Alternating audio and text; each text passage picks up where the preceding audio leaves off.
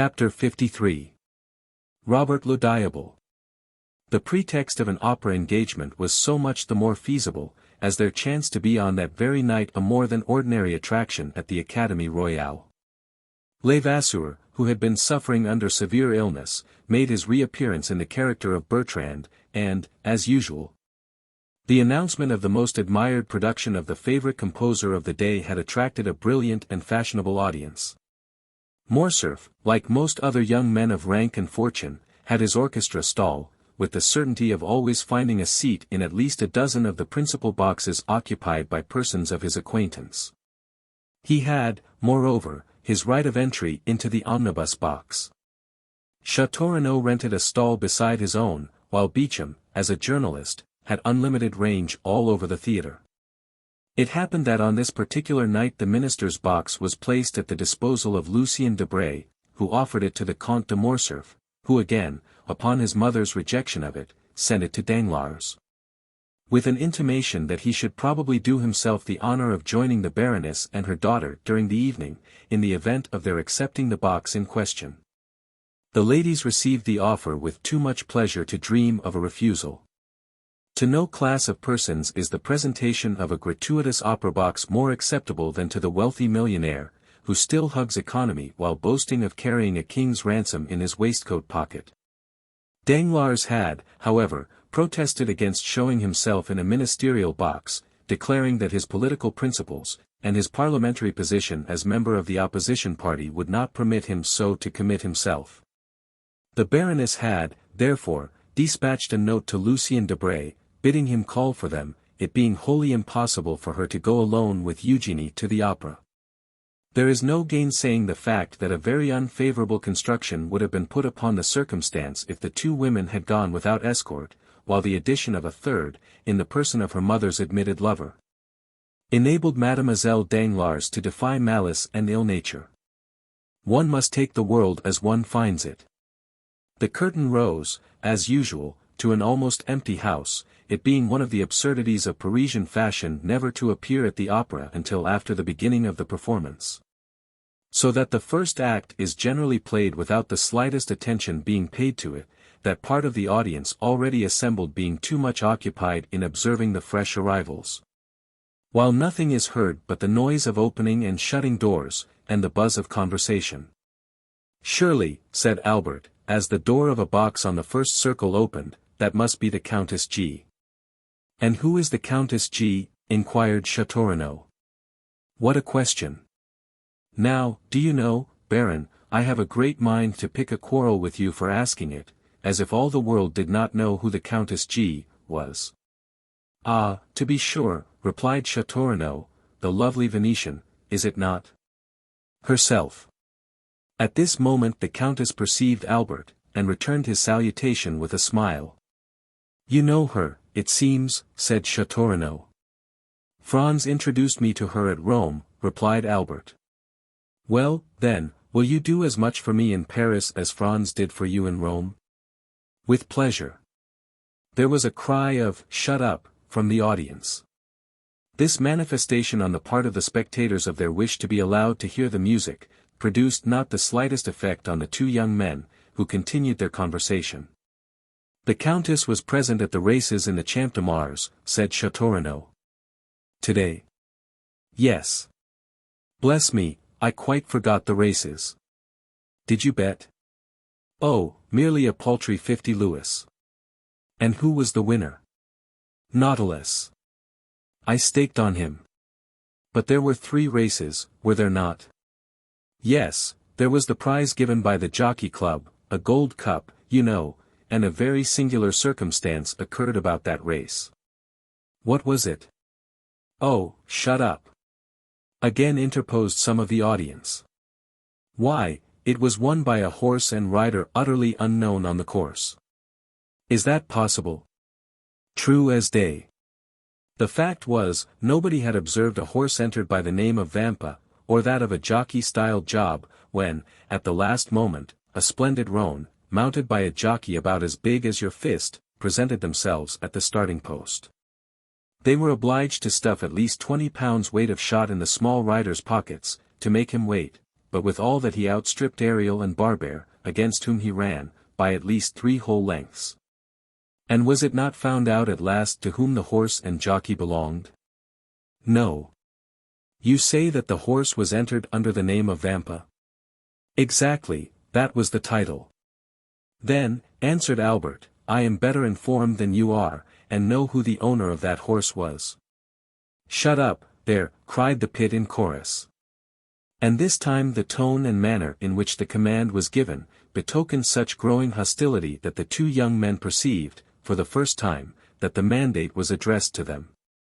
Leisurely turning round, they calmly scrutinized the various countenances around them, as though demanding some one person who would take upon himself the responsibility of what they deemed excessive impertinence. But as no one responded to the challenge, the friends turned again to the front of the theatre, and affected to busy themselves with the stage.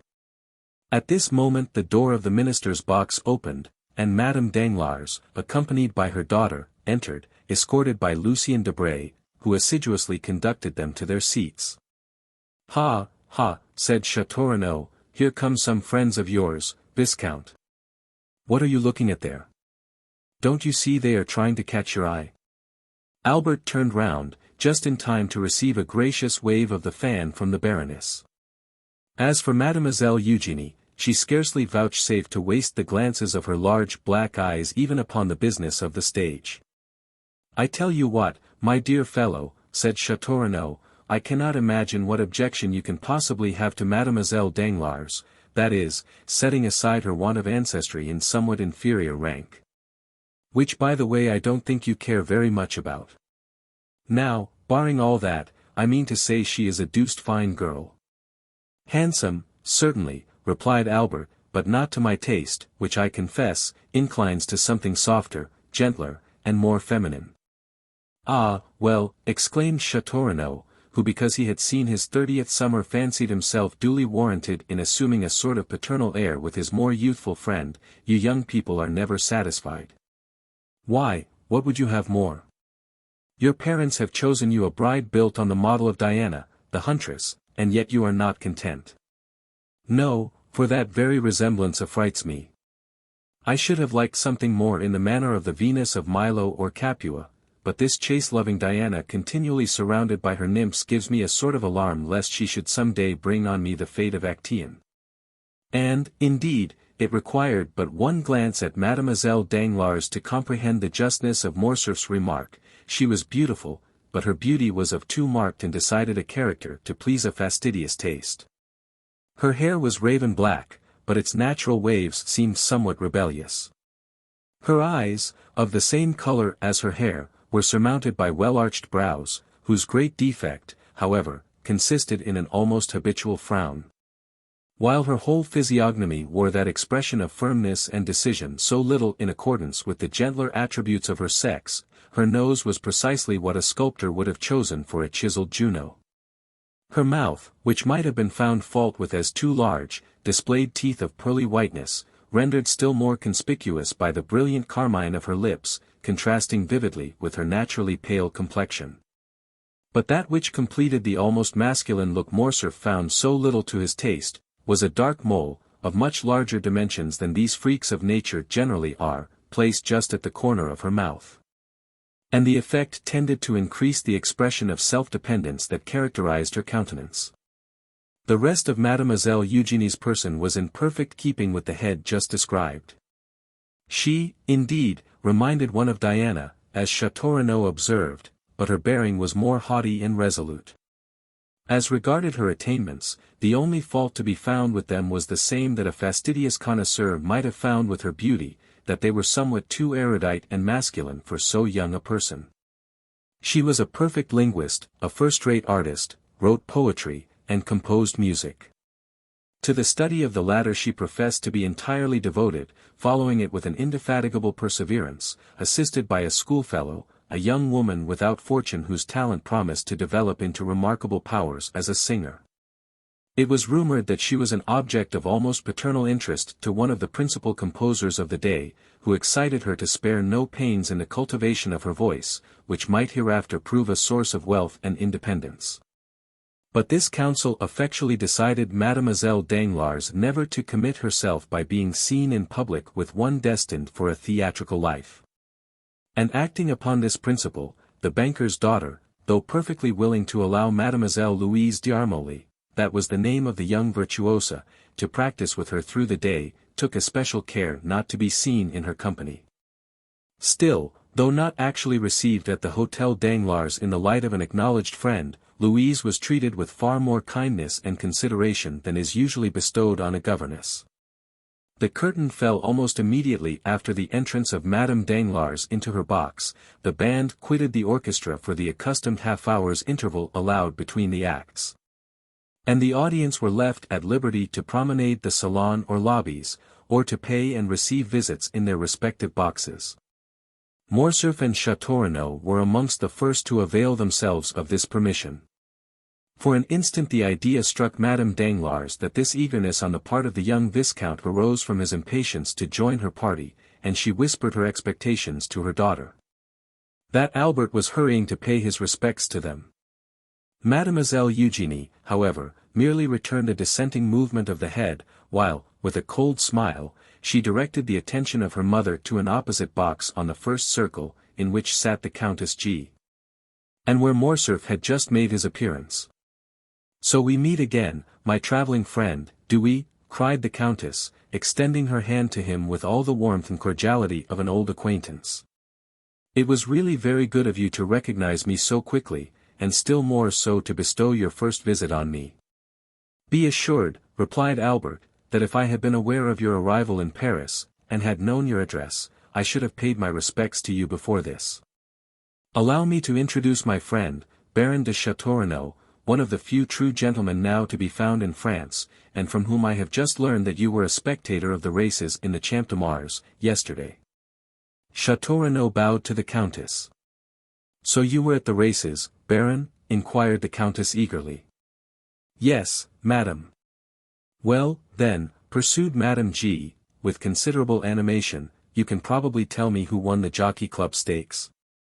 "I am sorry to say I cannot," replied the Baron, "and I was just asking the same question of Albert."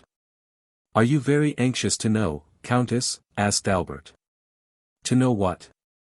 "The name of the owner of the winning horse." "Excessively. Only imagine, but do tell me, Viscount, whether you really are acquainted with it or no." "I beg your pardon, madam, but you were about to relate some story, were you not? You said, 'Only imagine,' and then paused. Pray continue." "Well, then, listen. You must know I felt so interested in the splendid roan horse, with his elegant little rider, so tastefully dressed in a pink satin jacket and cap, that I could not help praying for their success with as much earnestness as though the half of my fortune were at stake. And when I saw them outstrip all the others, and come to the winning post in such gallant style, I actually clapped my hands with joy. Imagine my surprise, when, upon returning home, the first object I met on the staircase was the identical jockey in the pink jacket. I concluded that, by some singular chance, the owner of the winning horse must live in the same hotel as myself. But, as I entered my apartments, I beheld the very gold cup awarded as a prize to the unknown horse and rider. Inside the cup was a small piece of paper, on which were written these words, 'From Lord Ruthven to Countess G.' Precisely. I was sure of it, said Morcerf. Sure of what? That the owner of the horse was Lord Ruthven himself. What Lord Ruthven do you mean? Why, our Lord Ruthven, the vampire of the Sal Argentino. Is it possible? Exclaimed the Countess. Is he here in Paris? To be sure, why not? And you visit him, meet him at your own house and elsewhere? I assure you he is my most intimate friend, and M. de Château has also the honor of his acquaintance. But why are you so sure of his being the winner of the Jockey Club prize? Was not the winning horse entered by the name of Vampa? What of that? Why, do you not recollect the name of the celebrated bandit by whom I was made prisoner? Oh, yes. And from whose hands the Count extricated me in so wonderful a manner? To be sure, I remember it all now. He called himself Vampa. You see, it's evident where the Count got the name. But what could have been his motive for sending the cup to me? In the first place, because I had spoken much of you to him, as you may believe. And in the second, because he delighted to see a countrywoman take so lively an interest in his success. I trust and hope you never repeated to the Count all the foolish remarks we used to make about him. I should not like to affirm upon oath that I have not. Besides, his presenting you the cup under the name of Lord Ruthven. Oh, but that is dreadful. Why, the man must owe me a fearful grudge. Does his action appear like that of an enemy? No, certainly not. Well, then. And so he is in Paris? Yes. And what effect does he produce? Why, said Albert, he was talked about for a week. Then the coronation of the Queen of England took place, followed by the theft of Mademoiselle Mars's diamonds, and so people talked of something else. My good fellow, said Château, the Count is your friend and you treat him accordingly. Do not believe what Albert is telling you, Countess. So far from the sensation excited in the Parisian circles by the appearance of the Count of Monte Cristo having abetted, I take upon myself to declare that it is as strong as ever. His first astounding act upon coming amongst us was to present a pair of horses, worth 32,000 francs, to Madame Danglars. His second, the almost miraculous preservation of Madame de Villefort's life. Now it seems that he has carried off the prize awarded by the Jockey Club. I therefore maintain, in spite of Morcerf, that not only is the Count the object of interest at this present moment, but also that he will continue to be so for a month longer if he pleases to exhibit an eccentricity of conduct which, after all, may be his ordinary mode of existence. Perhaps you are right, said Morcerf. Meanwhile, who is in the Russian ambassador's box? Which box do you mean? Asked the Countess. The one between the pillars on the first tier. It seems to have been fitted up entirely afresh. Did you observe any one during the first act? Asked Château. Where? In that box. No, replied the Countess, it was certainly empty during the first act. Then, resuming the subject of their previous conversation, she said, and so you really believe it was your mysterious Count of Monte Cristo that gained the prize? I am sure of it. And who afterwards sent the cup to me? Undoubtedly. But I don't know him, said the Countess, I have a great mind to return it. Do no such thing, I beg of you, he would only send you another, formed of a magnificent sapphire, or hollowed out of a gigantic ruby. It is his way, and you must take him as you find him. At this moment the bell rang to announce the drawing up of the curtain for the second act. Albert rose to return to his place. Shall I see you again? Asked the Countess. At the end of the next act, with your permission, I will come and inquire whether there is anything I can do for you in Paris. Pray take notice, said the Countess, that my present residence is 22 Rue de Rivoli, and that I am at home to my friends every Saturday evening. So now, you are both forewarned. The young men bowed, and quitted the box. Upon reaching their stalls, they found the whole of the audience in the parterre standing up and directing their gaze towards the box formerly possessed by the Russian ambassador. A man of from 35 to 40 years of age, dressed in deep black, had just entered, accompanied by a young woman dressed after the Eastern style. The lady was surpassingly beautiful, while the rich magnificence of her attire drew all eyes upon her. "Hello," said Albert, "it is Monte Cristo and his Greek." The strangers were, indeed, no other than the Count and Haydée. In a few moments the young girl had attracted the attention of the whole house, and even the occupants of the boxes leaned forward to scrutinize her magnificent diamonds. The second act passed away during one continued buzz of voices, one deep whisper, intimating that some great and universally interesting event had occurred. All eyes, all thoughts, were occupied with the young and beautiful woman, whose gorgeous apparel and splendid jewels made a most extraordinary spectacle. Upon this occasion an unmistakable sign from Madame Danglars intimated her desire to see Albert in her box directly the curtain fell on the second act.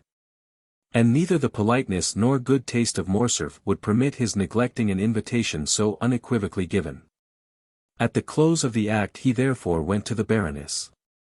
Having bowed to the two ladies, he extended his hand to Debray. By the Baroness he was most graciously welcomed, while Eugénie received him with her accustomed coldness. "My dear fellow," said Debray, "you have come in the nick of time.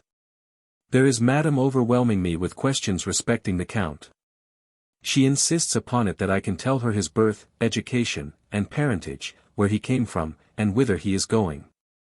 Being no disciple of Cagliostro, I was wholly unable to do this, so, by way of getting out of the scrape, I said, ask Morcerf. He has got the whole history of his beloved Monte Cristo at his fingers' ends, whereupon the Baroness signified her desire to see you. Is it not almost incredible, said Madame Danglars, that a person having at least 500,000 of Secret Service money at his command, should possess so little information? Let me assure you, madam, said Lucien, that had I really the sum you mention at my disposal, I would employ it more profitably than in troubling myself to obtain particulars respecting the Count of Monte Cristo, whose only merit in my eyes consists in his being twice as rich as a nabob. However, I have turned the business over to Morcerf, so pray settle it with him as may be most agreeable to you. For my own part, I care nothing about the Count or his mysterious doings. I am very sure no nabob would have sent me a pair of horses worth 32,000 francs, wearing on their heads 4 diamonds valued at 5,000 francs each. He seems to have a mania for diamonds, said Morcerf, smiling, and I verily believe that, like Potemkin, he keeps his pockets filled, for the sake of strewing them along the road, as Tom Thumb did his flint stones. Perhaps he has discovered some mine, said Madame Danglars. I suppose you know he has an order for unlimited credit on the Baron's banking establishment. I was not aware of it, replied Albert, but I can readily believe it. And, further, that he stated to M. Danglars his intention of only staying a year in Paris, during which time he proposed to spend 6 millions. He must be the Shah of Persia, travelling incognito. Have you noticed the remarkable beauty of the young woman, M. Lucien? Inquired Eugénie. I really never met with one woman so ready to do justice to the charms of another as yourself, responded Lucien, raising his lorgnette to his eye. A most lovely creature, upon my soul, was his verdict.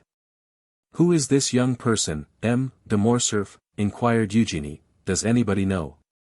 Mademoiselle, said Albert, replying to this direct appeal, I can give you very exact information on that subject, as well as on most points relative to the mysterious person of whom we are now conversing. The young woman is a Greek. So I should suppose by her dress. If you know no more than that, every one here is as well informed as yourself. I am extremely sorry you find me so ignorant a cicerone, replied Morcerf, but I am reluctantly obliged to confess, I have nothing further to communicate. Yes, stay, I do know one thing more, namely, that she is a musician. For one day when I chanced to be breakfasting with the Count, I heard the sound of a guzla. It is impossible that it could have been touched by any other finger than her own. Then your Count entertains visitors, does he? Asked Madame Danglars. Indeed he does, and in a most lavish manner, I can assure you. I must try and persuade M. Danglars to invite him to a ball or dinner, or something of the sort, that he may be compelled to ask us in return. What, said Debray, laughing, do you really mean you would go to his house? Why not? My husband could accompany me. But do you know this mysterious Count is a bachelor?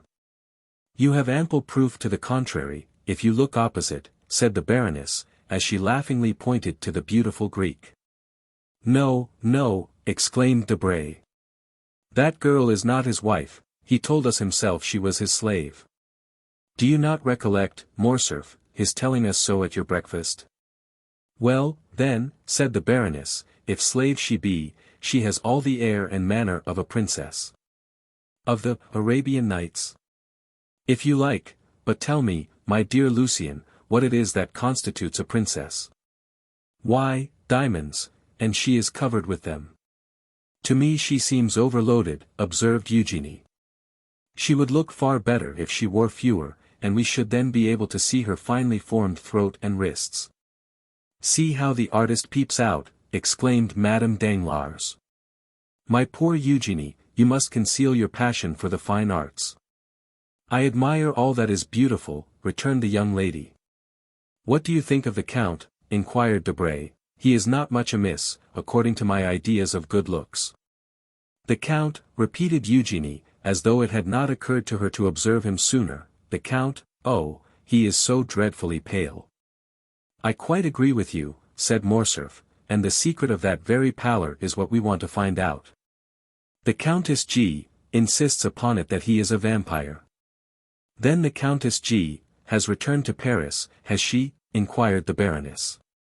Is that she, mamma? Asked Eugénie, almost opposite to us, with that profusion of beautiful light hair.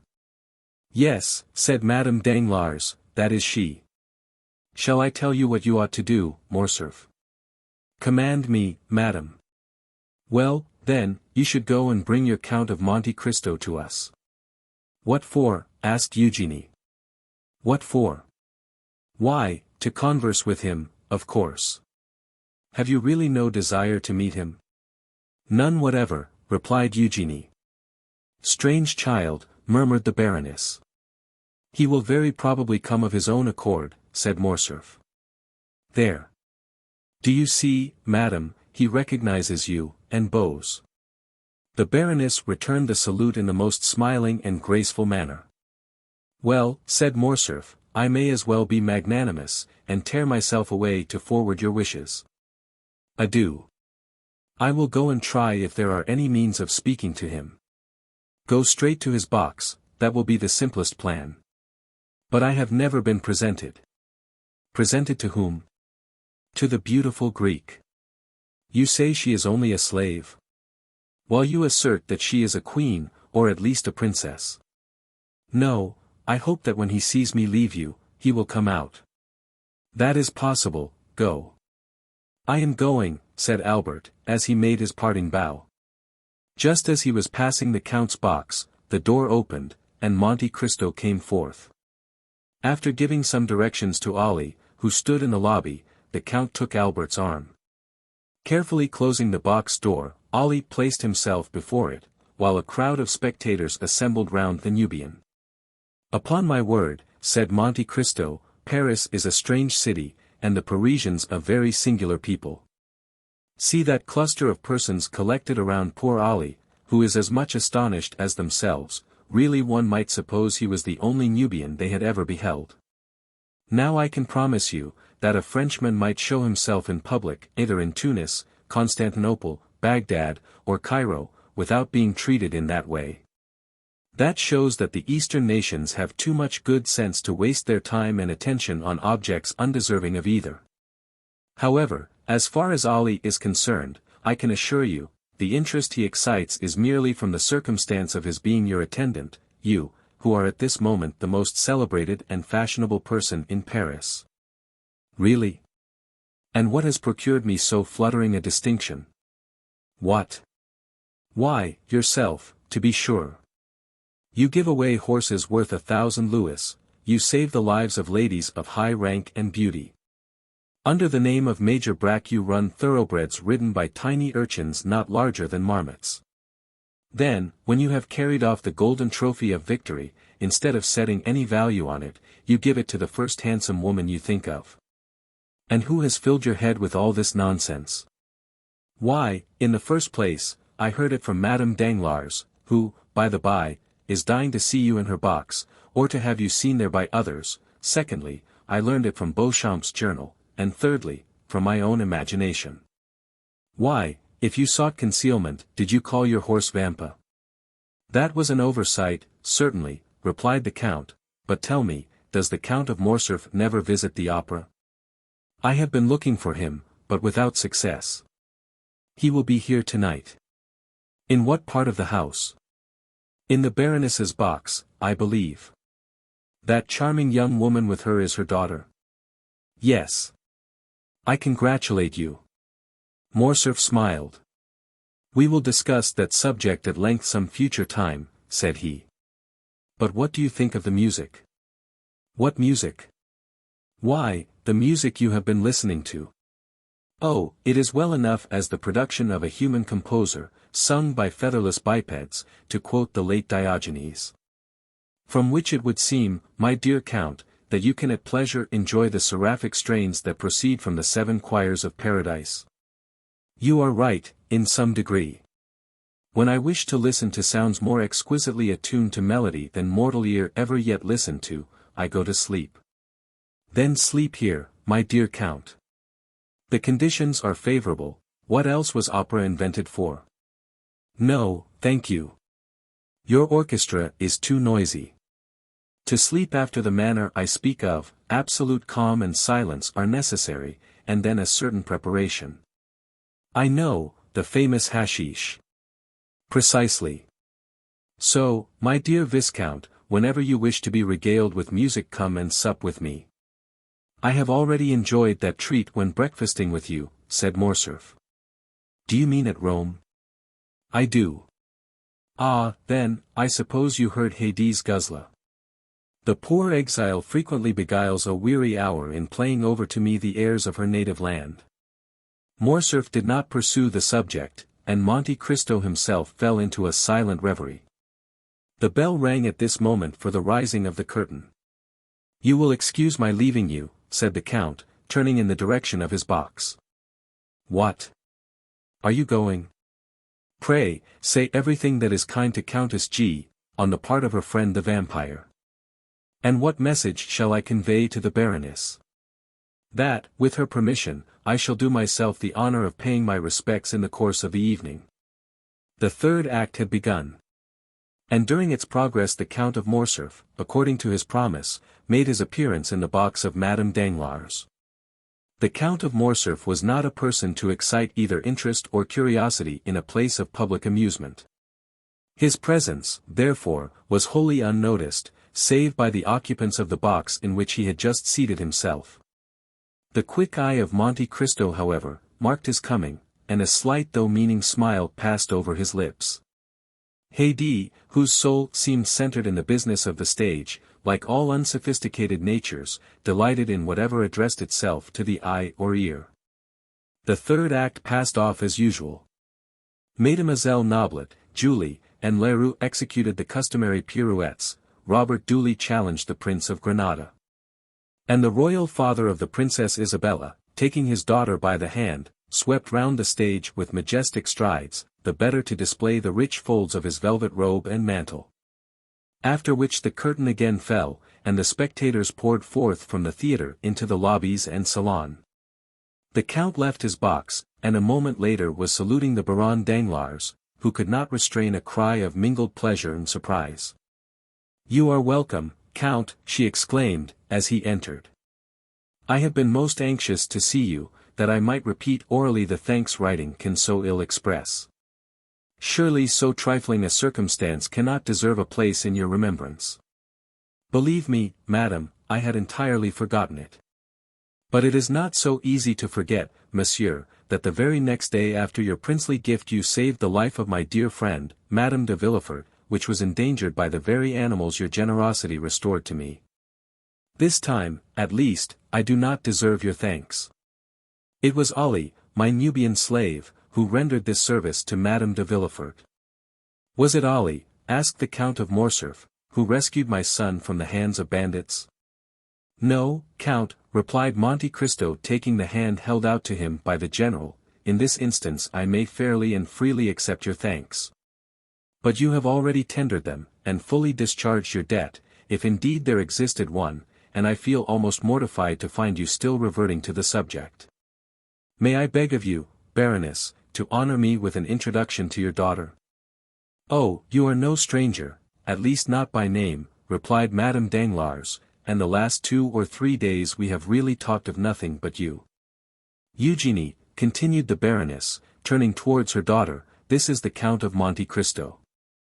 The Count bowed, while Mademoiselle Danglars bent her head slightly. You have a charming young person with you tonight, Count, said Eugénie. Is she your daughter? No, mademoiselle, said Monte Cristo, astonished at the coolness and freedom of the question. She is a poor unfortunate Greek left under my care. And what is her name? Haydée, replied Monte Cristo. A Greek? Murmured the Count of Morcerf. Yes, indeed, Count," said Madame Danglars, "and tell me, did you ever see at the court of Ali Tepellini, whom you so gloriously and valiantly served, a more exquisite beauty or richer costume?" "Did I hear rightly, monsieur," said Monte Cristo, "that you served at Yanina?" "I was Inspector General of the Pasha's troops," replied Morcerf. "And it is no secret that I owe my fortune, such as it is, to the liberality of the illustrious Albanese chief." "But look," exclaimed Madame Danglars. "Where?" stammered Morcerf. "There," said Monte Cristo, placing his arms around the count, and leaning with him over the front of the box, just as Haydée, whose eyes were occupied in examining the theatre in search of her guardian, perceived his pale features close to Morcerf's face. It was as if the young girl beheld the head of Medusa. She bent forwards as though to assure herself of the reality of what she saw, then, uttering a faint cry, threw herself back in her seat. The sound was heard by the people about Ali, who instantly opened the box door. "Why, Count," exclaimed Eugénie, "what has happened to your ward? She seems to have been taken suddenly ill." "Very probably," answered the Count. "But do not be alarmed on her account. Haydée's nervous system is delicately organized, and she is peculiarly susceptible to the odors even of flowers, nay, there are some which cause her to faint if brought into her presence. However," continued Monte Cristo, drawing a small phial from his pocket, "I have an infallible remedy." So saying, he bowed to the Baroness and her daughter, exchanged a parting shake of the hand with Debray and the Count, and left Madame Danglars' box. Upon his return to Haydée he found her still very pale. As soon as she saw him she seized his hand. Her own hands were moist and icy cold. "Who was it you were talking with over there?" she asked. "With the Count of Morcerf," answered Monte Cristo. "He tells me he served your illustrious father, and that he owes his fortune to him." "Wretch!" exclaimed Haydée, her eyes flashing with rage, "he sold my father to the Turks, and the fortune he boasts of was the price of his treachery. Did not you know that, my dear lord?" "Something of this I heard in Epirus," said Monte Cristo. "But the particulars are still unknown to me." "You shall relate them to me, my child. They are, no doubt, both curious and interesting." "Yes, yes, but let us go. I feel as though it would kill me to remain long near that dreadful man." So saying, Haydée arose, and wrapping herself in her burnous of white cashmere embroidered with pearls and coral, she hastily quitted the box at the moment when the curtain was rising upon the fourth act. "Do you observe," said the Countess G. to Albert, who had returned to her side, "that man does nothing like other people, he listens most devoutly to the third act of Robert le Diable, and when the fourth begins, takes his departure." Chapter 54. A Flurry in Stocks. Some days after this meeting, Albert de Morcerf visited the Count of Monte Cristo at his house in the Champs-Élysées, which had already assumed that palace-like appearance which the Count's princely fortune enabled him to give even to his most temporary residences. He came to renew the thanks of Madame Danglars which had been already conveyed to the Count through the medium of a letter, signed, Baron Danglars, née Hermine de Servius. Albert was accompanied by Lucien Debray, who, joining in his friend's conversation, added some passing compliments, the source of which the Count's talent for finesse easily enabled him to guess. He was convinced that Lucien's visit was due to a double feeling of curiosity, the larger half of which sentiment emanated from the Rue de la Chaussée-d'Antin.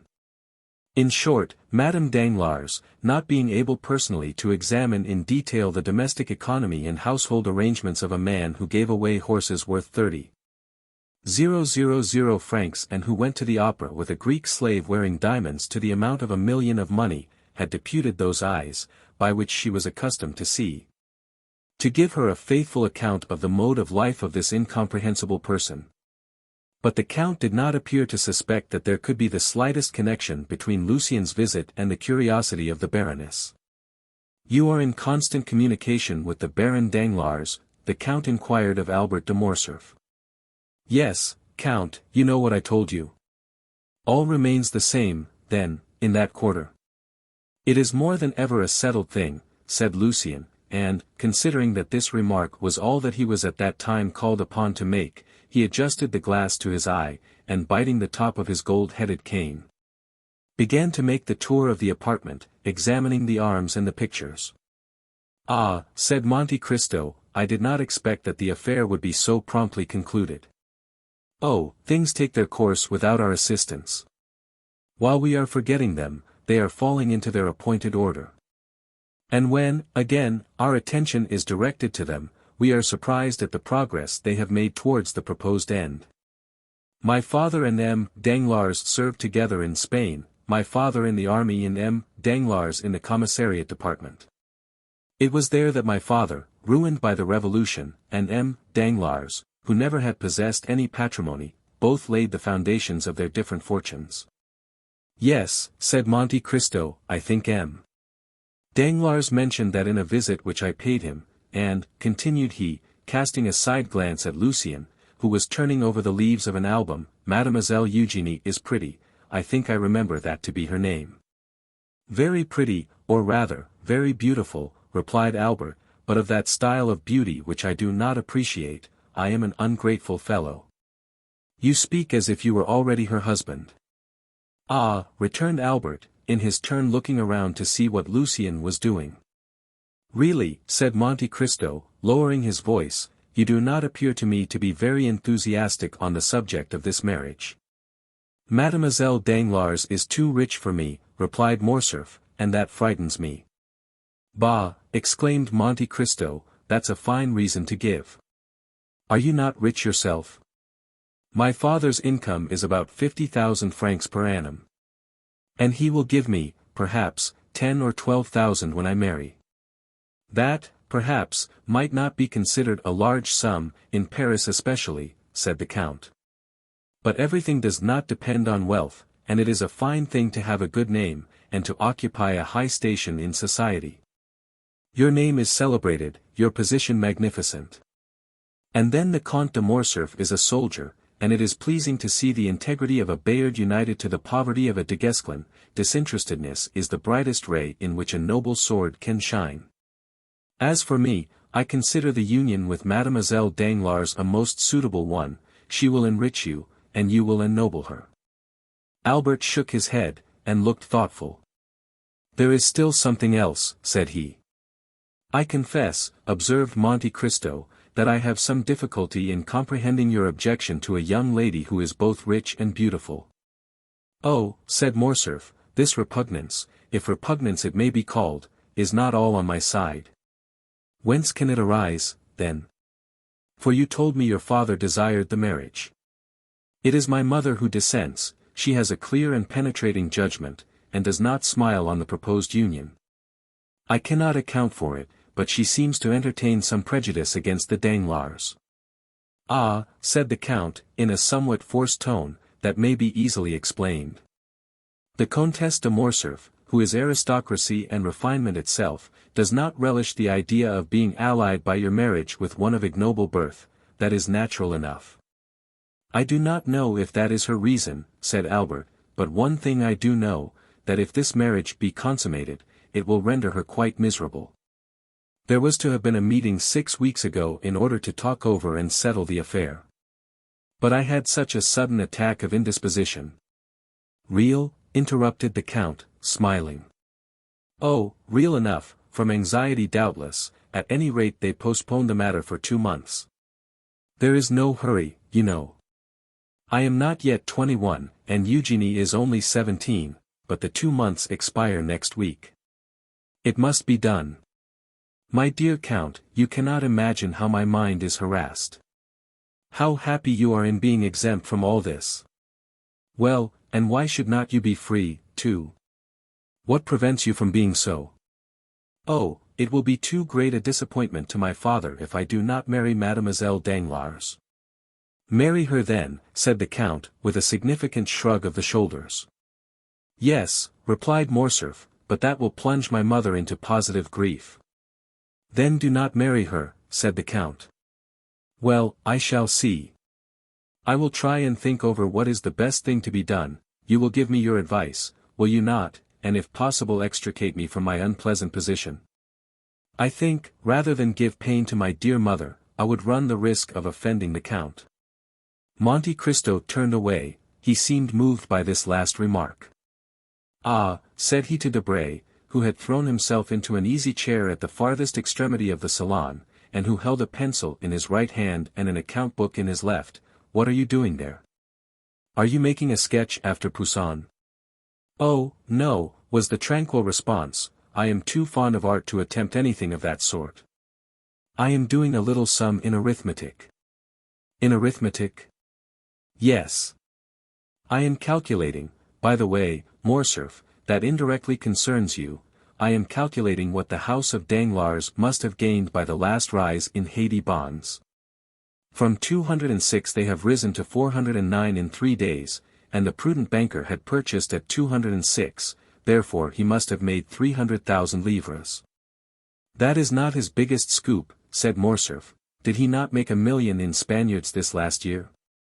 My dear fellow, said Lucien, here is the Count of Monte Cristo, who will say to you, as the Italians do. Denaro e santita, meta della meta, 9.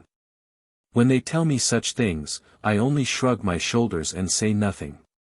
But you were speaking of Haitians, said Monte Cristo.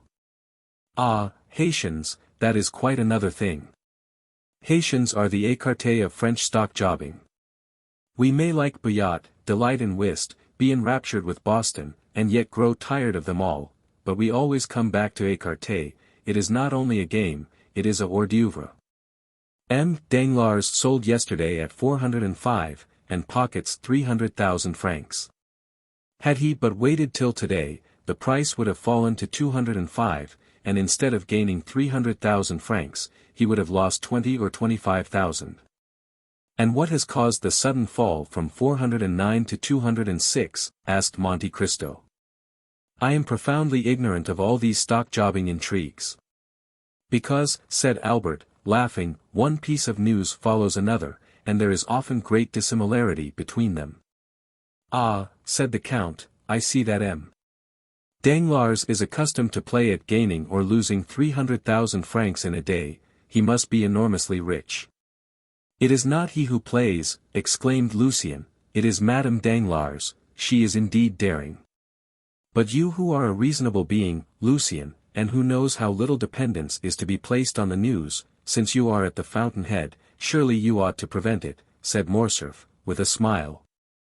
How can I, if her husband fails in controlling her, asked Lucien, you know the character of the Baroness, no one has any influence with her, and she does precisely what she pleases.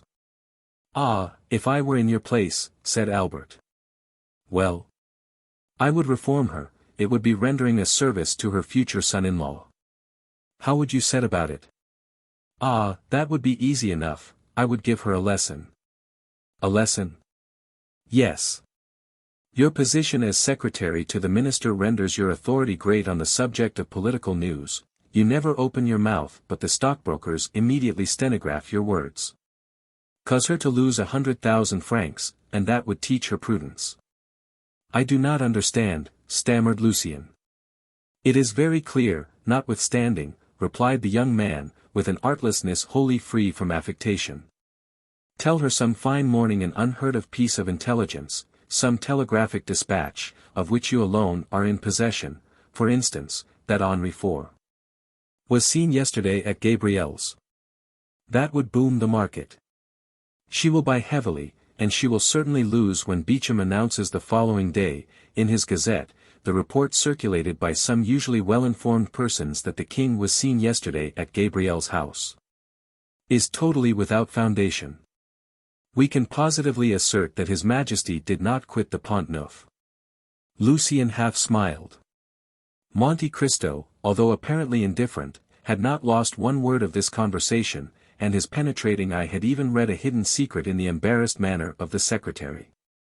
This embarrassment had completely escaped Albert, but it caused Lucien to shorten his visit, he was evidently ill at ease. The Count, in taking leave of him, said something in a low voice, to which he answered, willingly, Count, I accept. The Count returned to young Morcerf.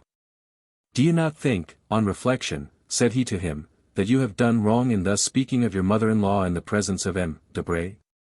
My dear Count, said Morcerf, I beg of you not to apply that title so prematurely. Now, speaking without any exaggeration, is your mother really so very much averse to this marriage? So much so that the Baroness very rarely comes to the house, and my mother has not, I think, visited Madame Danglars twice in her whole life. Then, said the Count, I am emboldened to speak openly to you. M. Danglars is my banker, M. de Villefort has overwhelmed me with politeness in return for a service which a casual piece of good fortune enabled me to render him. I predict from all this an avalanche of dinners and routs. Now, in order not to presume on this, and also to be beforehand with them, I have, if agreeable to you, thought of inviting M. and Madame Danglars, and M. and Madame de Villefort, to my country house at Auteuil. If I were to invite you and the Count and Countess of Morcerf to this dinner, I should give it the appearance of being a matrimonial meeting, or at least Madame de Morcerf would look upon the affair in that light. Especially if Baron Danglars did me the honor to bring his daughter. In that case your mother would hold me in aversion, and I do not at all wish that. On the contrary, I desire to stand high in her esteem. Indeed, Count, said Morcerf, I thank you sincerely for having used so much candor towards me, and I gratefully accept the exclusion which you propose. You say you desire my mother's good opinion. I assure you it is already yours to a very unusual extent. Do you think so? Said Monte Cristo, with interest. Oh, I am sure of it, we talked of you an hour after you left us the other day. But to return to what we were saying. If my mother could know of this attention on your part, and I will venture to tell her, I am sure that she will be most grateful to you. It is true that my father will be equally angry. The Count laughed. Well, said he to Morcerf, but I think your father will not be the only angry one, M. and Madame Danglars will think me a very ill-mannered person. They know that I am intimate with you, that you are, in fact, one of the oldest of my Parisian acquaintances, and they will not find you at my house. They will certainly ask me why I did not invite you. Be sure to provide yourself with some previous engagement which shall have a semblance of probability, and communicate the fact to me by a line in writing. You know that with bankers nothing but a written document will be valid. I will do better than that, said Albert. My mother is wishing to go to the seaside. What day is fixed for your dinner? Saturday. This is Tuesday. Well, tomorrow evening we leave, and the day after we shall be at Tréport. Really, Count, you have a delightful way of setting people at their ease. Indeed, you give me more credit than I deserve. I only wish to do what will be agreeable to you, that is all. When shall you send your invitations? This very day. Well, I will immediately call on M. Danglars, and tell him that my mother and myself must leave Paris tomorrow. I have not seen you, consequently I know nothing of your dinner. How foolish you are. Have you forgotten that M. Debray has just seen you at my house? Ah, true. Fix it this way.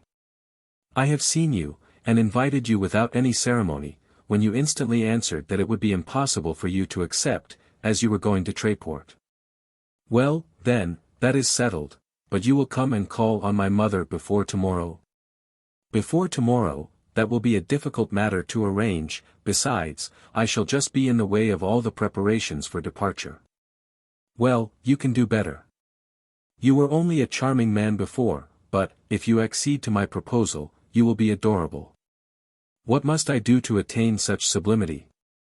You are today free as air, come and dine with me. We shall be a small party, only yourself, my mother, and I. You have scarcely seen my mother, you shall have an opportunity of observing her more closely. She is a remarkable woman, and I only regret that there does not exist another like her, about 20 years younger. In that case, I assure you, there would very soon be a Countess and Viscountess of Morcerf. As to my father, you will not see him.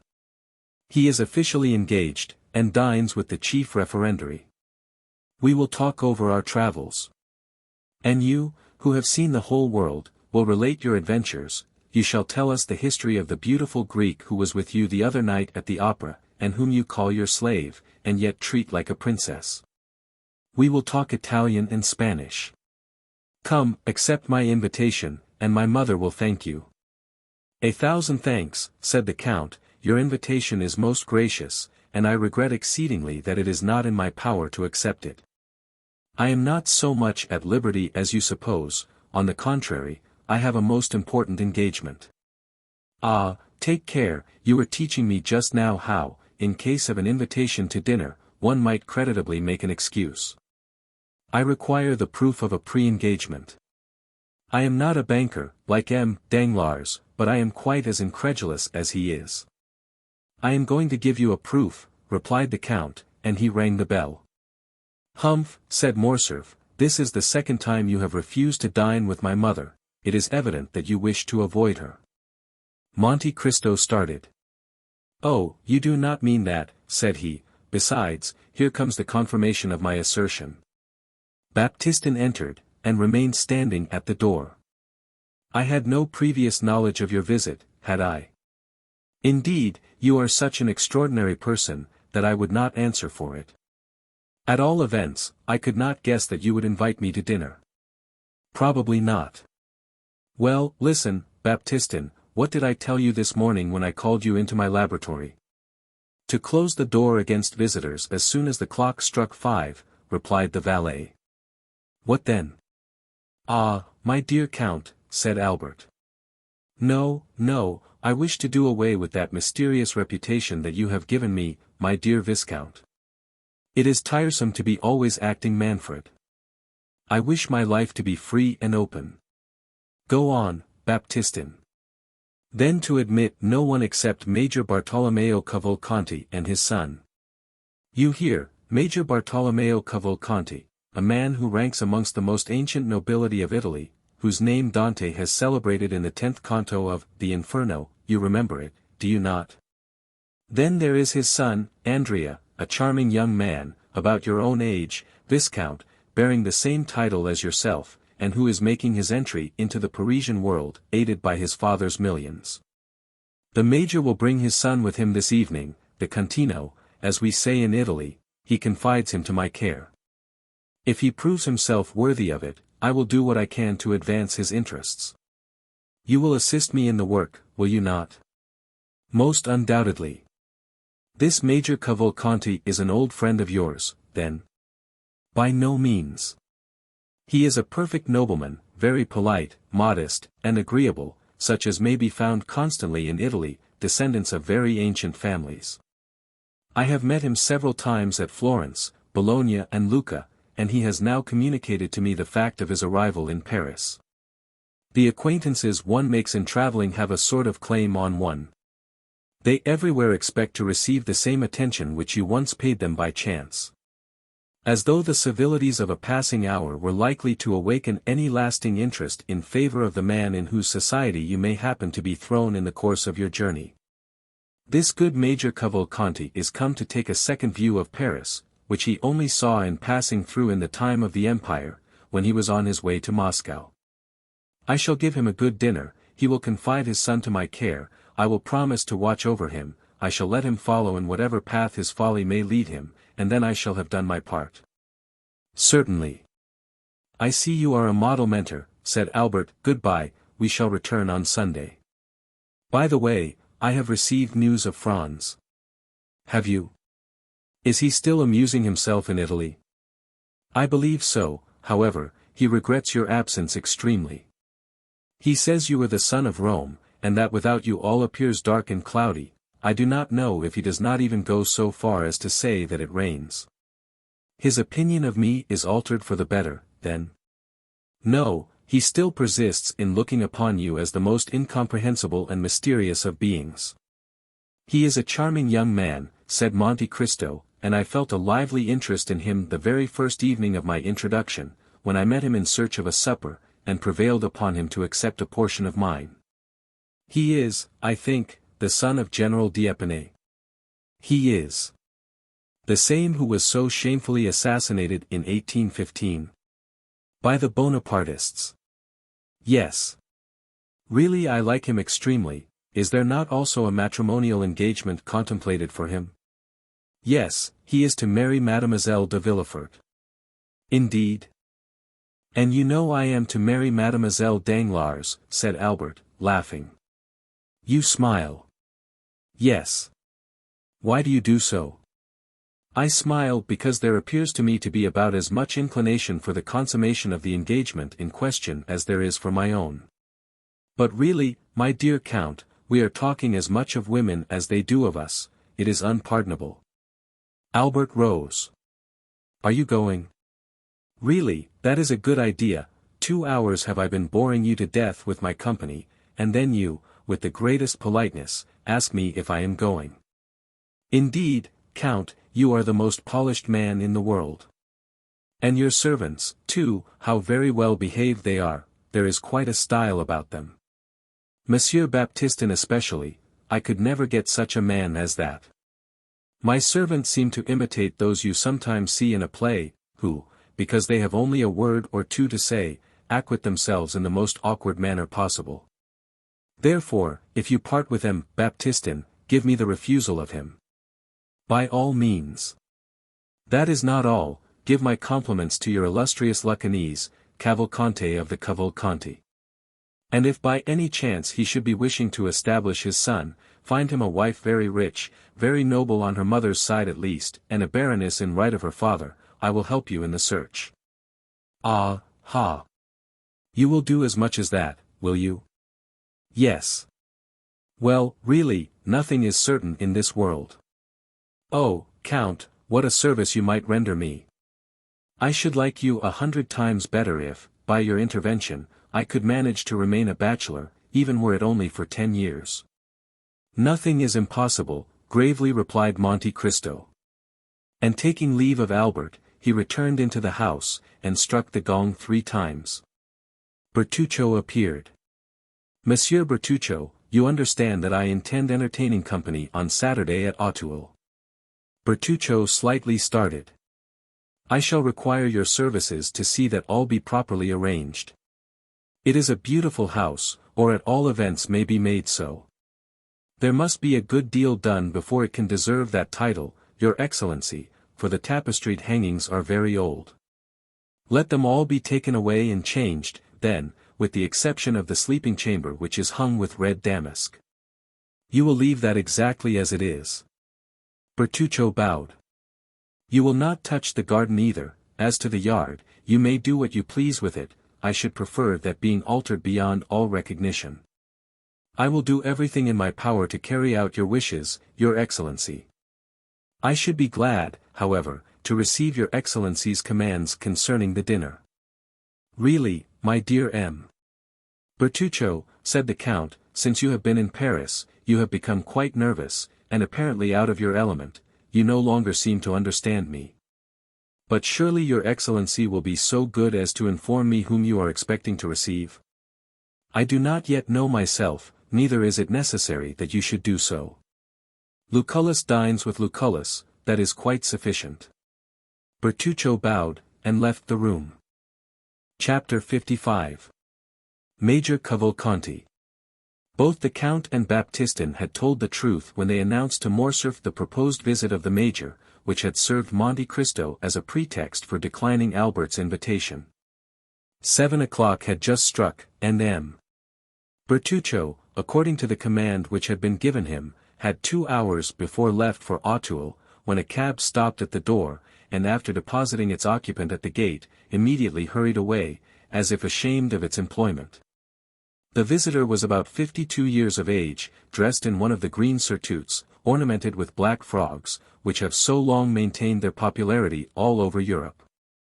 He wore trousers of blue cloth, boots tolerably clean, but not of the brightest polish, and a little too thick in the soles, buckskin gloves, a hat somewhat resembling in shape those usually worn by the gendarmes, and a black cravat striped with white, which, if the proprietor had not worn it of his own free will, might have passed for a halter, so much did it resemble one. Such was the picturesque costume of the person who rang at the gate, and demanded if it was not at No. 30, in the Avenue de Champs-Élysées that the Count of Monte Cristo lived, and who, being answered by the porter in the affirmative, entered, closed the gate after him, and began to ascend the steps. The small and angular head of this man, his white hair and thick grey moustaches, caused him to be easily recognized by Baptistin, who had received an exact description of the expected visitor, and who was awaiting him in the hall. Therefore, scarcely had the stranger time to pronounce his name before the Count was apprised of his arrival. He was ushered into a simple and elegant drawing-room, and the Count rose to meet him with a smiling air. "Ah, my dear sir, you are most welcome, I was expecting you." "Indeed," said the Italian, "was your Excellency then aware of my visit?" "Yes, I had been told that I should see you today at 7 o'clock. "Then you have received full information concerning my arrival?" "Of course." "Ah, so much the better, I feared this little precaution might have been forgotten." "What precaution?" "That of informing you beforehand of my coming." "Oh, no, it has not." "But you are sure you are not mistaken?" "Very sure." "It really was I whom your Excellency expected at 7 o'clock this evening?"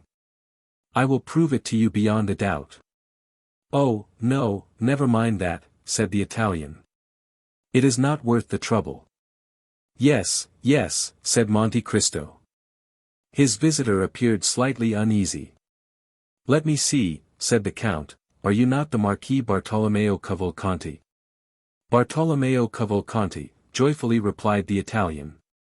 "Yes, I am really he." "Ex-major in the Austrian service?" "Was I a major?" timidly asked the old soldier. "Yes," said Monte Cristo, "you were a major, that is the title the French give to the post which you filled in Italy." "Very good," said the major, "I do not demand more, you understand."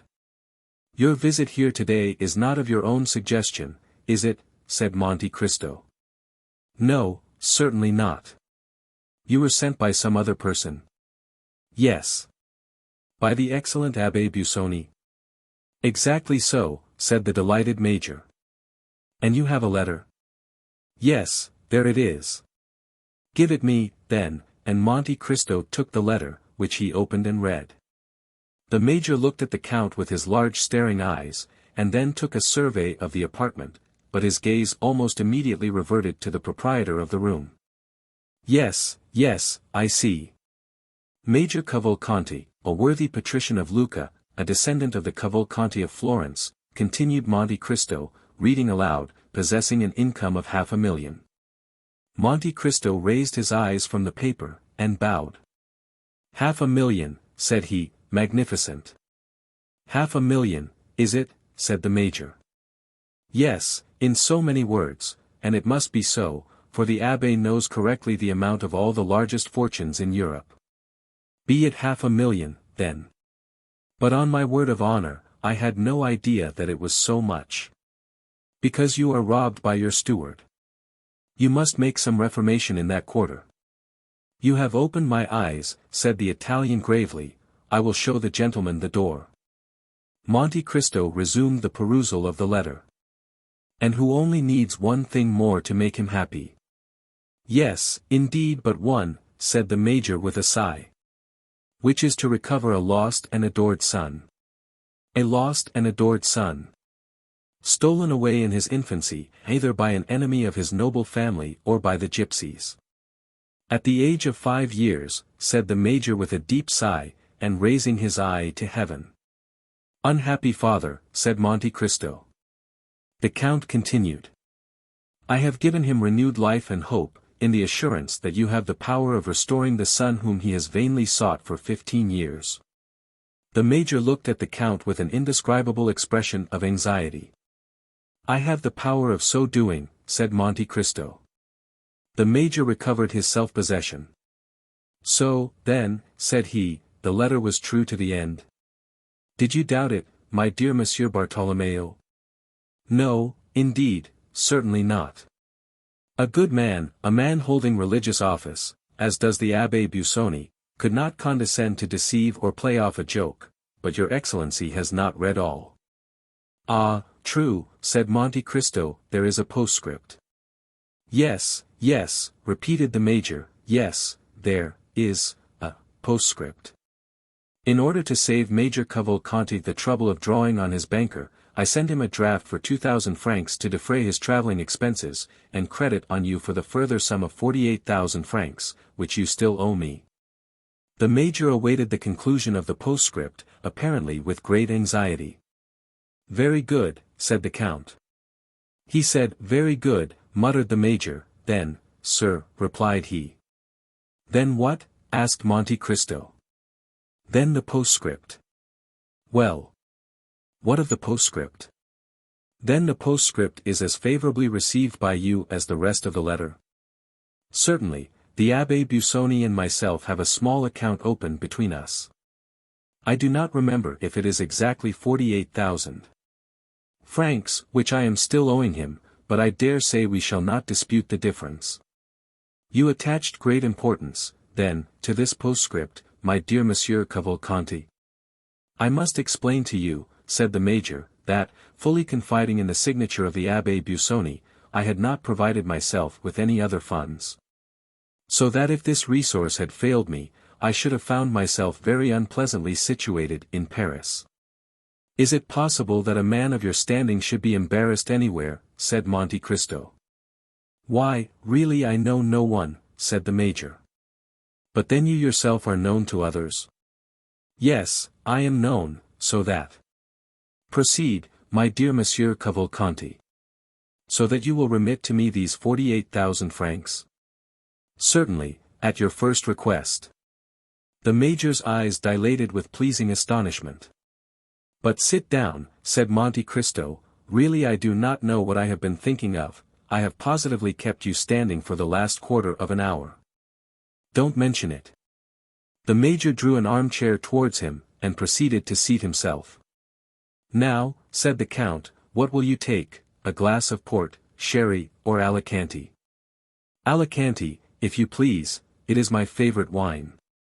I have some that is very good. You will take a biscuit with it, will you not? Yes, I will take a biscuit, as you are so obliging. Monte Cristo rang, Baptistin appeared. The count advanced to meet him. Well, said he in a low voice. The young man is here, said the valet de chambre in the same tone. Into what room did you take him? Into the blue drawing-room, according to your Excellency's orders. That's right, now bring the Alicante and some biscuits. Baptistin left the room. Really, said the major, I am quite ashamed of the trouble I am giving you. Pray don't mention such a thing, said the count. Baptistin re-entered with glasses, wine, and biscuits. The count filled one glass, but in the other he only poured a few drops of the ruby-colored liquid. The bottle was covered with spiders' webs, and all the other signs which indicate the age of wine more truly than do wrinkles on a man's face. The major made a wise choice, he took the full glass and a biscuit. The count told Baptistin to leave the plate within reach of his guest, who began by sipping the Alicante with an expression of great satisfaction, and then delicately steeped his biscuit in the wine. So, sir, you lived at Lucca, did you? You were rich, noble, held in great esteem, had all that could render a man happy. All, said the major, hastily swallowing his biscuit, positively all. And yet there was one thing wanting in order to complete your happiness? Only one thing, said the Italian. And that one thing, your lost child. Ah, said the major, taking a second biscuit, that consummation of my happiness was indeed wanting. The worthy major raised his eyes to heaven and sighed. Let me hear, then, said the count, who this deeply regretted son was, for I always understood you were a bachelor. That was the general opinion, sir, said the major, and I. Yes, replied the count, and you confirmed the report. A youthful indiscretion, I suppose, which you were anxious to conceal from the world at large.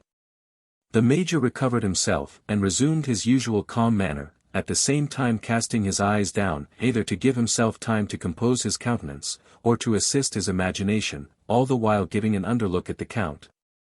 The protracted smile on whose lips still announced the same polite curiosity. Yes, said the major, I did wish this fault to be hidden from every eye. Not on your own account, surely, replied Monte Cristo, for a man is above that sort of thing. Oh, no, certainly not on my own account, said the Major with a smile and a shake of the head. But for the sake of the mother, said the Count. Yes, for the mother's sake, his poor mother, cried the Major, taking a third biscuit. Take some more wine, my dear Cavalcanti, said the Count, pouring out for him a second glass of Alicante. Your emotion has quite overcome you. His poor mother, murmured the Major, trying to get the lacrimal gland in operation, so as to moisten the corner of his eye with a false tear. She belonged to one of the first families in Italy, I think, did she not? She was of a noble family of Fiesole, Count. And her name was? Do you desire to know her name? Oh, said Monte Cristo, it would be quite superfluous for you to tell me, for I already know it. The Count knows everything, said the Italian, bowing. Oliva Corsinari, was it not? Oliva Corsinari. A marchioness? A marchioness. And you married her at last, notwithstanding the opposition of her family? Yes, that was the way it ended. And you have doubtless brought all your papers with you, said Monte Cristo. What papers?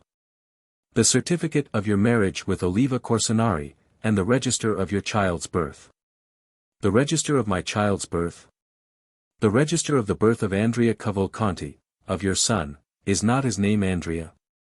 I believe so, said the Major. What? You believe so? I dare not positively assert it, as he has been lost for so long a time. Well, then, said Monte Cristo, you have all the documents with you? Your Excellency, I regret to say that, not knowing it was necessary to come provided with these papers, I neglected to bring them. That is unfortunate, returned Monte Cristo. Were they, then, so necessary? They were indispensable. The Major passed his hand across his brow. Ah, per Bacco, indispensable, were they? Certainly they were, supposing there were to be doubts raised as to the validity of your marriage or the legitimacy of your child. True, said the Major, there might be doubts raised. In that case your son would be very unpleasantly situated. It would be fatal to his interests. It might cause him to fail in some desirable matrimonial alliance. Oh peccato! You must know that in France they are very particular on these points. It is not sufficient, as in Italy, to go to the priest and say, we love each other, and want you to marry us. Marriage is a civil affair in France, and in order to marry in an orthodox manner you must have papers which undeniably establish your identity. That is the misfortune. You see I have not these necessary papers. Fortunately, I have them, though, said Monte Cristo. You? Yes. You have them? I have them. Ah, indeed? Said the Major, who, seeing the object of his journey frustrated by the absence of the papers, feared also that his forgetfulness might give rise to some difficulty concerning the 48,000 francs. Ah, indeed, that is a fortunate circumstance. Yes, that really is lucky, for it never occurred to me to bring them. I do not at all wonder at it, one cannot think of everything, but, happily, the Abbé Busoni thought for you. He is an excellent person. He is extremely prudent and thoughtful. He is an admirable man, said the Major, and he sent them to you. Here they are. The Major clasped his hands in token of admiration. You married Oliva Corsinari in the church of San Paolo del Montecatini, here is the priest's certificate. Yes indeed, there it is truly, said the Italian, looking on with astonishment. And here is Andrea Cavalcanti's baptismal register, given by the curate of Saravezza. All quite correct. Take these documents, then, they do not concern me. You will give them to your son, who will, of course, take great care of them. I should think so, indeed. If he were to lose them. Well, and if he were to lose them, said Monte Cristo. In that case, replied the Major, it would be necessary to write to the curate for duplicates, and it would be some time before they could be obtained. It would be a difficult matter to arrange, said Monte Cristo. Almost an impossibility, replied the Major. I am very glad to see that you understand the value of these papers. I regard them as invaluable. Now, said Monte Cristo, as to the mother of the young man. As to the mother of the young man, repeated the Italian, with anxiety. As regards the Marchesa Corsinari. Really, said the Major, difficulties seem to thicken upon us. Will she be wanted in any way? No, sir, replied Monte Cristo, besides, has she not? Yes, sir, said the Major, she has. Paid the last debt of nature. Alas, yes, returned the Italian. I knew that, said Monte Cristo. She has been dead these 10 years. And I am still mourning her loss, exclaimed the Major, drawing from his pocket a checked handkerchief, and alternately wiping first the left and then the right eye. What would you have, said Monte Cristo. We are all mortal. Now, you understand, my dear Monsieur Cavalcanti, that it is useless for you to tell people in France that you have been separated from your son for 15 years. Stories of gypsies, who steal children, are not at all in vogue in this part of the world, and would not be believed. You sent him for his education to a college in one of the provinces, and now you wish him to complete his education in the Parisian world.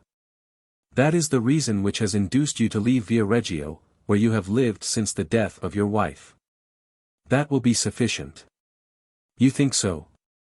Certainly. Very well, then. If they should hear of the separation. Ah, yes. What could I say?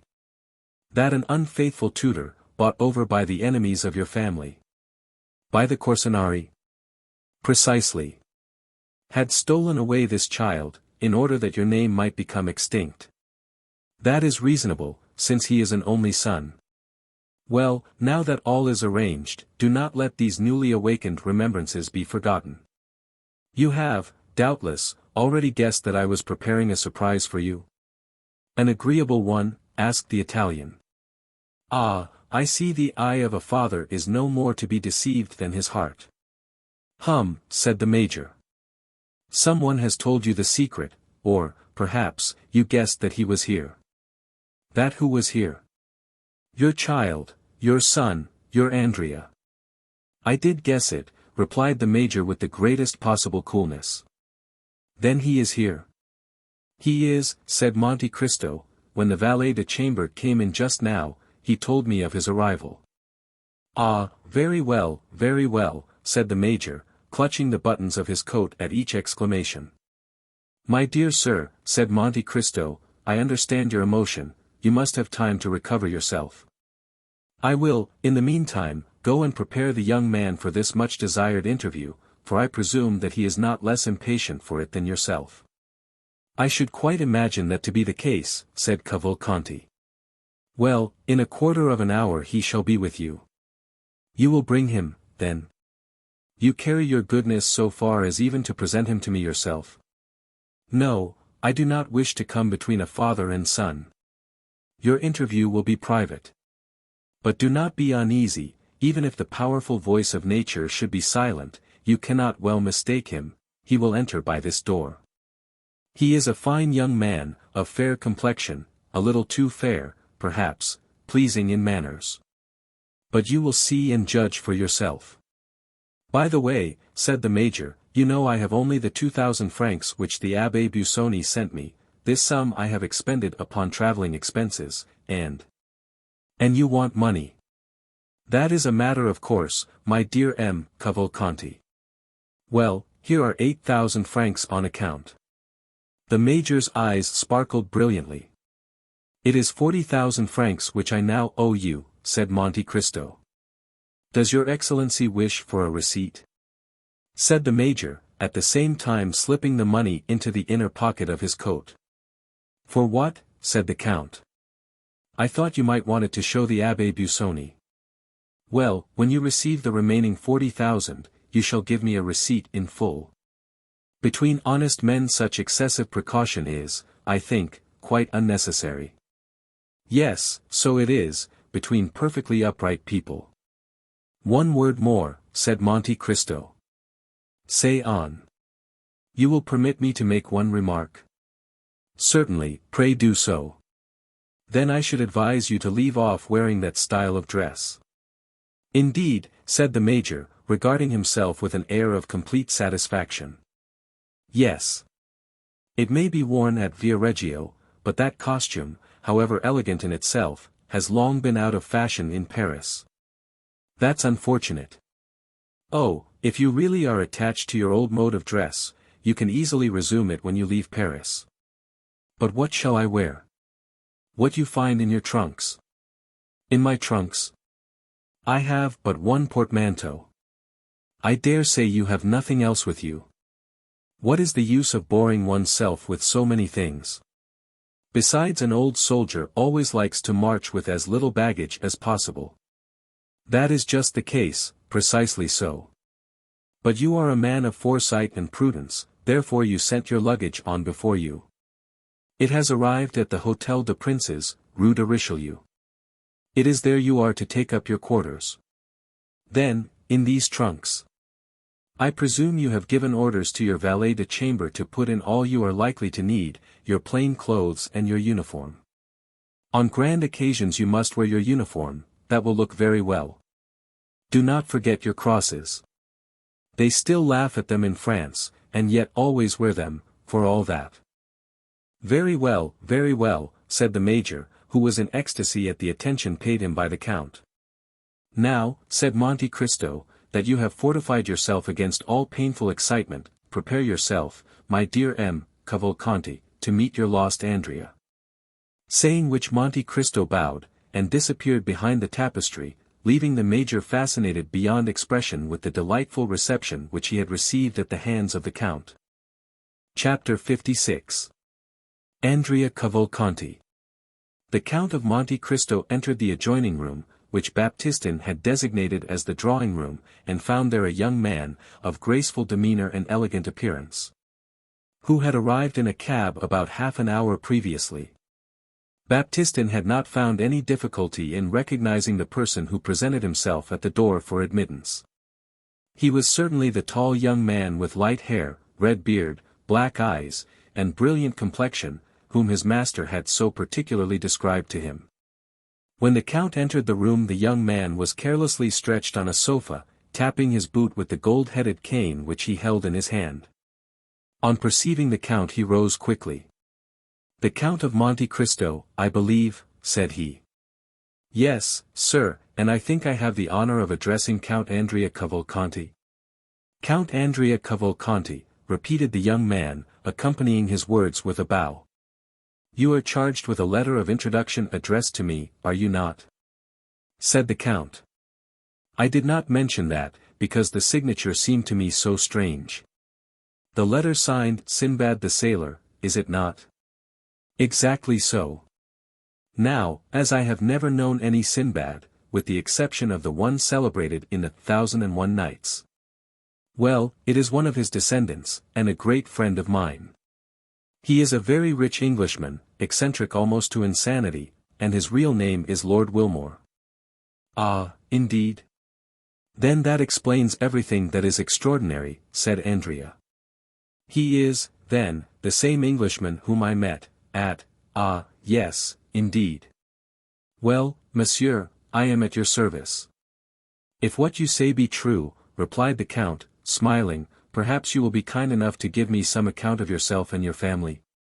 "Certainly, I will do so," said the young man, with a quickness which gave proof of his ready invention.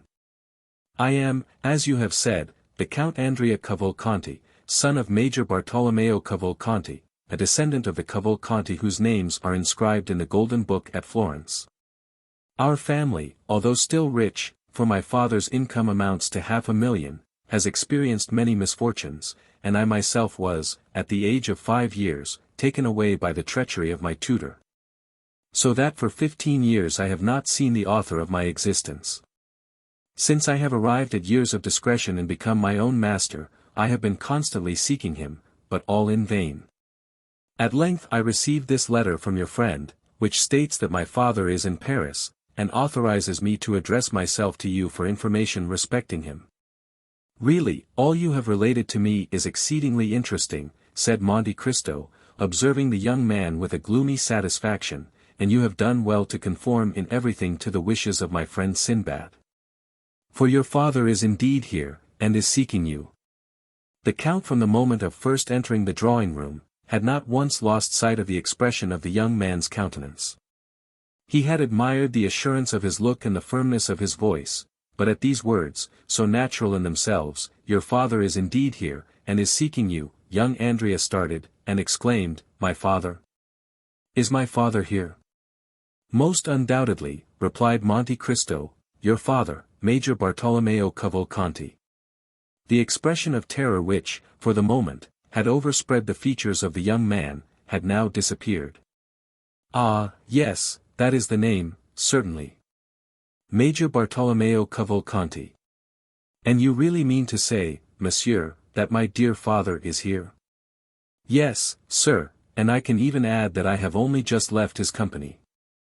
The history which he related to me of his lost son touched me to the quick. Indeed, his griefs, hopes, and fears on that subject might furnish material for a most touching and pathetic poem. At length, he one day received a letter, stating that the abductors of his son now offered to restore him, or at least to give notice where he might be found, on condition of receiving a large sum of money, by way of ransom. Your father did not hesitate an instant, and the sum was sent to the frontier of Piedmont, with a passport signed for Italy. "You were in the south of France, I think?" "Yes," replied Andrea, with an embarrassed air, "I was in the south of France." "A carriage was to await you at Nice?" "Precisely so, and it conveyed me from Nice to Genoa, from Genoa to Turin, from Turin to Chambéry, from Chambéry to Pont-de-Beauvoisine, and from Pont-de-Beauvoisine to Paris." "Indeed? Then your father ought to have met with you on the road, for it is exactly the same route which he himself took, and that is how we have been able to trace your journey to this place." "But," said Andrea, "if my father had met me, I doubt if he would have recognized me. I must be somewhat altered since he last saw me." "Oh, the voice of nature," said Monte Cristo. "True," interrupted the young man, "I had not looked upon it in that light." "Now," replied Monte Cristo, "there is only one source of uneasiness left in your father's mind, which is this: he is anxious to know how you have been employed during your long absence from him, how you have been treated by your persecutors, and if they have conducted themselves towards you with all the deference due to your rank. Finally, he is anxious to see if you have been fortunate enough to escape the bad moral influence to which you have been exposed, and which is infinitely more to be dreaded than any physical suffering. He wishes to discover if the fine abilities with which nature had endowed you have been weakened by want of culture. And, in short, whether you consider yourself capable of resuming and retaining in the world the high position to which your rank entitles you." "Sir!" exclaimed the young man, quite astounded, "I hope no false report. As for myself, I first heard you spoken of by my friend Wilmore, the philanthropist. I believe he found you in some unpleasant position, but do not know of what nature, for I did not ask, not being inquisitive. Your misfortunes engaged his sympathies, so you see you must have been interesting. He told me that he was anxious to restore you to the position which you had lost, and that he would seek your father until he found him. He did seek, and has found him, apparently, since he is here now. And, finally, my friend apprised me of your coming, and gave me a few other instructions relative to your future fortune. I am quite aware that my friend Wilmore is peculiar, but he is sincere, and as rich as a gold mine. Consequently, he may indulge his eccentricities without any fear of their ruining him, and I have promised to adhere to his instructions. Now, sir, pray do not be offended at the question I am about to put to you, as it comes in the way of my duty as your patron. I would wish to know if the misfortunes which have happened to you, misfortunes entirely beyond your control, and which in no degree diminish my regard for you, I would wish to know if they have not, in some measure, contributed to render you a stranger to the world in which your fortune and your name entitle you to make a conspicuous figure." "Sir," returned the young man, with a reassurance of manner, "make your mind easy on this score.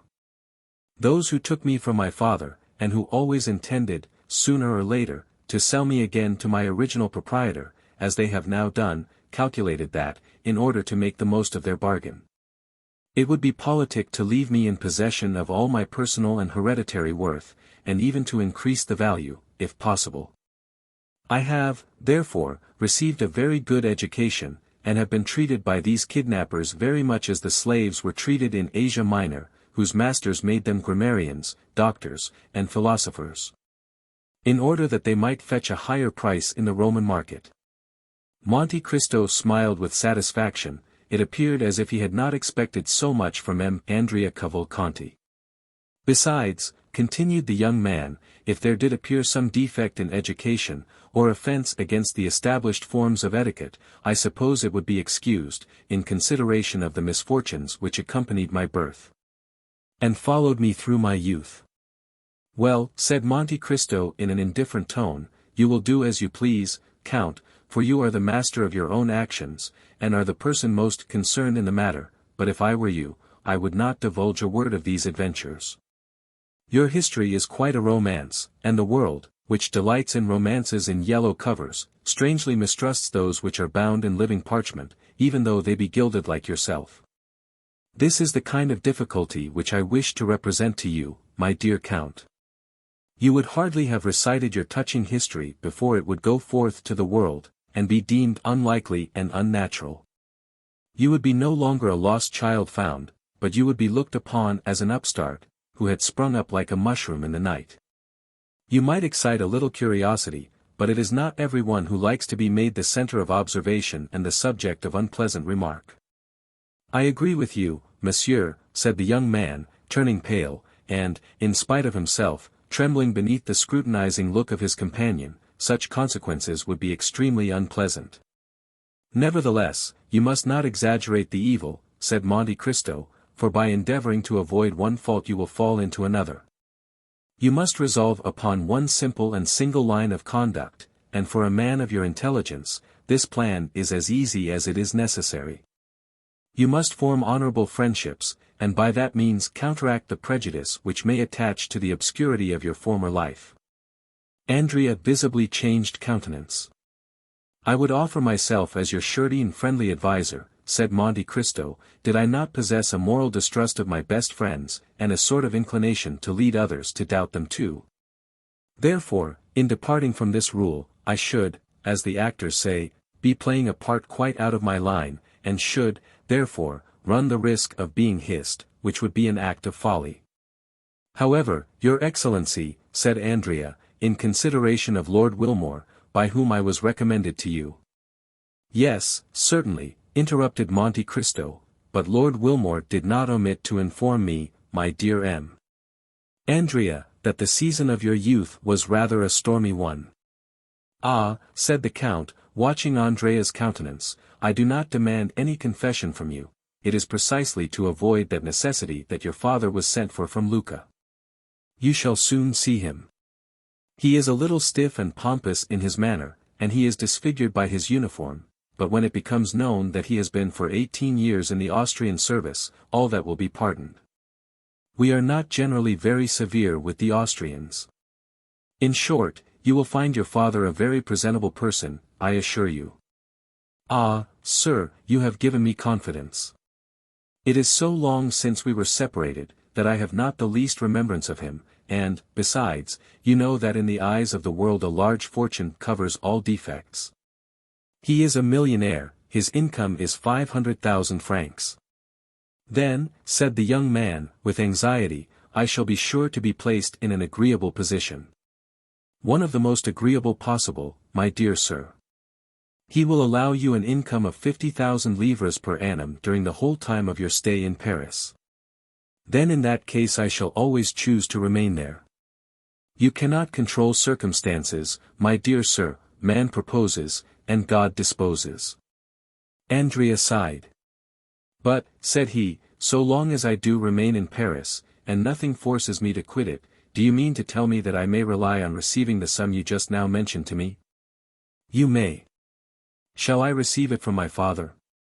Asked Andrea, with some uneasiness. Yes, you will receive it from your father personally, but Lord Wilmore will be the security for the money.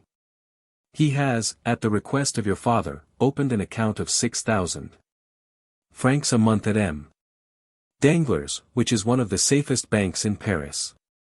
And does my father mean to remain long in Paris? Asked Andrea. Only a few days, replied Monte Cristo. His service does not allow him to absent himself more than 2 or 3 weeks together. Ah, my dear father, exclaimed Andrea, evidently charmed with the idea of his speedy departure.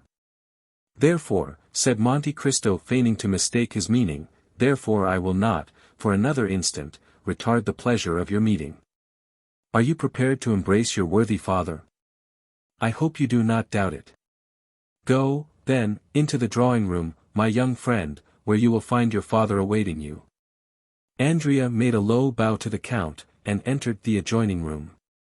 Monte Cristo watched him till he disappeared, and then touched a spring in a panel made to look like a picture, which, in sliding partly from the frame, discovered to view a small opening. So cleverly contrived that it revealed all that was passing in the drawing-room now occupied by Cavalcanti and Andrea. The young man closed the door behind him, and advanced towards the Major, who had risen when he heard steps approaching him. Ah, my dear father, said Andrea in a loud voice, in order that the Count might hear him in the next room, is it really you? How do you do, my dear son, said the Major gravely. After so many years of painful separation, said Andrea, in the same tone of voice, and glancing towards the door, what a happiness it is to meet again. Indeed it is, after so long a separation. Will you not embrace me, sir, said Andrea. If you wish it, my son, said the Major, and the two men embraced each other after the fashion of actors on the stage, that is to say, each rested his head on the other's shoulder. Then we are once more reunited, said Andrea. Once more, replied the Major. Never more to be separated? Why, as to that, I think, my dear son, you must be by this time so accustomed to France as to look upon it almost as a second country. The fact is, said the young man, that I should be exceedingly grieved to leave it. As for me, you must know I cannot possibly live out of Lucca, therefore I shall return to Italy as soon as I can. But before you leave France, my dear father, I hope you will put me in possession of the documents which will be necessary to prove my descent. Certainly, I am come expressly on that account. It has cost me much trouble to find you, but I had resolved on giving them into your hands, and if I had to recommence my search, it would occupy all the few remaining years of my life. Where are these papers, then? Here they are. Andrea seized the certificate of his father's marriage and his own baptismal register, and after having opened them with all the eagerness which might be expected under the circumstances, he read them with a facility which proved that he was accustomed to similar documents, and with an expression which plainly denoted an unusual interest in the contents. When he had perused the documents, an indefinable expression of pleasure lighted up his countenance, and looking at the Major with a most peculiar smile, he said, in very excellent Tuscan, then there is no longer any such thing in Italy as being condemned to the galleys. The Major drew himself up to his full height. Why, what do you mean by that question? I mean that if there were, it would be impossible to draw up with impunity 2 such deeds as these. In France, my dear sir, half such a piece of effrontery as that would cause you to be quickly dispatched to Toulon for 5 years, for change of air. Will you be good enough to explain your meaning? Said the Major, endeavoring as much as possible to assume an air of the greatest majesty. My dear M. Cavalcanti, said Andrea, taking the Major by the arm in a confidential manner, how much are you paid for being my father? The Major was about to speak, when Andrea continued, in a low voice. Nonsense, I am going to set you an example of confidence, they give me 50,000 francs a year to be your son. Consequently, you can understand that it is not at all likely I shall ever deny my parent. The Major looked anxiously around him. Make yourself easy, we are quite alone, said Andrea, besides, we are conversing in Italian. Well, then, replied the Major, they paid me 50,000 francs down. Monsieur Cavalcanti, said Andrea, do you believe in fairy tales? I used not to do so, but I really feel now almost obliged to have faith in them. You have, then, been induced to alter your opinion, you have had some proofs of their truth. The Major drew from his pocket a handful of gold. Most palpable proofs, said he, as you may perceive. You think, then, that I may rely on the Count's promises? Certainly I do. You are sure he will keep his word with me? To the letter, but at the same time, remember, we must continue to play our respective parts. I, as a tender father. And I as a dutiful son, as they choose that I shall be descended from you. Whom do you mean by they? I can hardly tell, but I was alluding to those who wrote the letter. You received one, did you not? Yes. From whom? From a certain Abbé Busoni. Have you any knowledge of him? No, I have never seen him. What did he say in the letter? You will promise not to betray me? Rest assured of that.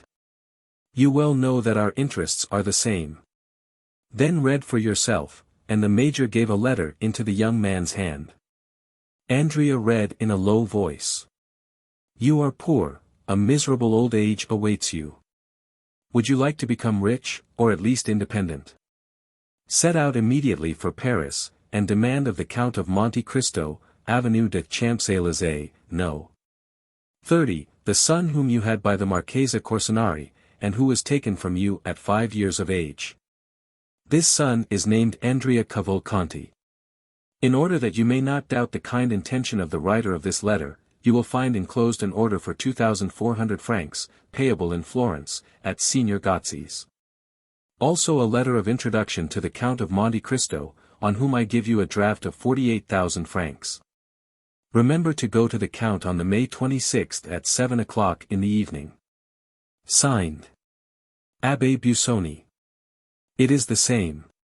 What do you mean? Said the Major. I was going to say that I received a letter almost to the same effect.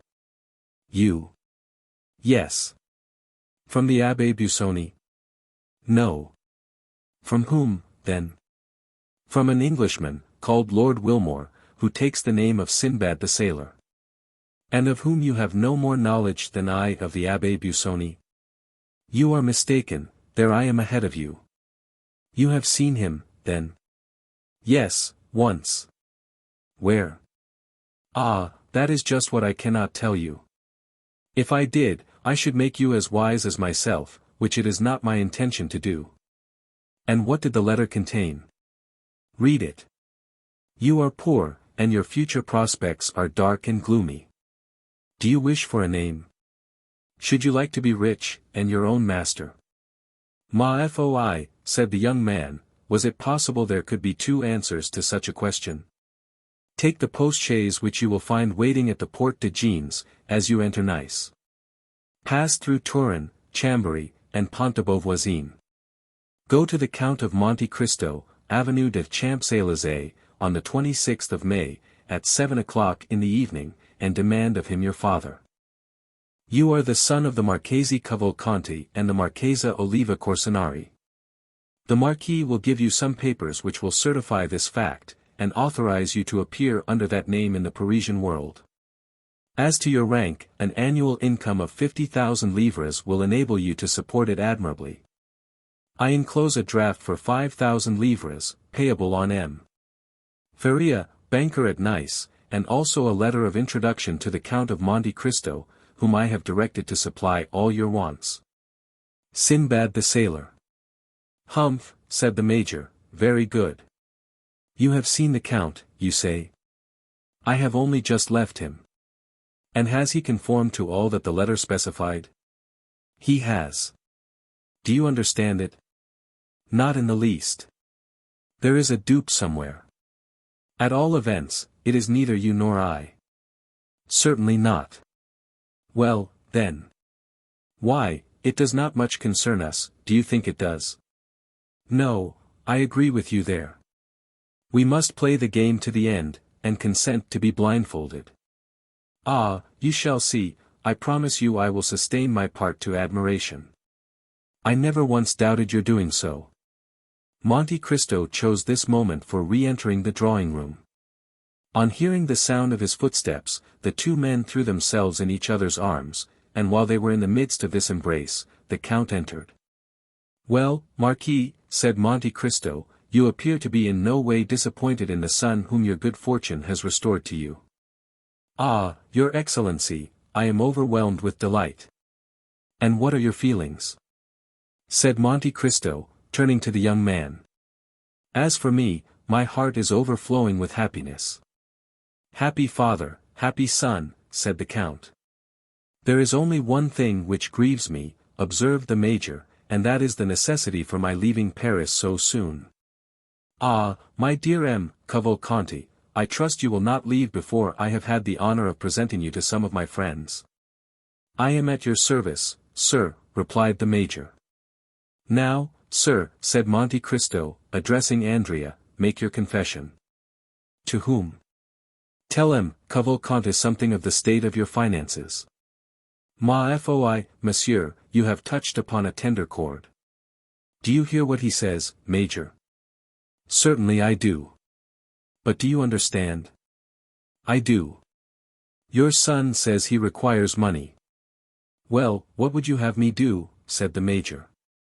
You should furnish him with some, of course, replied Monte Cristo.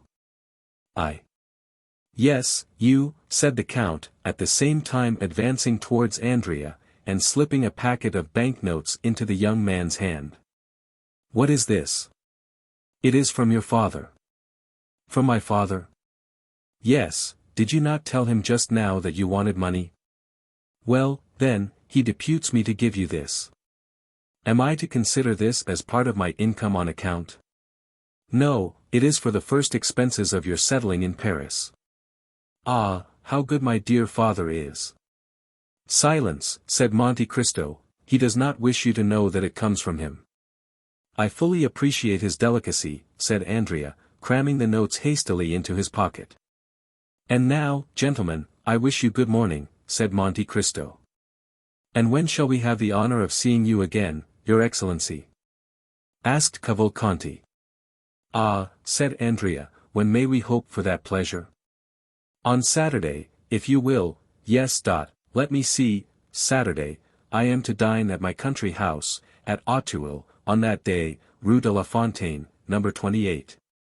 Several persons are invited, and among others, M. Danglars, your banker. I will introduce you to him, for it will be necessary he should know you, as he is to pay your money. Full dress, said the Major, half aloud. Oh, yes, certainly, said the Count, uniform, cross, knee breeches.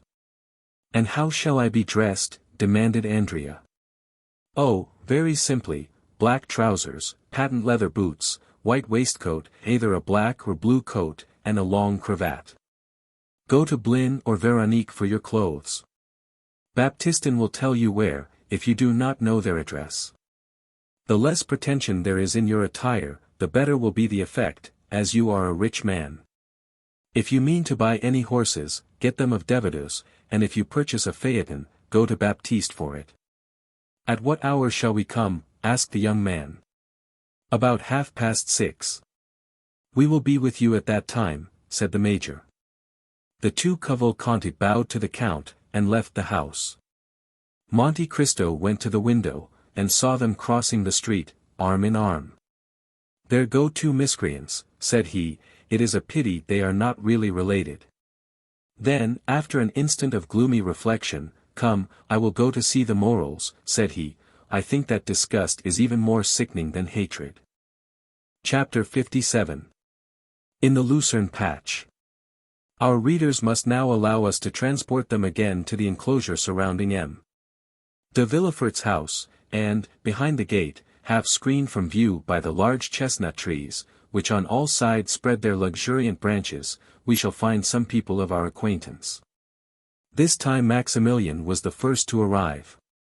He was intently watching for a shadow to appear among the trees, and awaiting with anxiety the sound of a light step on the gravel walk. At length, the long-desired sound was heard, and instead of one figure, as he had expected, he perceived that two were approaching him. The delay had been occasioned by a visit from Madame Danglars and Eugénie, which had been prolonged beyond the time at which Valentine was expected.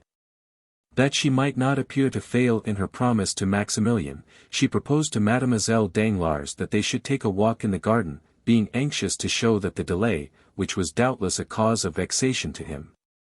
was not occasioned by any neglect on her part. The young man, with the intuitive perception of a lover, quickly understood the circumstances in which she was involuntarily placed, and he was comforted. Besides, although she avoided coming within speaking distance, Valentine arranged so that Maximilian could see her pass and repass, and each time she went by, she managed, unperceived by her companion, to cast an expressive look at the young man, which seemed to say, "Have patience. You see it is not my fault." And Maximilian was patient, and employed himself in mentally contrasting the two girls, one fair, with soft languishing eyes, a figure gracefully bending like a weeping willow. The other a brunette, with a fierce and haughty expression, and as straight as a poplar.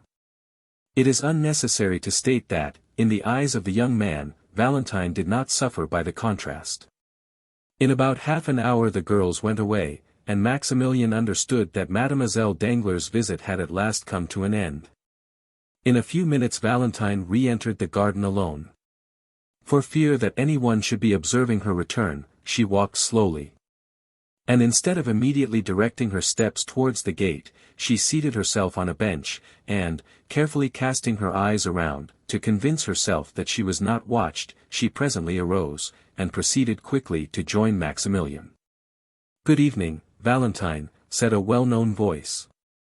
"Good evening, Maximilian, I know I have kept you waiting, but you saw the cause of my delay." "Yes, I recognized Mademoiselle Danglars. I was not aware that you were so intimate with her." "Who told you we were intimate, Maximilian?" "No one, but you appeared to be so.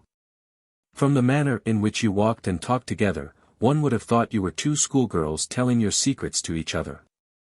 "We were having a confidential conversation," returned Valentine. "She was owning to me her repugnance to the marriage with M. de Morcerf, and I, on the other hand, was confessing to her how wretched it made me to think of marrying M. d'Épinay." "Dear Valentine, that will account to you for the unreserved manner which you observed between me and Eugénie, as in speaking of the man whom I could not love, my thoughts involuntarily reverted to him on whom my affections were fixed." "Ah, how good you are to say so, Valentine. You possess a quality which can never belong to Mademoiselle Danglars. It is that indefinable charm which is to a woman what perfume is to the flower and flavor to the fruit, for the beauty of either is not the only quality we seek. It is your love which makes you look upon everything in that light." "No, Valentine, I assure you such is not the case. I was observing you both when you were walking in the garden, and, on my honor, without at all wishing to depreciate the beauty of Mademoiselle Danglars, I cannot understand how any man can really love her. The fact is, Maximilian, that I was there, and my presence had the effect of rendering you unjust in your comparison." "No. But tell me, it is a question of simple curiosity, and which was suggested by certain ideas passing in my mind relative to Mademoiselle Danglars." "I dare say it is something disparaging which you are going to say." "It only proves how little indulgence we may expect from your sex," interrupted Valentine. "You cannot, at least, deny that you are very harsh judges of each other. If we are so, it is because we generally judge under the influence of excitement. But return to your question. Does Mademoiselle Danglars object to this marriage with M. de Morcerf on account of loving another?" "I told you I was not on terms of strict intimacy with Eugénie." "Yes, but girls tell each other secrets without being particularly intimate. Own, now, that you did question her on the subject." "Ah, I see you are smiling. If you are already aware of the conversation that passed, the wooden partition which interposed between us and you has proved but a slight security." "Come, what did she say?" "She told me that she loved no one," said Valentine. "That she disliked the idea of being married, that she would infinitely prefer leading an independent and unfettered life. And that she almost wished her father might lose his fortune, that she might become an artist, like her friend, Mademoiselle Louise d'Armolay." "Ah, you see." "Well, what does that prove?" asked Valentine. "Nothing," replied Maximilian. "Then why did you smile?" "Why, you know very well that you are reflecting on yourself, Valentine. Do you want me to go away?" "Ah, no, no. But do not let us lose time, you are the subject on which I wish to speak. True, we must be quick, for we have scarcely 10 minutes more to pass together. Ma foi, said Maximilian, in consternation. Yes, you are right, I am but a poor friend to you. What a life I cause you to lead, poor Maximilian, you who are formed for happiness. I bitterly reproach myself, I assure you. Well, what does it signify, Valentine, so long as I am satisfied, and feel that even this long and painful suspense is amply repaid by 5 minutes of your society, or 2 words from your lips. And I have also a deep conviction that heaven would not have created 2 hearts, harmonizing as ours do, and almost miraculously brought us together, to separate us at last. Those are kind and cheering words. You must hope for us both, Maximilian, that will make me at least partly happy. But why must you leave me so soon? I do not know particulars. I can only tell you that Madame de Villefort sent to request my presence, as she had a communication to make on which a part of my fortune depended. Let them take my fortune, I am already too rich. And, perhaps, when they have taken it, they will leave me in peace and quietness. You would love me as much if I were poor, would you not, Maximilian? Oh, I shall always love you. What should I care for either riches or poverty, if my Valentine was near me, and I felt certain that no one could deprive me of her? But do you not fear that this communication may relate to your marriage? I do not think that is the case. However it may be, Valentine, you must not be alarmed. I assure you that, as long as I live, I shall never love anyone else. You think to reassure me when you say that, Maximilian. Pardon me, you are right. I am a brute. But I was going to tell you that I met M. de Morcerf the other day. Well? Monsieur Franz is his friend, you know. What then? Monsieur de Morcerf has received a letter from Franz, announcing his immediate return. Valentine turned pale, and leaned her hand against the gate. Ah heavens, if it were that! But no, the communication would not come through Madame de Villefort. Why not? Because, I scarcely know why, but it has appeared as if Madame de Villefort secretly objected to the marriage, although she did not choose openly to oppose it. Is it so? Then I feel as if I could adore Madame de Villefort. Do not be in such a hurry to do that, said Valentine, with a sad smile. If she objects to your marrying M. d'Épinay, she would be all the more likely to listen to any other proposition. No, Maximilian, it is not suitors to which Madame de Villefort objects, it is marriage itself. Marriage? If she dislikes that so much, why did she ever marry herself? You do not understand me, Maximilian. About a year ago, I talked of retiring to a convent. Madame de Villefort, in spite of all the remarks which she considered it her duty to make, secretly approved of the proposition, my father consented to it at her instigation. And it was only on account of my poor grandfather that I finally abandoned the project. You can form no idea of the expression of that old man's eye when he looks at me, the only person in the world whom he loves, and, I had almost said, by whom he is beloved in return. When he learned my resolution, I shall never forget the reproachful look which he cast on me, and the tears of utter despair which chased each other down his lifeless cheeks.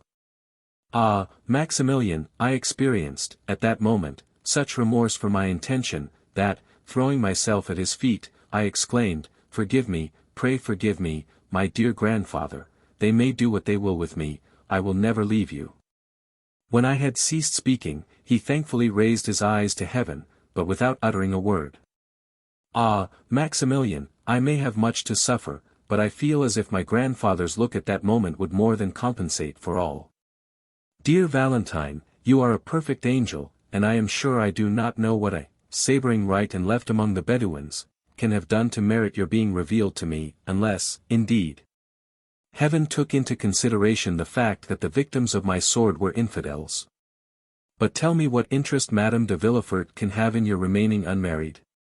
Did I not tell you just now that I was rich, Maximilian, too rich? I possess nearly 50,000 livres in right of my mother. My grandfather and my grandmother, the Marquis and Marquise de Saint-Meran, will leave me as much, and Noirtier evidently intends making me his heir. My brother Edward, who inherits nothing from his mother, will, therefore, be poor in comparison with me.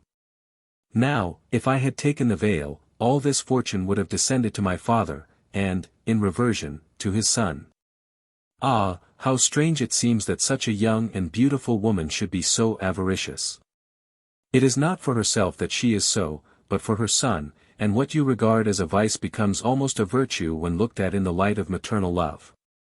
But could you not compromise matters, and give up a portion of your fortune to her son? How could I make such a proposition, especially to a woman who always professes to be so entirely disinterested? Valentine, I have always regarded our love in the light of something sacred, consequently, I have covered it with the veil of respect, and hid it in the innermost recesses of my soul.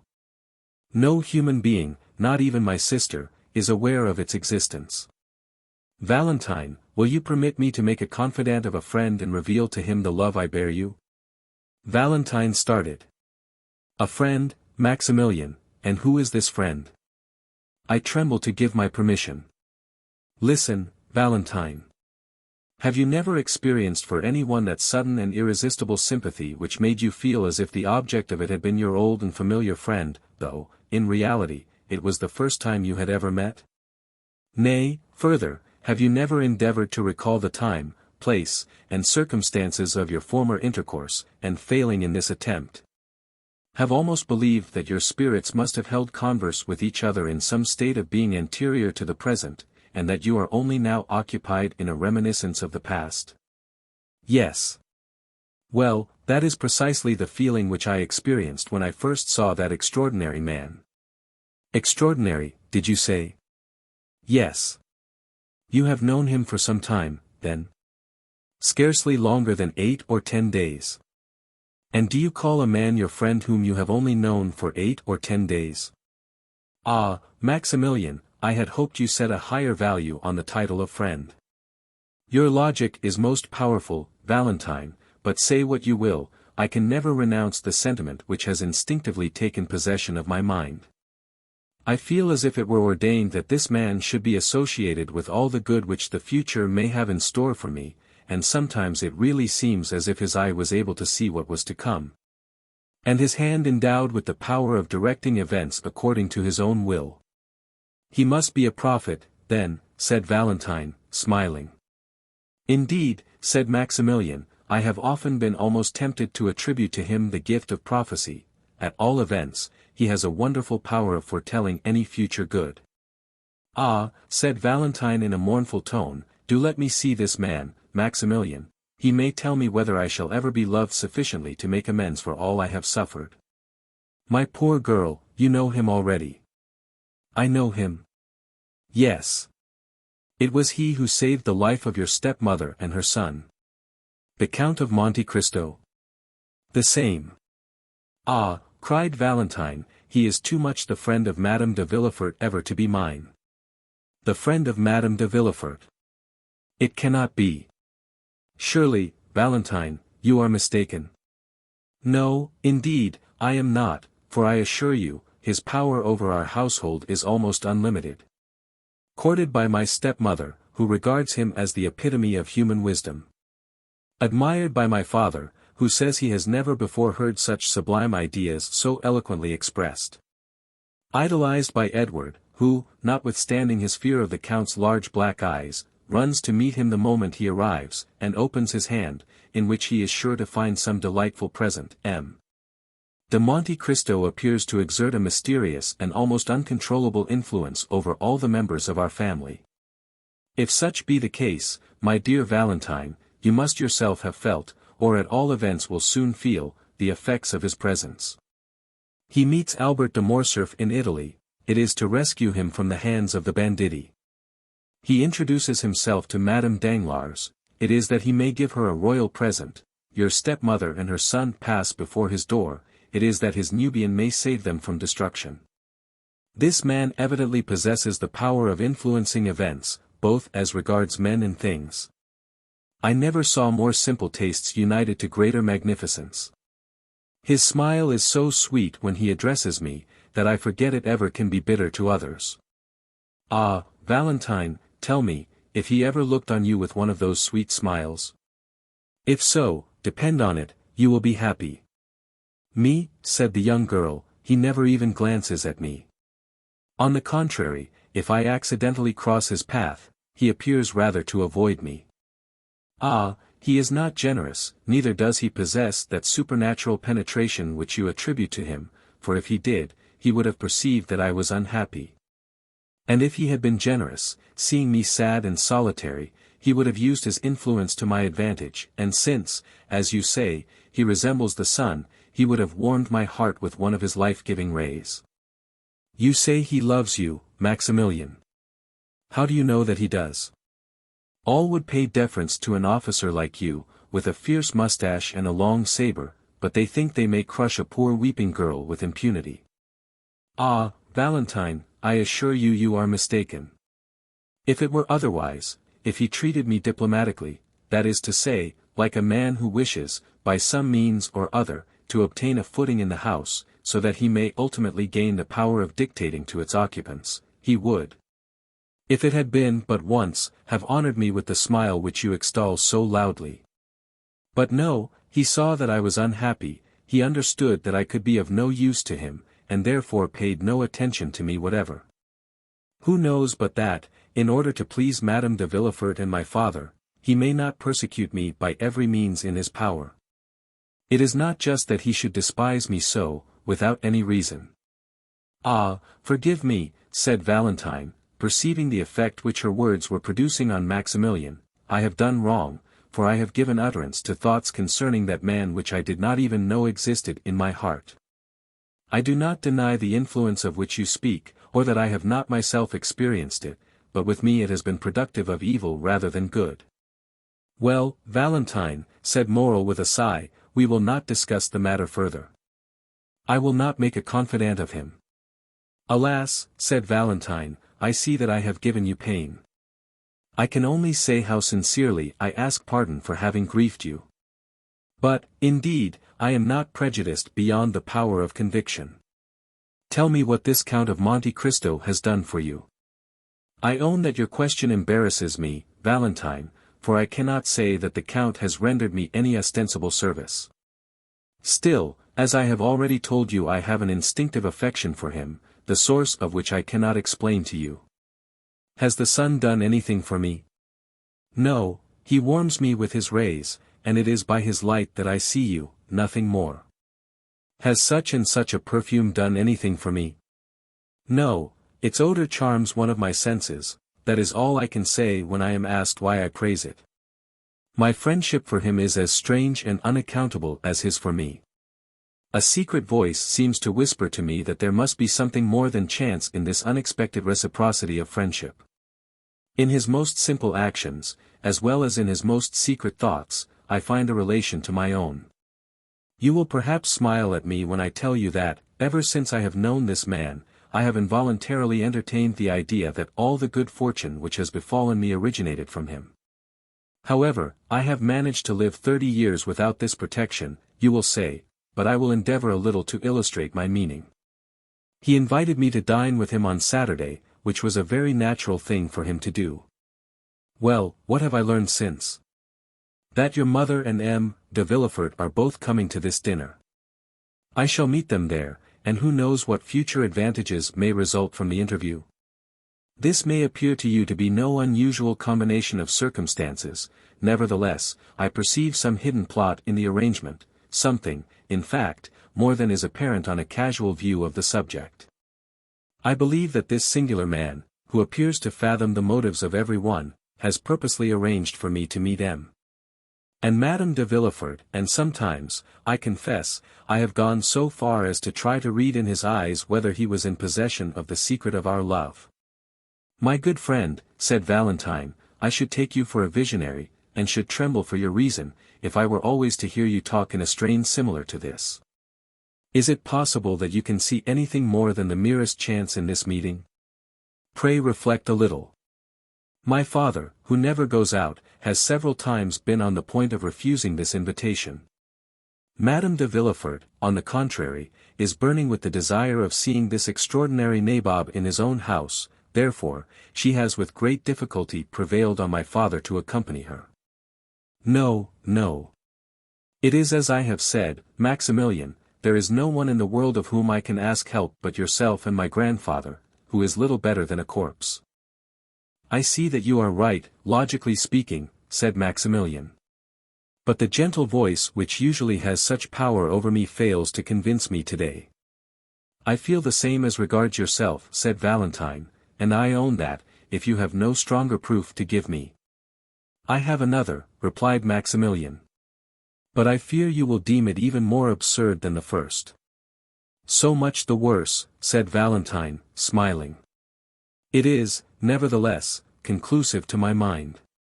My 10 years of service have also confirmed my ideas on the subject of sudden inspirations, for I have several times owed my life to a mysterious impulse which directed me to move at once either to the right or to the left. In order to escape the ball which killed the comrade fighting by my side, while it left me unharmed.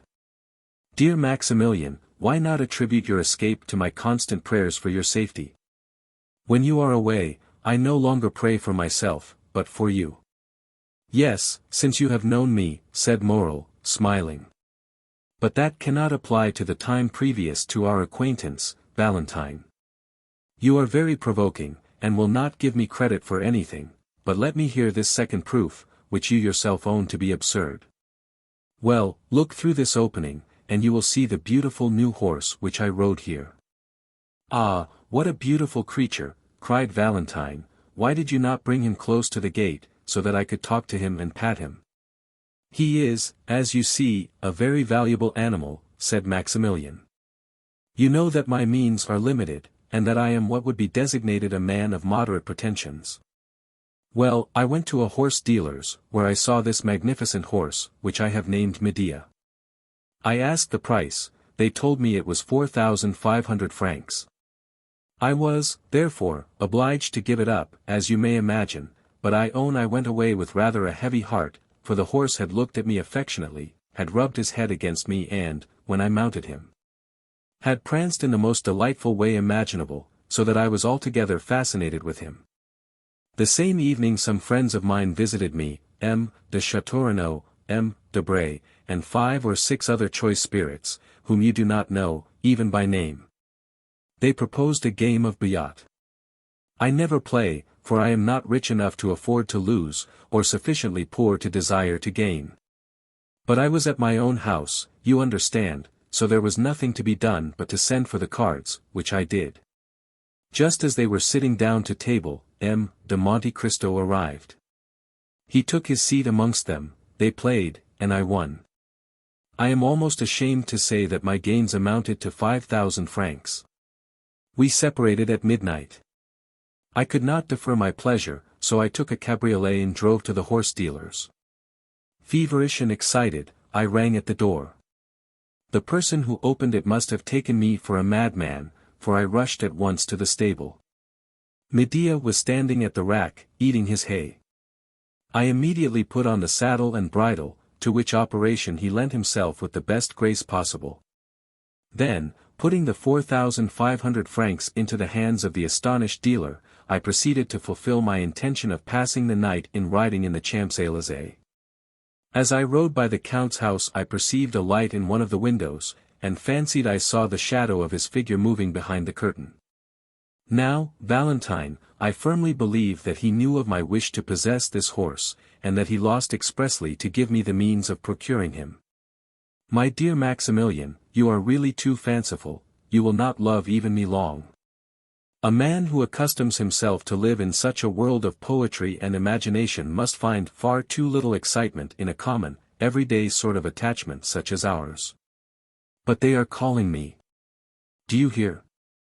Ah, Valentine, said Maximilian, give me but one finger through this opening in the grating, one finger, the littlest finger of all, that I may have the happiness of kissing it.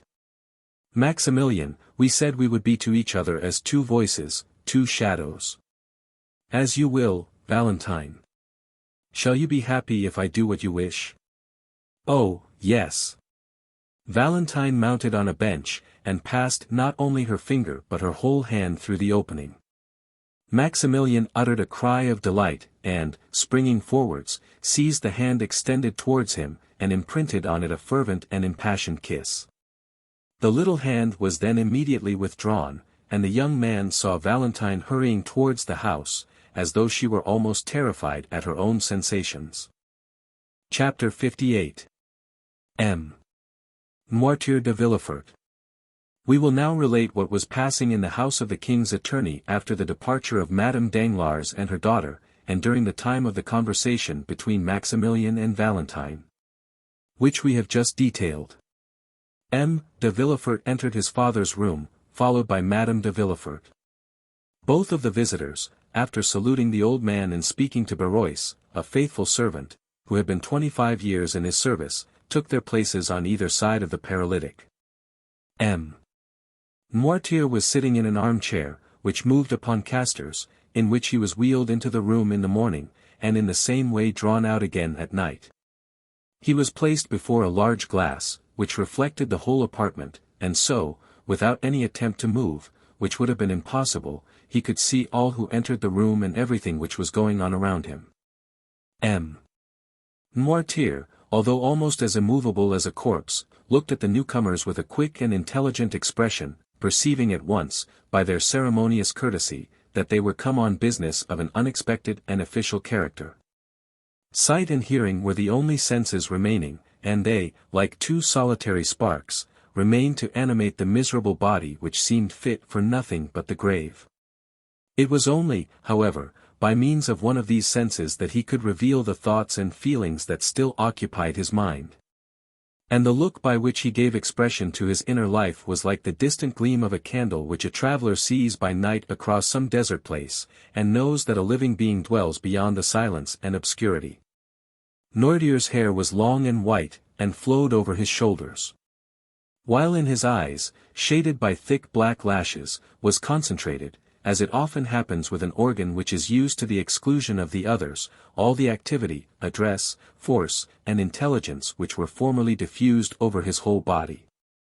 And so although the movement of the arm, the sound of the voice, and the agility of the body, were wanting, the speaking eye sufficed for all. He commanded with it, it was the medium through which his thanks were conveyed.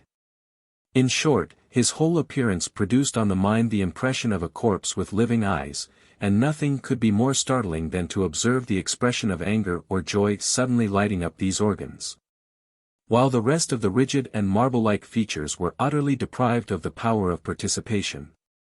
3 persons only could understand this language of the poor paralytic. These were Villefort, Valentine, and the old servant of whom we have already spoken. But as Villefort saw his father but seldom, and then only when absolutely obliged, and as he never took any pains to please or gratify him when he was there, all the old man's happiness was centered in his granddaughter. Valentine, by means of her love, her patience, and her devotion, had learned to read in Noirtier's look all the varied feelings which were passing in his mind. To this dumb language, which was so unintelligible to others, she answered by throwing her whole soul into the expression of her countenance, and in this manner were the conversation sustained between the blooming girl and the helpless invalid, whose body could scarcely be called a living one, but who, nevertheless, possessed a fund of knowledge and penetration, united with a will as powerful as ever although clogged by a body rendered utterly incapable of obeying its impulses. Valentine had solved the problem, and was able easily to understand his thoughts, and to convey her own in return, and, through her untiring and devoted assiduity, it was seldom that, in the ordinary transactions of everyday life, she failed to anticipate the wishes of the living, thinking mind, or the wants of the almost inanimate body. As to the servant, he had, as we have said, been with his master for 25 years, therefore he knew all his habits, and it was seldom that Noirtier found it necessary to ask for anything. So prompt was he in administering to all the necessities of the invalid. Villefort did not need the help of either Valentine or the domestic in order to carry on with his father the strange conversation which he was about to begin. As we have said, he perfectly understood the old man's vocabulary, and if he did not use it more often, it was only indifference and ennui which prevented him from so doing. He therefore allowed Valentine to go into the garden, sent away Berois, and after having seated himself at his father's right hand, while Madame de Villefort placed herself on the left, he addressed him thus. I trust you will not be displeased. Sir, that Valentine has not come with us, or that I dismissed Berois, for our conference will be one which could not with propriety be carried on in the presence of either. Madame de Villefort and I have a communication to make to you. Noirtier's face remained perfectly passive during this long preamble, while, on the contrary, Villefort's eye was endeavoring to penetrate into the inmost recesses of the old man's heart. This communication, continued the procureur, in that cold and decisive tone which seemed at once to preclude all discussion, will, we are sure, meet with your approbation. The eye of the invalid still retained that vacancy of expression which prevented his son from obtaining any knowledge of the feelings which were passing in his mind. He listened, nothing more. Sir, resumed Villefort, we are thinking of marrying Valentine. Had the old man's face been molded in wax it could not have shown less emotion at this news than was now to be traced there. The marriage will take place in less than 3 months, said Villefort. Noirtier's eye still retained its inanimate expression. Madame de Villefort now took her part in the conversation and added, we thought this news would possess an interest for you, sir, who have always entertained a great affection for Valentine. It therefore only now remains for us to tell you the name of the young man for whom she is destined. It is one of the most desirable connections which could possibly be formed. He possesses fortune, a high rank in society, and every personal qualification likely to render Valentine supremely happy. His name, moreover, cannot be wholly unknown to you. It is M. Franz de Cano, Baron d'Épinay. While his wife was speaking, Villefort had narrowly watched the old man's countenance. When Madame de Villefort pronounced the name of Franz, the pupil of M. Noirtier's eye began to dilate, and his eyelids trembled with the same movement that may be perceived on the lips of an individual about to speak, and he darted a lightning glance at Madame de Villefort and his son. The procureur, who knew the political hatred which had formerly existed between M. Noirtier and the elder d'Épinay, well understood the agitation and anger which the announcement had produced. But, feigning not to perceive either, he immediately resumed the narrative begun by his wife. Sir, said he, you are aware that Valentine is about to enter her 19th year, which renders it important that she should lose no time in forming a suitable alliance.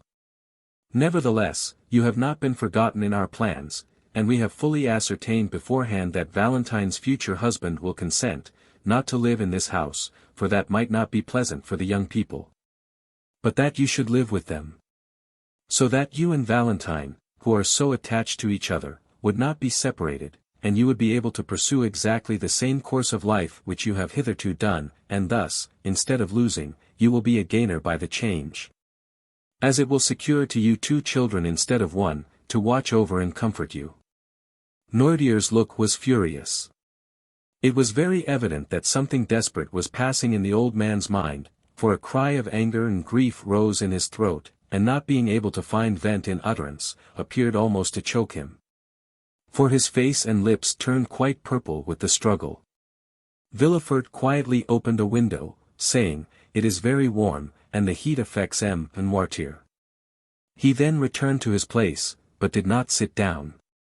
This marriage, added Madame de Villefort, is quite agreeable to the wishes of M. d'Épinay and his family. Besides, he had no relations nearer than an uncle and aunt, his mother having died at his birth, and his father having been assassinated in 1815, that is to say, when he was but 2 years old.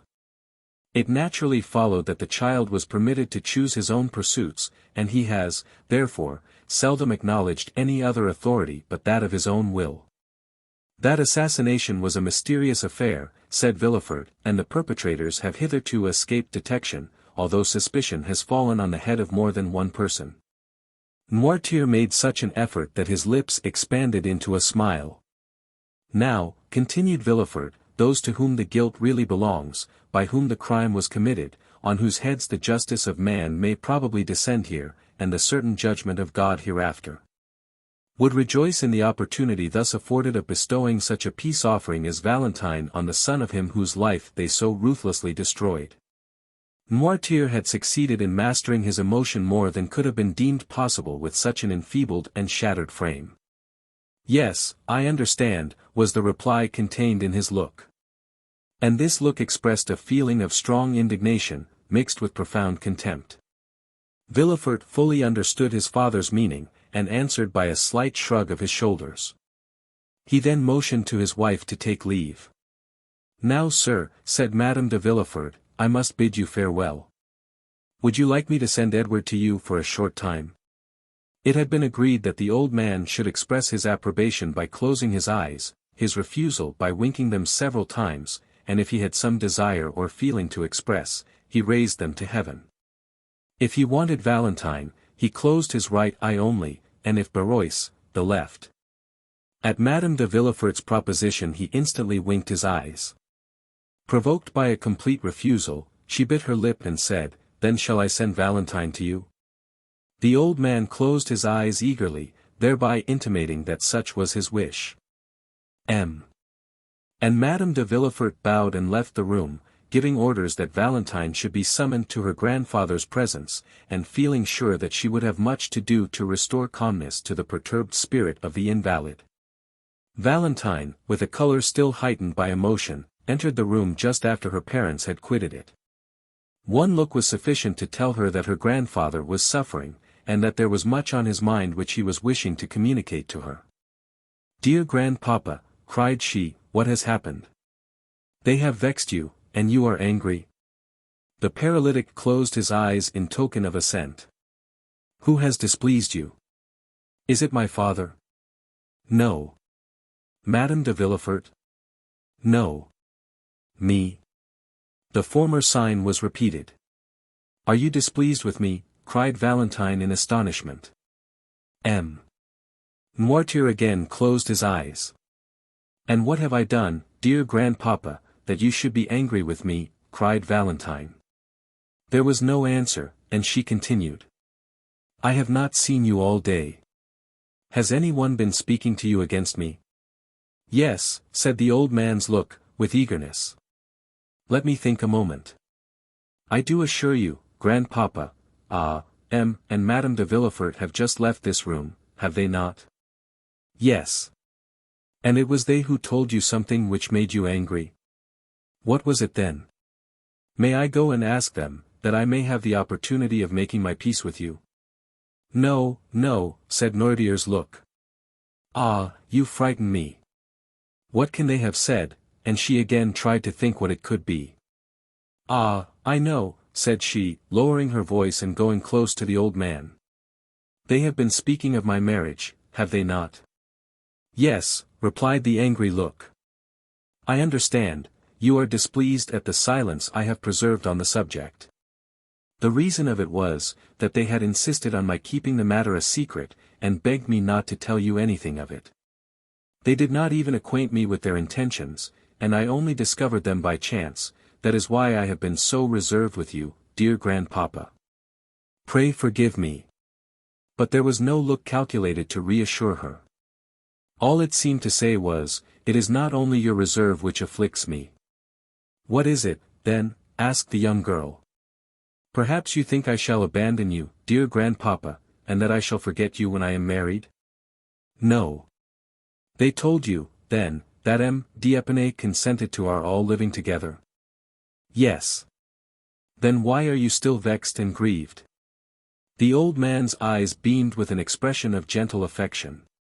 "Yes, I understand," said Valentine. "It is because you love me." The old man assented. "And you are afraid I shall be unhappy?" "Yes." "You do not like Franz?" The eyes repeated several times, "No, no, no." "Then you are vexed with the engagement?" "Yes." "Well, listen," said Valentine, throwing herself on her knees, and putting her arm round her grandfather's neck, "I am vexed, too, for I do not love Franz d'Épinay." An expression of intense joy illumined the old man's eyes. "When I wished to retire into a convent, you remember how angry you were with me?" A tear trembled in the eye of the invalid. "Well," continued Valentine, the reason of my proposing it was that I might escape this hateful marriage, which drives me to despair." Noirtier's breathing came thick and short. "Then the idea of this marriage really grieves you too?" "Ah, if you could but help me, if we could both together defeat their plan. But you are unable to oppose them, you, whose mind is so quick, and whose will is so firm, are nevertheless, as weak and unequal to the contest as I am myself.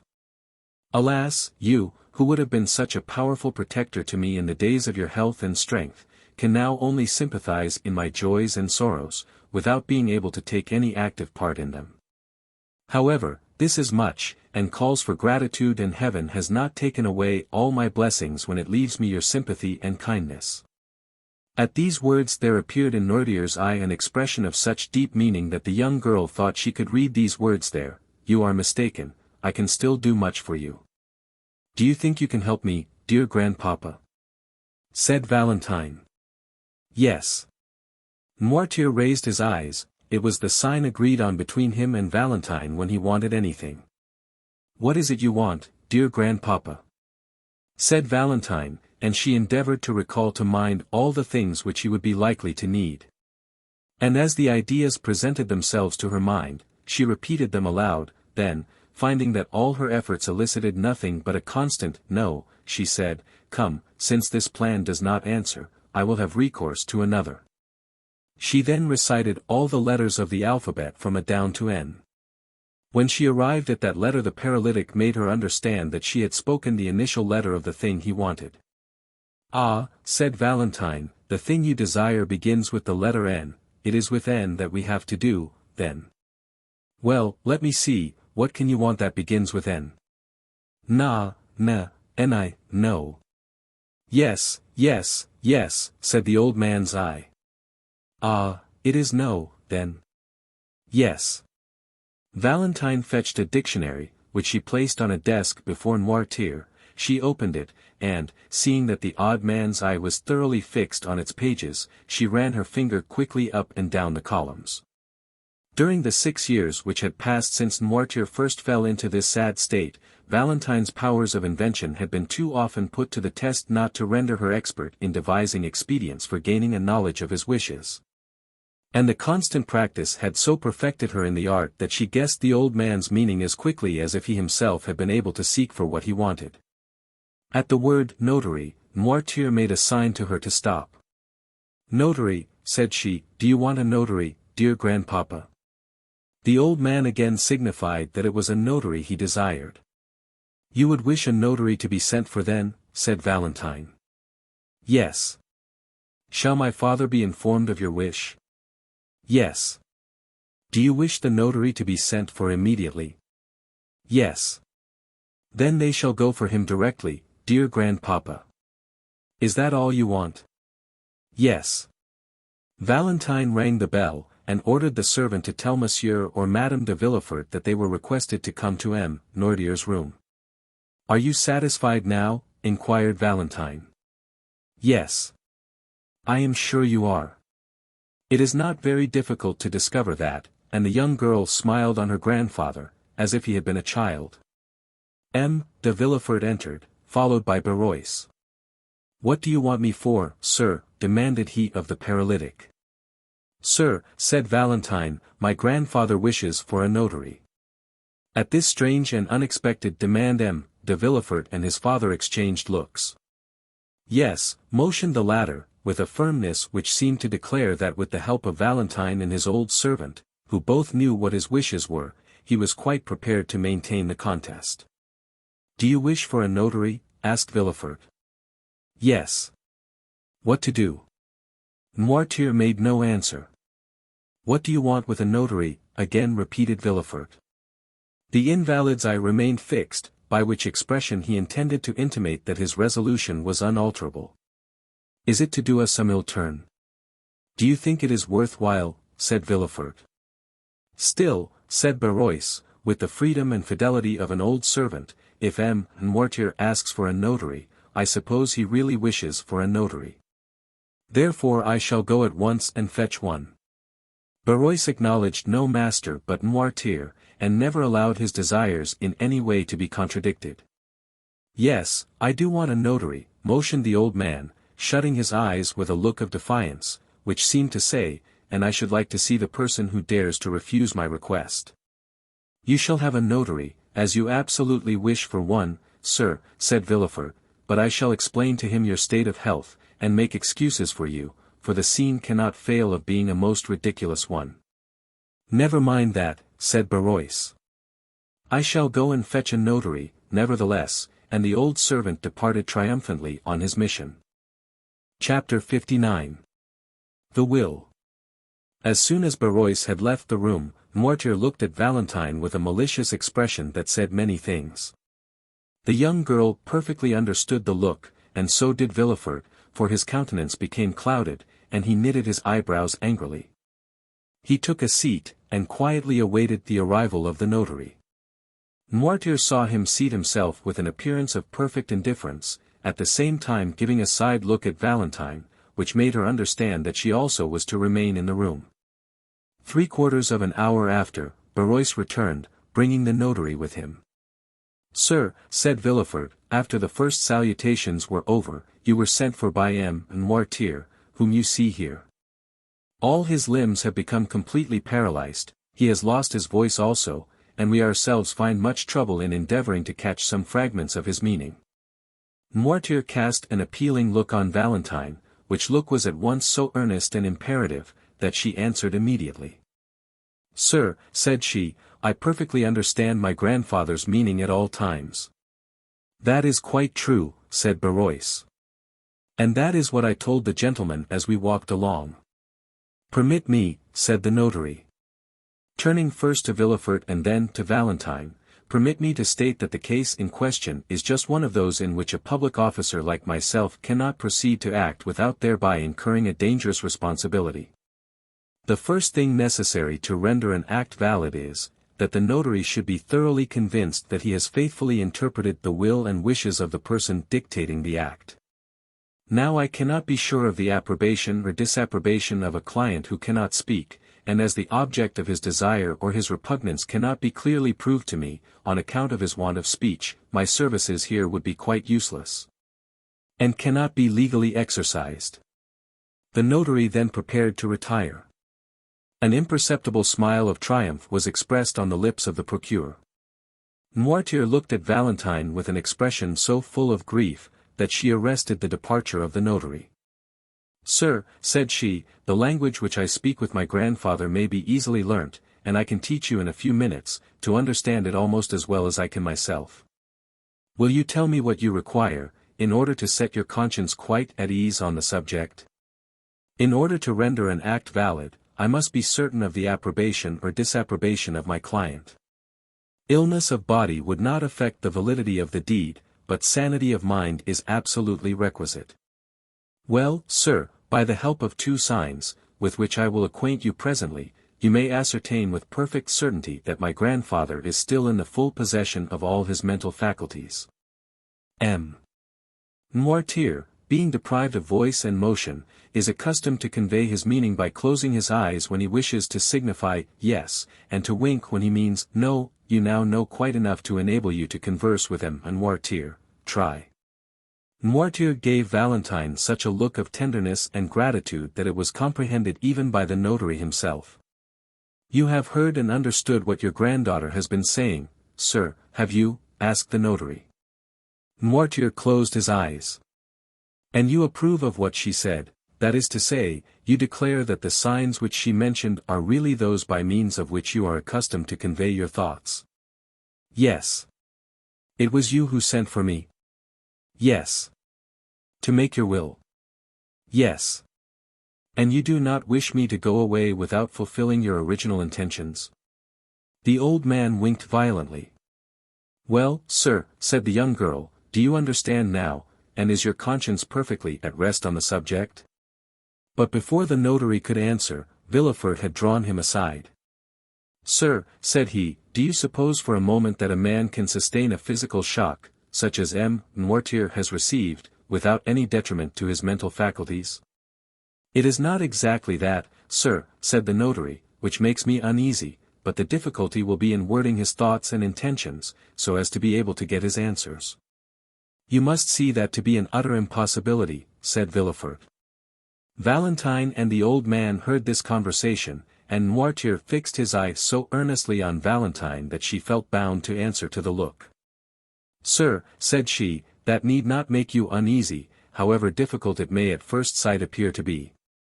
I can discover and explain to you my grandfather's thoughts, so as to put an end to all your doubts and fears on the subject. I have now been 6 years with M. Noirtier, and let him tell you if ever once, during that time, he has entertained a thought which he was unable to make me understand. No, sighed the old man. Let us try what we can do, then, said the notary.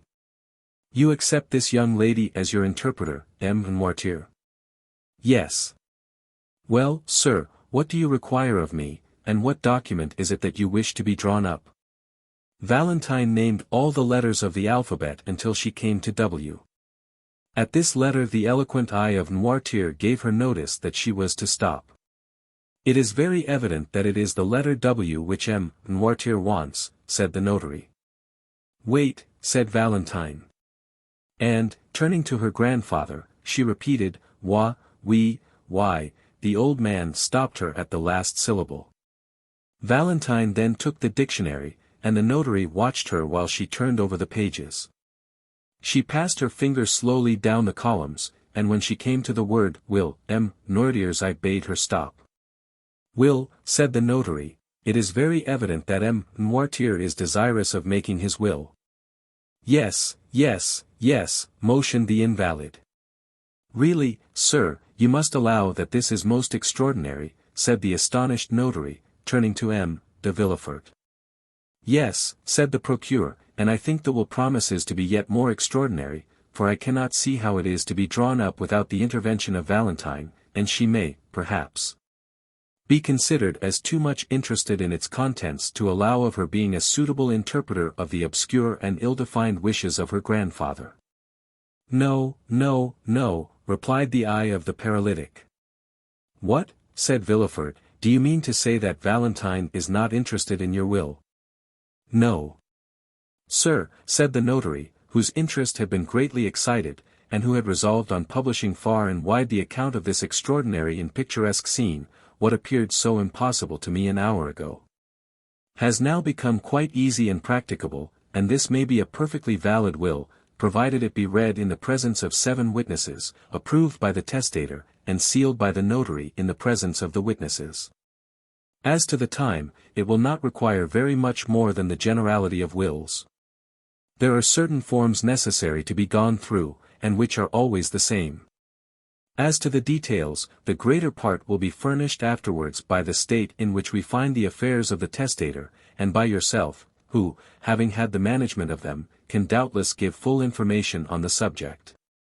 But besides all this, in order that the instrument may not be contested, I am anxious to give it the greatest possible authenticity, therefore, one of my colleagues will help me, and, contrary to custom, will assist in the dictation of the testament.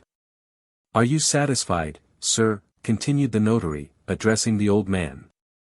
Yes, looked the invalid, his eye beaming with delight at the ready interpretation of his meaning. What is he going to do?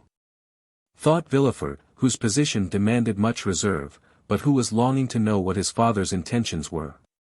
He left the room to give orders for another notary to be sent, but Barois, who had heard all that passed, had guessed his master's wishes, and had already gone to fetch one. The procureur then told his wife to come up.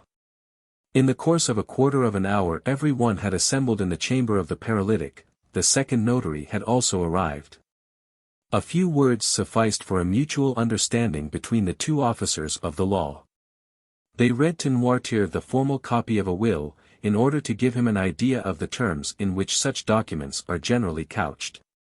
Then, in order to test the capacity of the testator, the first notary said, turning towards him, when an individual makes his will, it is generally in favor or in prejudice of some person. Yes.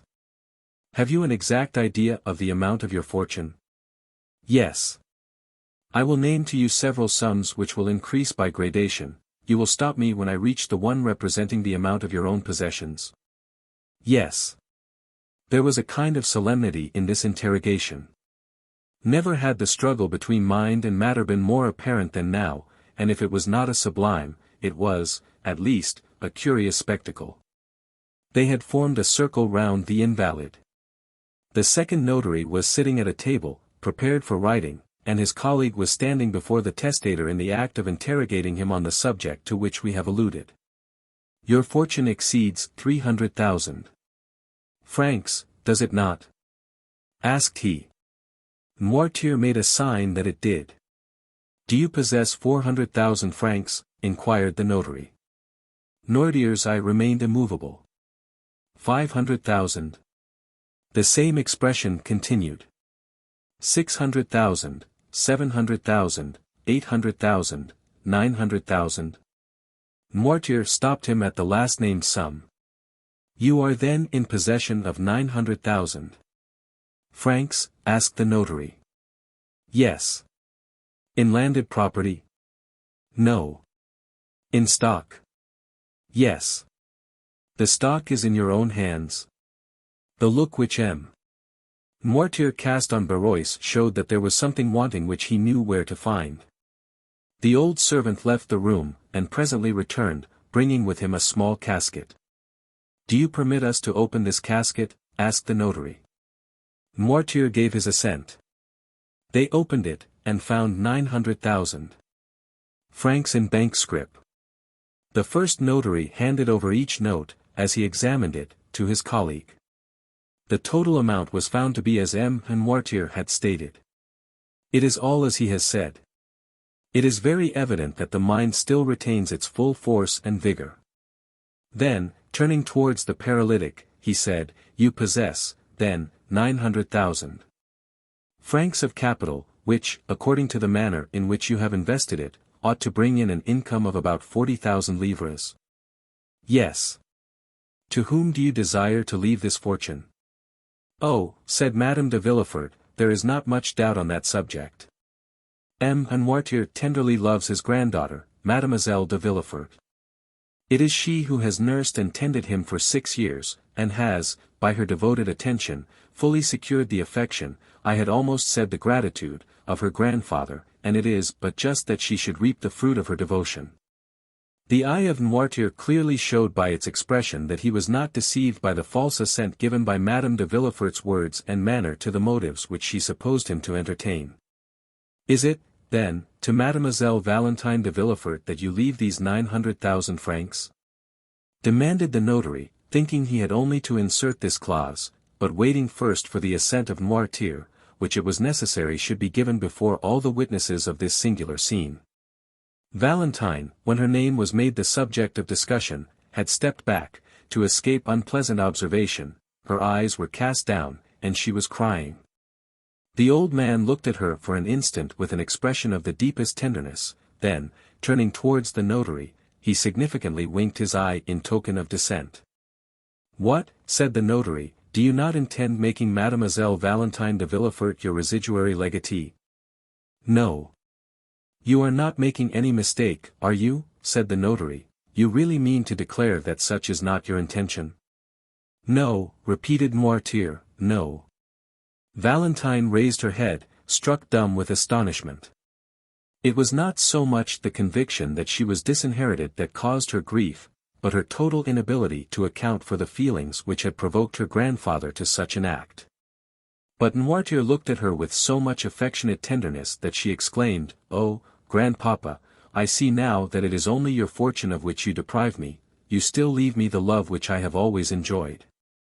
"Ah, yes, most assuredly," said the eyes of the paralytic, for he closed them with an expression which Valentine could not mistake. thank you," murmured she. The old man's declaration that Valentine was not the destined inheritor of his fortune had excited the hopes of Madame de Villefort. She gradually approached the invalid, and said, "Then, doubtless, dear M. Noirtier, you intend leaving your fortune to your grandson, Edward de Villefort?" The winking of the eyes which answered this speech was most decided and terrible, and expressed a feeling almost amounting to hatred. "No," said the notary. "Then, perhaps, it is to your son, M. de Villefort?" "No." The two notaries looked at each other in mute astonishment and inquiry as to what were the real intentions of the testator. Villefort and his wife both grew red, one from shame, the other from anger. "What have we all done, then, dear grandpapa?" said Valentine. "You no longer seem to love any of us." The old man's eyes passed rapidly from Villefort and his wife, and rested on Valentine with a look of unutterable fondness. "Well," said she, "if you love me, grandpapa, try and bring that love to bear upon your actions at this present moment. You know me well enough to be quite sure that I have never thought of your fortune. Besides, they say I am already rich in right of my mother, too rich, even." "Explain yourself, then." Noirtier fixed his intelligent eyes on Valentine's hand. "My hand?" said she. "Yes. Her hand," exclaimed every one. "Oh, gentlemen, you see it is all useless, and that my father's mind is really impaired," said Villefort. "Ah," cried Valentine suddenly, "I understand. It is my marriage you mean, is it not, dear grandpapa?"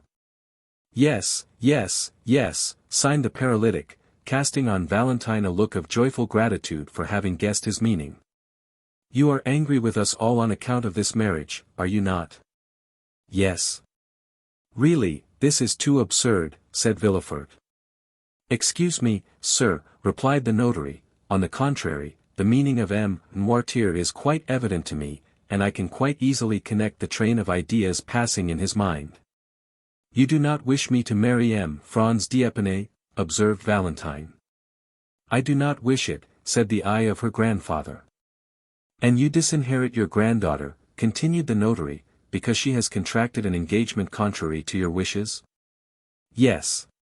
"So that, but for this marriage, she would have been your heir?" "Yes." There was a profound silence. The two notaries were holding a consultation as to the best means of proceeding with the affair. Valentine was looking at her grandfather with a smile of intense gratitude, and Villefort was biting his lips with vexation, while Madame de Villefort could not succeed in repressing an inward feeling of joy, which, in spite of herself, appeared in her whole countenance. "But," said Villefort, who was the first to break the silence, "I consider that I am the best judge of the propriety of the marriage in question. I am the only person possessing the right to dispose of my daughter's hand. It is my wish that she should marry M. Franz d'Épinay, and she shall marry him." Valentine sank weeping into a chair.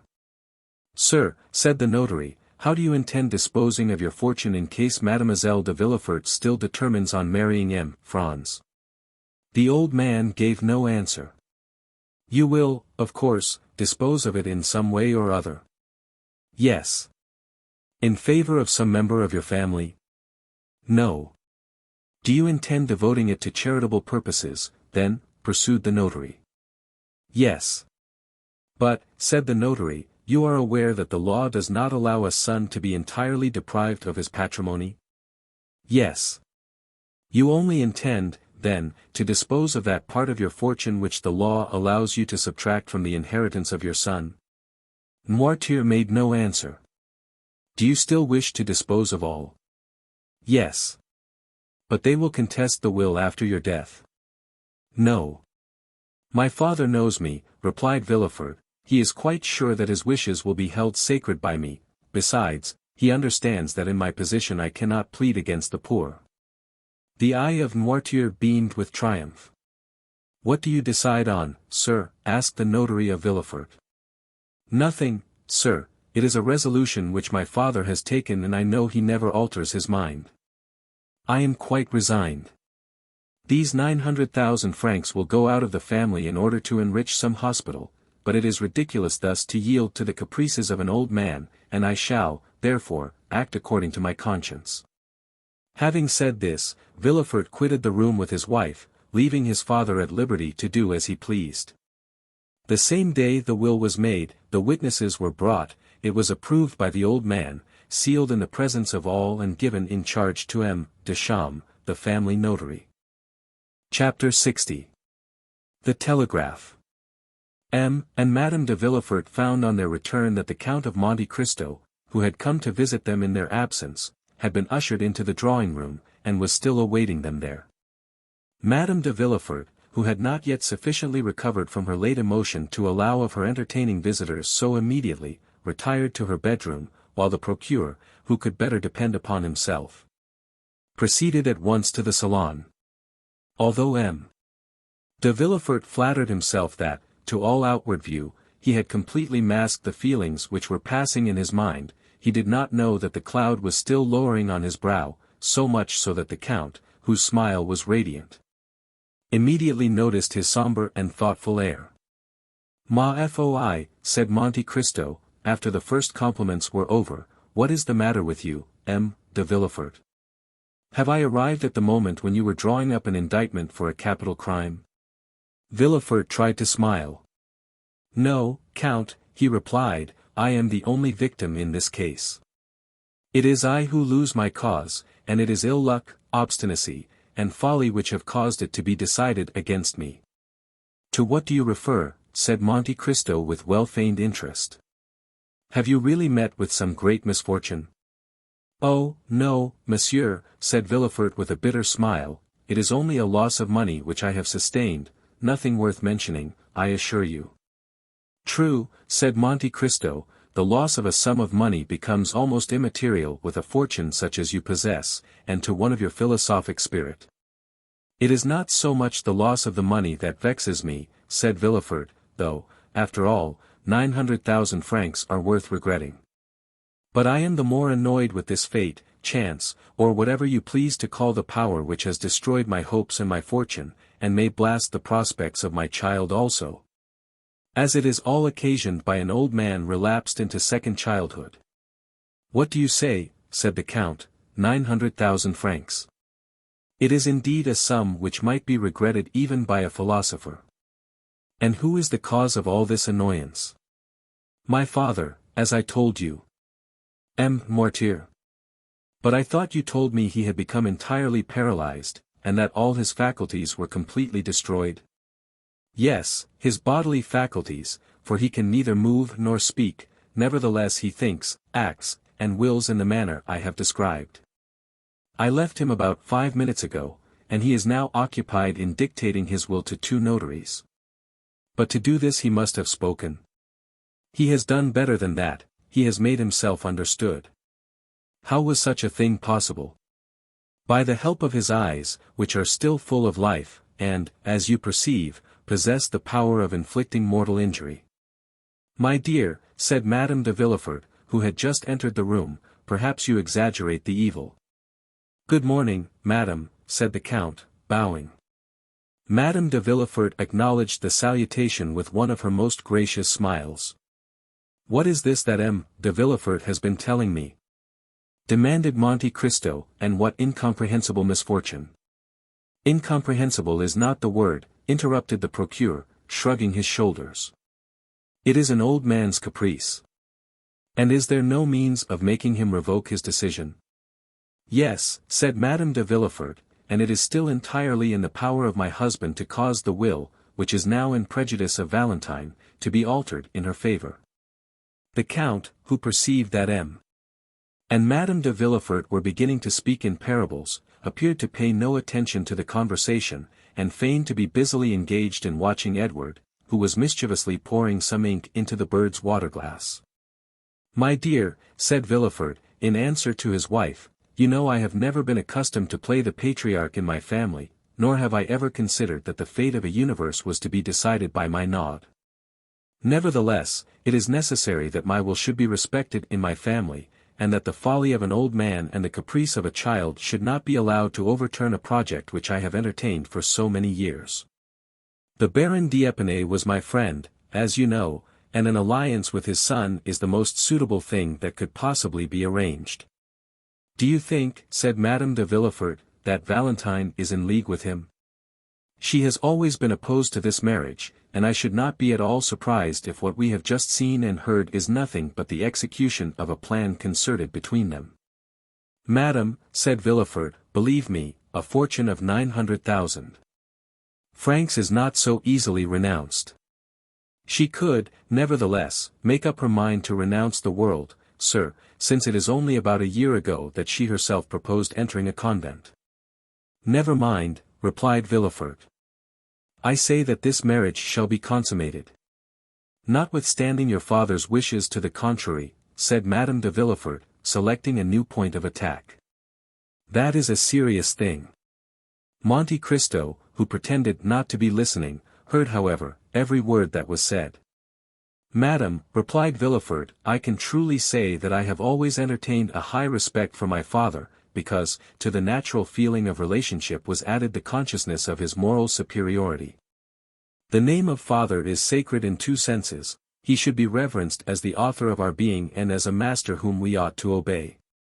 But, under the present circumstances, I am justified in doubting the wisdom of an old man who, because he hated the father, vents his anger on the son.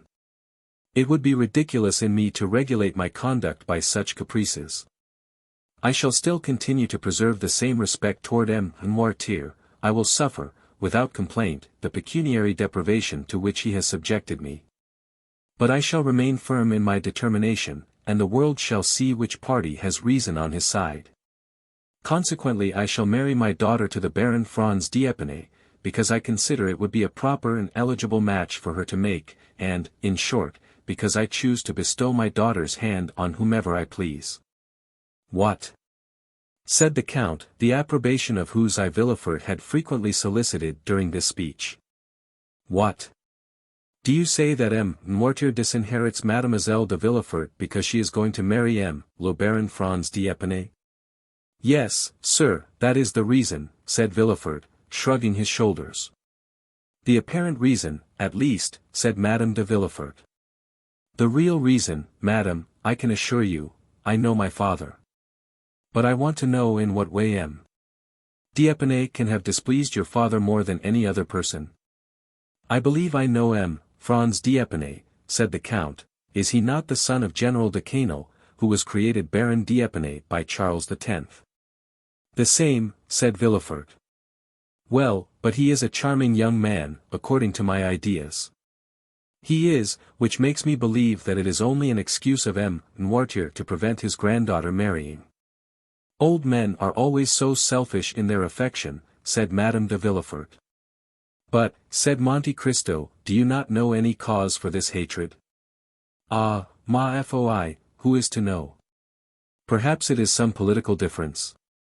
My father and the Baron d'Épinay lived in the stormy times of which I only saw the ending, said Villefort. Was not your father a Bonapartist? Asked Monte Cristo. I think I remember that you told me something of that kind. My father has been a Jacobin more than anything else, said Villefort, carried by his emotion beyond the bounds of prudence.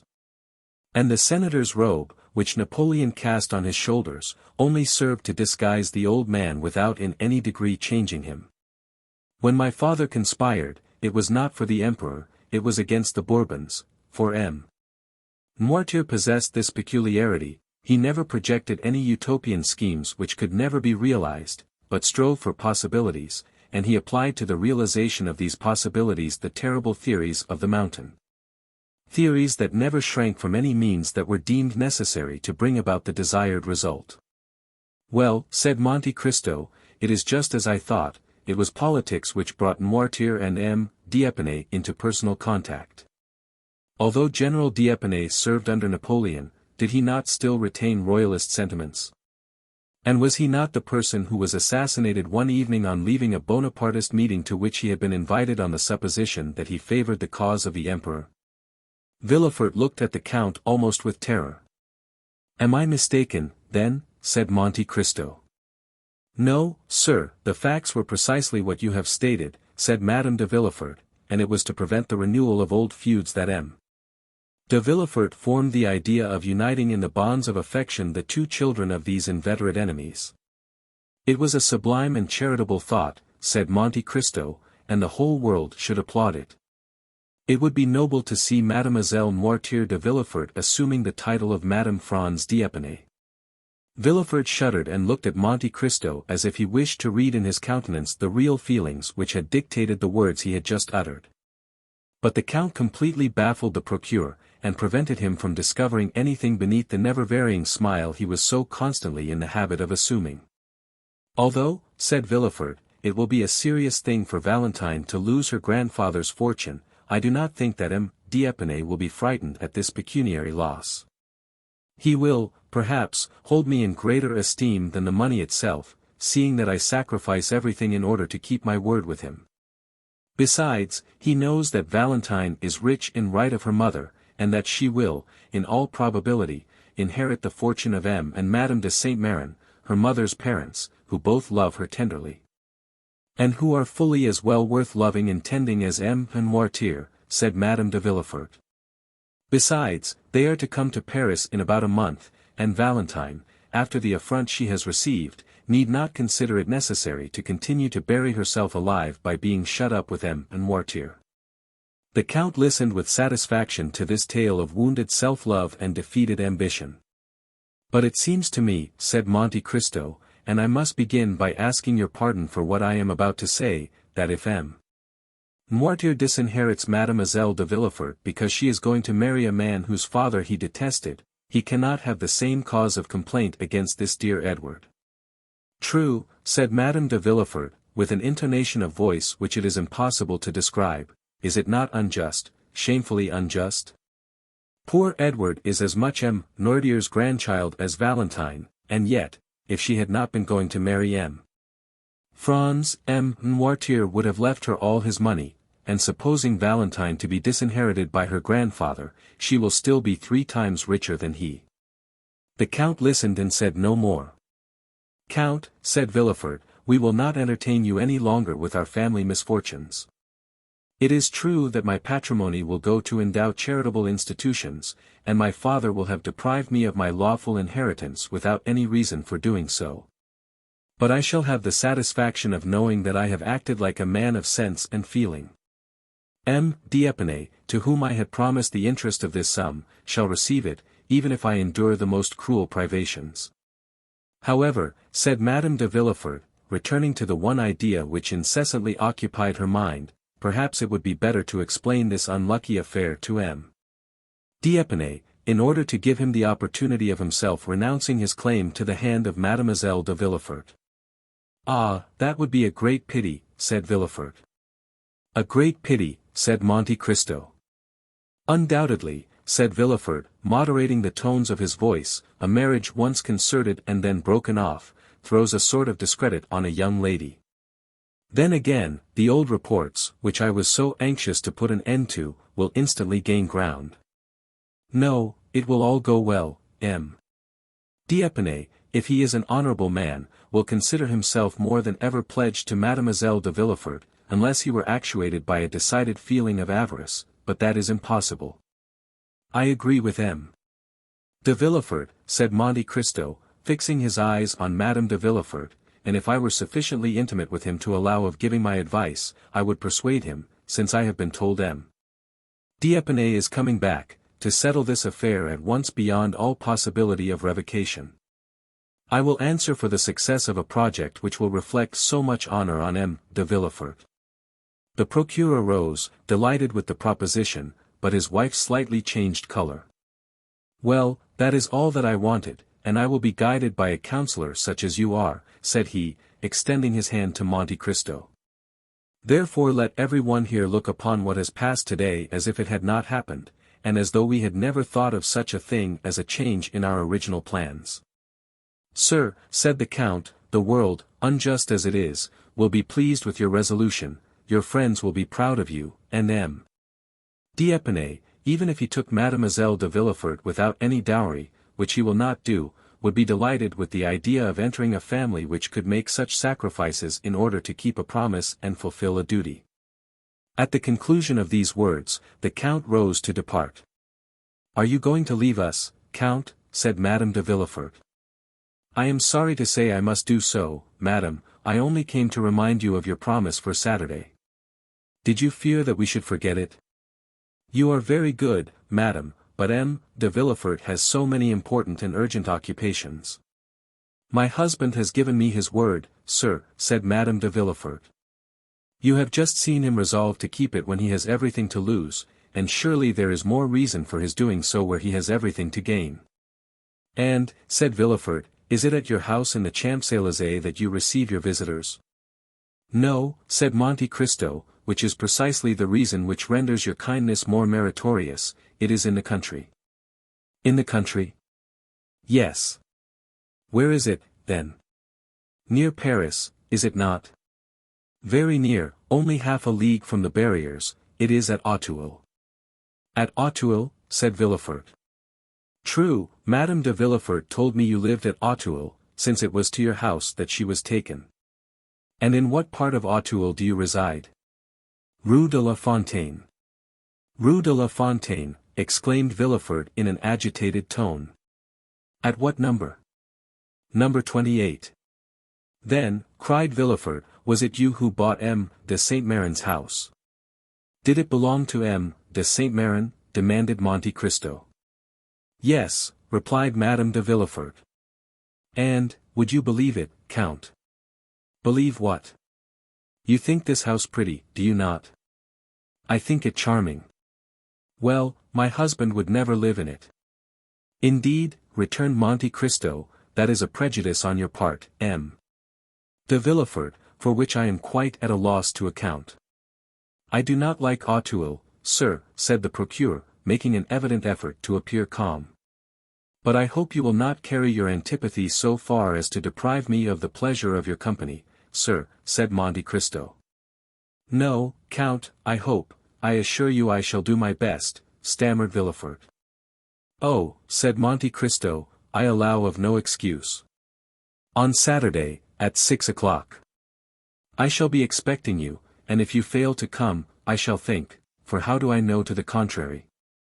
That this house, which has remained uninhabited for 20 years, must have some gloomy tradition or dreadful legend connected with it. I will come, Count, I will be sure to come, said Villefort eagerly. Thank you, said Monte Cristo. Now you must permit me to take my leave of you.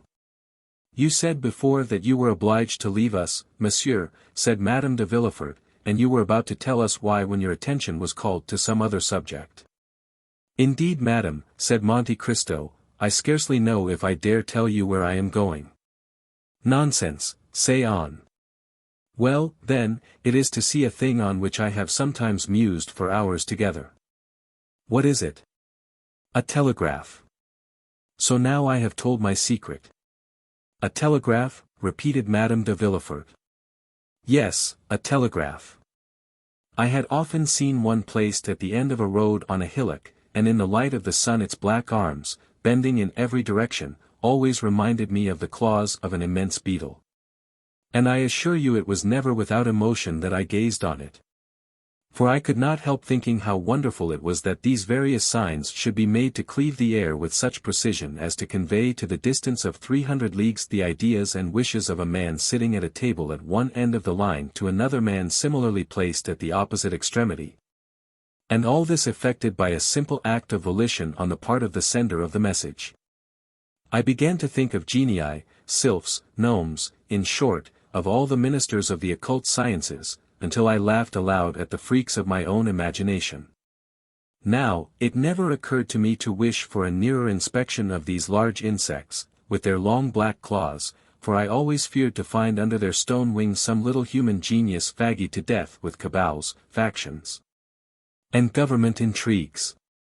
But one fine day I learned that the mover of this telegraph was only a poor wretch, hired for 1,200 francs a year, and employed all day, not in studying the heavens like an astronomer, or in gazing on the water like an angler, or even in enjoying the privilege of observing the country around him, but all his monotonous life was passed in watching his white-bellied, black-clawed fellow insect, 4 or 5 leagues distant from him.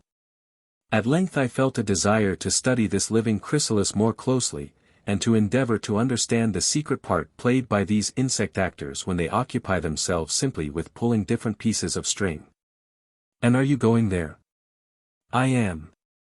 What telegraph do you intend visiting? That of the Home Department, or of the Observatory? Oh, no. I should find there people who would force me to understand things of which I would prefer to remain ignorant, and who would try to explain to me, in spite of myself, a mystery which even they do not understand. I should wish to keep my illusions concerning insects unimpaired, it is quite enough to have those dissipated which I had formed of my fellow creatures. I shall, therefore, not visit either of these telegraphs, but one in the open country where I shall find a good-natured simpleton, who knows no more than the machine he is employed to work. You are a singular man, said Villefort. What line would you advise me to study? The one that is most in use just at this time. The Spanish one, you mean, I suppose? Yes, should you like a letter to the minister that they might explain to you? No, said Monte Cristo. Since, as I told you before, I do not wish to comprehend it. The moment I understand it there will no longer exist a telegraph for me, it will be nothing more than a sign from M. Ducatel, or from M. Montalivet, transmitted to the prefect of Bayonne, mystified by two Greek words, tele, graphein. It is the insect with black claws, and the awful word which I wish to retain in my imagination in all its purity and all its importance. Go then. For in the course of 2 hours it will be dark, and you will not be able to see anything. Ma foi, you frighten me. Which is the nearest way? Bayonne? Yes, the road to Bayonne. And afterwards the road to Chatillon? Yes. By the Tower of Montelheri, you mean? Yes. Thank you. Goodbye. On Saturday I will tell you my impressions concerning the telegraph. At the door the Count was met by the two notaries, who had just completed the act which was to disinherit Valentine, and who were leaving under the conviction of having done a thing which could not fail of redounding considerably to their credit. Chapter 61. How a gardener may get rid of the dormice that eat his peaches. Not on the same night, as he had intended, but the next morning, the Count of Monte Cristo went out by the Barrière d'Offre, taking the road to Orleans.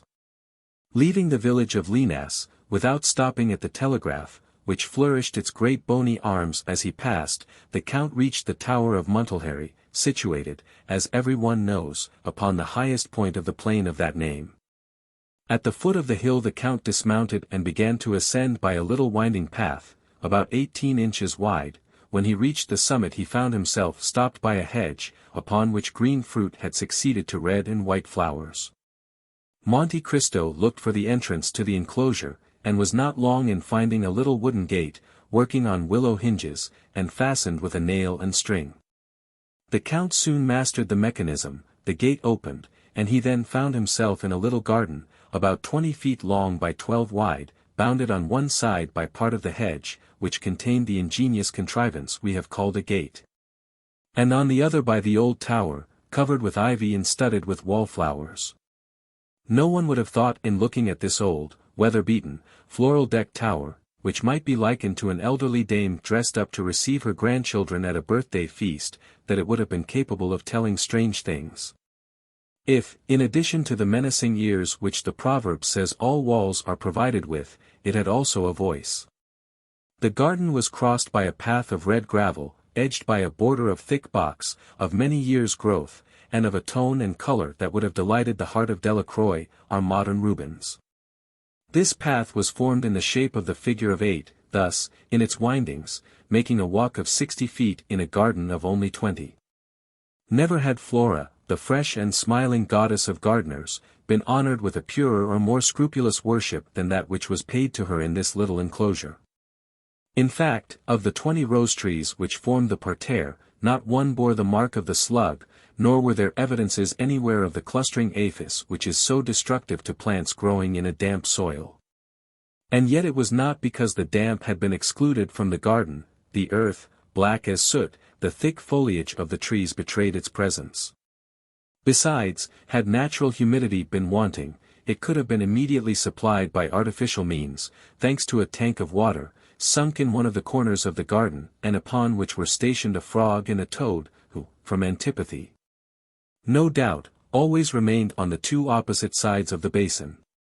There was not a blade of grass to be seen in the paths, or a weed in the flower beds. No fine lady ever trained and watered her geraniums, her cacti, and her rhododendrons, with more pains than this hitherto unseen gardener bestowed upon his little enclosure. Monte Cristo stopped after having closed the gate and fastened the string to the nail, and cast a look around. The man at the Telegraph, said he, must either engage a gardener or devote himself passionately to agriculture. Suddenly he struck against something crouching behind a wheelbarrow filled with leaves. The something rose, uttering an exclamation of astonishment, and Monte Cristo found himself facing a man about 50 years old, who was plucking strawberries, which he was placing upon grape leaves. He had 12 leaves and about as many strawberries, which, on rising suddenly, he let fall from his hand. "You are gathering your crop, sir," said Monte Cristo, smiling. "Excuse me, sir," replied the man, raising his hand to his cap. "I am not up there, I know, but I have only just come down." "Do not let me interfere with you in anything, my friend," said the count. "Gather your strawberries, if, indeed, there are any left." "I have 10 left," said the man, "for here are 11, and I had 21, 5 more than last year. But I am not surprised, the spring has been warm this year, and strawberries require heat, sir.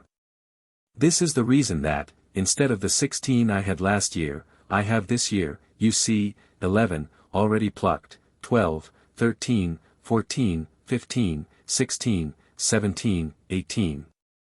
Ah, I missed 3, they were here last night, sir, I am sure they were here, I counted them. It must be the mere Simon's son who has stolen them, I saw him strolling about here this morning. Ah, the young rascal, stealing in a garden, he does not know where that may lead him to." "Certainly, it is wrong," said Monte Cristo, "but you should take into consideration the youth and greediness of the delinquent." "Of course," said the gardener, "but that does not make it the less unpleasant. But, sir, once more I beg pardon, perhaps you are an officer that I am detaining here." And he glanced timidly at the count's blue coat. "Calm yourself, my friend," said the count, with the smile which he made at will either terrible or benevolent, and which now expressed only the kindliest feeling. "I am not an inspector, but a traveller, brought here by a curiosity he half repents of, since he causes you to lose your time." "Ah, my time is not valuable," replied the man with a melancholy smile. "Still it belongs to government, and I ought not to waste it. But, having received the signal that I might rest for an hour," here he glanced at the sundial, for there was everything in the enclosure of Montelheri, even a sundial, and having 10 minutes before me, and my strawberries being ripe. "When a day longer, by the by, sir, do you think dormice eat them?" "Indeed, I should think not," replied Monte Cristo. "Dormice are bad neighbors for us who do not eat them preserved, as the Romans did." "What? Did the Romans eat them?" said the gardener. "Ate dormice?" "I have read so in Petronius," said the count. "Really? They can't be nice, though they do say, as fat as a dormouse. It is not a wonder they are fat, sleeping all day, and only waking to eat all night. Listen. Last year I had 4 apricots, they stole 1, I had 1 nectarine, only 1, well, sir, they ate half of it on the wall, a splendid nectarine, I never ate a better." "You ate it? That is to say, the half that was left, you understand." "It was exquisite, sir." "Ah, those gentlemen never choose the worst morsels, like mere Simon's son, who has not chosen the worst strawberries. But this year," continued the horticulturist, "I'll take care it shall not happen, even if I should be forced to sit by the whole night to watch when the strawberries are ripe." Monte Cristo had seen enough. Every man has a devouring passion in his heart, as every fruit has its worm, that of the telegraph man was horticulture. He began gathering the grape leaves which screened the sun from the grapes, and won the heart of the gardener. "Did you come here, sir, to see the telegraph?" he said. "Yes, if it isn't contrary to the rules." "Oh, no," said the gardener, "not in the least, since there is no danger that anyone can possibly understand what we are saying." "I have been told," said the count, "that you do not always yourselves understand the signals you repeat." "That is true, sir, and that is what I like best," said the man, smiling. "Why do you like that best?" "Because then I have no responsibility. I am a machine then, and nothing else, and so long as I work, nothing more is required of me." "Is it possible," said Monte Cristo to himself, "that I can have met with a man that has no ambition?" That would spoil my plans. Sir, said the gardener, glancing at the sundial, the 10 minutes are almost up, I must return to my post. Will you go up with me? I follow you. Monte Cristo entered the tower, which was divided into 3 stories. The tower contained implements, such as spades, rakes, watering pots, hung against the wall. This was all the furniture. The second was the man's conventional abode, or rather sleeping place. It contained a few poor articles of household furniture, a bed, a table, 2 chairs, a stone pitcher, and some dry herbs, hung up to the ceiling, which the Count recognized as sweet peas, and of which the good man was preserving the seeds. He had labeled them with as much care as if he had been master botanist in the Jardin des Plantes. Does it require much study to learn the art of telegraphing? Asked Monte Cristo. The study does not take long. It was acting as a supernumerary that was so tedious.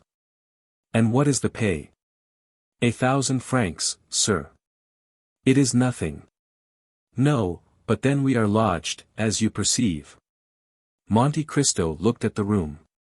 They passed to the 3rd story. It was the telegraph room.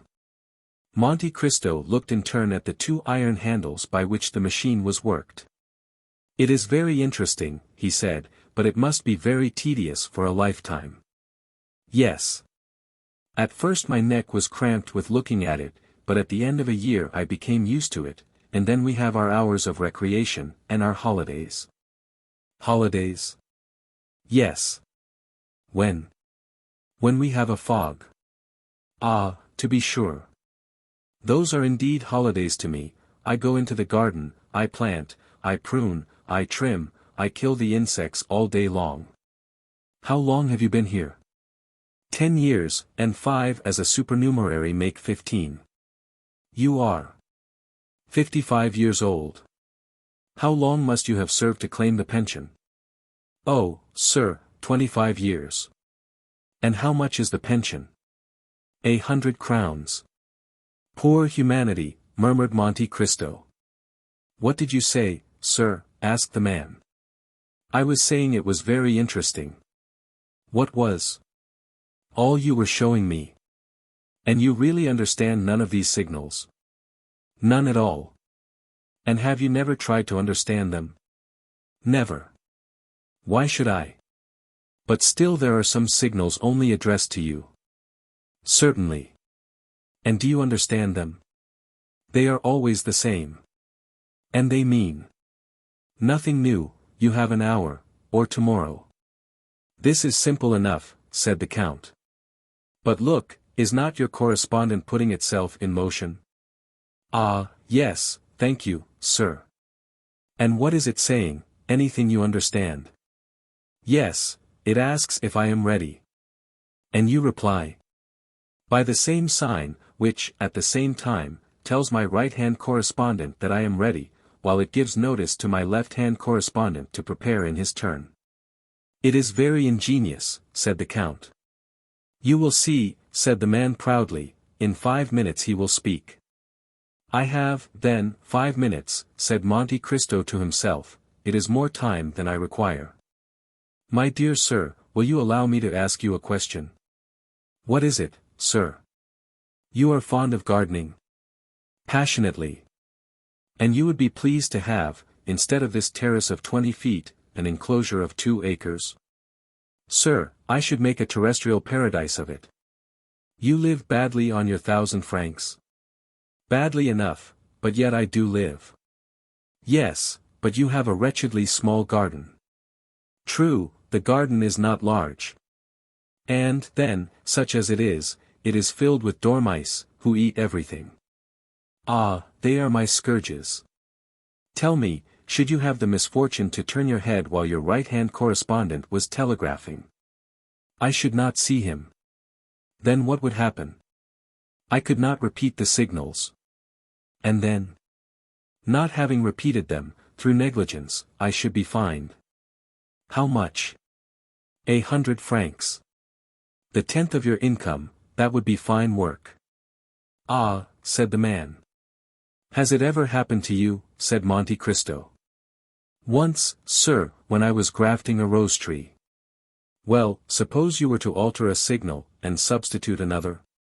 Ah, that is another case, I should be turned off, and lose my pension. 300 francs. 100 crowns, yes, sir. So you see that I am not likely to do any of these things. Not even for 15 years' wages. Come, it is worth thinking about.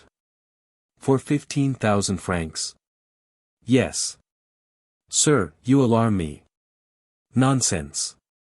Sir, you are tempting me. Just so. 15,000 francs, do you understand? Sir, let me see my right-hand correspondent. On the contrary, do not look at him, but at this. What is it? What? Do you not know these bits of paper? Banknotes. Exactly. There are 15 of them. And whose are they? Yours, if you like. Mine? Exclaimed the man, half suffocated. Yes, yours, your own property. Sir, my right-hand correspondent is signaling. Let him signal. Sir, you have distracted me, I shall be fined. That will cost you 100 francs, you see it is your interest to take my banknotes.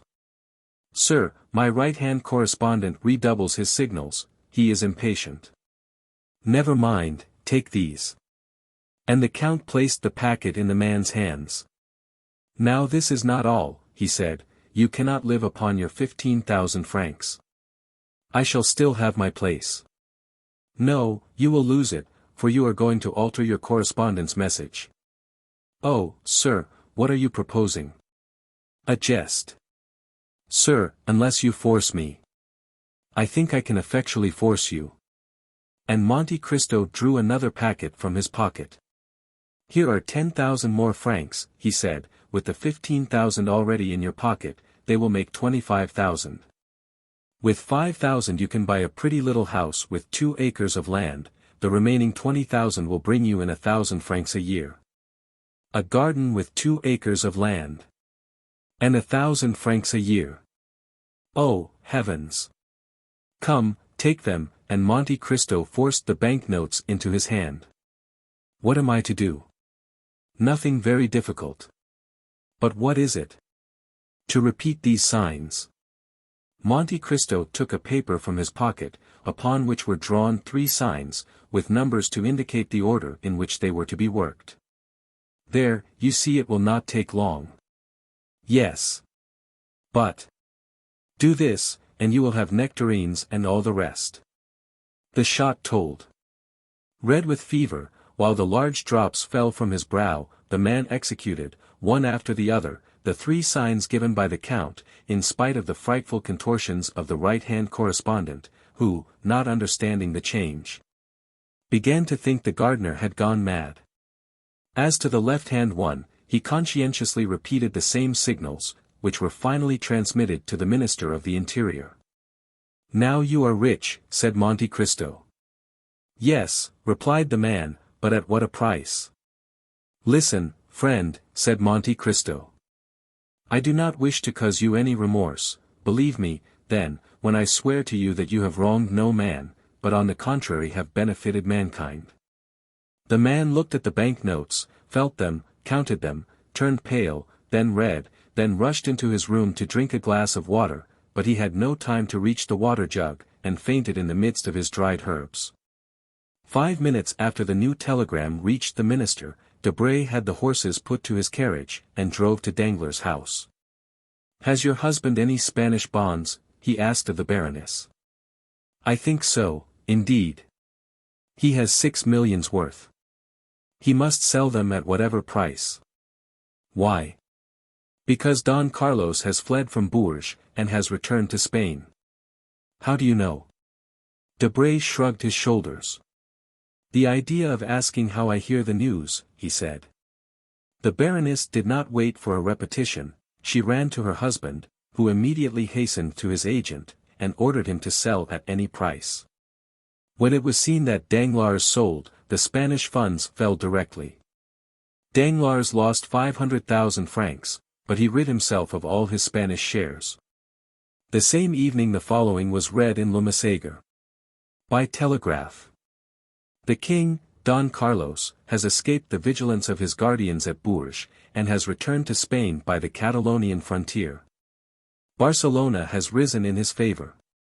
All that evening nothing was spoken of but the foresight of Danglars, who had sold his shares, and of the luck of the stock jobber, who only lost 500,000 francs by such a blow. Those who had kept their shares, or bought those of Danglars, looked upon themselves as ruined, and passed a very bad night. Next morning Le Moniteur contained the following.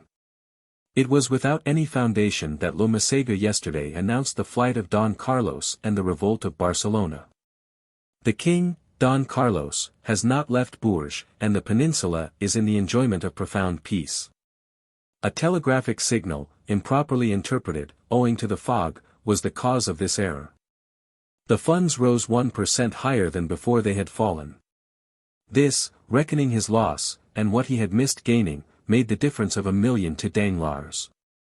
Good, said Monte Cristo to Morrel, who was at his house when the news arrived of the strange reverse of fortune of which Danglars had been the victim. I have just made a discovery for 25,000 francs.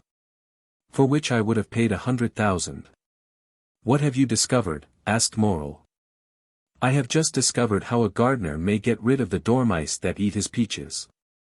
Chapter 62. Ghosts. At first sight, the exterior of the house at Auteuil gave no indications of splendor, nothing one would expect from the destined residence of the magnificent Count of Monte Cristo. But this simplicity was according to the will of its master, who positively ordered nothing to be altered outside. The splendor was within. Indeed, almost before the door opened, the scene changed. Bertuccio had outdone himself in the taste displayed in furnishing, and in the rapidity with which it was executed. It is told that the Duc d'Antin removed in a single night a whole avenue of trees that annoyed Louis XIV, in 3 days. Bertuccio planted an entirely bare court with poplars, large spreading sycamores to shade the different parts of the house, and in the foreground, instead of the usual paving stones, half hidden by the grass, there extended a lawn but that morning laid down, and upon which the water was yet glistening. For the rest, the orders had been issued by the Count. He himself had given a plan to Bertuccio, marking the spot where each tree was to be planted, and the shape and extent of the lawn which was to take the place of the paving stones. Thus the house had become unrecognizable, and Bertuccio himself declared that he scarcely knew it, encircled as it was by a framework of trees. The overseer would not have objected, while he was about it, to have made some improvements in the garden, but the Count had positively forbidden it to be touched. Bertuccio made amends, however, by loading the antechambers, staircases, and mantelpieces with flowers. What, above all, manifested the shrewdness of the steward, and the profound science of the master, the one in carrying out the ideas of the other, was that this house which appeared only the night before so sad and gloomy, impregnated with that sickly smell one can almost fancy to be the smell of time, had in a single day acquired the aspect of life, was scented with its master's favorite perfumes, and had the very light regulated according to his wish.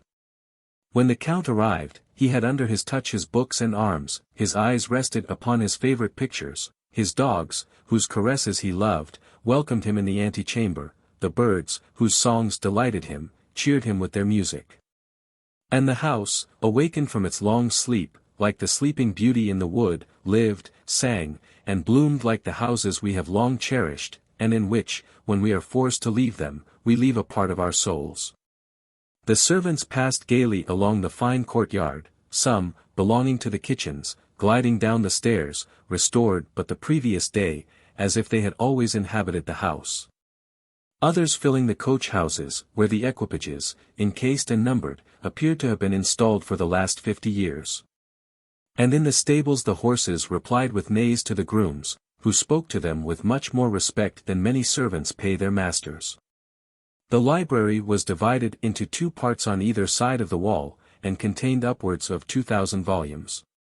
One division was entirely devoted to novels, and even the volume which had been published but the day before was to be seen in its place in all the dignity of its red and gold binding. On the other side of the house, to match with the library, was the conservatory, ornamented with rare flowers, that bloomed in china jars. And in the midst of the greenhouse, marvelous alike to sight and smell, was a billiard table which looked as if it had been abandoned during the past hour by players who had left the balls on the cloth. One chamber alone had been respected by the magnificent Bertuccio. Before this room, to which you could ascend by the grand, and go out by the back staircase, the servants passed with curiosity, and Bertuccio with terror. At 5 o'clock precisely, the Count arrived before the house at Auteuil, followed by Ali. Bertuccio was awaiting this arrival with impatience, mingled with uneasiness. He hoped for some compliments, while, at the same time, he feared to have frowns. Monte Cristo descended into the courtyard, walked all over the house, without giving any sign of approbation or pleasure, until he entered his bedroom, situated on the opposite side to the closed room. Then he approached a little piece of furniture, made of rosewood, which he had noticed at a previous visit. "That can only be to hold gloves," he said. "Will your Excellency deign to open it?" said the delighted Bertuccio, "and you will find gloves in it."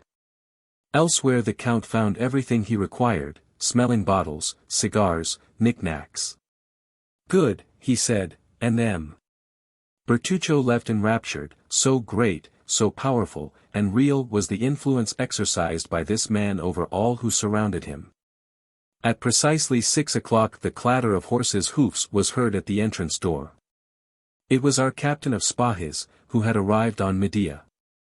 "I am sure I am the first," cried Morrel. "I did it on purpose to have you a minute to myself, before everyone came.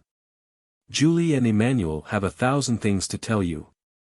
Ah, really this is magnificent. But tell me, Count, will your people take care of my horse? Do not alarm yourself, my dear Maximilian, they understand. I mean, because he wants petting. If you had seen at what a pace he came, like the wind." "I should think so, a horse that cost 5,000 francs, said Monte Cristo, in the tone which a father would use towards a son. "Do you regret them?" asked Morrel, with his open laugh. "I certainly not," replied the Count. "No. I should only regret if the horse had not proved good. It is so good, that I have distanced M. de Châteaurenaud, one of the best riders in France, and M. Debray, who both mount the minister's Arabians. And close on their heels are the horses of Madame Danglars, who always go at 6 leagues an hour." "Then they follow you?" asked Monte Cristo. "See, they are here." And at the same minute a carriage with smoking horses, accompanied by 2 mounted gentlemen, arrived at the gate, which opened before them. The carriage drove round, and stopped at the steps, followed by the horsemen. The instant Debray had touched the ground, he was at the carriage door. He offered his hand to the Baroness, who, descending, took it with a peculiarity of manner imperceptible to every one but Monte Cristo. But nothing escaped the Count's notice, and he observed a little note, passed with the facility that indicates frequent practice, from the hand of Madame Danglars to that of the minister's secretary. After his wife the banker descended, as pale as though he had issued from his tomb instead of his carriage. Madame Danglars threw a rapid and inquiring glance which could only be interpreted by Monte Cristo, around the courtyard, over the peristyle, and across the front of the house, then, repressing a slight emotion, which must have been seen on her countenance if she had not kept her color, she ascended the steps, saying to Morrel, "Sir, if you were a friend of mine, I should ask you if you would sell your horse." Morrel smiled with an expression very like a grimace, and then turned round to Monte Cristo, as if to ask him to extricate him from his embarrassment. The Count understood him. "Ah, madam," he said, "why did you not make that request of me?" "With you, sir," replied the Baroness, "one can wish for nothing, one is so sure to obtain it." "If it were so with M. Morrel." "Unfortunately," replied the Count, "I am witness that M. Morrel cannot give up his horse, his honor being engaged in keeping it." "How so?"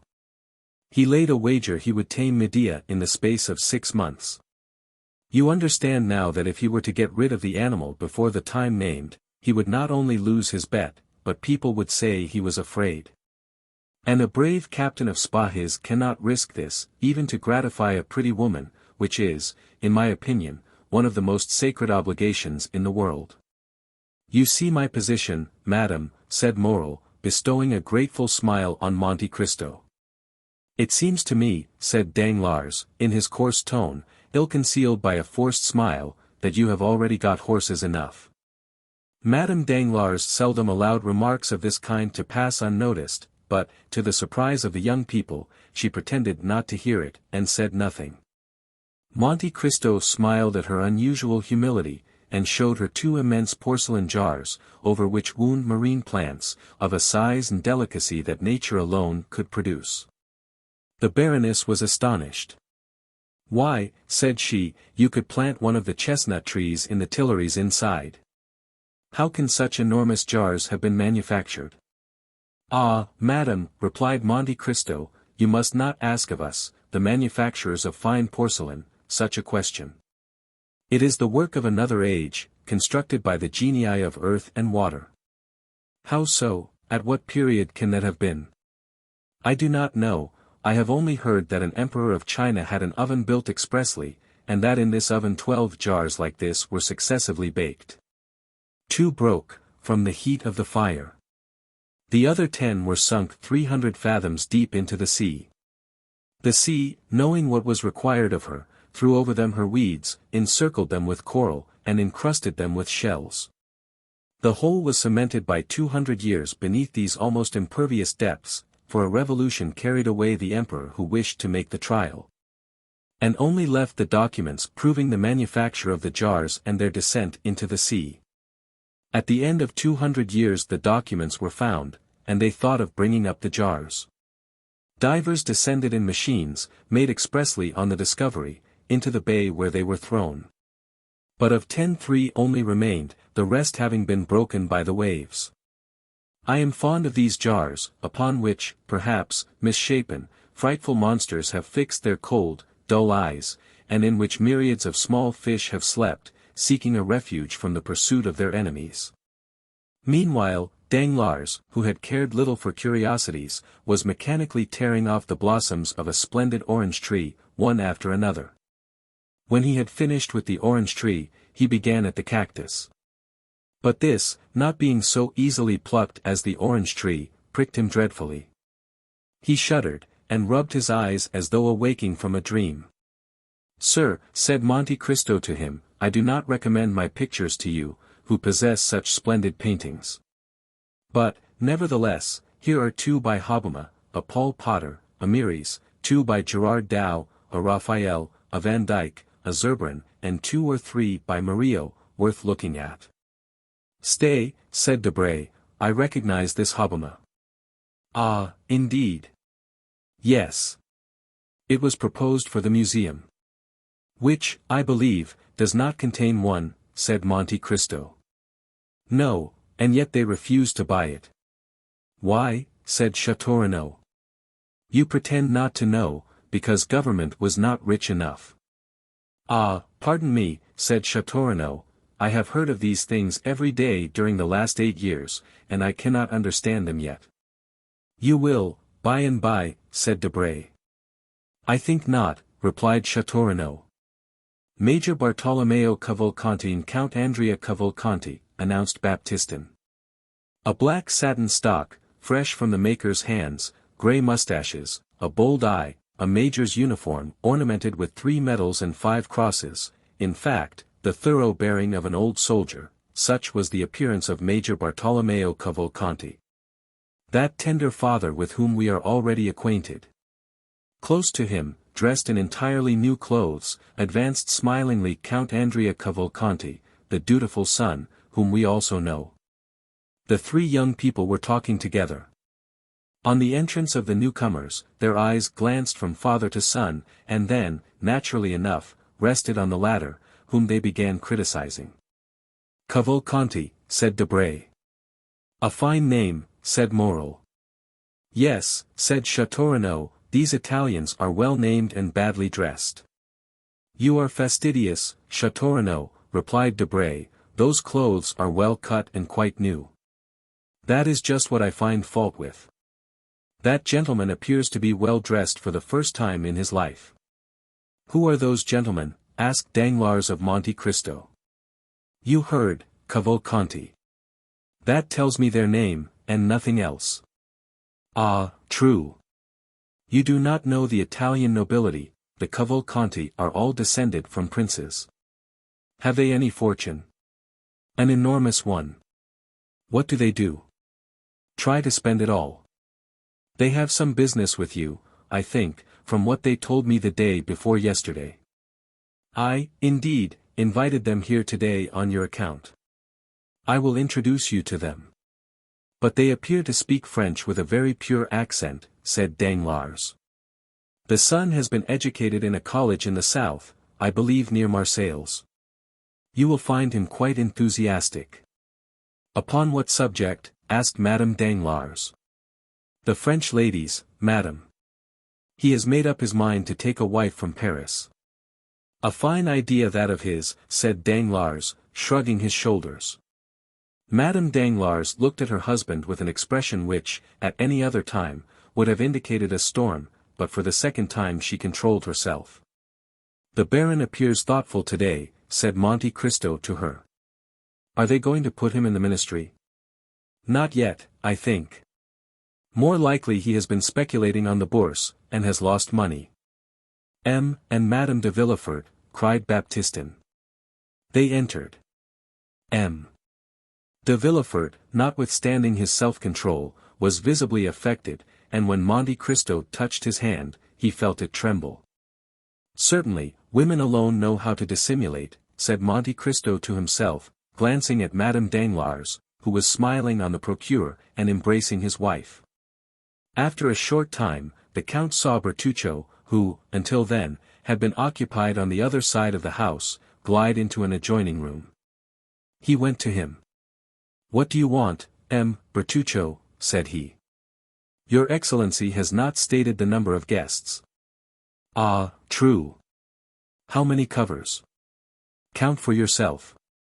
Is everyone here, Your Excellency? Yes. Bertuccio glanced through the door, which was ajar. The Count watched him. Good heavens, he exclaimed. What is the matter? Said the Count. That woman. Which? The one with a white dress and so many diamonds, the fair one. Madame Danglars? I do not know her name, but it is she, sir, it is she. Whom do you mean? The woman of the garden, she that was ancient, she who was walking while she waited for. Bertuccio stood at the open door, with his eyes starting and his hair on end. Waiting for whom? Bertuccio, without answering, pointed to Villefort with something of the gesture Macbeth uses to point out Banquo. Oh, he at length muttered, do you see? What? Who? Him. Him, de Villefort, the king's attorney. Certainly I see him. Then I did not kill him. Really, I think you are going mad, good Bertuccio, said the Count. Then he is not dead. No, you see plainly he is not dead. Instead of striking between the sixth and seventh left ribs, as your countrymen do, you must have struck higher or lower, and life is very tenacious in these lawyers. Or rather there is no truth in anything you have told me, it was a fright of the imagination, a dream of your fancy. You went to sleep full of thoughts of vengeance, they weighed heavily upon your stomach, you had the nightmare, that's all. Come, calm yourself, and reckon them up, and Madame de Villefort, 2, and Madame Danglars, 4, de Château, Debray, Morel, 7, Major Bartolomeo Cavalcanti, 8. 8, repeated Bertuccio. Stop. You are in a shocking hurry to be off, you forget one of my guests. Lean a little to the left. Stay. Look at Andrea Cavalcanti, the young man in a black coat, looking at Murillo's Madonna, now he is turning. This time Bertuccio would have uttered an exclamation, had not a look from Monte Cristo silenced him. Benedetto, he muttered, fatality. 6:30 has just struck, Bertuccio, said the Count severely, I ordered dinner at that hour, and I do not like to wait." And he returned to his guests, while Bertuccio, leaning against the wall, succeeded in reaching the dining room. 5 minutes afterwards the doors of the drawing-room were thrown open, and Bertuccio appearing said, with a violent effort, "The dinner waits." The Count of Monte Cristo offered his arm to Madame de Villefort. "M. de Villefort," he said, "will you conduct the Baroness Danglars?" Villefort complied, and they passed on to the dining-room. Chapter 63. The dinner. It was evident that one sentiment affected all the guests on entering the dining-room. Each one asked what strange influence had brought them to this house, and yet astonished, even uneasy though they were, they still felt that they would not like to be absent. The recent events, the solitary and eccentric position of the Count, his enormous, nay, almost incredible fortune, should have made men cautious. And have altogether prevented ladies visiting a house where there was no one of their own sex to receive them. And yet curiosity had been enough to lead them to overleap the bounds of prudence and decorum. And all present, even including Cavalcanti and his son, notwithstanding the stiffness of the one and the carelessness of the other, were thoughtful, on finding themselves assembled at the house of this incomprehensible man. Madame Danglars had started when Villefort, on the Count's invitation, offered his arm, and Villefort felt that his glance was uneasy beneath his gold spectacles, when he felt the arm of the Baroness press upon his own. None of this had escaped the Count, and even by this mere contact of individuals the scene had already acquired considerable interest for an observer. M. de Villefort had on the right hand Madame Danglars, on his left Morel. The Count was seated between Madame de Villefort and Danglars, the other seats were filled by Debray, who was placed between the two Cavalcanti, and by Château, seated between Madame de Villefort and Morel. The repast was magnificent. Monte Cristo had endeavored completely to overturn the Parisian ideas, and to feed the curiosity as much as the appetite of his guests. It was an oriental feast that he offered to them, but of such a kind as the Arabian fairies might be supposed to prepare. Every delicious fruit that the 4 quarters of the globe could provide was heaped in vases from China and jars from Japan. Rare birds, retaining their most brilliant plumage, enormous fish, spread upon massive silver dishes, together with every wine produced in the archipelago, Asia Minor, or the Cape, sparkling in bottles, whose grotesque shape seemed to give an additional flavor to the draught. All these, like one of the displays with which Apicius of old gratified his guests, passed in review before the eyes of the astonished Parisians, who understood that it was possible to expend 1,000 louis upon a dinner for 10 persons, but only on the condition of eating pearls, like Cleopatra, or drinking refined gold, like Lorenzo de Medici. Monte Cristo noticed the general astonishment, and began laughing and joking about it. "Gentlemen," he said, "you will admit that, when arrived at a certain degree of fortune, the superfluities of life are all that can be desired. And the ladies will allow that, after having risen to a certain eminence of position, the ideal alone can be more exalted.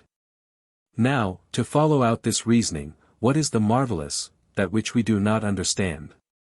What is it that we really desire? That which we cannot obtain. Now, to see things which I cannot understand, to procure impossibilities, these are the study of my life. I gratify my wishes by 2 means, my will and my money. I take as much interest in the pursuit of some whim as you do, M. Danglars, in promoting a new railway line, you, M. de Villefort, in condemning a culprit to death, you, M. Debray, in pacifying a kingdom, you, M. de Château, in pleasing a woman, and you, Morel, in breaking a horse that no one can ride. For example, you see these 2 fish, one brought from 50 leagues beyond St. Petersburg, the other 5 leagues from Naples. Is it not amusing to see them both on the same table? What are the 2 fish? Asked Danglars. M. Château, who has lived in Russia, will tell you the name of one, and Major Cavalcanti, who is an Italian, will tell you the name of the other. This one is, I think, a sterlet, said Château. And that one, if I mistake not, a lamprey. Just so. Now, M. Danglars, ask these gentlemen where they are caught. Sterlets, said Château, are only found in the Volga. And, said Cavalcanti, I know that Lake Fusaro alone supplies lampreys of that size. Exactly, one comes from the Volga, and the other from Lake Fusaro. Impossible, cried all the guests simultaneously. Well, this is just what amuses me, said Monte Cristo. I am like Nero, Cupiter Impossibilium, and that is what is amusing you at this moment. This fish, which seems so exquisite to you, is very likely no better than perch or salmon. But it seemed impossible to procure it, and here it is. But how could you have these fish brought to France? Oh, nothing more easy. Each fish was brought over in a cask, one filled with river herbs and weeds, the other with rushes and lake plants. They were placed in a wagon built on purpose, and thus the sterlet lived 12 days, the lamprey 8, and both were alive when my cook seized them, killing one with milk and the other with wine. You do not believe me, Danglars. I cannot help doubting, answered Danglars with his stupid smile. Baptistin, said the count, have the other fish brought in, the sterlet and the lamprey which came in the other casks, and which are yet alive. Danglars opened his bewildered eyes, the company clapped their hands. For servants carried in 2 casks covered with aquatic plants, and in each of which was breathing a fish similar to those on the table. But why have 2 of each sort? Asked Danglars. Merely because one might have died, carelessly answered Monte Cristo. You are certainly an extraordinary man, said Danglars, and philosophers may well say it is a fine thing to be rich. And to have ideas, added Madame Danglars. Oh, do not give me credit for this, madam. It was done by the Romans, who much esteemed them, and Pliny relates that they sent slaves from Ostia to Rome, who carried on their heads fish which he calls the mulus, and which, from the description, must probably be the goldfish. It was also considered a luxury to have them alive, it being an amusing sight to see them die, for, when dying, they change color 3 or 4 times, and like the rainbow when it disappears, pass through all the prismatic shades. After which they were sent to the kitchen. Their agony formed part of their merit, if they were not seen alive, they were despised when dead. Yes, said Debray, but then Ostia is only a few leagues from Rome. True, said Monte Cristo. But what would be the use of living 1800 years after Lucullus, if we can do no better than he could? The 2 Cavalcanti opened their enormous eyes, but had the good sense not to say anything. All this is very extraordinary, said Château, still, what I admire the most, I confess, is the marvelous promptitude with which your orders are executed. Is it not true that you only bought this house 5 or 6 days ago? Certainly not longer. Well, I am sure it is quite transformed since last week. If I remember rightly, it had another entrance, and the courtyard was paved and empty. While today we have a splendid lawn, bordered by trees which appear to be 100 years old. Why not? I am fond of grass and shade, said Monte Cristo. Yes, said Madame de Villefort, the door was towards the road before, and on the day of my miraculous escape you brought me into the house from the road, I remember. Yes, madam, said Monte Cristo.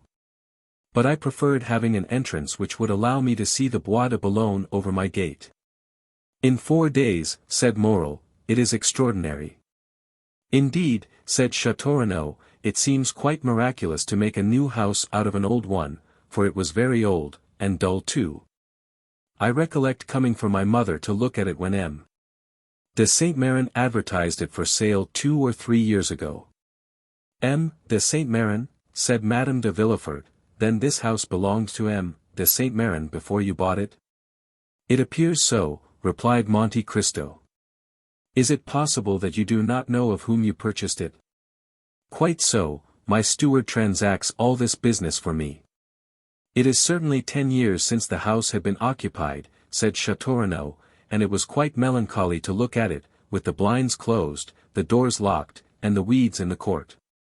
Really, if the house had not belonged to the father-in-law of the procureur, one might have thought it some accursed place where a horrible crime had been committed. Villefort, who had hitherto not tasted the 3 or 4 glasses of rare wine which were placed before him, here took one, and drank it off. Monte Cristo allowed a short time to elapse, and then said, "It is singular, Baron, but the same idea came across me the first time I came here. It looked so gloomy I should never have bought it if my steward had not taken the matter into his own hands. Perhaps the fellow had been bribed by the notary." "It is probable," stammered out Villefort, trying to smile. "But I can assure you that I had nothing to do with any such proceeding. This house is part of Valentine's marriage portion, and M. de Saint-Meran wished to sell it. For if it had remained another year or 2 uninhabited it would have fallen to ruin." It was Morel's turn to become pale. "There was, above all, one room," continued Monte Cristo, "very plain in appearance, hung with red damask, which, I know not why, appeared to me quite dramatic." "Why so?" said Danglars, "why dramatic?" "Can we account for instinct?" said Monte Cristo. "Are there not some places where we seem to breathe sadness? Why, we cannot tell. It is a chain of recollections, an idea which carries you back to other times, to other places, which, very likely, have no connection with the present time and place. And there is something in this room which reminds me forcibly of the chamber of the Marquise de Ganges or Desdemona. Stay, since we have finished dinner, I will show it to you, and then we will take coffee in the garden. After dinner, the play." Monte Cristo looked inquiringly at his guests. Madame de Villefort rose, Monte Cristo did the same, and the rest followed their example. Villefort and Madame Danglars remained for a moment, as if rooted to their seats. They questioned each other with vague and stupid glances. "Did you hear?" said Madame Danglars. "We must go," replied Villefort, offering his arm. The others, attracted by curiosity, were already scattered in different parts of the house. For they thought the visit would not be limited to the one room, and that, at the same time, they would obtain a view of the rest of the building, of which Monte Cristo had created a palace. Each one went out by the open doors. Monte Cristo waited for the 2 who remained. Then, when they had passed, he brought up the rear, and on his face was a smile, which, if they could have understood it, would have alarmed them much more than a visit to the room they were about to enter. They began by walking through the apartments, many of which were fitted up in the Eastern style, with cushions and divans instead of beds, and pipes instead of furniture. The drawing rooms were decorated with the rarest pictures by the old masters, the boudoirs hung with draperies from China, of fanciful colors, fantastic design, and wonderful texture. At length they arrived at the famous room. There was nothing particular about it, excepting that, although daylight had disappeared, it was not lighted, and everything in it was old-fashioned, while the rest of the rooms had been redecorated. These 2 causes were enough to give it a gloomy aspect. "Oh," cried Madame de Villefort, "it is really frightful." Madame Danglars tried to utter a few words, but was not heard. Many observations were made, the import of which was a unanimous opinion that there was something sinister about the room.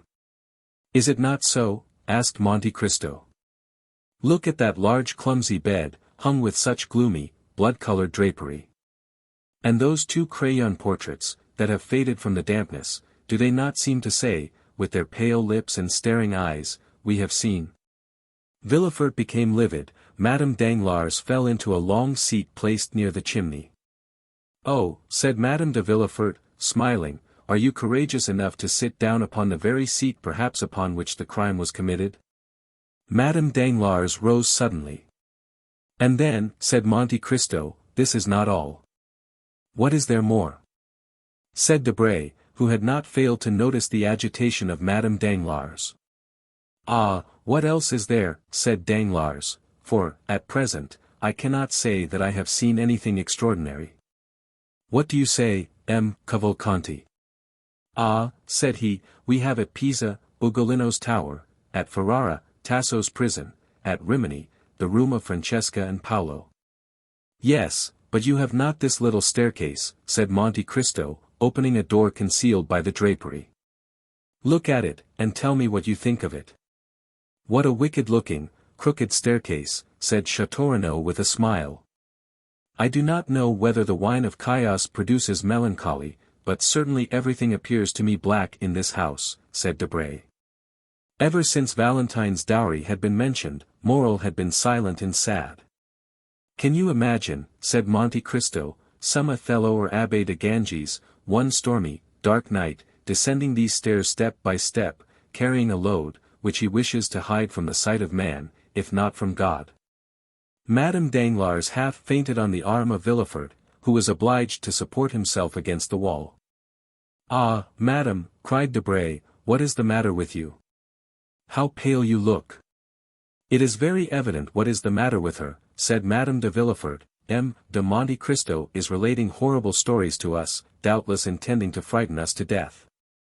Yes, said Villefort, really, Count, you frighten the ladies. What is the matter? Asked Debray, in a whisper, of Madame Danglars. Nothing, she replied with a violent effort.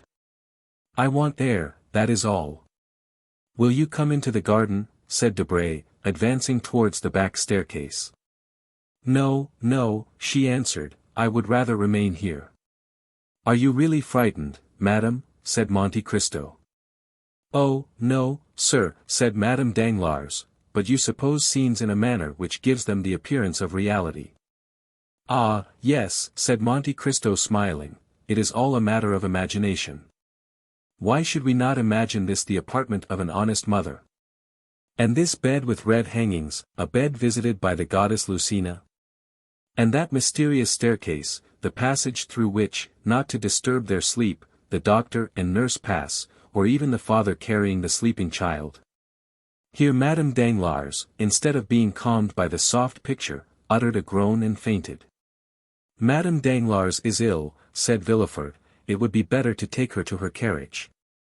Oh, mon Dieu, said Monte Cristo, and I have forgotten my smelling bottle. I have mine, said Madame de Villefort. And she passed over to Monte Cristo a bottle full of the same kind of red liquid whose good properties the Count had tested on Edward. Ah, said Monte Cristo, taking it from her hand. Yes, she said, at your advice I have made the trial. And have you succeeded? I think so. Madame Danglars was carried into the adjoining room, Monte Cristo dropped a very small portion of the red liquid upon her lips, she returned to consciousness. Ah, she cried, what a frightful dream. Villefort pressed her hand to let her know it was not a dream. They looked for M. Danglars, but, as he was not especially interested in poetical ideas, he had gone into the garden, and was talking with Major Cavalcanti on the projected railway from Leghorn to Florence. Monte Cristo seemed in despair. He took the arm of Madame Danglars, and conducted her into the garden, where they found Danglars taking coffee between the Cavalcanti. Really, madam, he said, did I alarm you much? Oh, no, sir, she answered. But you know, things impress us differently, according to the mood of our minds. Villefort forced a laugh. And then, you know, he said, an idea, a supposition, is sufficient. Well, said Monte Cristo, you may believe me if you like, but it is my opinion that a crime has been committed in this house. Take care, said Madame de Villefort, the king's attorney is here. Ah, replied Monte Cristo, since that is the case, I will take advantage of his presence to make my declaration. Your declaration? Said Villefort. Yes, before witnesses. Oh, this is very interesting, said Debray. If there really has been a crime, we will investigate it. There has been a crime, said Monte Cristo. Come this way, gentlemen, come M. Villefort, for a declaration to be available, should be made before the competent authorities. He then took Villefort's arm, and, at the same time, holding that of Madame Danglars under his own, he dragged the procureur to the plantain tree, where the shade was thickest. All the other guests followed. Stay, said Monte Cristo, here, in this very spot, and he stamped upon the ground, I had the earth dug up and fresh mold put in, to refresh these old trees.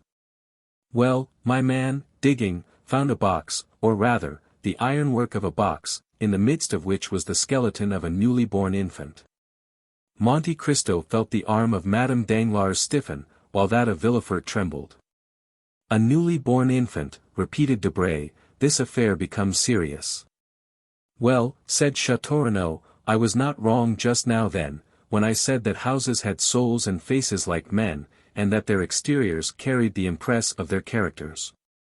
This house was gloomy because it was remorseful because it concealed a crime."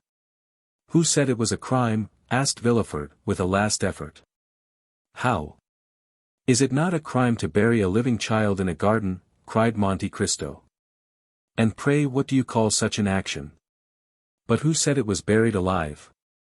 Why bury it there if it were dead? This garden has never been a cemetery." "What is done to infanticides in this country?" asked Major Cavalcanti innocently. "Oh, their heads are soon cut off," said Danglars.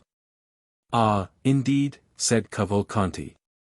"I think so, am I not right, M. de Villefort?" asked Monte Cristo. "Yes, Count," replied Villefort, in a voice now scarcely human. Monte Cristo, seeing that the two persons for whom he had prepared this scene could scarcely endure it, and not wishing to carry it too far, said, "Come, gentlemen, some coffee, we seem to have forgotten it." And he conducted the guests back to the table on the lawn. "Indeed, Count," said Madame Danglars, "I am ashamed to own it, but all your frightful stories have so upset me, that I must beg you to let me sit down," and she fell into a chair. Monte Cristo bowed, and went to Madame de Villefort. "I think Madame Danglars again requires your bottle," he said. But before Madame de Villefort could reach her friend the procureur had found time to whisper to Madame Danglars, "I must speak to you." "When?" "Tomorrow." "Where?" "In my office, or in the court, if you like, that is the surest place." "I will be there." At this moment Madame de Villefort approached. "Thanks, my dear friend," said Madame Danglars, trying to smile, "it is over now, and I am much better." Chapter 64. The Beggar. The evening passed on. Madame de Villefort expressed a desire to return to Paris, which Madame Danglars had not dared to do, notwithstanding the uneasiness she experienced. On his wife's request, M. de Villefort was the first to give the signal of departure. He offered a seat in his landau to Madame Danglars, that she might be under the care of his wife. As for M. Danglars, absorbed in an interesting conversation with M. Cavalcanti, he paid no attention to anything that was passing.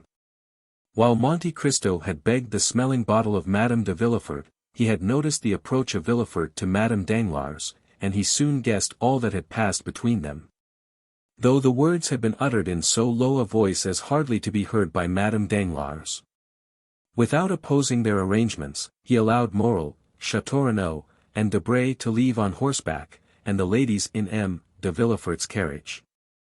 Danglars, more and more delighted with Major Cavalcanti, had offered him a seat in his carriage. Andrea Cavalcanti found his tilbury waiting at the door. The groom, in every respect a caricature of the English fashion, was standing on tiptoe to hold a large iron grey horse. Andrea had spoken very little during dinner. He was an intelligent lad, and he feared to utter some absurdity before so many grand people, amongst whom, with dilating eyes, he saw the king's attorney. Then he had been seized upon by Danglars, who, with a rapid glance at the stiff-necked old major and his modest son, and taking into consideration the hospitality of the count, made up his mind that he was in the society of some nabob come to Paris to finish the worldly education of his heir. He contemplated with unspeakable delight the large diamond which shone on the major's little finger, for the major, like a prudent man, in case of any accident happening to his banknotes, had immediately converted them into an available asset. Then, after dinner, on the pretext of business, he questioned the father and son upon their mode of living. And the father and son, previously informed that it was through Danglars the one was to receive his 48,000 francs and the other 50,000 livres annually, were so full of affability that they would have shaken hands even with the banker's servants. So much did their gratitude need an object to expend itself upon. One thing above all the rest heightened the respect, nay almost the veneration, of Danglars for Cavalcanti. The latter, faithful to the principle of Horace, nil admirari, had contented himself with showing his knowledge by declaring in what lake the best lampreys were caught. Then he had eaten some without saying a word more. Danglars, therefore, concluded that such luxuries were common at the table of the illustrious descendant of the Cavalcanti, who most likely in Lucca fed upon trout brought from Switzerland, and lobsters sent from England. By the same means used by the Count to bring the lampreys from Lake Fusaro, and the sterlet from the Volga. Thus it was with much politeness of manner that he heard Cavalcanti pronounce these words, "Tomorrow, sir, I shall have the honor of waiting upon you on business." "And I, sir," said Danglars, "shall be most happy to receive you." Upon which he offered to take Cavalcanti in his carriage to the Hôtel des Princes, if it would not be depriving him of the company of his son. To this Cavalcanti replied by saying that for some time past his son had lived independently of him, that he had his own horses and carriages, and that not having come together, it would not be difficult for them to leave separately.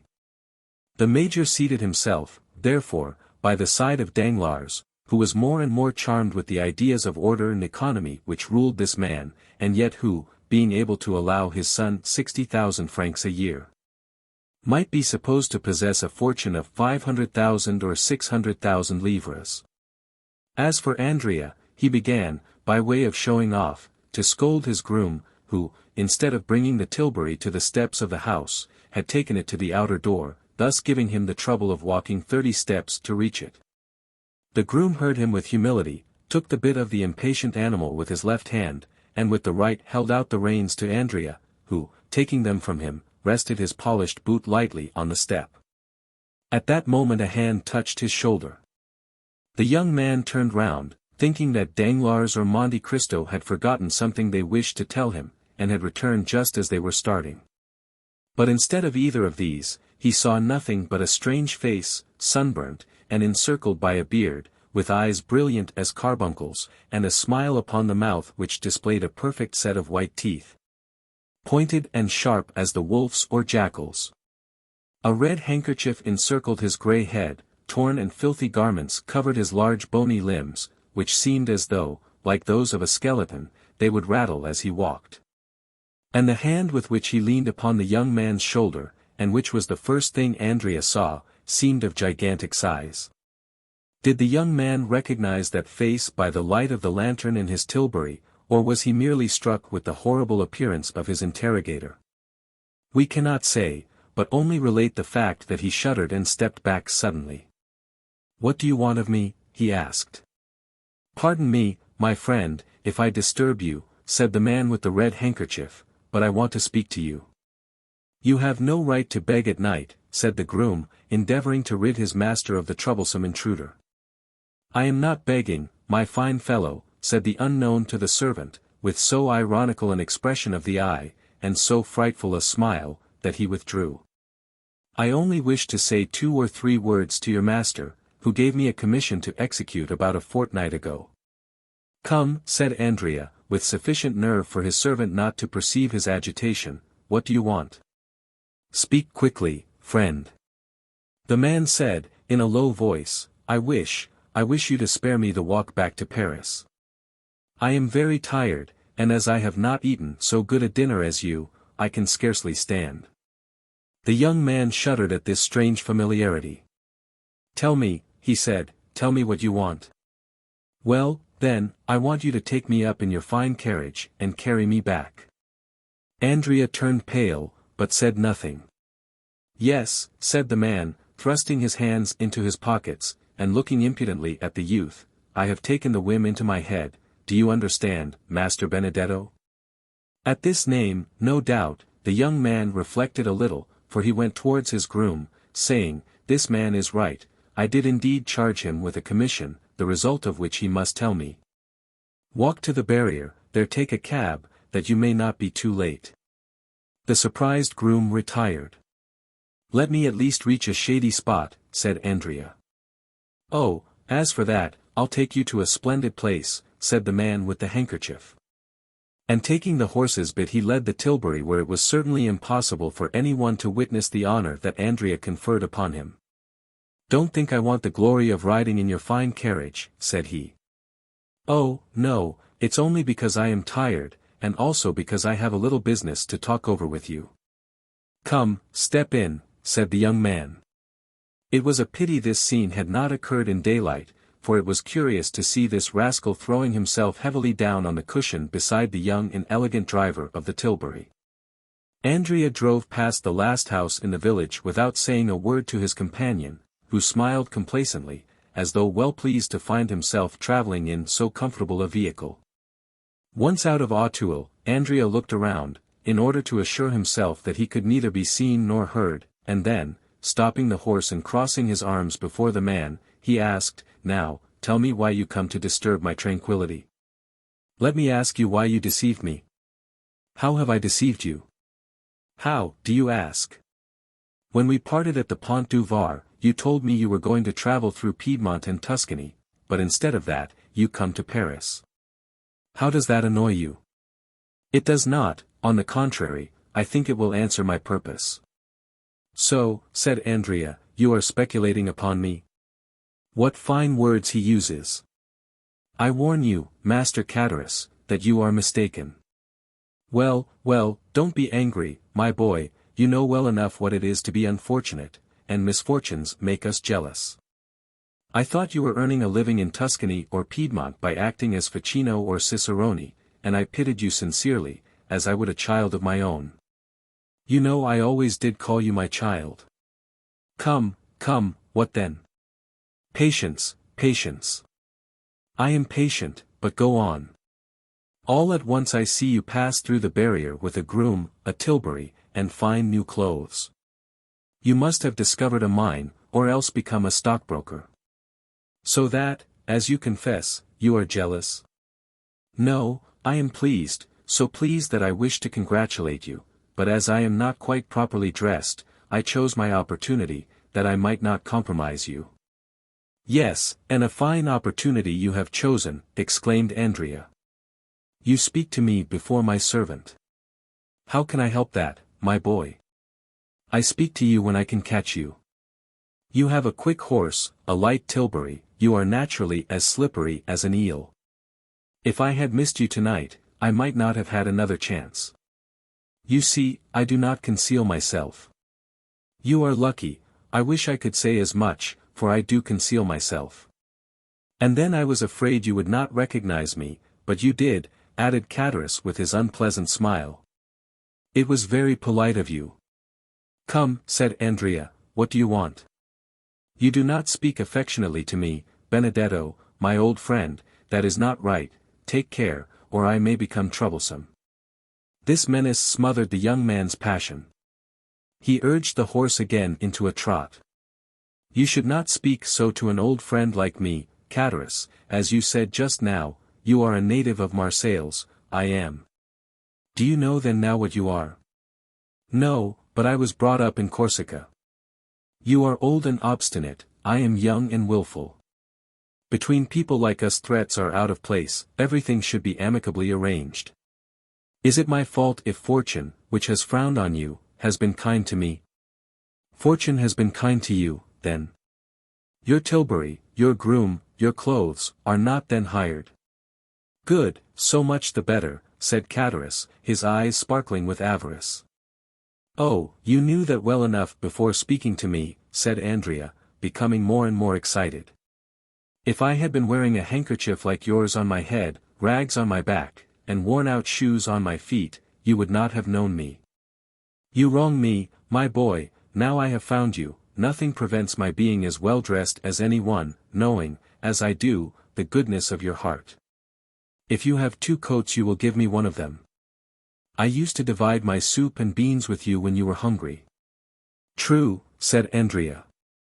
"What an appetite you used to have. Is it as good now?" "Oh, yes," replied Andrea, laughing. "How did you come to be dining with that prince whose house you have just left?" "He is not a prince, simply a count." "A count, and a rich one too, eh?" "Yes. But you had better not have anything to say to him, for he is not a very good-tempered gentleman." "Oh, be easy. I have no design upon your count, and you shall have him all to yourself." But, said Cadaris, again smiling with the disagreeable expression he had before assumed, you must pay for it, you understand? Well, what do you want? I think that with 100 francs a month.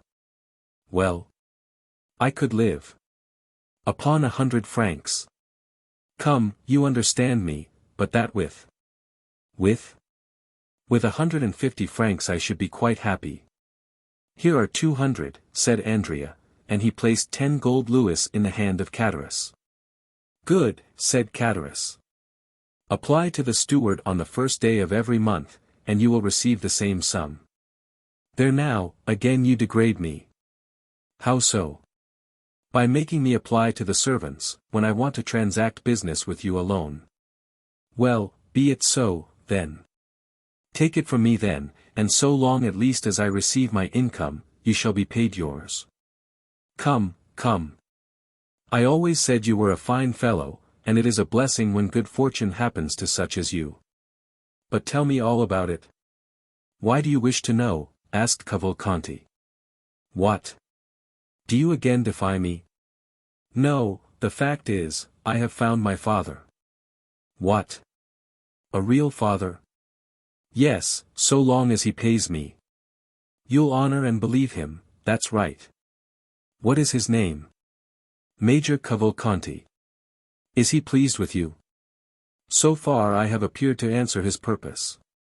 And who found this father for you? The Count of Monte Cristo. The man whose house you have just left. Yes.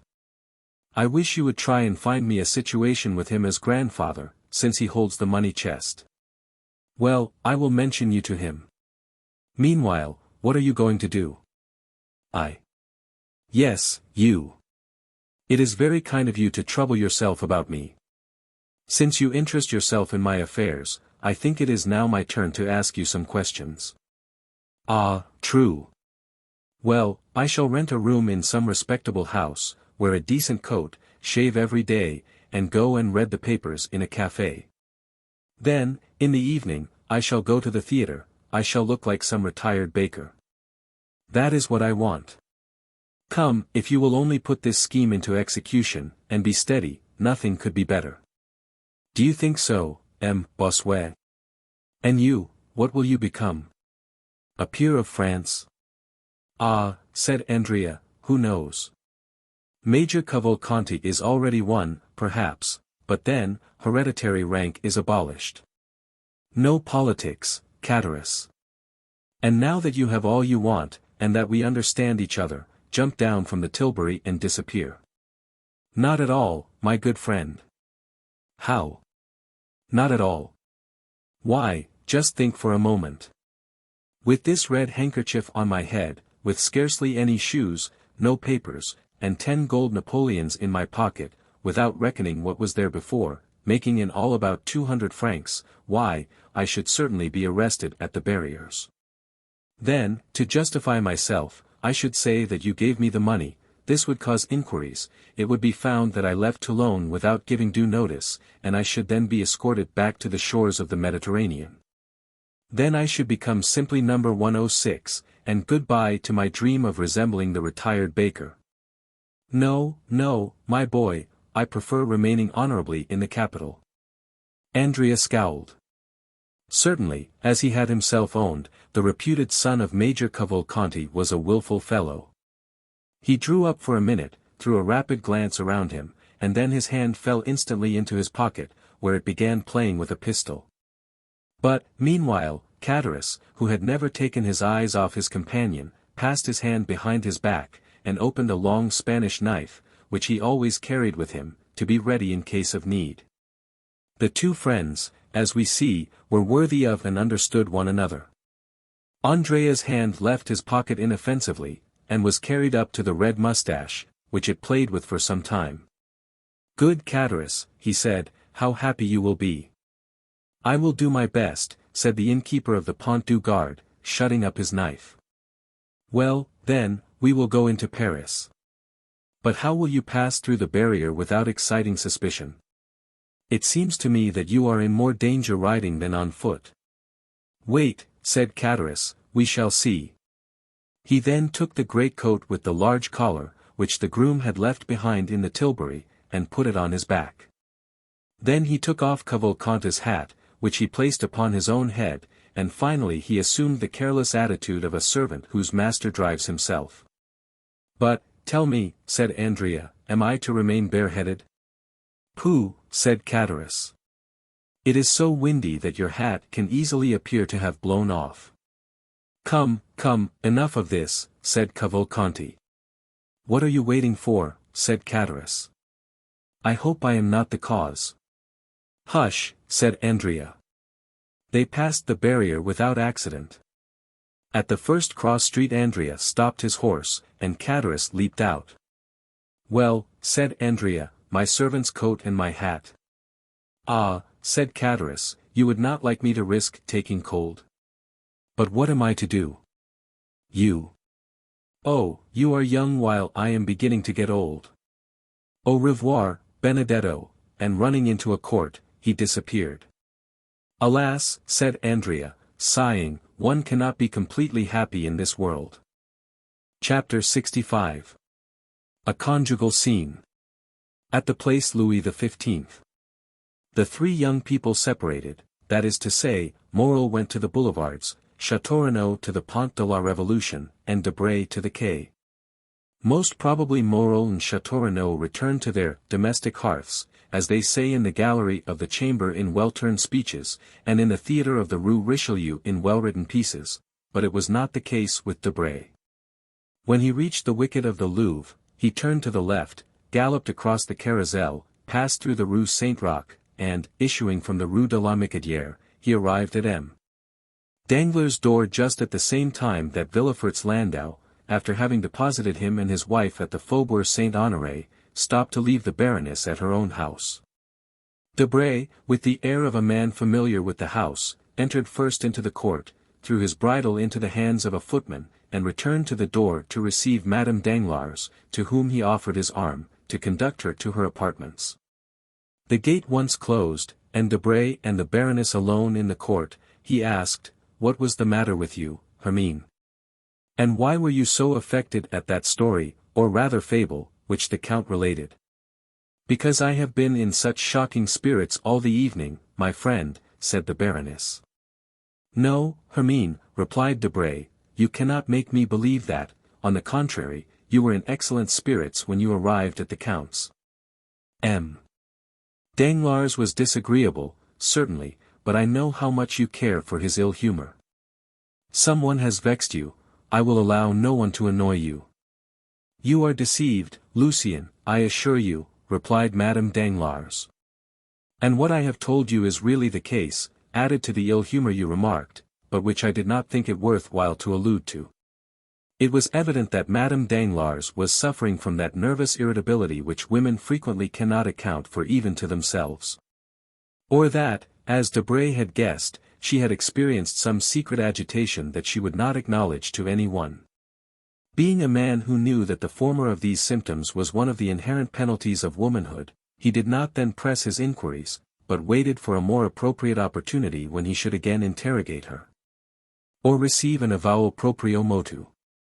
At the door of her apartment the Baroness met Mademoiselle Cornélie, her confidential maid. "What is my daughter doing?" asked Madame Danglars.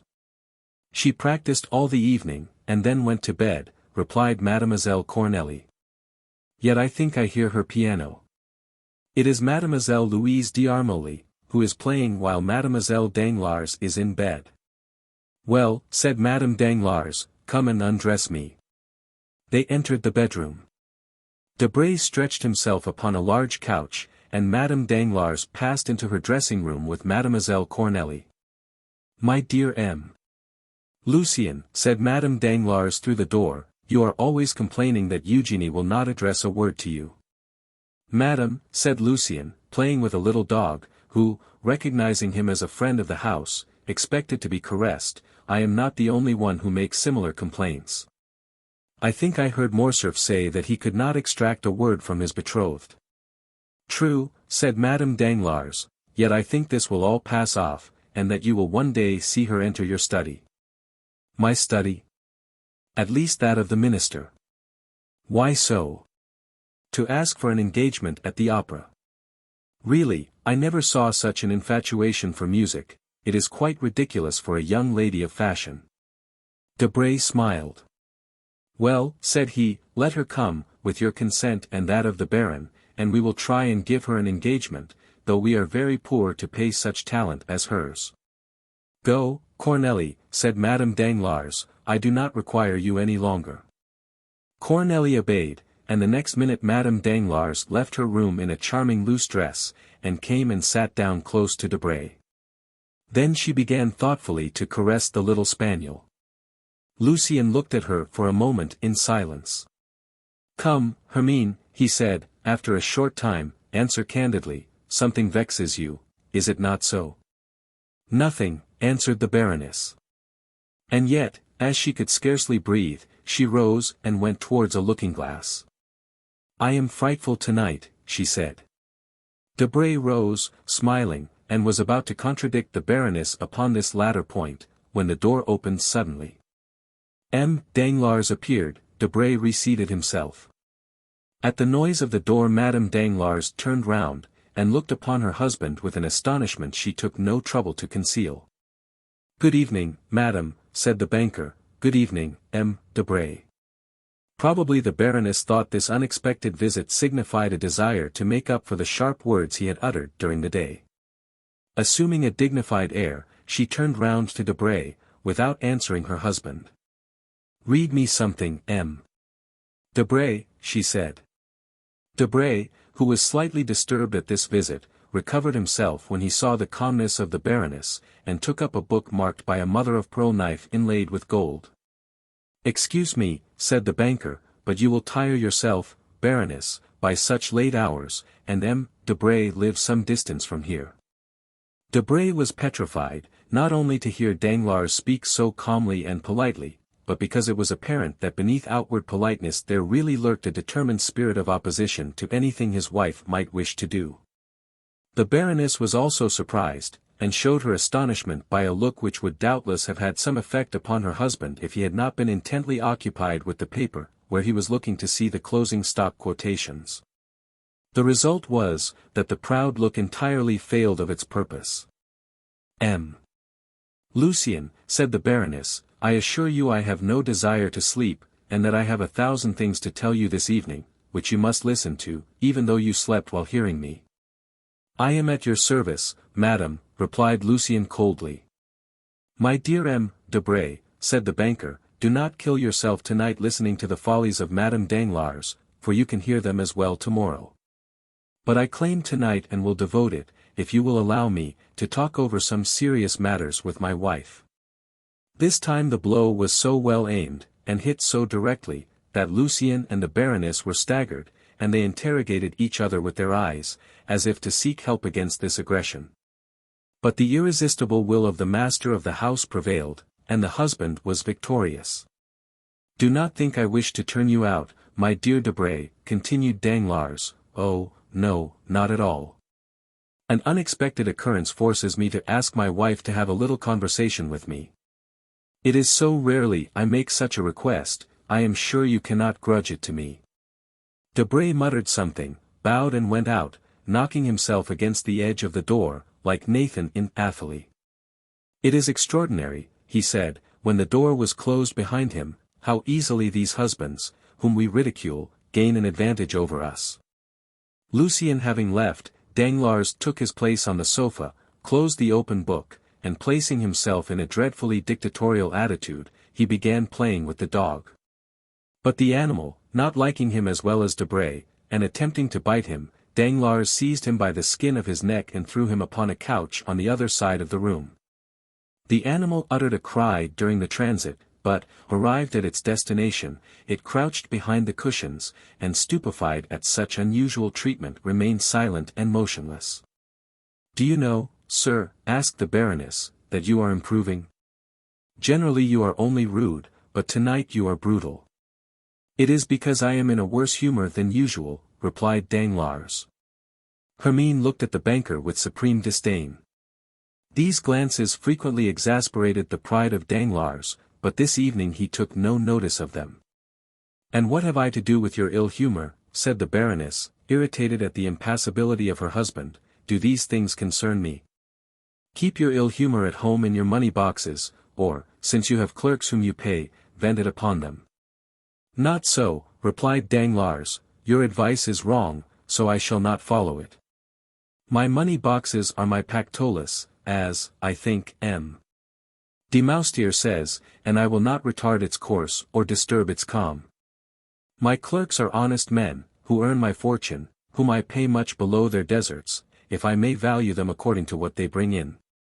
Therefore I shall not get into a passion with them. Those with whom I will be in a passion are those who eat my dinners, mount my horses, and exhaust my fortune." "And pray who are the persons who exhaust your fortune? Explain yourself more clearly, I beg, sir." "Oh, make yourself easy, I am not speaking riddles, and you will soon know what I mean. The people who exhaust my fortune are those who draw out 700,000 francs in the course of an hour." "I do not understand you, sir," said the Baroness, trying to disguise the agitation of her voice and the flush of her face. "You understand me perfectly, on the contrary," said Danglars, "but, if you will persist, I will tell you that I have just lost 700,000 francs upon the Spanish loan." "And pray," asked the Baroness, "am I responsible for this loss?" "Why not? Is it my fault you have lost 700,000 francs? Certainly it is not mine." "Once for all, sir," replied the Baroness sharply, "I tell you I will not hear cash named. It is a style of language I never heard in the house of my parents or in that of my first husband." "Oh, I can well believe that, for neither of them was worth a penny. The better reason for my not being conversant with the slang of the bank, which is here dinning in my ears from morning to night, that noise of jingling crowns, which are constantly being counted and recounted, is odious to me. I only know one thing I dislike more, which is the sound of your voice." "Really?" said Danglars. "Well, this surprises me, for I thought you took the liveliest interest in all my affairs." "I? What could put such an idea into your head?" "Yourself." "Ah, what next?" "Most assuredly. I should like to know upon what occasion." "Oh, mon Dieu, that is very easily done. Last February you were the first who told me of the Haitian funds. You had dreamed that a ship had entered the harbor at Havre, that this ship brought news that a payment we had looked upon as lost was going to be made. I know how clear-sighted your dreams are. I therefore purchased immediately as many shares as I could of the Haitian debt, and I gained 400,000 francs by it, of which 100,000 have been honestly paid to you. You spent it as you pleased, that was your business. In March there was a question about a grant to a railway. 3 companies presented themselves, each offering equal securities. You told me that your instinct, and although you pretend to know nothing about speculations, I think on the contrary, that your comprehension is very clear upon certain affairs, well. You told me that your instinct led you to believe the grant would be given to the company called the Southern. I bought 2/3 of the shares of that company, as you had foreseen, the shares trebled in value, and I picked up 1,000,000, from which 250,000 francs were paid to you for pin money. How have you spent this 250,000 francs? It is no business of mine." "When are you coming to the point?" cried the Baroness, shivering with anger and impatience. "Patience, madam, I am coming to it." "That's fortunate. In April you went to dine at the minister's. You heard a private conversation respecting Spanish affairs, on the expulsion of Don Carlos. I bought some Spanish shares. The expulsion took place and I pocketed 600,000 francs the day Charles V repassed the Bidasoa.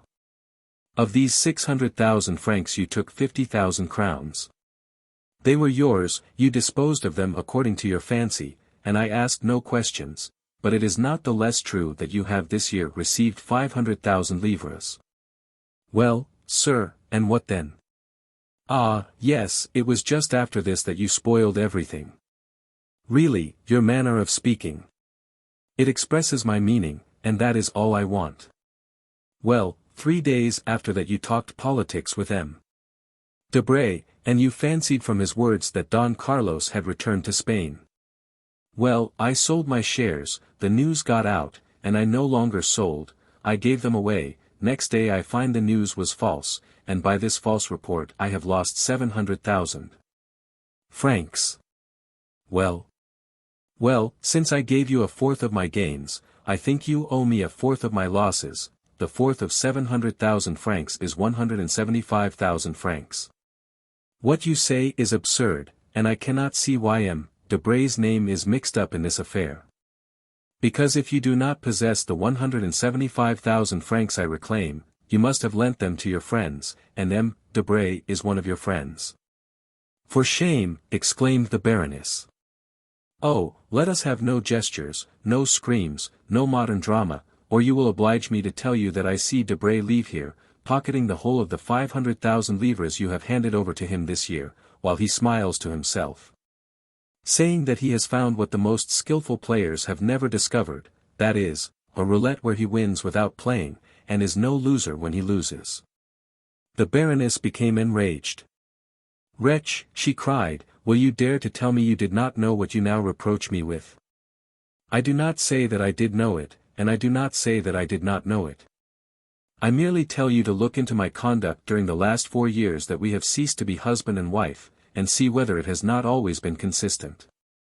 Some time after our rupture, you wished to study music, under the celebrated baritone who made such a successful appearance at the Theatre Italien. At the same time I felt inclined to learn dancing of the danseuse who acquired such a reputation in London. This cost me, on your account and mine, 100,000 francs. I said nothing, for we must have peace in the house.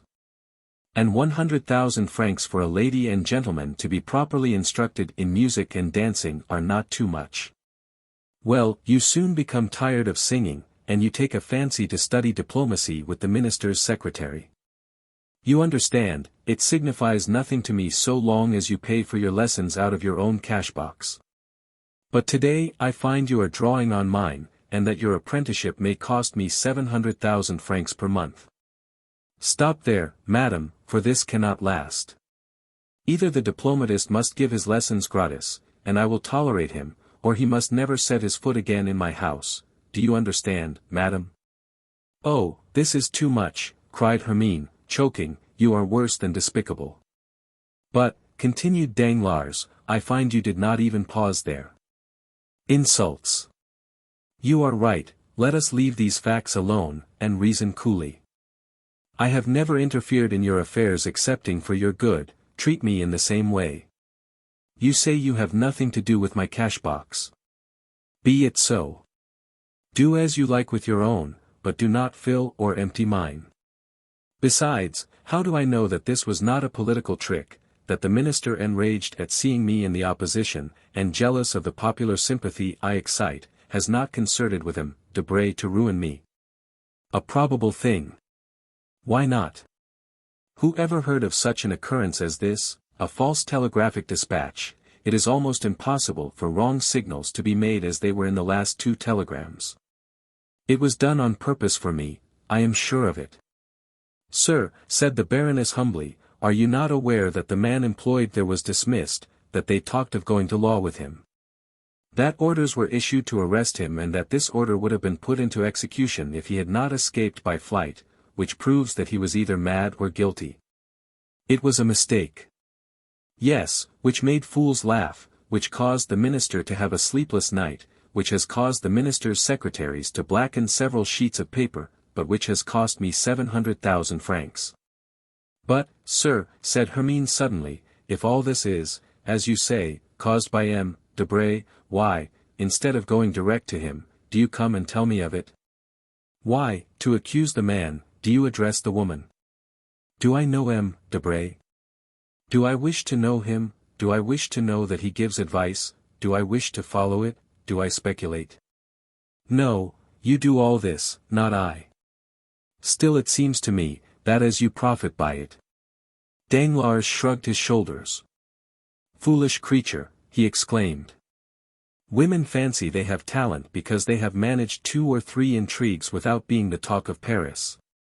But know that if you had even hidden your irregularities from your husband, who has but the commencement of the art, for generally husbands will not see, you would then have been but a faint imitation of most of your friends among the women of the world. But it has not been so with me, I see, and always have seen, during the last 16 years. You may, perhaps, have hidden a thought. But not a step, not an action, not a fault, has escaped me, while you flattered yourself upon your address, and firmly believed you had deceived me. What has been the result? That, thanks to my pretended ignorance, there is none of your friends, from M. de Villefort to M. Debray, who has not trembled before me. There is not one who has not treated me as the master of the house, the only title I desire with respect to you. There is not one, in fact, who would have dared to speak of me as I have spoken of them this day. I will allow you to make me hateful, but I will prevent your rendering me ridiculous, and, above all, I forbid you to ruin me. The Baroness had been tolerably composed until the name of Villefort had been pronounced. But then she became pale, and, rising, as if touched by a spring, she stretched out her hands as though conjuring an apparition. She then took 2 or 3 steps towards her husband, as though to tear the secret from him, of which he was ignorant, or which he withheld from some odious calculation, odious, as all his calculations were. M. de Villefort, what do you mean? I mean that M. de Nargonne, your first husband, being neither a philosopher nor a banker, or perhaps being both, and seeing there was nothing to be got out of a king's attorney, died of grief or anger at finding, after an absence of 9 months, that you had been enceinte 6. I am brutal, I not only allow it, but boast of it. It is one of the reasons of my success in commercial business. Why did he kill himself instead of you? Because he had no cash to save. My life belongs to my cash. M. Debray has made me lose 700,000 francs, let him bear his share of the loss, and we will go on as before. If not, let him become bankrupt for the 250,000 livres, and do as all bankrupts do, disappear. He is a charming fellow, I allow, when his news is correct, but when it is not, there are 50 others in the world who would do better than he. Madame Danglars was rooted to the spot. She made a violent effort to reply to this last attack, but she fell upon a chair thinking of Villefort, of the dinner scene, of the strange series of misfortunes which had taken place in her house during the last few days, and changed the usual calm of her establishment to a scene of scandalous debate. Danglars did not even look at her, though she did her best to faint. He shut the bedroom door after him, without adding another word, and returned to his apartments. And when Madame Danglars recovered from her half-fainting condition, she could almost believe that she had had a disagreeable dream. Chapter 66. Matrimonial Projects. The day following this scene, at the hour the banker usually chose to pay a visit to Madame Danglars on his way to his office, his coupe did not appear. At this time, that is, about 12:30, Madame Danglars ordered her carriage, and went out. Danglars, hidden behind a curtain, watched the departure he had been waiting for. He gave orders that he should be informed as soon as Madame Danglars appeared, but at 2 o'clock she had not returned. He then called for his horses, drove to the chamber, and inscribed his name to speak against the budget. From 12 to 2 o'clock Danglars had remained in his study, unsealing his dispatches, and becoming more and more sad every minute, heaping figure upon figure, and receiving, among other visits, one from Major Cavalcanti, who, as stiff and exact as ever, presented himself precisely at the hour named the night before, to terminate his business with the banker. On leaving the chamber, Danglars, who had shown violent marks of agitation during the sitting, and been more bitter than ever against the ministry, re-entered his carriage, and told the coachman to drive to the Avenue de Champs-Élysées, number 30. Monte Cristo was at home, only he was engaged with someone and begged Danglars to wait for a moment in the drawing-room. While the banker was waiting in the anteroom, the door opened, and a man dressed as an abbé and doubtless more familiar with the house than he was, came in and instead of waiting, merely bowed, passed on to the farther apartments, and disappeared. A minute after the door by which the priest had entered reopened, and Monte Cristo appeared. "Pardon me," said he, "my dear Baron, but one of my friends, the Abbé Busoni, whom you perhaps saw pass by, has just arrived in Paris." Not having seen him for a long time, I could not make up my mind to leave him sooner, so I hope this will be sufficient reason for my having made you wait. Nay, said Danglars, it is my fault. I have chosen my visit at a wrong time, and will retire. Not at all, on the contrary, be seated, but what is the matter with you?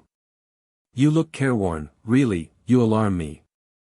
Melancholy in a capitalist, like the appearance of a comet, presages some misfortune to the world. I have been in ill luck for several days, said Danglars, and I have heard nothing but bad news. Ah, indeed, said Monte Cristo. Have you had another fall at the Bourse? No, I am safe for a few days at least. I am only annoyed about a bankrupt of Trieste. Really? Does it happen to be Jacopo Manfredi? Exactly so. Imagine a man who has transacted business with me for I don't know how long, to the amount of 800,000 or 900,000 francs during the year. Never a mistake or delay, a fellow who paid like a prince. Well, I was 1 million in advance with him, and now my fine Jacopo Manfredi suspends payment. Really? It is an unheard of fatality. I draw upon him for 600,000 francs, my bills are returned unpaid, and, more than that, I hold bills of exchange signed by him to the value of 400,000 francs, payable at his correspondence in Paris at the end of this month. Today is the 30th. I present them. But my correspondent has disappeared. This, with my Spanish affairs, made a pretty end to the month. Then you really lost by that affair in Spain? Yes, only 700,000 francs out of my cash box, nothing more. Why, how could you make such a mistake, such an old stager? Oh, it is all my wife's fault. She dreamed Don Carlos had returned to Spain, she believes in dreams. It is magnetism, she says, and when she dreams a thing it is sure to happen, she assures me. On this conviction I allow her to speculate, she having her bank and her stockbroker, she speculated and lost. It is true she speculates with her own money, not mine, nevertheless, you can understand that when 700,000 francs leave the wife's pocket, the husband always finds it out. But do you mean to say you have not heard of this? Why, the thing has made a tremendous noise. Yes, I heard it spoken of, but I did not know the details, and then no one can be more ignorant than I am of the affairs in the Bourse. Then you do not speculate? How could I speculate when I already have so much trouble in regulating my income? I should be obliged, besides my steward, to keep a clerk and a boy. But touching these Spanish affairs, I think that the Baroness did not dream the whole of the Don Carlos matter. The papers said something about it, did they not? Then you believe the papers? Not the least in the world. Only I fancied that the honest Messager was an exception to the rule, and that it only announced telegraphic dispatches. Well, that's what puzzles me, replied Danglars, the news of the return of Don Carlos was brought by telegraph. So that, said Monte Cristo, you have lost nearly 1,700,000 francs this month. Not nearly, indeed, that is exactly my loss. Diable, said Monte Cristo compassionately, it is a hard blow for a third-rate fortune. Third-rate, said Danglars, rather humble, what do you mean by that? Certainly, continued Monte Cristo, I make 3 assortments in fortune, first-rate, second-rate, and third-rate fortunes. I call those first-rate which are composed of treasures one possesses under one's hand, such as mines, lands, and funded property, in such states as France, Austria, and England. Provided these treasures and property form a total of about 100 millions. I call those second-rate fortunes, that are gained by manufacturing enterprises, joint stock companies, viceroyalties, and principalities, not drawing more than 1,500,000 francs, the whole forming a capital of about 50 millions. Finally, I call those third-rate fortunes, which are composed of a fluctuating capital, dependent upon the will of others, or upon chances which a bankruptcy involves or a false telegram shakes, such as banks, speculations of the day, in fact. All operations under the influence of greater or less mischances, the whole bringing in a real or fictitious capital of about 15 millions. I think this is about your position, is it not? Confound it, yes, replied Danglars. The result, then, of 6 more such months as this would be to reduce the third-rate house to despair. Oh, said Danglars, becoming very pale, how you are running on. Let us imagine 7 such months, continued Monte Cristo, in the same tone. Tell me, have you ever thought that 7 times 1,700,000 francs make nearly 12 millions? No, you have not. Well, you are right, for if you indulged in such reflections, you would never risk your principal, which is to the speculator what the skin is to civilized man. We have our clothes, some more splendid than others, this is our credit, but when a man dies he has only his skin. In the same way, on retiring from business, you have nothing but your real principal of about 5 or 6 millions, at the most. For third-rate fortunes are never more than a fourth of what they appear to be, like the locomotive on a railway, the size of which is magnified by the smoke and steam surrounding it. Well, out of the 5 or 6 millions which form your real capital, you have just lost nearly 2 millions, which must, of course, in the same degree diminish your credit and fictitious fortune. To follow out my simile, your skin has been opened by bleeding, and this if repeated 3 or 4 times will cause death, so pay attention to it, my dear Monsieur Danglars. Do you want money? Do you wish me to lend you some? What a bad calculator you are, exclaimed Danglars, calling to his assistance all his philosophy in dissimulation. I have made money at the same time by speculations which have succeeded. I have made up the loss of blood by nutrition. I lost a battle in Spain, I have been defeated in Trieste, but my naval army in India will have taken some galleons, and my Mexican pioneers will have discovered some mine. Very good, very good. But the wound remains and will reopen at the first loss. No, for I am only embarked in certainties, replied Danglars, with the air of a mountebank sounding his own praises. To involve me, 3 governments must crumble to dust. Well, such things have been. That there should be a famine. Recollect the 7 fat and the 7 lean kine. Or, that the sea should become dry, as in the days of Pharaoh, and even then my vessels would become caravans. So much the better. I congratulate you, my dear M. Danglars, said Monte Cristo. I see I was deceived, and that you belong to the class of second-rate fortunes. I think I may aspire to that honor, said Danglars with a smile, which reminded Monte Cristo of the sickly moons which bad artists are so fond of daubing into their pictures of ruins. But, while we are speaking of business, Danglars added, please to find an opportunity of changing the subject, tell me what I am to do for M. Cavalcanti. Give him money, if he is recommended to you, and the recommendation seems good. Excellent, he presented himself this morning with a bond of 40,000 francs, payable at sight, on you, signed by Busoni, and returned by you to me, with your endorsement. Of course, I immediately counted him over the 40 banknotes. Monte Cristo nodded his head in token of assent. But that is not all, continued Danglars, he has opened an account with my house for his son. May I ask how much he allows the young man? 5,000 francs per month. 60,000 francs per year. I thought I was right in believing that Cavalcanti to be a stingy fellow. How can a young man live upon 5,000 francs a month? But you understand that if the young man should want a few thousands more, do not advance it, the father will never repay it. You do not know these ultramontane millionaires, they are regular misers. And by whom were they recommended to you? Oh, by the house of Fenci, one of the best in Florence. I do not mean to say you will lose, but, nevertheless, mind you hold to the terms of the agreement. Would you not trust the Cavalcanti? Oh, I would advance 6 millions on his signature. I was only speaking in reference to the second-rate fortunes we were mentioning just now. And with all this, how unassuming he is. I should never have taken him for anything more than a mere major. And you would have flattered him, for certainly, as you say, he has no manner. The first time I saw him he appeared to me like an old lieutenant who had grown mouldy under his epaulets. But all the Italians are the same, they are like old Jews when they are not glittering in oriental splendor. The young man is better, said Danglars. Yes, a little nervous, perhaps, but, upon the whole, he appeared tolerable. I was uneasy about him. Why?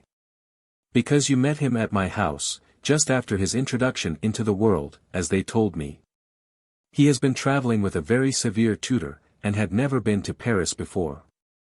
Ah, I believe noblemen marry amongst themselves, do they not? Asked Danglars carelessly. They like to unite their fortunes. It is usual, certainly. But Cavalcanti is an original who does nothing like other people. I cannot help thinking that he has brought his son to France to choose a wife. Do you think so? I am sure of it. And you have heard his fortune mentioned? Nothing else was talked of, only some said he was worth millions, and others that he did not possess a farthing. And what is your opinion? I ought not to influence you, because it is only my own personal impression. Well, and it is that.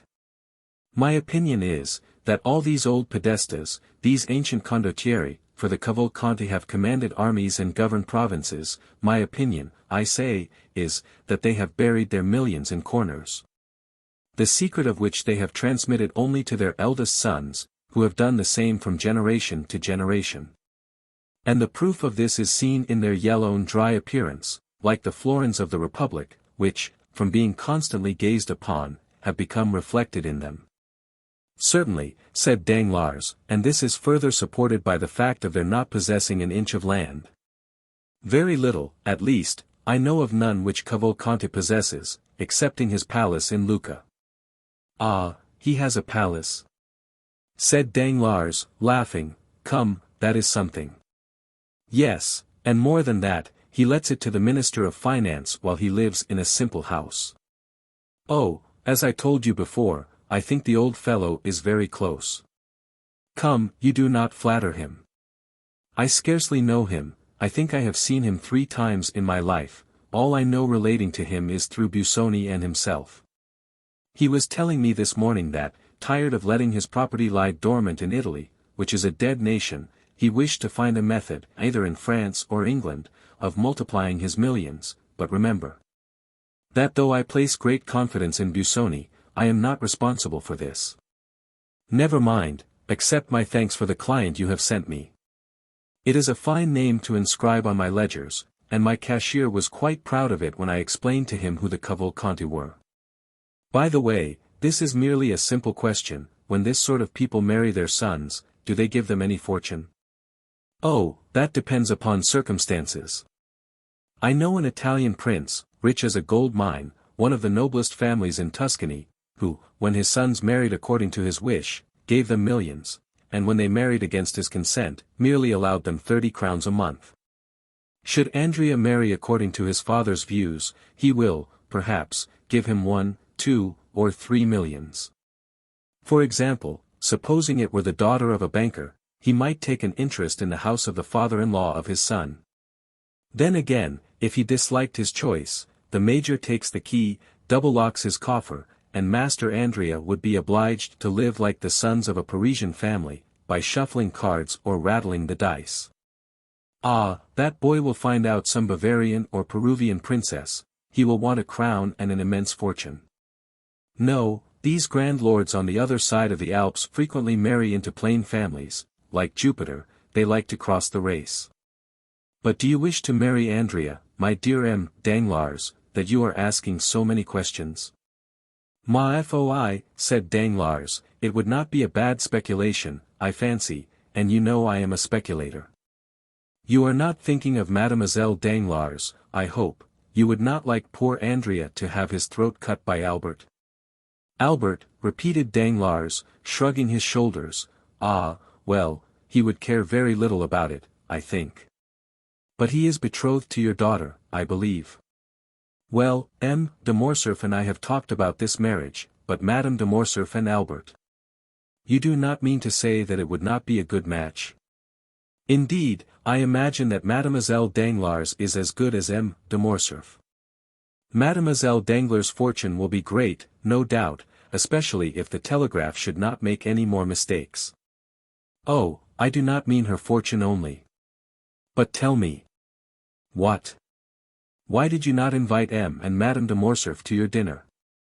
I did so, but he excused himself on account of Madame de Morcerf being obliged to go to Dieppe for the benefit of sea air. Yes, yes, said Danglars, laughing, it would do her a great deal of good. Why so? Because it is the air she always breathed in her youth. Monte Cristo took no notice of this ill-natured remark. But still, if Albert be not so rich as Mademoiselle Danglars, said the Count, you must allow that he has a fine name? So he has, but I like mine as well. Certainly. Your name is popular, and does honor to the title they have adorned it with. But you are too intelligent not to know that according to a prejudice, too firmly rooted to be exterminated, a nobility which dates back 5 centuries is worth more than one that can only reckon 20 years. And for this very reason, said Danglars with a smile, which he tried to make sardonic, I prefer M. Andrea Cavalcanti to M. Albert de Morcerf. Still, I should not think the Morcerfs would yield to the Cavalcanti. The Morcerfs. Stay, my dear Count, said Danglars, you are a man of the world, are you not? I think so. And you understand heraldry? A little. Well, look at my coat of arms, it is worth more than Morcerf's. Why so?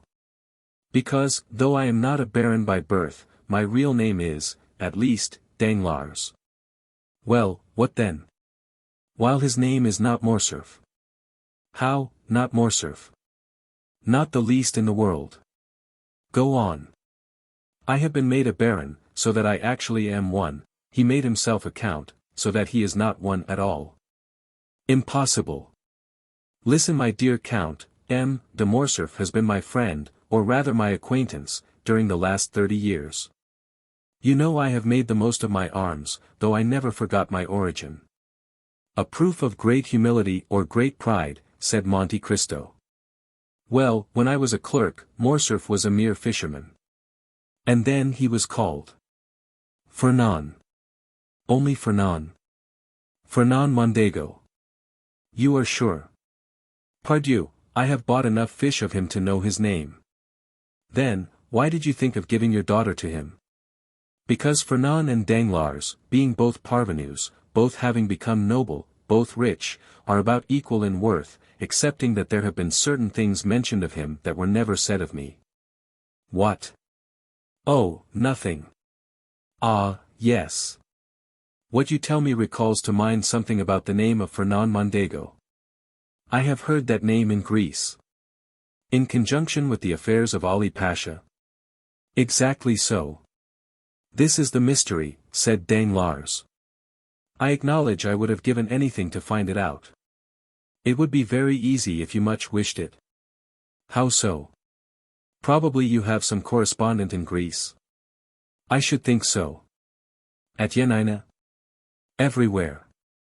Well, write to your correspondent in Yanina, and ask him what part was played by a Frenchman named Fernand Mondego in the catastrophe of Ali Tepelini.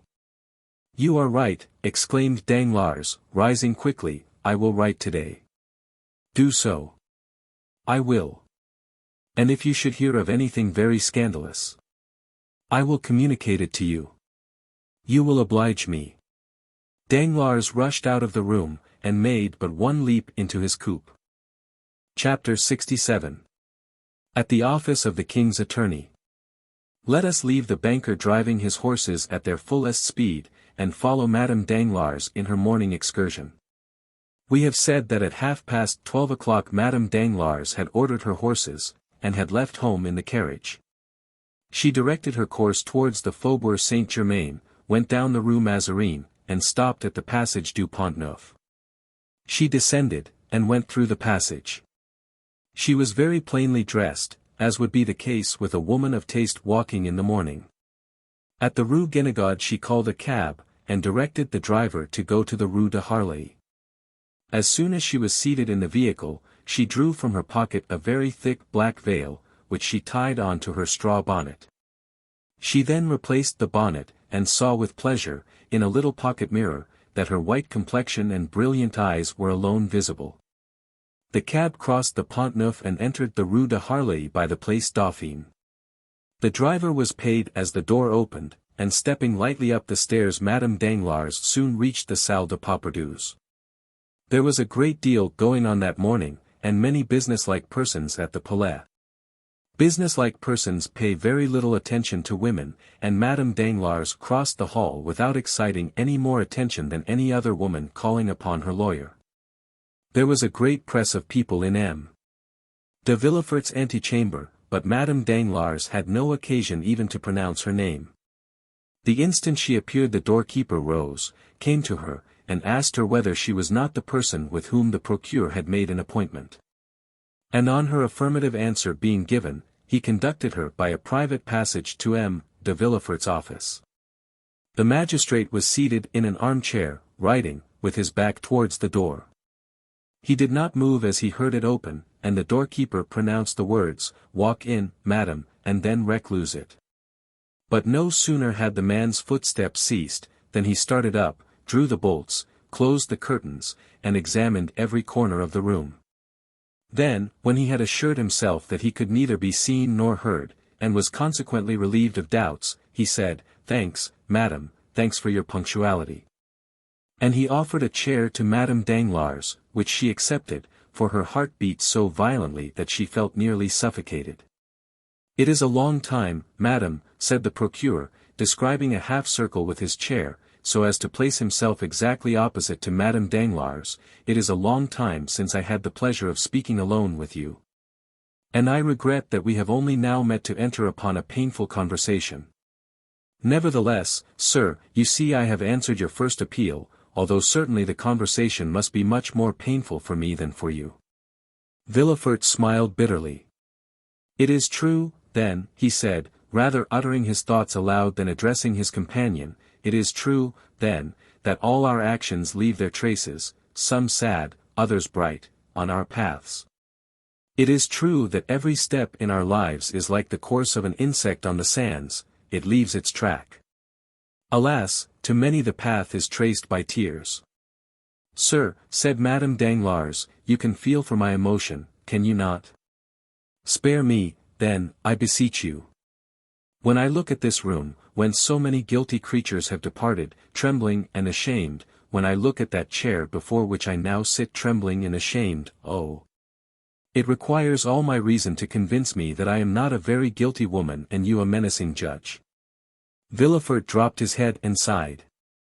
"And I," he said, "I feel that my place is not in the judge's seat, but on the prisoner's stool." "You?" said Madame Danglars. "Yes, I." "I think, sir, you exaggerate your situation," said Madame Danglars, whose beautiful eyes sparkled for a moment. "The paths of which you were just speaking have been traced by all young men of ardent imaginations. Besides the pleasure, there is always remorse from the indulgence of our passions, and, after all, what have you men to fear from all this? The world excuses, and notoriety ennobles you." "Madam," replied Villefort, "you know that I am no hypocrite, or, at least, that I never deceive without a reason. If my brow be severe, it is because many misfortunes have clouded it. If my heart be petrified, it is that it might sustain the blows it has received. I was not so in my youth, I was not so on the night of the betrothal, when we were all seated around a table in the Rue du Cours at Marseilles. But since then everything has changed in and about me. I am accustomed to brave difficulties, and, in the conflict to crush those who, by their own free will, or by chance, voluntarily or involuntarily, interfere with me in my career. It is generally the case that what we most ardently desire is as ardently withheld from us by those who wish to obtain it, or from whom we attempt to snatch it. Thus, the greater number of a man's errors come before him disguised under the specious form of necessity, then, after error has been committed in a moment of excitement, of delirium, or of fear, we see that we might have avoided and escaped it. The means we might have used, which we in our blindness could not see, then seem simple and easy, and we say, why did I not do this, instead of that? Women, on the contrary, are rarely tormented with remorse. For the decision does not come from you, your misfortunes are generally imposed upon you, and your faults the results of others' crimes. In any case, sir, you will allow, replied Madame Danglars, that, even if the fault were alone mine, I last night received a severe punishment for it. Poor thing, said Villefort, pressing her hand, it was too severe for your strength, for you were twice overwhelmed, and yet. Well, I must tell you. Collect all your courage, for you have not yet heard all. Ah, exclaimed Madame Danglars, alarmed, what is there more to hear? You only look back to the past, and it is, indeed, bad enough. Well, picture to yourself a future more gloomy still, certainly frightful, perhaps sanguinary. The Baroness knew how calm Villefort naturally was, and his present excitement frightened her so much that she opened her mouth to scream, but the sound died in her throat. How has this terrible past been recalled? Cried Villefort. How is it that it has escaped from the depths of the tomb and the recesses of our hearts, where it was buried, to visit us now, like a phantom, whitening our cheeks and flushing our brows with shame? Alas, said Hermine, doubtless it is chance. Chance, replied Villefort, no, madam, there is no such thing as chance. Oh, yes, has not a fatal chance revealed all this? Was it not by chance the Count of Monte Cristo bought that house? Was it not by chance he caused the earth to be dug up? Is it not by chance that the unfortunate child was disinterred under the trees, that poor innocent offspring of mine, which I never even kissed, but for whom I wept many, many tears? Ah, my heart clung to the Count when he mentioned the dear spoil found beneath the flowers. Well, no, madam, this is the terrible news I have to tell you, said Villefort in a hollow voice, no, nothing was found beneath the flowers. There was no child disinterred, no. You must not weep, no, you must not groan, you must tremble. What can you mean? Asked Madame Danglars, shuddering. I mean that M. de Monte Cristo, digging underneath these trees, found neither skeleton nor chest, because neither of them was there. Neither of them there, repeated Madame Danglars, her staring, wide-open eyes expressing her alarm. Neither of them there. She again said, as though striving to impress herself with the meaning of the words which escaped her. No, said Villefort, burying his face in his hands, no, 100 times no. Then you did not bury the poor child there, sir. Why did you deceive me? Where did you place it? Tell me, where? There. But listen to me, listen, and you will pity me who has for 20 years alone borne the heavy burden of grief I am about to reveal, without casting the least portion upon you. Oh, you frighten me. But speak, I will listen. You recollect that sad night, when you were half expiring on that bed in the red damask room, while I, scarcely less agitated than you, awaited your delivery. The child was born, was given to me, motionless, breathless, voiceless, we thought it dead. Madame Danglars moved rapidly, as though she would spring from her chair, but Villefort stopped, and clasped his hands as if to implore her attention. We thought it dead, he repeated, I placed it in the chest, which was to take the place of a coffin, I descended to the garden, I dug a hole, and then flung it down in haste. Scarcely had I covered it with earth, when the arm of the Corsican was stretched towards me, I saw a shadow rise, and, at the same time, a flash of light. I felt pain, I wished to cry out, but an icy shiver ran through my veins and stifled my voice. I fell lifeless, and fancied myself killed. Never shall I forget your sublime courage, when, having returned to consciousness, I dragged myself to the foot of the stairs, and you, almost dying yourself, came to meet me. We were obliged to keep silent upon the dreadful catastrophe. You had the fortitude to regain the house, assisted by your nurse. A duel was the pretext for my wound. Though we scarcely expected it, our secret remained in our own keeping alone. I was taken to Versailles, for 3 months I struggled with death, at last, as I seemed to cling to life, I was ordered to the south. For men carried me from Paris to Chalons, walking 6 leagues a day. Madame de Villefort followed the litter in her carriage. At Chalons I was put upon the Saône, thence I passed on to the Rhône, whence I descended, merely with the current, to Arles. At Arles I was again placed on my litter, and continued my journey to Marseilles. My recovery lasted 6 months. I never heard you mentioned, and I did not dare inquire for you. When I returned to Paris, I learned that you, the widow of M. de Nargonne, had married M. Danglars. What was the subject of my thoughts from the time consciousness returned to me? Always the same, always the child's corpse, coming every night in my dreams, rising from the earth, and hovering over the grave with menacing look and gesture. I inquired immediately on my return to Paris. The house had not been inhabited since we left it, but it had just been let for 9 years. I found the tenant. I pretended that I disliked the idea that a house belonging to my wife's father and mother should pass into the hands of strangers. I offered to pay them for cancelling the lease. They demanded 6,000 francs. I would have given 10,000, I would have given 20,000. I had the money with me.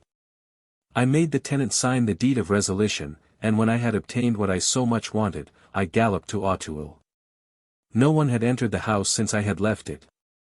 It was 5 o'clock in the afternoon. I ascended into the Red Room, and waited for night. There all the thoughts which had disturbed me during my year of constant agony came back with double force. The Corsican, who had declared the vendetta against me, who had followed me from Nîmes to Paris, who had hid himself in the garden, who had struck me, had seen me dig the grave, had seen me inter the child. He might become acquainted with your person, nay, he might even then have known it. Would he not one day make you pay for keeping this terrible secret? Would it not be a sweet revenge for him when he found that I had not died from the blow of his dagger? It was therefore necessary, before everything else, and at all risks, that I should cause all traces of the past to disappear, that I should destroy every material vestige. Too much reality would always remain in my recollection. It was for this I had annulled the lease, it was for this I had come, it was for this I was waiting. Night arrived, I allowed it to become quite dark. I was without a light in that room. When the wind shook all the doors, behind which I continually expected to see some spy concealed, I trembled. I seemed everywhere to hear your moans behind me in the bed, and I dared not turn around. My heart beat so violently that I feared my wound would open. At length, one by one, all the noises in the neighborhood ceased. I understood that I had nothing to fear, that I should neither be seen nor heard, so I decided upon descending to the garden. Listen, Hermine. I consider myself as brave as most men, but when I drew from my breast the little key of the staircase, which I had found in my coat, that little key we both used to cherish so much, which you wished to have fastened to a golden ring, when I opened the door, and saw the pale moon shedding a long stream of white light on the spiral staircase like a spectre, I leaned against the wall, and nearly shrieked. I seemed to be going mad. At last I mastered my agitation. I descended the staircase step by step, the only thing I could not conquer was a strange trembling in my knees. I grasped the railings. If I had relaxed my hold for a moment, I should have fallen. I reached the lower door. Outside this door a spade was placed against the wall, I took it, and advanced towards the thicket. I had provided myself with a dark lantern. In the middle of the lawn I stopped to light it, then I continued my path. It was the end of November, all the verdure of the garden had disappeared, the trees were nothing more than skeletons with their long bony arms, and the dead leaves sounded on the gravel under my feet. My terror overcame me to such a degree as I approached the thicket, that I took a pistol from my pocket and armed myself. I fancied continually that I saw the figure of the Corsican between the branches. I examined the thicket with my dark lantern. It was empty. I looked carefully around, I was indeed alone, no noise disturbed the silence but the owl, whose piercing cry seemed to be calling up the phantoms of the night. I tied my lantern to a forked branch I had noticed a year before at the precise spot where I stopped to dig the hole. The grass had grown very thickly there during the summer, and when autumn arrived no one had been there to mow it. Still one place where the grass was thin attracted my attention, it evidently was there I had turned up the ground. I went to work. The hour, then, for which I had been waiting during the last year had at length arrived. How I worked, how I hoped, how I struck every piece of turf, thinking to find some resistance to my spade. But no, I found nothing, though I had made a hole twice as large as the first. I thought I had been deceived, had mistaken the spot. I turned around, I looked at the trees, I tried to recall the details which had struck me at the time. A cold, sharp wind whistled through the leafless branches, and yet the drops fell from my forehead. I recollected that I was stabbed just as I was trampling the ground to fill up the hole. While doing so I had leaned against a laburnum. Behind me was an artificial rockery, intended to serve as a resting place for persons walking in the garden. In falling, my hand, relaxing its hold of the laburnum, felt the coldness of the stone. On my right I saw the tree, behind me the rock. I stood in the same attitude, and threw myself down. I rose, and again began digging and enlarging the hole. Still I found nothing, the chest was no longer there. The chest no longer there, murmured Madame Danglars, choking with fear. Think not I contented myself with this one effort, continued Villefort. No, I searched the whole thicket. I thought the assassin, having discovered the chest, and supposing it to be a treasure, had intended carrying it off, but, perceiving his error, had dug another hole, and deposited it there, but I could find nothing. Then the idea struck me that he had not taken these precautions, and had simply thrown it in a corner. In the last case I must wait for daylight to renew my search. I remained in the room and waited. Oh, heavens! When daylight dawned I went down again. My first visit was to the thicket. I hoped to find some traces which had escaped me in the darkness.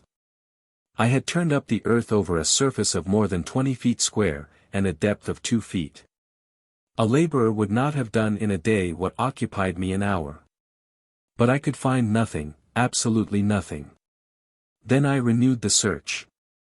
Supposing it had been thrown aside, it would probably be on the path which led to the little gate. But this examination was as useless as the first, and with a bursting heart I returned to the thicket, which now contained no hope for me. Oh, cried Madame Danglars, it was enough to drive you mad. I hoped for a moment that it might, said Villefort, but that happiness was denied me. However, recovering my strength and my ideas, why, said I, should that man have carried away the corpse? But you said, replied Madame Danglars, he would require it as a proof. Ah, no, madame, that could not be. Dead bodies are not kept a year, they are shown to a magistrate, and the evidence is taken. Now, nothing of the kind has happened. What then? Asked Hermine, trembling violently. Something more terrible, more fatal, more alarming for us. The child was, perhaps, alive, and the assassin may have saved it. Madame Danglars uttered a piercing cry, and, seizing Villefort's hands, exclaimed, "My child was alive," said she. "You buried my child alive? You were not certain my child was dead, and you buried it? Ah!" Madame Danglars had risen, and stood before the procureur, whose hand she wrung in her feeble grasp. "I know not. I merely suppose so, as I might suppose anything else," replied Villefort with a look so fixed, it indicated that his powerful mind was on the verge of despair and madness. "Ah, my child, my poor child!" cried the Baroness, falling on her chair, and stifling her sobs in her handkerchief. Villefort, becoming somewhat reassured, perceived that to avert the maternal storm gathering over his head, he must inspire Madame Danglars with the terror he felt. "You understand, then, that if it were so," said he, rising in his turn, and approaching the Baroness, to speak to her in a lower tone, "we are lost. This child lives, and some one knows it lives, some one is in possession of our secret. And since Monte Cristo speaks before us of a child disinterred, when that child could not be found, it is he who is in possession of our secret." "Just God, avenging God," murmured Madame Danglars. Villefort's only answer was a stifled groan. "But the child, sir," repeated the agitated mother. "How I have searched for him," replied Villefort, wringing his hands, how I have called him in my long sleepless nights. How I have longed for royal wealth to purchase 1,000,000 of secrets from 1,000,000 of men, and to find mine among them. At last, one day, when for the 100th time I took up my spade, I asked myself again and again what the Corsican could have done with the child. A child encumbers a fugitive. Perhaps, on perceiving it was still alive, he had thrown it into the river. Impossible, cried Madame Danglars, a man may murder another out of revenge, but he would not deliberately drown a child. Perhaps, continued Villefort, he had put it in the foundling hospital. Oh, yes, yes, cried the Baroness, my child is there. I ran to the hospital, and learned that the same night, the night of the 20th of September, a child had been brought there, wrapped in part of a fine linen napkin, purposely torn in half. This portion of the napkin was marked with half a baron's crown, and the letter H. Truly, truly, said Madame Danglars, all my linen is marked thus, Monsieur de Nargonne was a baronet, and my name is Hermine. Thank God, my child was not then dead. No, it was not dead. And you can tell me so without fearing to make me die of joy. Where is the child? Villefort shrugged his shoulders. Do I know? Said he. And do you believe that if I knew I would relate to you all its trials and all its adventures as would a dramatist or a novel writer? Alas, no, I know not. A woman, about 6 months after, came to claim it with the other half of the napkin. This woman gave all the requisite particulars, and it was entrusted to her. But you should have inquired for the woman, you should have traced her. And what do you think I did? I feigned a criminal process, and employed all the most acute bloodhounds and skillful agents in search of her. They traced her to Chalons, and there they lost her. They lost her? Yes, forever.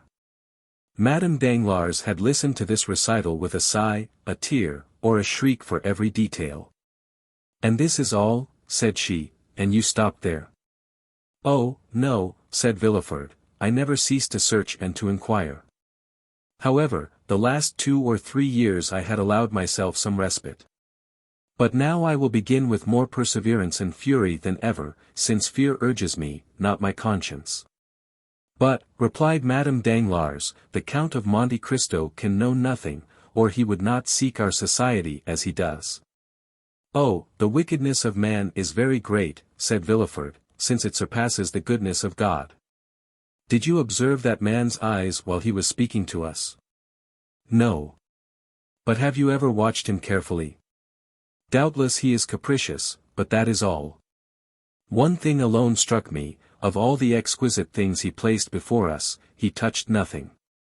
I might have suspected he was poisoning us. And you see you would have been deceived. Yes, doubtless. But believe me, that man has other projects. For that reason I wish to see you, to speak to you, to warn you against every one, but especially against him.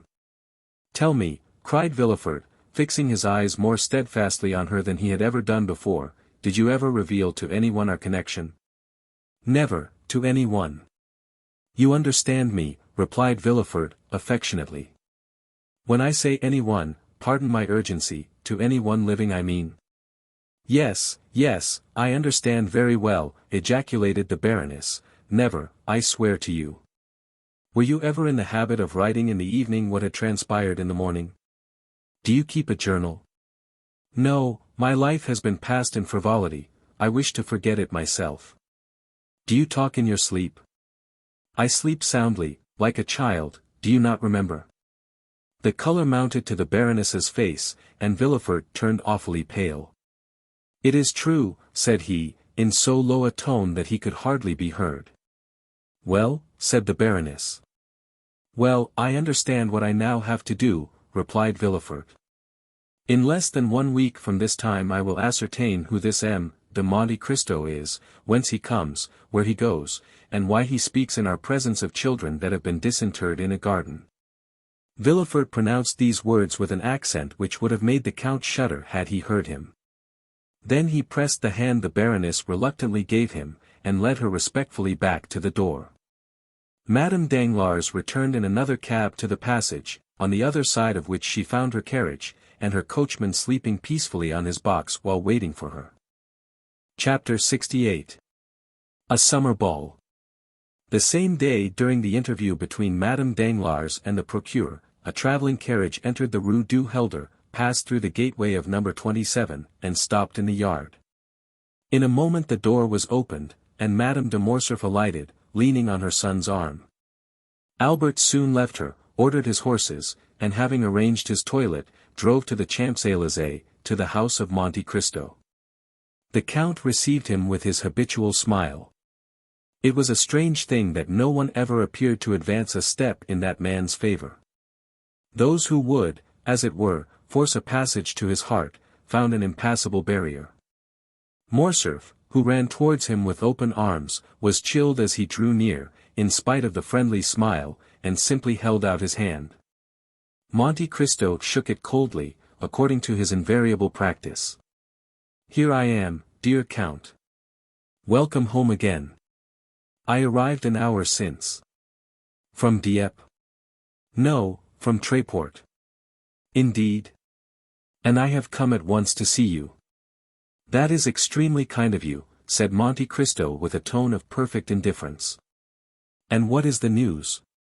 "You should not ask a stranger, a foreigner, for news."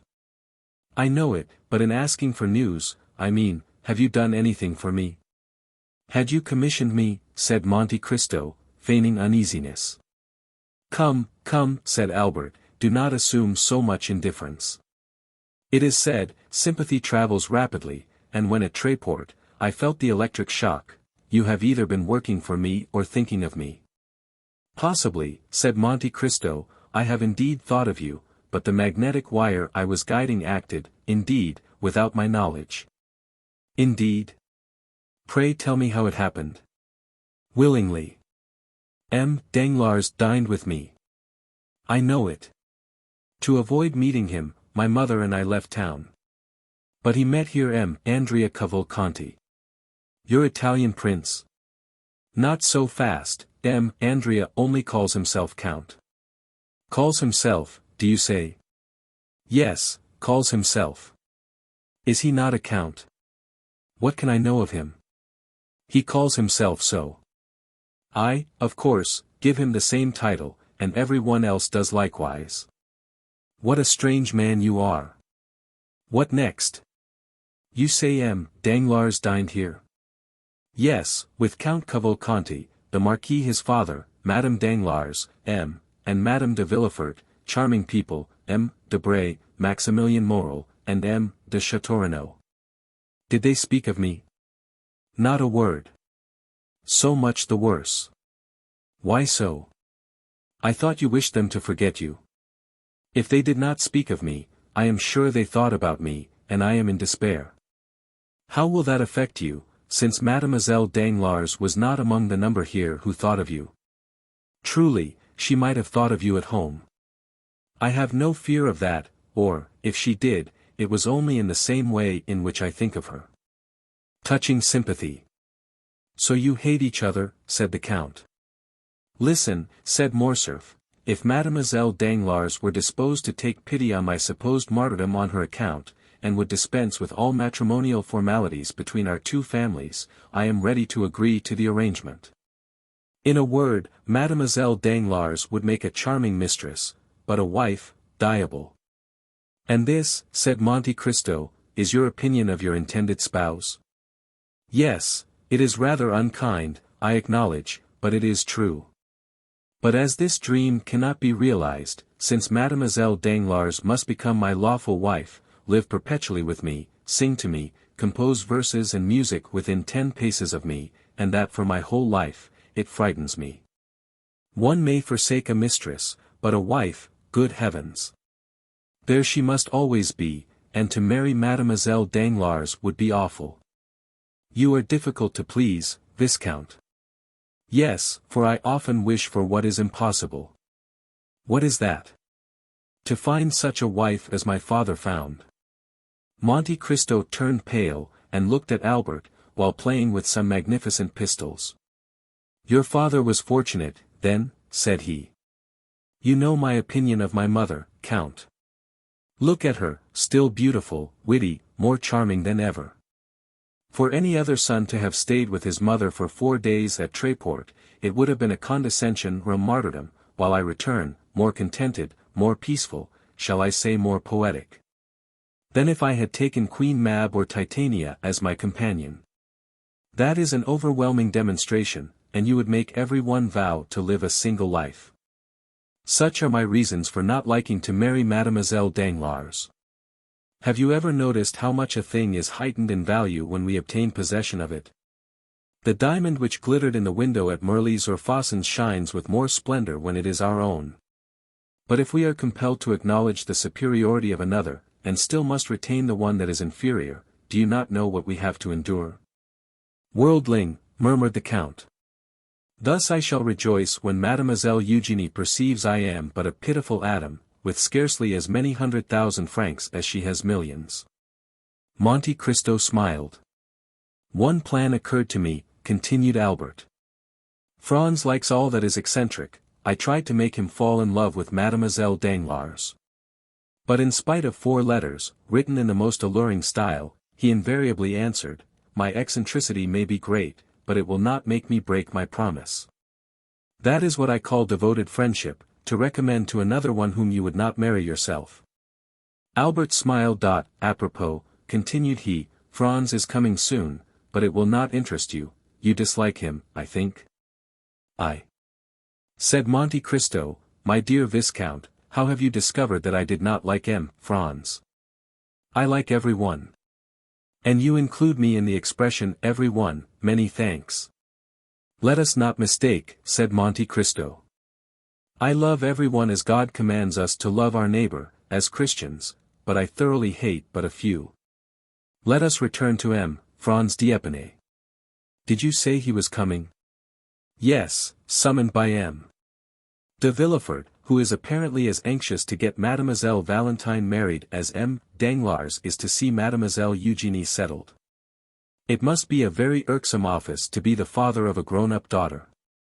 It seems to make one feverish, and to raise one's pulse to 90 beats a minute until the deed is done.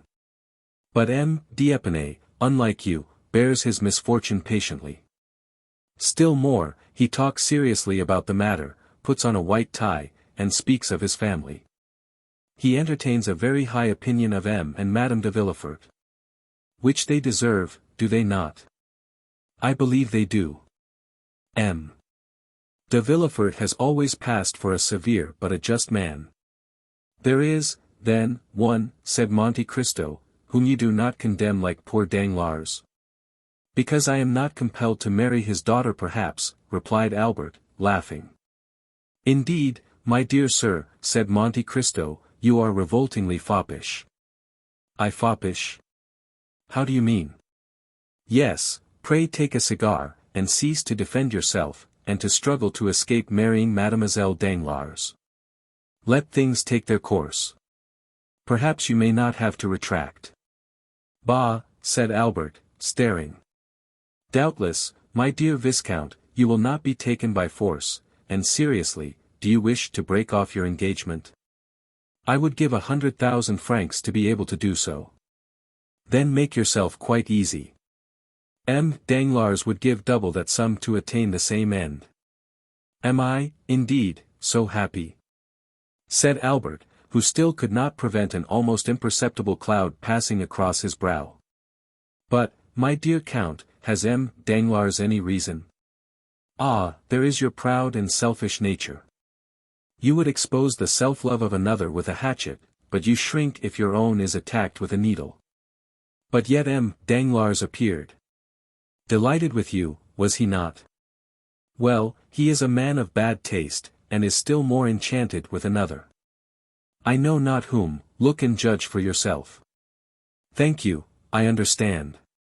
But my mother, no, not my mother, a mistake, my father intends giving a ball.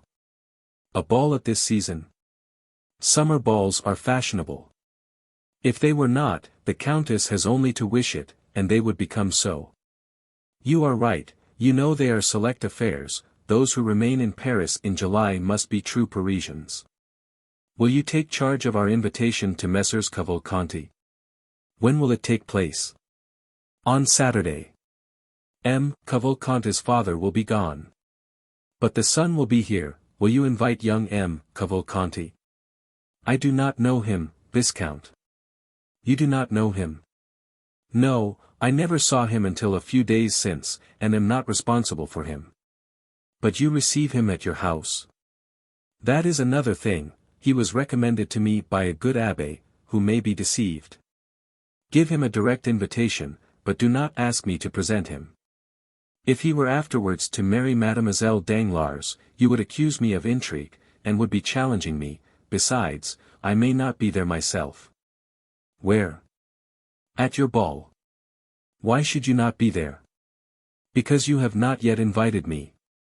But I come expressly for that purpose. You are very kind, but I may be prevented. If I tell you one thing, you will be so amiable as to set aside all impediments. Tell me what it is. My mother begs you to come. The Comtesse de Morcerf, said Monte Cristo, starting. Ah, Count, said Albert, I assure you Madame de Morcerf speaks freely to me, and if you have not felt those sympathetic fibres of which I spoke just now thrill within you, you must be entirely devoid of them. For during the last 4 days we have spoken of no one else. You have talked of me. Yes, that is the penalty of being a living puzzle. Then I am also a puzzle to your mother. I should have thought her too reasonable to be led by imagination. A problem, my dear Count, for every one, for my mother as well as others, much studied, but not solved. You still remain an enigma, do not fear. My mother is only astonished that you remain so long unsolved. I believe, while the Countess G. takes you for Lord Ruthven, my mother imagines you to be Cagliostro or the Count Saint-Germain. The first opportunity you have, confirm her in her opinion. It will be easy for you, as you have the philosophy of the one and the wit of the other. I thank you for the warning, said the Count. I shall endeavour to be prepared for all suppositions. You will, then, come on Saturday? Yes, since Madame de Morcerf invites me. You are very kind. Will Danglars be there? He has already been invited by my father. We shall try to persuade the great Diegueso 11 de Villefort to come, but have not much hope of seeing him. Never despair of anything, says the proverb. Do you dance, Count? I dance. Yes, you, it would not be astonishing. That is very well before one is over 40. No, I do not dance, but I like to see others do so. Does Madame de Morcerf dance? Never, you can talk to her, she so delights in your conversation. Indeed? Yes, truly, and I assure you. You are the only man of whom I have heard her speak with interest. Albert rose and took his hat. The Count conducted him to the door. I have one thing to reproach myself with, said he, stopping Albert on the steps. What is it? I have spoken to you indiscreetly about Danglars. On the contrary, speak to me always in the same strain about him. I am glad to be reassured on that point. Apropos, when do you aspect Dieppe? 5 or 6 days hence at the latest. And when is he to be married? Immediately on the arrival of and Madame de Saint-Meran. Bring him to see me. Although you say I do not like him, I assure you I shall be happy to see him. I will obey your orders, my lord. Goodbye. Until Saturday, when I may expect you, may I not? Yes, I promised you. The Count watched Albert, waving his hand to him. When he had mounted his phaeton, Monte Cristo turned, and seeing Bertuccio, "What news?" said he. "She went to the Palais," replied the steward. "Did she stay long there?" "An hour and a half." "Did she return home?" "Directly." "Well, my dear Bertuccio," said the Count, "I now advise you to go in quest of the little estate I spoke to you of in Normandy." Bertuccio bowed, and as his wishes were in perfect harmony with the order he had received, he started the same evening. Chapter 69. The Inquiry. De Villefort kept the promise he had made to Madame Danglars, to endeavour to find out how the Count of Monte Cristo had discovered the history of the house at Auteuil. He wrote the same day for the required information to M. de Beauville, from having been an inspector of prisons, was promoted to a high office in the police. And the latter begged for 2 days' time to ascertain exactly who would be most likely to give him full particulars. At the end of the second day M. de Villefort received the following note. The person called the Count of Monte Cristo is an intimate acquaintance of Lord Wilmore, a rich foreigner, who is sometimes seen in Paris and who is there at this moment. He is also known to the Abbé Busoni, a Sicilian priest, of high repute in the East, where he has done much good. M. de Villefort replied by ordering the strictest inquiries to be made respecting these 2 persons. His orders were executed, and the following evening he received these details. The abbé, who was in Paris only for a month, inhabited a small 2-storied house behind Saint-Sulpice. There were 2 rooms on each floor and he was the only tenant. The 2 lower rooms consisted of a dining room, with a table, chairs, and sideboard of walnut, and a wainscoted parlour, without ornaments, carpet, or timepiece. It was evident that the abbé limited himself to objects of strict necessity. He preferred to use the sitting-room upstairs, which was more library than parlour, and was furnished with theological books and parchments, in which he delighted to bury himself for months at a time, according to his valet de chambre. His valet looked at the visitors through a sort of wicket.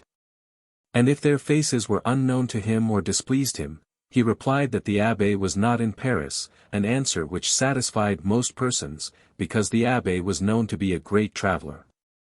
Besides, whether at home or not, whether in Paris or Cairo, the abbé always left something to give away, which the valet distributed through this wicket in his master's name. The other room near the library was a bedroom. A bed without curtains, 4 armchairs, and a couch, covered with yellow Utrecht velvet, composed, with a prie-dieu, all its furniture. Lord Wilmore resided in Rue Fontaine Saint-George. He was one of those English tourists who consume a large fortune in travelling. He hired the apartment in which he lived furnished, passed only a few hours in the day there, and rarely slept there. One of his peculiarities was never to speak a word of French, which he however wrote with great facility. The day after this important information had been given to the king's attorney, a man alighted from a carriage at the corner of the Rue Ferru, and rapping at an olive-green door, asked if the Abbé Busoni were within. No, he went out early this morning, replied the valet. I might not always be content with that answer, replied the visitor, for I come from one to whom everyone must be at home. But have the kindness to give the Abbé Busoni. I told you he was not at home, repeated the valet. Then on his return give him that card and this sealed paper. Will he be at home at 8 o'clock this evening? Doubtless, unless he is at work, which is the same as if he were out. I will come again at that time, replied the visitor, who then retired. At the appointed hour the same man returned in the same carriage, which, instead of stopping this time at the end of the Rue Ferru, drove up to the green door. He knocked, and it opened immediately to admit him. From the signs of respect the valet paid him, he saw that his note had produced a good effect. Is the abbé at home? Asked he. Yes, he is at work in his library, but he expects you, sir, replied the valet. The stranger ascended a rough staircase, and before a table, illumined by a lamp whose light was concentrated by a large shade while the rest of the apartment was in partial darkness, he perceived the abbé in a monk's dress, with a cowl on his head such as was used by learned men of the Middle Ages. Have I the honor of addressing the Abbé Busoni? Asked the visitor. Yes, sir, replied the abbé, and you are the person whom M. de Beauville, formerly an inspector of prisons, sends to me from the prefect of police? Exactly, sir. One of the agents appointed to secure the safety of Paris? Yes, sir, replied the stranger with a slight hesitation, and blushing. The abbé replaced the large spectacles, which covered not only his eyes but his temples, and sitting down motioned to his visitor to do the same. I am at your service, sir, said the abbé, with a marked Italian accent. The mission with which I am charged, sir, replied the visitor, speaking with hesitation, is a confidential one on the part of him who fulfills it, and him by whom he is employed. The abbé bowed. Your probity, replied the stranger, is so well known to the prefect that he wishes as a magistrate to ascertain from you some particulars connected with the public safety, to ascertain which I am deputed to see you. It is hoped that no ties of friendship or humane consideration will induce you to conceal the truth. Provided, sir, the particulars you wish for do not interfere with my scruples or my conscience. I am a priest, sir, and the secrets of confession, for instance, must remain between me and God, and not between me and human justice. Do not alarm yourself, monsieur, we will duly respect your conscience. At this moment the abbé pressed down his side of the shade and so raised it on the other, throwing a bright light on the stranger's face, while his own remained obscured. Excuse me, abbé, said the envoy of the prefect of the police, but the light tries my eyes very much. The abbé lowered the shade. Now, sir, I am listening, go on. I will come at once to the point. Do you know the Count of Monte Cristo? You mean Monsieur Zacone, I presume. Zacone, is not his name Monte Cristo? Monte Cristo is the name of an estate, or, rather, of a rock, and not a family name. Well, be it so, let us not dispute about words, and since M. de Monte Cristo and M. Zacone are the same. Absolutely the same. Let us speak of M. Zacone. Agreed. I asked you if you knew him. Extremely well. Who is he? The son of a rich shipbuilder in Malta. I know that is the report. But, as you are aware, the police does not content itself with vague reports. However, replied the abbé, with an affable smile, when that report is in accordance with the truth, everybody must believe it, the police as well as all the rest. Are you sure of what you assert? What do you mean by that question? Understand, sir, I do not in the least suspect your veracity, I ask if you are certain of it. I knew his father, M. Zacone. Ah, indeed? And when a child I often played with the son in the timber yards. But whence does he derive the title of Count? You are aware that may be bought. In Italy. Everywhere. And his immense riches, whence does he procure them? They may not be so very great. How much do you suppose he possesses? From 150 to 200,000 livres per annum. That is reasonable, said the visitor, I have heard he had 3 or 4 millions. 200,000 per annum would make 4 millions of capital. But I was told he had 4 millions per annum. That is not probable. Do you know this island of Monte Cristo? Certainly, every one who has come from Palermo, Naples, or Rome to France by sea must know it, since he has passed close to it and must have seen it. I am told it is a delightful place. It is a rock. And why has the Count bought a rock? For the sake of being a Count. In Italy one must have territorial possessions to be a Count. You have, doubtless, heard the adventures of M. Zacone's youth? The father's? No, the son's. I know nothing certain. At that period of his life, I lost sight of my young comrade. Was he in the wars? I think he entered the service. In what branch? In the navy. Are you not his confessor? No, sir, I believe he is a Lutheran. A Lutheran? I say, I believe such is the case, I do not affirm it, besides, liberty of conscience is established in France. Doubtless, and we are not now inquiring into his creed, but his actions. In the name of the prefect of police, I ask you what you know of him. He passes for a very charitable man. Our Holy Father, the Pope, has made him a knight of Jesus Christ for the services he rendered to the Christians in the East. He has 5 or 6 rings as testimonials from Eastern monarchs of his services. Does he wear them? No, but he is proud of them, he is better pleased with rewards given to the benefactors of man than to his destroyers. He is a Quaker then? Exactly, he is a Quaker, with the exception of the peculiar dress. Has he any friends? Yes, everyone who knows him is his friend. But has he any enemies? One only.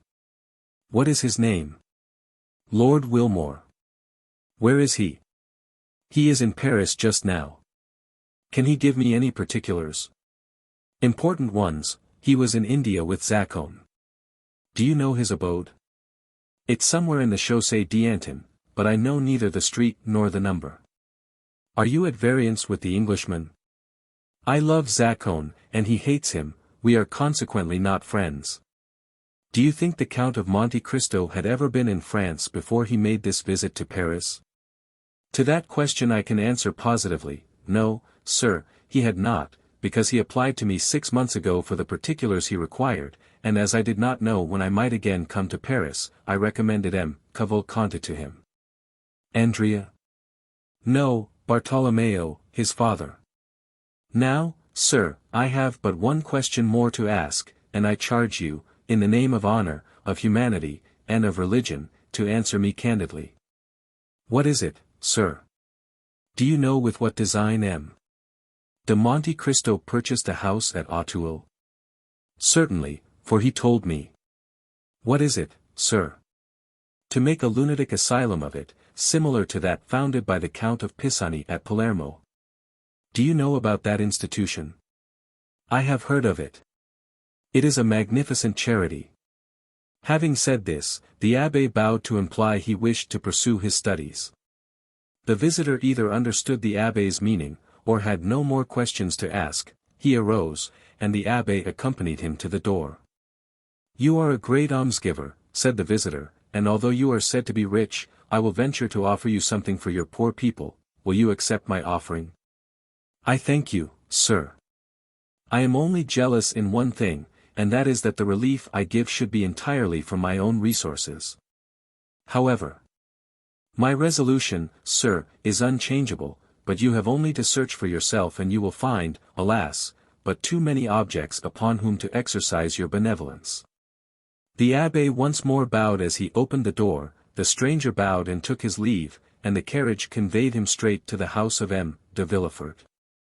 An hour afterwards the carriage was again ordered, and this time it went to the Rue Fontaine Saint-Georges, and stopped at number 5, where Lord Wilmore lived. The stranger had written to Lord Wilmore, requesting an interview, which the latter had fixed for 10 o'clock.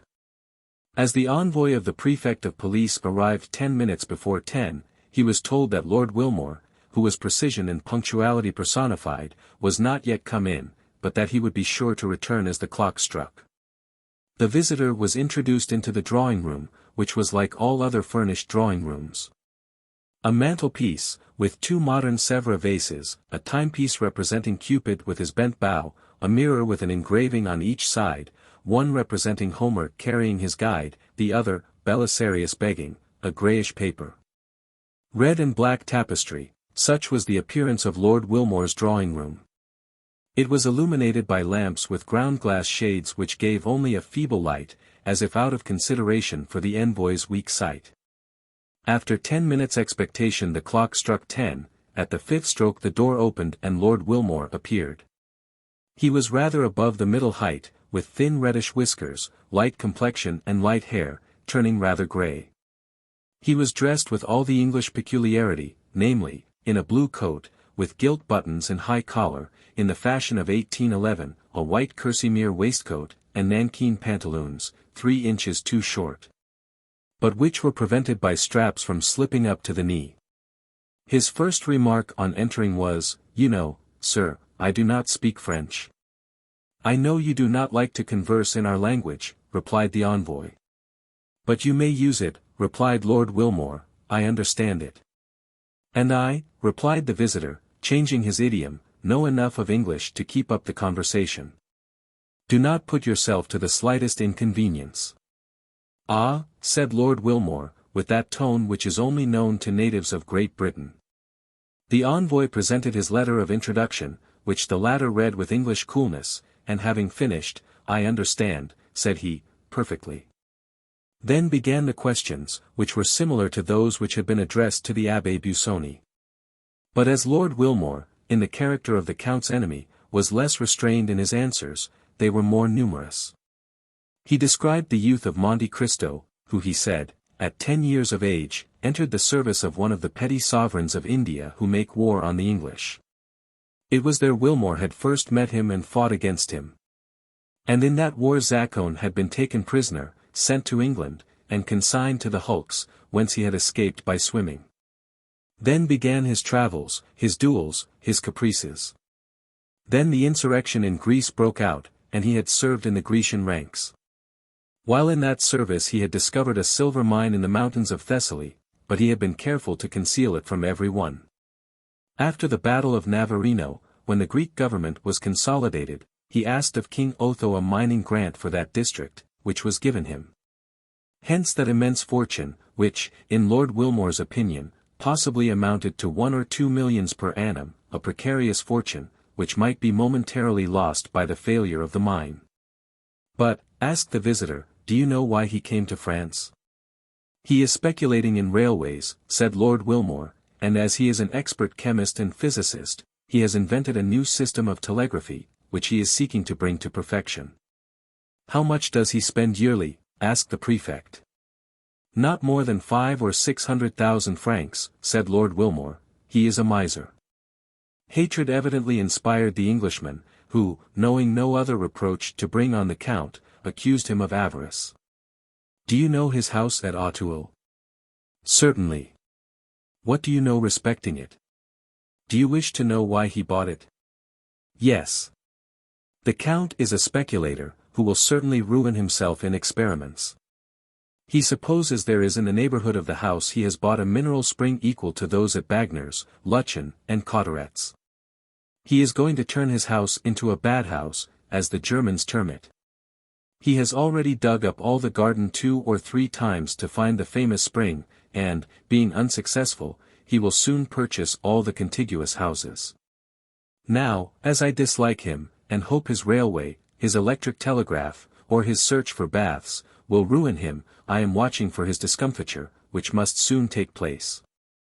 What was the cause of your quarrel? When he was in England he seduced the wife of one of my friends. Why do you not seek revenge? I have already fought 3 duels with him, said the Englishman, the first with the pistol, the second with the sword, and the third with the sabre. And what was the result of those duels? The first time, he broke my arm. The second, he wounded me in the breast, and the third time, made this large wound. The Englishman turned down his shirt collar, and showed a scar, whose redness proved it to be a recent one. So that, you see, there is a deadly feud between us. But, said the envoy, you do not go about it in the right way to kill him, if I understand you correctly. Ah, said the Englishman, I practice shooting every day, and every other day Grazier comes to my house. This was all the visitor wished to ascertain, or, rather, all the Englishman appeared to know. The agent arose, and having bowed to Lord Wilmore, who returned his salutation with the stiff politeness of the English, he retired. Lord Wilmore, having heard the door close after him, returned to his bedroom, where with one hand he pulled off his light hair, his red whiskers, his false jaw, and his wound, to resume the black hair, dark complexion, and pearly teeth of the Count of Monte Cristo. It was M. de Villefort, and not the prefect, who returned to the house of M. de Villefort. The procureur felt more at ease, although he had learned nothing really satisfactory, and, for the first time since the dinner party at Auteuil, he slept soundly. Chapter 70. The Ball. It was in the warmest days of July, when in due course of time the Saturday arrived upon which the ball was to take place at M. de Morcerf's. It was 10 o'clock at night. The branches of the great trees in the garden of the Count's house stood out boldly against the azure canopy of heaven, which was studded with golden stars, but where the last fleeting clouds of a vanishing storm yet lingered. From the apartments on the ground floor might be heard the sound of music, with the whirl of the waltz and gallop, while brilliant streams of light shone through the openings of the Venetian blinds. At this moment the garden was only occupied by about 10 servants, who had just received orders from their mistress to prepare the supper, the serenity of the weather continuing to increase. Until now, it had been undecided whether the supper should take place in the dining room, or under a long tent erected on the lawn, but the beautiful blue sky, studded with stars, had settled the question in favor of the lawn. The gardens were illuminated with colored lanterns, according to the Italian custom, and, as is usual in countries where the luxuries of the table, the rarest of all luxuries in their complete form, are well understood. The supper table was loaded with wax lights and flowers. At the time the Countess of Morcerf returned to the rooms, after giving her orders, many guests were arriving, more attracted by the charming hospitality of the Countess than by the distinguished position of the Count. For, owing to the good taste of Mercedes, one was sure of finding some devices at her entertainment worthy of describing, or even copying in case of need. Madame Danglars, in whom the events we have related had caused deep anxiety, had hesitated about going to Madame de Morcerf's, when during the morning her carriage happened to meet that of Villefort. The latter made a sign, and when the carriages had drawn close together, said, "You are going to Madame de Morcerf's, are you not?" "No," replied Madame Danglars, "I am too ill." "You are wrong," replied Villefort, significantly. "It is important that you should be seen there." "Do you think so?" asked the Baroness. "I do. In that case I will go." And the two carriages passed on towards their different destinations. Madame Danglars therefore came, not only beautiful in person, but radiant with splendor. She entered by one door at the time when Mercedes appeared at the door. The Countess took Albert to meet Madame Danglars.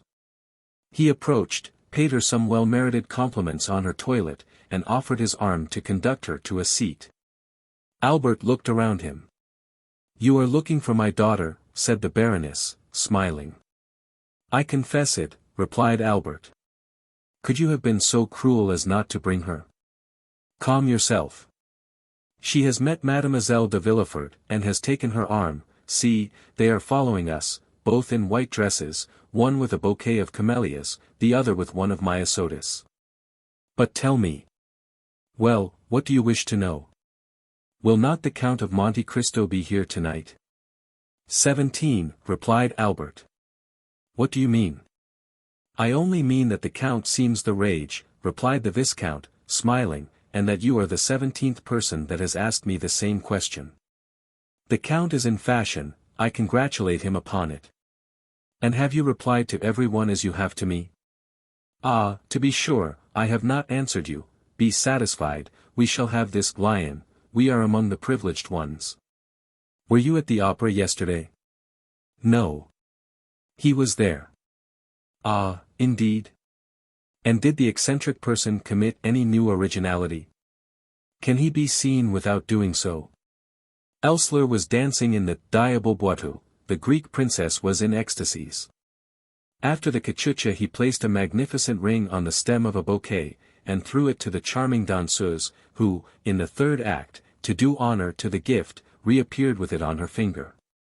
"And the Greek princess, will she be here?"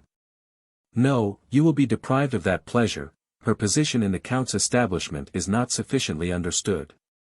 Wait, leave me here, and go and speak to Madame de Villefort, who is trying to attract your attention." Albert bowed to Madame Danglars, and advanced towards Madame de Villefort, whose lips opened as he approached. "I wager anything," said Albert, interrupting her, "that I know what you were about to say." "Well, what is it? If I guess rightly, will you confess it?" "Yes." "On your honor?" "On my honor." "You were going to ask me if the Count of Monte Cristo had arrived, or was expected." "Not at all. It is not of him that I am now thinking. I was going to ask you if you had received any news of Monsieur Franz." "Yes, yesterday." "What did he tell you?" "That he was leaving at the same time as his letter." "Well, now then, the Count." "The Count will come, of that you may be satisfied. You know that he has another name besides Monte Cristo?" "No, I did not know it." "Monte Cristo is the name of an island, and he has a family name." "I never heard it." "Well, then, I am better informed than you, his name is Zaccone." "It is possible." "He is a Maltese." "That is also possible." "The son of a shipowner." "Really, you should relate all this aloud, you would have the greatest success." He served in India, discovered a mine in Thessaly, and comes to Paris to establish a mineral water cure at Auteuil. Well, I'm sure, said Morcerf, this is indeed news. Am I allowed to repeat it? Yes, but cautiously, tell one thing at a time, and do not say I told you. Why so? Because it is a secret just discovered. By whom? The police. Then the news originated. At the prefect's last night. Paris, you can understand, is astonished at the sight of such unusual splendor, and the police have made inquiries. Well, well. Nothing more is wanting than to arrest the Count as a vagabond, on the pretext of his being too rich. Indeed, that doubtless would have happened if his credentials had not been so favorable. Poor Count! And is he aware of the danger he has been in? I think not. Then it will be but charitable to inform him. When he arrives, I will not fail to do so. Just then, a handsome young man, with bright eyes, black hair, and glossy mustache, respectfully bowed to Madame de Villefort. Albert extended his hand. Madame, said Albert, allow me to present to you Maximilian Morel, captain of Spahis, one of our best, and, above all, of our bravest officers. I have already had the pleasure of meeting this gentleman at Auteuil, at the house of the Count of Monte Cristo, replied Madame de Villefort, turning away with marked coldness of manner. This answer, and especially the tone in which it was uttered, chilled the heart of poor Morel. But a recompense was in store for him.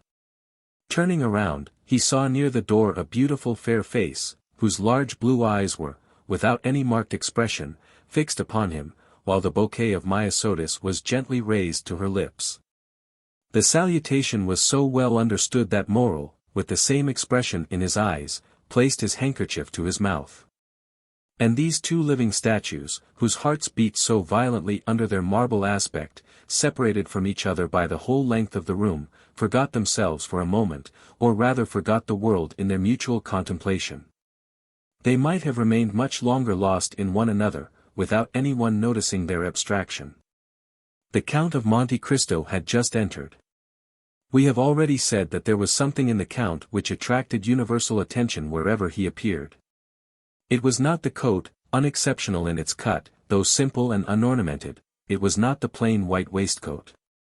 It was not the trousers, that displayed the foot so perfectly formed, it was none of these things that attracted the attention, it was his pale complexion, his waving black hair, his calm and serene expression, his dark and melancholy eye, his mouth, chiseled with such marvelous delicacy, which so easily expressed such high disdain, these were what fixed the attention of all upon him.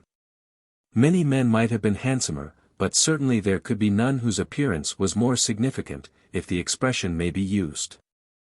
Everything about the Count seemed to have its meaning, for the constant habit of thought which he had acquired had given an ease and vigor to the expression of his face, and even to the most trifling gesture, scarcely to be understood.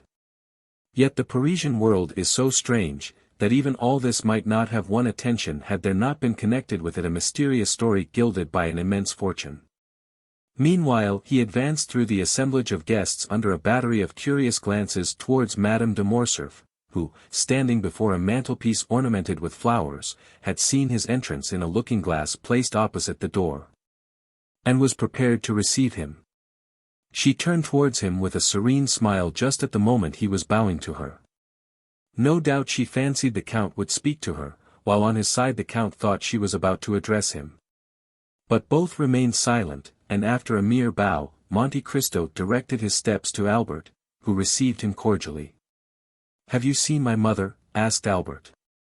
"I have just had the pleasure," replied the Count, "but I have not seen your father. See, he is down there, talking politics with that little group of great geniuses." "Indeed," said Monte Cristo, "and so those gentlemen down there are men of great talent. I should not have guessed it. And for what kind of talent are they celebrated? You know there are different sorts. That tall, harsh-looking man is very learned. He discovered, in the neighborhood of Rome, a kind of lizard with a vertebra more than lizards usually have, and he immediately laid his discovery before the Institute. The thing was discussed for a long time, but finally decided in his favor. I can assure you the vertebra made a great noise in the learned world, and the gentleman, who was only a knight of the Legion of Honor, was made an officer. Come, said Monte Cristo, this cross seems to me to be wisely awarded. I suppose, had he found another additional vertebra, they would have made him a commander. Very likely, said Albert. And who can that person be who has taken it into his head to wrap himself up in a blue coat embroidered with green? Oh, that coat is not his own idea, it is the Republic's, which deputed David XII to devise a uniform for the academicians. Indeed, said Monte Cristo, so this gentleman is an academician. Within the last week he has been made one of the learned assembly. And what is his especial talent? His talent? I believe he thrusts pins through the heads of rabbits, he makes fowls eat matter, and punches the spinal marrow out of dogs with whalebone. And he is made a member of the Academy of Sciences for this? No, of the French Academy. But what has the French Academy to do with all this? I was going to tell you. It seems that his experiments have very considerably advanced the cause of science, doubtless. No, that his style of writing is very good. This must be very flattering to the feelings of the rabbits into whose heads he has thrust pins, to the fowls whose bones he has dyed red, and to the dogs whose spinal marrow he has punched out. Albert laughed. And the other one? Demanded the Count. That one? Yes, the third. The one in the dark blue coat? Yes. He is a colleague of the Count, and one of the most active opponents to the idea of providing the Chamber of Peers with a uniform. He was very successful upon that question. He stood badly with the liberal papers, but his noble opposition to the wishes of the court is now getting him into favor with the journalists. They talk of making him an ambassador. And what are his claims to the peerage? He has composed 2 or 3 comic operas, written 4 or 5 articles in the Siècle, and voted 5 or 6 years on the ministerial side. Bravo, Viscount, said Monte Cristo, smiling. You are a delightful cicerone. And now you will do me a favor, will you not? What is it? Do not introduce me to any of these gentlemen, and should they wish it, you will warn me. Just then the Count felt his arm pressed. He turned round. It was Danglars. Ah, is it you, Baron? Said he. Why do you call me Baron? Said Danglars, you know that I care nothing for my title.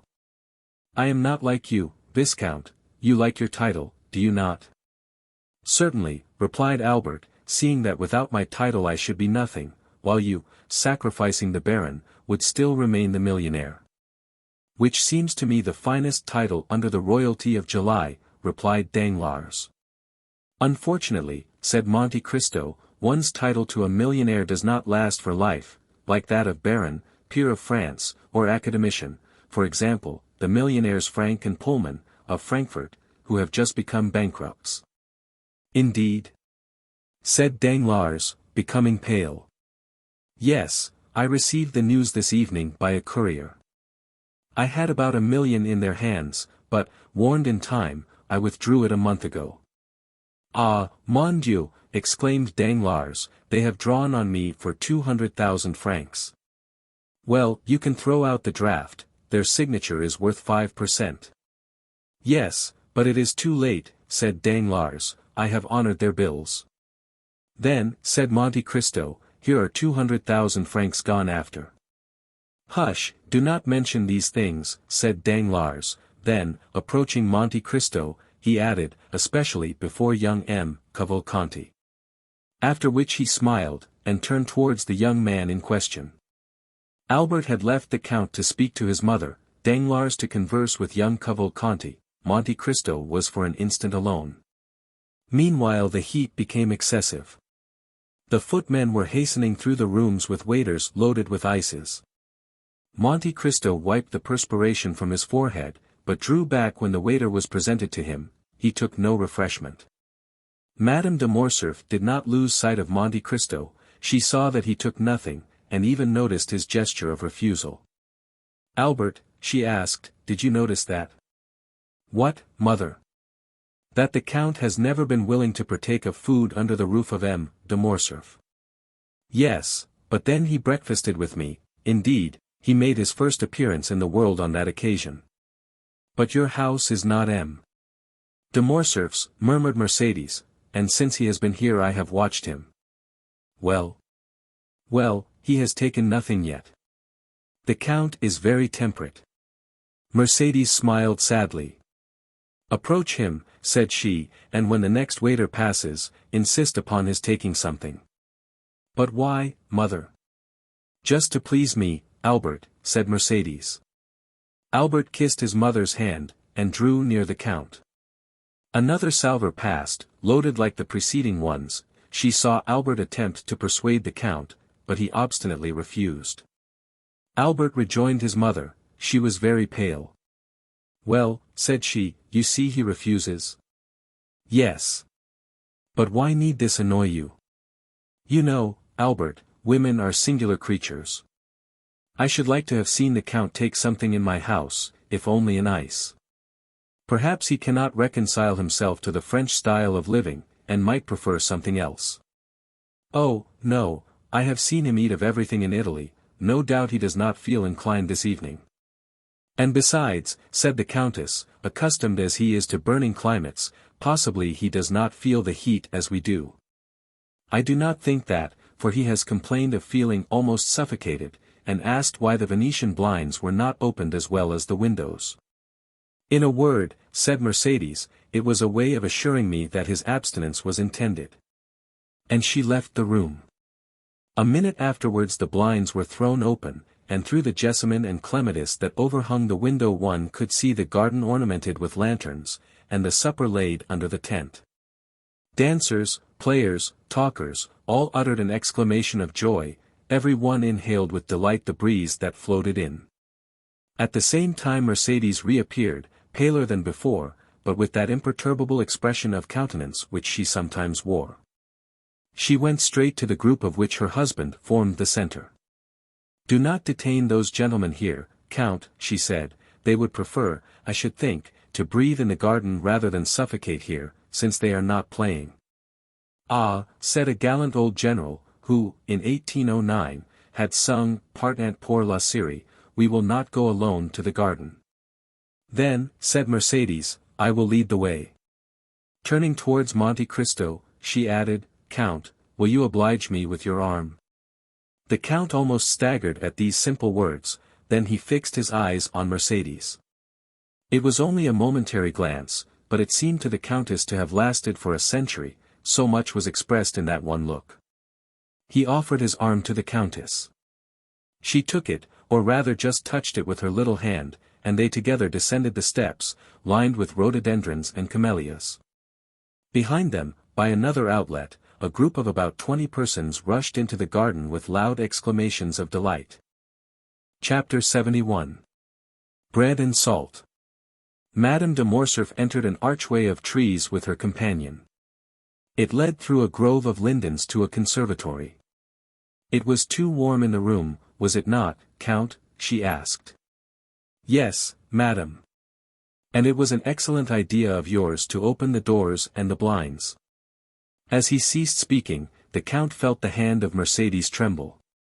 But you, he said, with that light dress, and without anything to cover you but that gauze scarf, perhaps you feel cold? Do you know where I am leading you? Said the Countess, without replying to the question. No, madam, replied Monte Cristo, but you see I make no resistance. We are going to the greenhouse that you see at the other end of the grove. The Count looked at Mercédès as if to interrogate her, but she continued to walk on in silence, and he refrained from speaking. They reached the building, ornamented with magnificent fruits, which ripen at the beginning of July in the artificial temperature which takes the place of the sun, so frequently absent in our climate. The Countess left the arm of Monte Cristo, and gathered a bunch of muscatel grapes. See, Count, she said, with a smile so sad in its expression that one could almost detect the tears on her eyelids, see, our French grapes are not to be compared, I know, with yours of Sicily and Cyprus. But you will make allowance for our northern sun. The Count bowed, but stepped back. Do you refuse? Said Mercedes, in a tremulous voice. Pray excuse me, madam, replied Monte Cristo, but I never eat muscatel grapes. Mercedes let them fall, and sighed. A magnificent peach was hanging against an adjoining wall, ripened by the same artificial heat. Mercedes drew near, and plucked the fruit. Take this peach, then, she said. The Count again refused. What, again? She exclaimed, in so plaintive an accent that it seemed to stifle a sob, really, you pain me.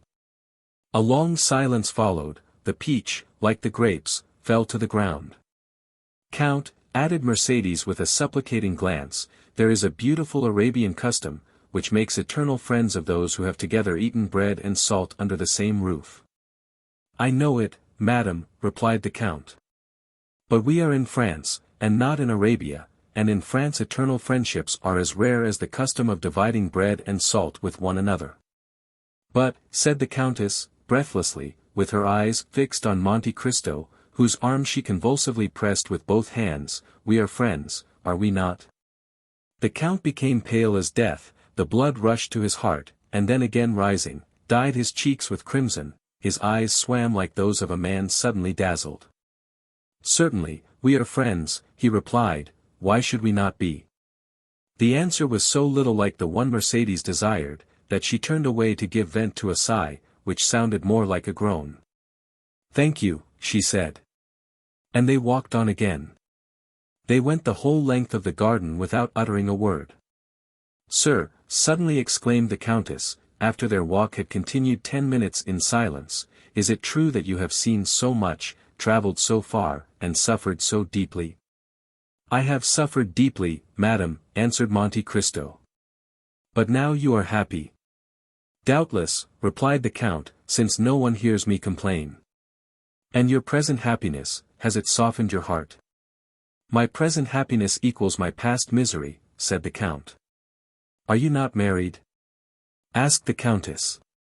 I, married, exclaimed Monte Cristo, shuddering, who could have told you so?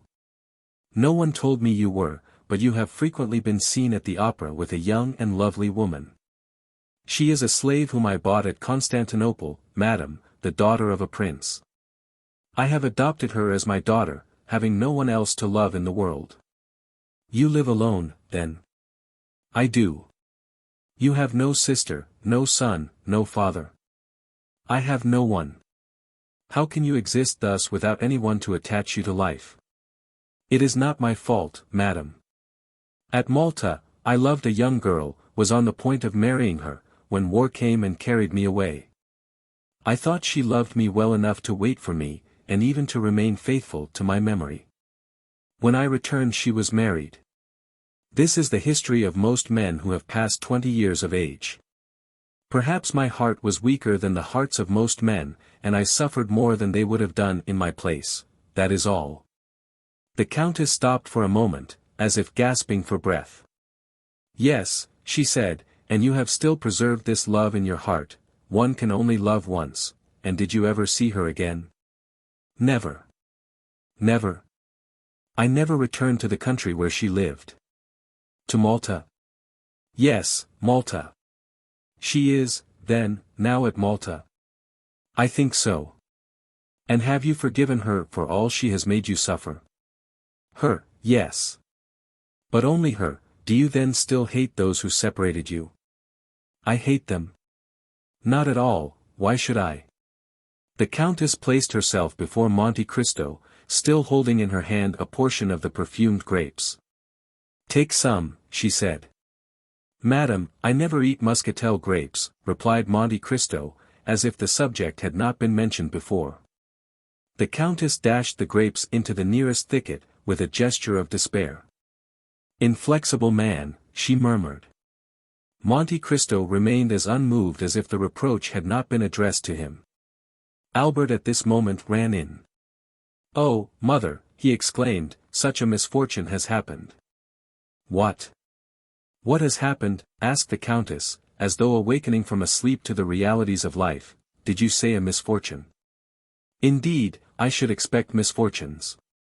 De Villefort is here. Well? He comes to fetch his wife and daughter. Why so? Because Madame de Saint-Meran is just arrived in Paris, bringing the news of M.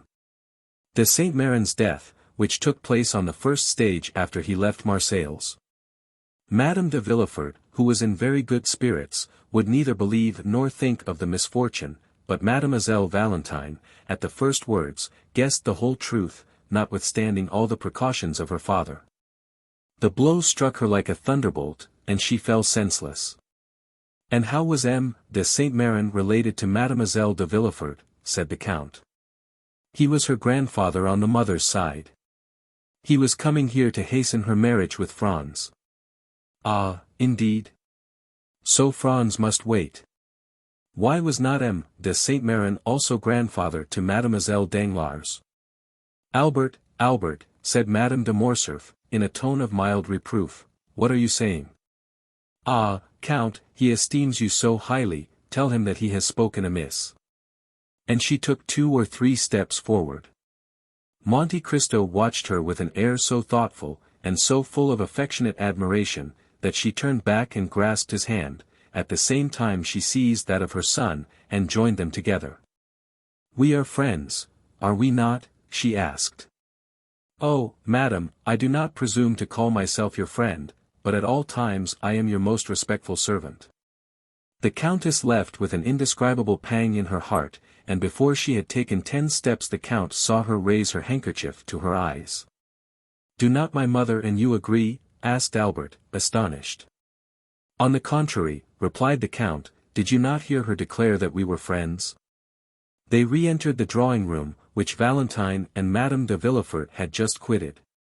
It is perhaps needless to add that Morel departed almost at the same time. Chapter 72.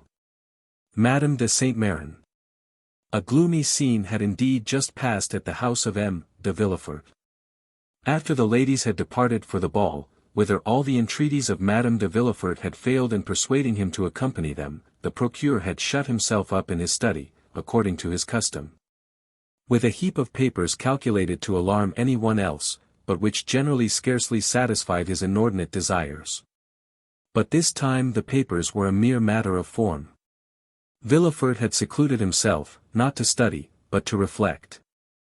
And with the door locked and orders given that he should not be disturbed excepting for important business, he sat down in his armchair and began to ponder over the events, the remembrance of which had during the last 8 days filled his mind with so many gloomy thoughts and bitter recollections.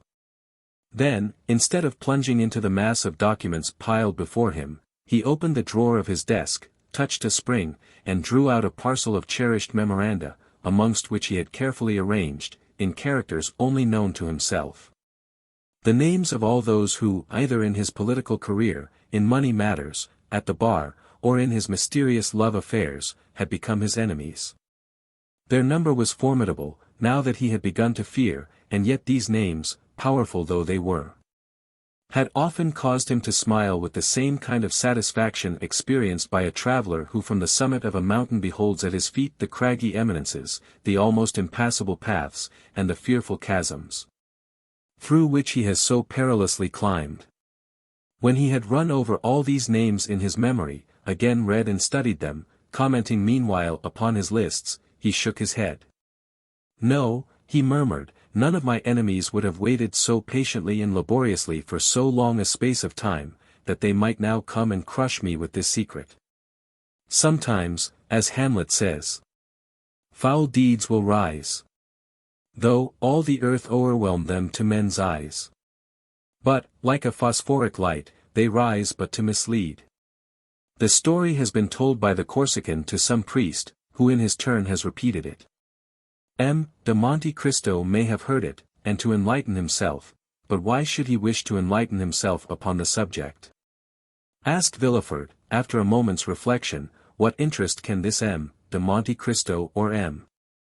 Zaccone, son of a shipowner of Malta, discoverer of a mine in Thessaly, now visiting Paris for the first time, what interest, I say, can he take in discovering a gloomy, mysterious, and useless fact like this? However, among all the incoherent details given to me by the Abbé Busoni and by Lord Wilmore, by that friend and that enemy, one thing appears certain and clear in my opinion, that in no period, in no case, in no circumstance, could there have been any contact between him and me. But Villefort uttered words which even he himself did not believe. He dreaded not so much the revelation, for he could reply to or deny its truth. He cared little for that mean, tekel, parson, which appeared suddenly in letters of blood upon the wall, but what he was really anxious for was to discover whose hand had traced them. While he was endeavoring to calm his fears, and instead of dwelling upon the political future that had so often been the subject of his ambitious dreams, was imagining a future limited to the enjoyments of home. In fear of awakening the enemy that had so long slept, the noise of a carriage sounded in the yard, then he heard the steps of an aged person ascending the stairs, followed by tears and lamentations, such as servants always give vent to when they wish to appear interested in their master's grief. He drew back the bolt of his door, and almost directly an old lady entered, unannounced, carrying her shawl on her arm, and her bonnet in her hand. The white hair was thrown back from her yellow forehead, and her eyes, already sunken by the furrows of age, now almost disappeared beneath the eyelids swollen with grief. "Oh, sir," she said, "oh, sir, what a misfortune! I shall die of it. Oh, yes, I shall certainly die of it." And then, falling upon the chair nearest the door, she burst into a paroxysm of sobs.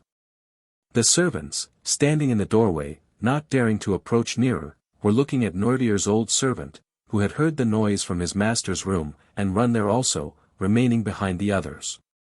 Villefort rose, and ran towards his mother-in-law, for it was she. "Why, what can have happened?" he exclaimed, "what has thus disturbed you? Is M. de Saint-Meran with you?" "M.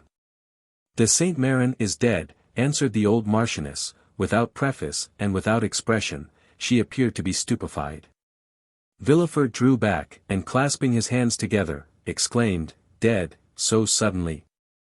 "A week ago," continued Madame de Saint-Meran, "we went out together in the carriage after dinner. M. de Saint-Meran had been unwell for some days. Still, the idea of seeing our dear Valentine again inspired him with courage, and notwithstanding his illness he would leave. At 6 leagues from Marseilles, after having eaten some of the lozenges he is accustomed to take, he fell into such a deep sleep, that it appeared to me unnatural. Still I hesitated to wake him, although I fancied that his face was flushed, and that the veins of his temples throbbed more violently than usual. However, as it became dark, and I could no longer see, I fell asleep. I was soon aroused by a piercing shriek, as from a person suffering in his dreams, and he suddenly threw his head back violently. I called the valet, I stopped the postilion, I spoke to M. de Saint-Meran, I applied my smelling salts. But all was over, and I arrived at Aix by the side of a corpse." Villefort stood with his mouth half open, quite stupefied. "Of course you sent for a doctor?" "Immediately, but, as I have told you, it was too late." "Yes. But then he could tell of what complaint the poor Marquis had died." "Oh, yes, sir, he told me. It appears to have been an apoplectic stroke." "And what did you do then?" M. de Saint-Meran had always expressed a desire, in case his death happened during his absence from Paris, that his body might be brought to the family vault. I had him put into a leaden coffin, and I am preceding him by a few days." "Oh, my poor mother," said Villefort, "to have such duties to perform at your age after such a blow. God has supported me through all, and then, my dear Marquis, he would certainly have done everything for me that I performed for him. It is true that since I left him, I seem to have lost my senses. I cannot cry. At my age they say that we have no more tears, still I think that when one is in trouble one should have the power of weeping. Where is Valentine, sir?" "It is on her account I am here, I wish to see Valentine." Villefort thought it would be terrible to reply that Valentine was at a ball, so he only said that she had gone out with her stepmother, and that she should be fetched. "This instant, sir, this instant, I beseech you," said the old lady. Villefort placed the arm of Madame de Saint-Meran within his own, and conducted her to his apartment. "Rest yourself, mother," he said.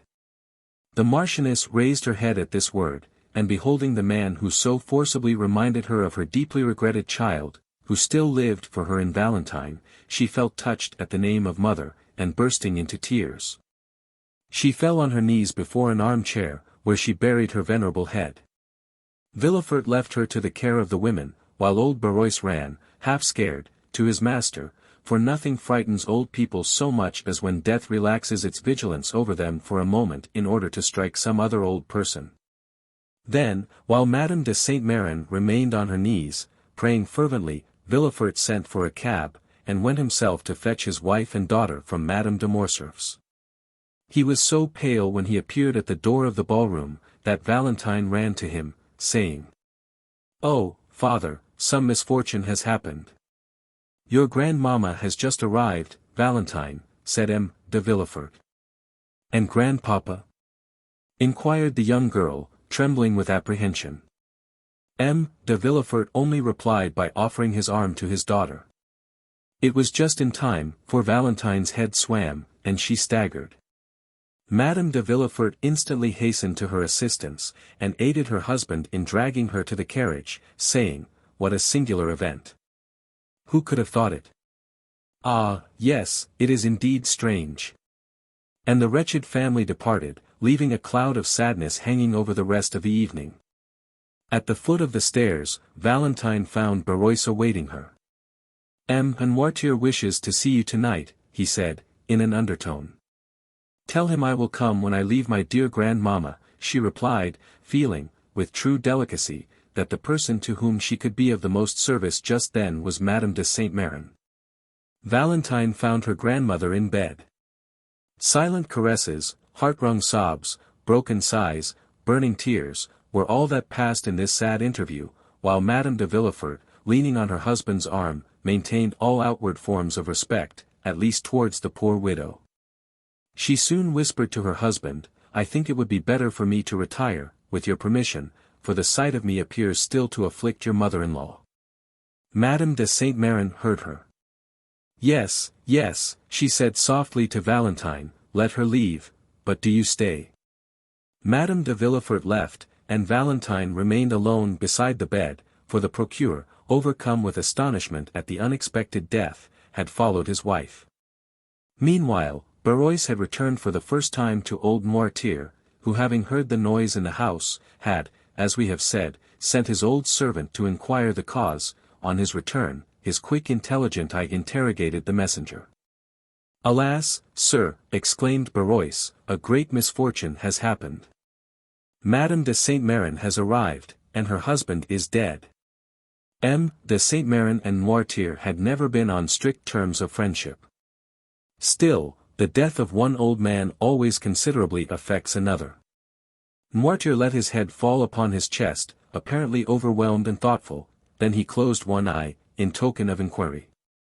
"Mademoiselle Valentine?" Noirtier nodded his head. "She is at the ball, as you know, since she came to say good-bye to you in full dress." Noirtier again closed his left eye. "Do you wish to see her?" Noirtier again made an affirmative sign. "Well, they have gone to fetch her, no doubt, from Madame de Morcerf's. I will await her return, and beg her to come up here." "Is that what you wish for?" "Yes," replied the invalid. Barois, therefore, as we have seen, watched for Valentine, and informed her of her grandfather's wish. Consequently, Valentine came up to Noirtier, on leaving Madame de Saint-Meran, who in the midst of her grief had at last yielded to fatigue and fallen into a feverish sleep. Within reach of her hand they placed a small table upon which stood a bottle of orangeade, her usual beverage, and a glass. Then, as we have said, the young girl left the bedside to see M. and Noirtier. Valentine kissed the old man, who looked at her with such tenderness that her eyes again filled with tears, whose sources he thought must be exhausted. The old gentleman continued to dwell upon her with the same expression. "Yes, yes," said Valentine, "you mean that I have yet a kind grandfather left, do you not?" The old man intimated that such was his meaning. "Ah, yes, happily I have," replied Valentine. "Without that, what would become of me?" It was 1 o'clock in the morning. Barrois, who wished to go to bed himself, observed that after such sad events every one stood in need of rest. Noirtier would not say that the only rest he needed was to see his child, but wished her good night, for grief and fatigue had made her appear quite ill. The next morning she found her grandmother in bed. The fever had not abated, on the contrary her eyes glistened and she appeared to be suffering from violent nervous irritability. "Oh, dear grandmamma, are you worse?" exclaimed Valentine, perceiving all these signs of agitation. "No, my child, no," said Madame de Saint-Meran, "but I was impatiently waiting for your arrival, that I might send for your father." "My father?" inquired Valentine, uneasily. "Yes, I wish to speak to him." Valentine durst not oppose her grandmother's wish, the cause of which she did not know, and an instant afterwards Villefort entered. "Sir," said Madame de Saint-Meran, without using any circumlocution, and as if fearing she had no time to lose, "you wrote to me concerning the marriage of this child." "Yes, madame," replied Villefort, "it is not only projected but arranged. Your intended son-in-law is named M. Franz d'Épinay." "Yes, madame." "Is he not the son of General d'Épinay who was on our side, and who was assassinated some days before the usurper returned from the island of Elba?" "The same."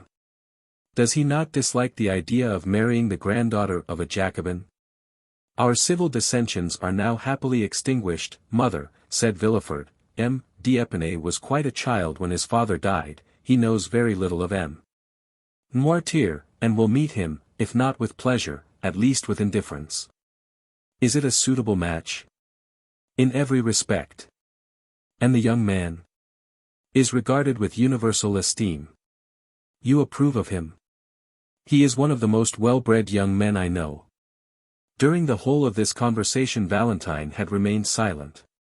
"Well, sir," said Madame de Saint-Meran, after a few minutes' reflection, "I must hasten the marriage, for I have but a short time to live." "You, madame?" "You, dear mamma," exclaimed M. de Villefort and Valentine at the same time. "I know what I am saying," continued the Marchioness, "I must hurry you, so that, as she has no mother, she may at least have a grandmother to bless her marriage. I am all that is left to her belonging to my poor Renée, whom you have so soon forgotten, sir." "Ah, madame," said Villefort, "you forget that I was obliged to give a mother to my child." "A stepmother is never a mother, sir. But this is not to the purpose, our business concerns Valentine, let us leave the dead in peace." All this was said with such exceeding rapidity, that there was something in the conversation that seemed like the beginning of delirium. "It shall be as you wish, madame," said Villefort, "more especially since your wishes coincide with mine, and as soon as M. d'Épinay arrives in Paris." "My dear grandmother," interrupted Valentine, "consider decorum, the recent death. You would not have me marry under such sad auspices." "My child," exclaimed the old lady sharply, "let us hear none of the conventional objections that deter weak minds from preparing for the future. I also was married at the deathbed of my mother, and certainly I have not been less happy on that account." "Still that idea of death, madame," said Villefort. "Still, always. I tell you I am going to die, do you understand? Well, before dying, I wish to see my son-in-law. I wish to tell him to make my child happy, I wish to read in his eyes whether he intends to obey me, in fact, I will know him, I will," continued the old lady, with a fearful expression, "that I may rise from the depths of my grave to find him, if he should not fulfill his duty." "Madame," said Villefort, "you must lay aside these exalted ideas, which almost assume the appearance of madness. The dead, once buried in their graves, rise no more. And I tell you, sir, that you are mistaken. This night I have had a fearful sleep. It seemed as though my soul were already hovering over my body, my eyes, which I tried to open, closed against my will, and what will appear impossible above all to you, sir, I saw, with my eyes shut, in the spot where you are now standing. Issuing from that corner where there is a door leading into Madame Villefort's dressing-room, I saw, I tell you, silently enter, a white figure." Valentine screamed. "It was the fever that disturbed you, madame," said Villefort. "Doubt, If you please, but I am sure of what I say. I saw a white figure, and as if to prevent my discrediting the testimony of only one of my senses, I heard my glass removed, the same which is there now on the table. Oh, dear mother, it was a dream. So little was it a dream, that I stretched my hand towards the bell, but when I did so, the shade disappeared, my maid then entered with a light. But she saw no one. Phantoms are visible to those only who ought to see them. It was the soul of my husband. Well, if my husband's soul can come to me, why should not my soul reappear to guard my granddaughter? The tie is even more direct, it seems to me. Oh, madam, said Villefort, deeply affected, in spite of himself, do not yield to those gloomy thoughts, you will long live with us, happy, loved, and honored, and we will make you forget. Never, never, never, said the Marchioness. When does M. d'Épinay return? We expect him every moment. It is well. As soon as he arrives inform me. We must be expeditious. And then I also wish to see a notary, that I may be assured that all our property returns to Valentine. Ah, grandmamma, murmured Valentine, pressing her lips on the burning brow, do you wish to kill me? Oh, how feverish you are, we must not send for a notary, but for a doctor. A doctor, said she, shrugging her shoulders, I am not ill. I am thirsty, that is all. What are you drinking, dear grandmamma?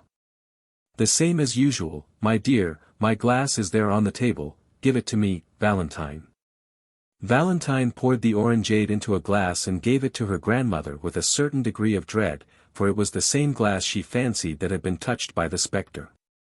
The Marchioness drained the glass at a single draught, and then turned on her pillow, repeating, the notary, the notary. M. de Villefort left the room, and Valentine seated herself at the bedside of her grandmother.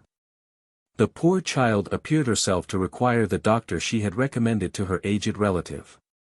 A bright spot burned in either cheek, her respiration was short and difficult, and her pulse beat with feverish excitement. She was thinking of the despair of Maximilian, when he should be informed that Madame de Saint-Meran, instead of being an ally, was unconsciously acting as his enemy. More than once she thought of revealing all to her grandmother, and she would not have hesitated a moment, if Maximilian Morel had been named Albert de Morcerf or Raoul de Châteaurenaud. But Morel was of plebeian extraction, and Valentine knew how the haughty Marquise de Saint-Meran despised all who were not noble. Her secret had each time been repressed when she was about to reveal it, by the sad conviction that it would be useless to do so, for, were it once discovered by her father and mother, all would be lost. 2 hours passed thus. Madame de Saint-Meran was in a feverish sleep, and the notary had arrived. Though his coming was announced in a very low tone, Madame de Saint-Meran arose from her pillow. The notary, she exclaimed, let him come in. The notary, who was at the door, immediately entered. Go, Valentine, said Madame de Saint-Meran, and leave me with this gentleman. But, grandmamma. Leave me, go. The young girl kissed her grandmother, and left with her handkerchief to her eyes. At the door she found the valet de chambre, who told her that the doctor was waiting in the dining room. Valentine instantly ran down. The doctor was a friend of the family, and at the same time one of the cleverest men of the day, and very fond of Valentine, whose birth he had witnessed. He had himself a daughter about her age, but whose life was one continued source of anxiety and fear to him from her mother having been consumptive. Oh, said Valentine, we have been waiting for you with such impatience, dear M. d'Avrigny. But, first of all, how are Madeleine and Antoinette?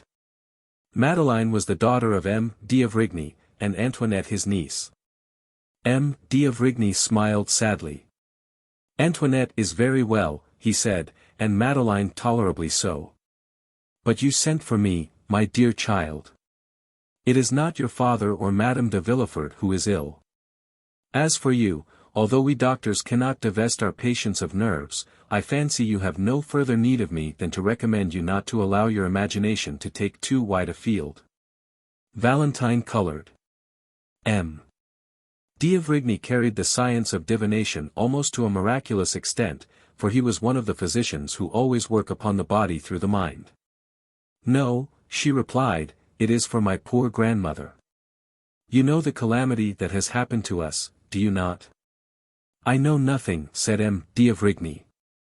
"Alas," said Valentine, restraining her tears, "my grandfather is dead." "M. de Saint-Meran?" "Yes." "Suddenly?"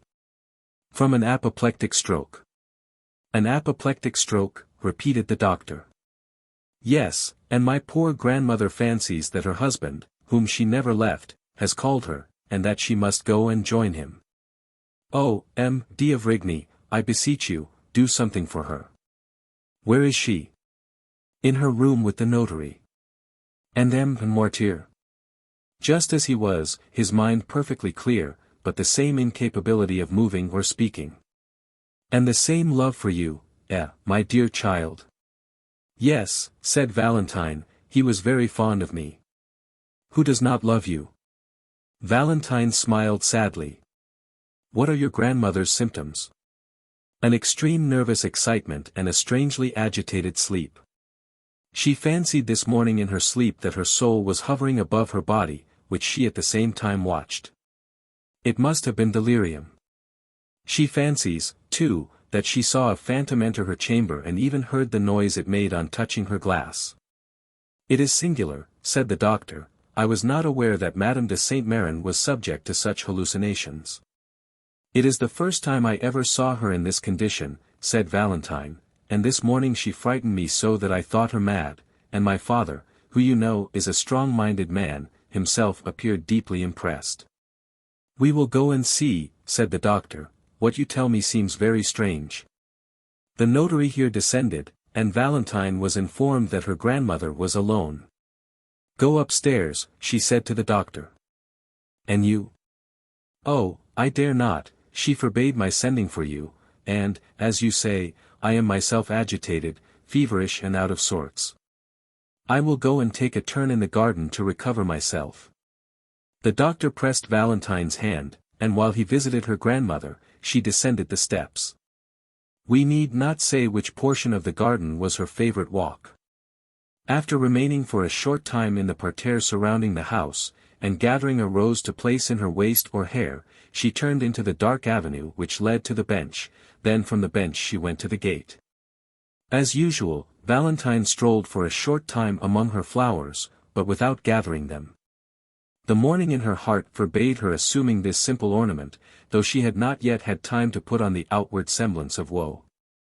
She then turned towards the avenue. As she advanced she fancied she heard a voice speaking her name. She stopped astonished, then the voice reached her ear more distinctly, and she recognized it to be that of Maximilian. Chapter 73. The Promise. It was, indeed, Maximilian Morrel, who had passed a wretched existence since the previous day. With the instinct peculiar to lovers he had anticipated after the return of Madame de Saint-Meran and the death of the Marquis, that something would occur at M. de Villefort's in connection with his attachment for Valentine. His presentiments were realized, as we shall see, and his uneasy forebodings had goaded him pale and trembling to the gate under the chestnut trees. Valentine was ignorant of the cause of this sorrow and anxiety, and as it was not his accustomed hour for visiting her, she had gone to the spot simply by accident or perhaps through sympathy. Morrel called her, and she ran to the gate. "You here at this hour?" said she. "Yes, my poor girl," replied Morrel, "I come to bring and to hear bad tidings." "This is, indeed, a house of mourning," said Valentine. "Speak, Maximilian, although the cup of sorrow seems already full." "Dear Valentine," said Morrel, endeavoring to conceal his own emotion, "listen, I entreat you, what I am about to say is very serious. When are you to be married?" "I will tell you all," said Valentine, "from you I have nothing to conceal." This morning the subject was introduced, and my dear grandmother, on whom I depended as my only support, not only declared herself favorable to it, but is so anxious for it, that they only await the arrival of M. D'Épinay, and the following day the contract will be signed. A deep sigh escaped the young man, who gazed long and mournfully at her he loved. Alas, replied he, it is dreadful thus to hear my condemnation from your own lips. The sentence is passed, and, in a few hours, will be executed. It must be so, and I will not endeavor to prevent it. But, since you say nothing remains but for M. D'Épinay to arrive that the contract may be signed, and the following day you will be his, tomorrow you will be engaged to M. D'Épinay, for he came this morning to Paris. Valentine uttered a cry. I was at the house of Monte Cristo an hour since, said Morel, we were speaking, he of the sorrow your family had experienced, and I of your grief, when a carriage rolled into the courtyard. Never, till then, had I placed any confidence in presentiments, but now I cannot help believing them, Valentine. At the sound of that carriage I shuddered. Soon I heard steps on the staircase, which terrified me as much as the footsteps of the commander did Don Juan. The door at last opened. Albert de Morcerf entered first, and I began to hope my fears were vain, when, after him, another young man advanced, and the Count exclaimed, Ah, here is the Baron Franz d'Épinay. I summoned all my strength and courage to my support. Perhaps I turned pale and trembled, but certainly I smiled, and 5 minutes after I left, without having heard one word that had passed. Poor Maximilian, murmured Valentine. Valentine, the time has arrived when you must answer me. And remember my life depends on your answer. What do you intend doing? Valentine held down her head, she was overwhelmed. Listen, said Morel. It is not the first time you have contemplated our present position, which is a serious and urgent one. I do not think it is a moment to give way to useless sorrow. Leave that for those who like to suffer at their leisure and indulge their grief in secret. There are such in the world, and God will doubtless reward them in heaven for their resignation on earth, but those who mean to contend must not lose one precious moment, but must return immediately the blow which fortune strikes. Do you intend to struggle against our ill fortune? Tell me, Valentine, for it is that I came to know. Valentine trembled, and looked at him with amazement. The idea of resisting her father, her grandmother, and all the family, had never occurred to her. What do you say, Maximilian? Asked Valentine. What do you mean by a struggle? Oh, it would be a sacrilege. What? I resist my father's order, and my dying grandmother's wish. Impossible. Morel started. You are too noble not to understand me, and you understand me so well that you already yield, dear Maximilian. No, no. I shall need all my strength to struggle with myself and support my grief in secret, as you say. But to grieve my father, to disturb my grandmother's last moments, never. You are right, said Morel, calmly. In what a tone you speak! Cried Valentine. I speak as one who admires you, mademoiselle. Mademoiselle, cried Valentine, mademoiselle. Oh, selfish man, he sees me in despair, and pretends he cannot understand me. You mistake, I understand you perfectly. You will not oppose M. Villefort, you will not displease the Marchioness, and tomorrow you will sign the contract which will bind you to your husband. But, mon Dieu, tell me, how can I do otherwise? Do not appeal to me, mademoiselle. I shall be a bad judge in such a case, my selfishness will blind me, replied Morel, whose low voice and clenched hands announced his growing desperation. What would you have proposed, Maximilian, had you found me willing to accede? It is not for me to say. You are wrong, you must advise me what to do. Do you seriously ask my advice, Valentine? Certainly, dear Maximilian, for if it is good, I will follow it, you know my devotion to you. Valentine, said Morel pushing aside a loose plank, give me your hand in token of forgiveness of my anger, my senses are confused, and during the last hour the most extravagant thoughts have passed through my brain. Oh, if you refuse my advice. What do you advise? Said Valentine, raising her eyes to heaven and sighing. I am free, replied Maximilian, and rich enough to support you. I swear to make you my lawful wife before my lips even shall have approached your forehead. You make me tremble, said the young girl. Follow me, said Morel, I will take you to my sister, who is worthy also to be yours. We will embark for Algiers, for England, for America, or, if you prefer it, retire to the country and only return to Paris when our friends have reconciled your family. Valentine shook her head. I feared it, Maximilian, said she. It is the counsel of a madman, and I should be more mad than you, did I not stop you at once with the word, impossible, impossible. You will then submit to what fate decrees for you without even attempting to contend with it. Said Morel sorrowfully. Yes, if I die.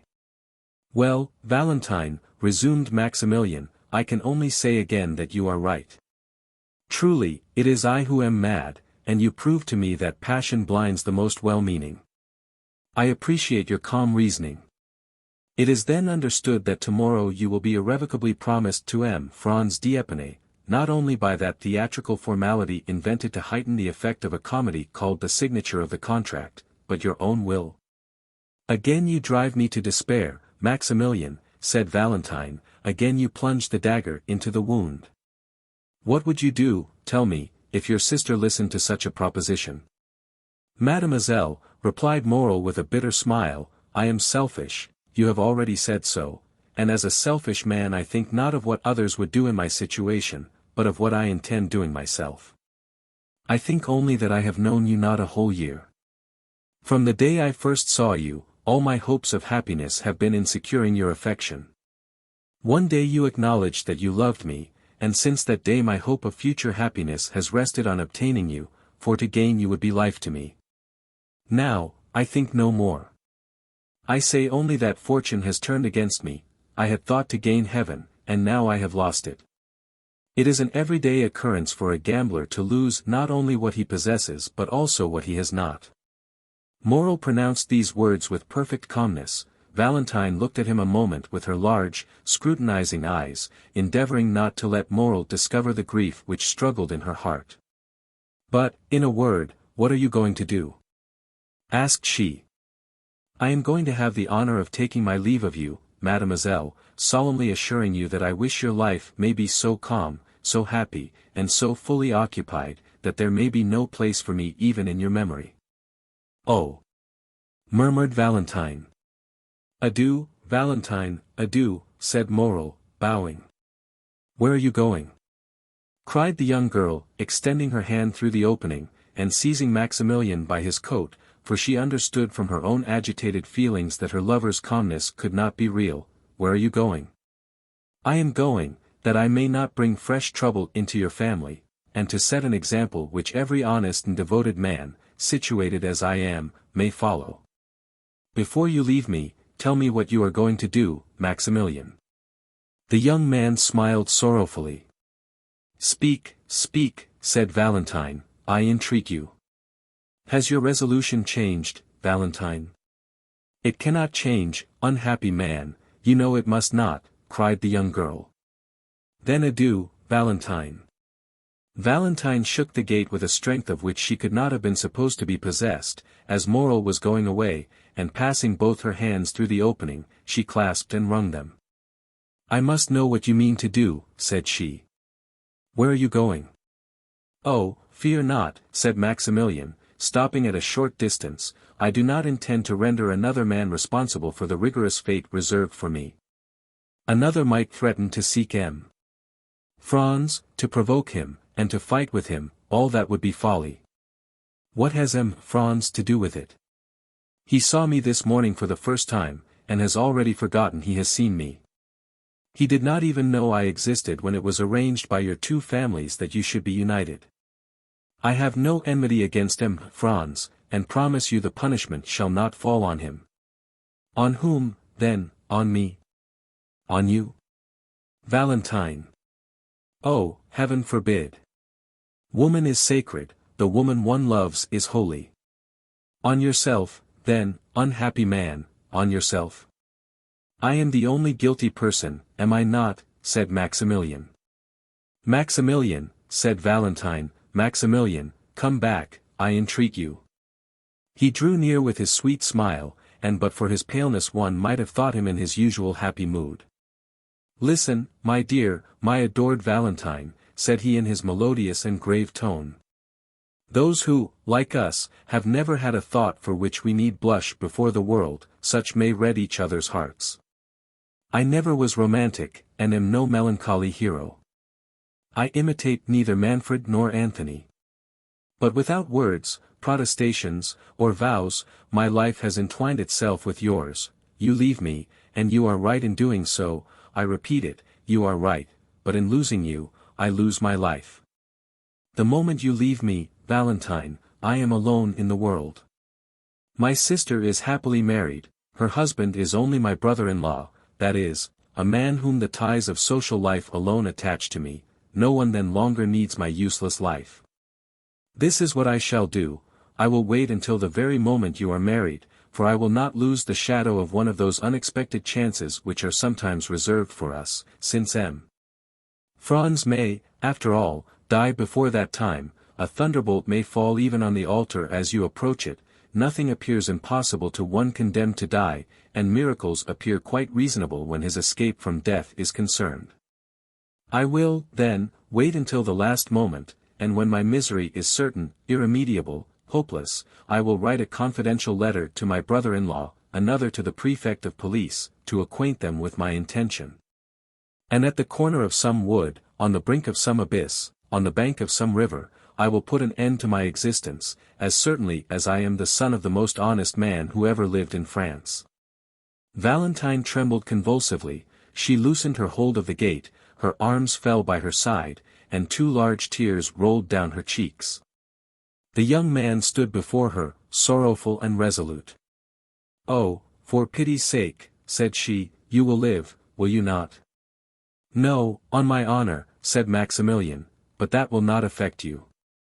You have done your duty, and your conscience will be at rest." Valentine fell on her knees, and pressed her almost bursting heart. "Maximilian," said she, "Maximilian, my friend, my brother on earth, my true husband in heaven, I entreat you, do as I do, live in suffering, perhaps we may one day be united." "Adieu, Valentine," repeated Moreau. "My God," said Valentine, raising both her hands to heaven with a sublime expression, "I have done my utmost to remain a submissive daughter, I have begged, entreated, implored. He has regarded neither my prayers, my entreaties, nor my tears. It is done," cried she, willing away her tears, and resuming her firmness, "I am resolved not to die of remorse, but rather of shame. Live, Maximilian, and I will be yours. Say when shall it be? Speak, command, I will obey." Moreau, who had already gone some few steps away, again returned, and pale with joy extended both hands towards Valentine through the opening. "Valentine," said he, "dear Valentine, you must not speak thus, rather let me die. Why should I obtain you by violence, if our love is mutual? Is it from mere humanity you bid me live? I would then rather die." "Truly," murmured Valentine, "who on this earth cares for me, if he does not? Who has consoled me in my sorrow but he? On whom do my hopes rest? On whom does my bleeding heart repose? On him, always on him. Yes, you are right, Maximilian, I will follow you. I will leave the paternal home, I will give up all."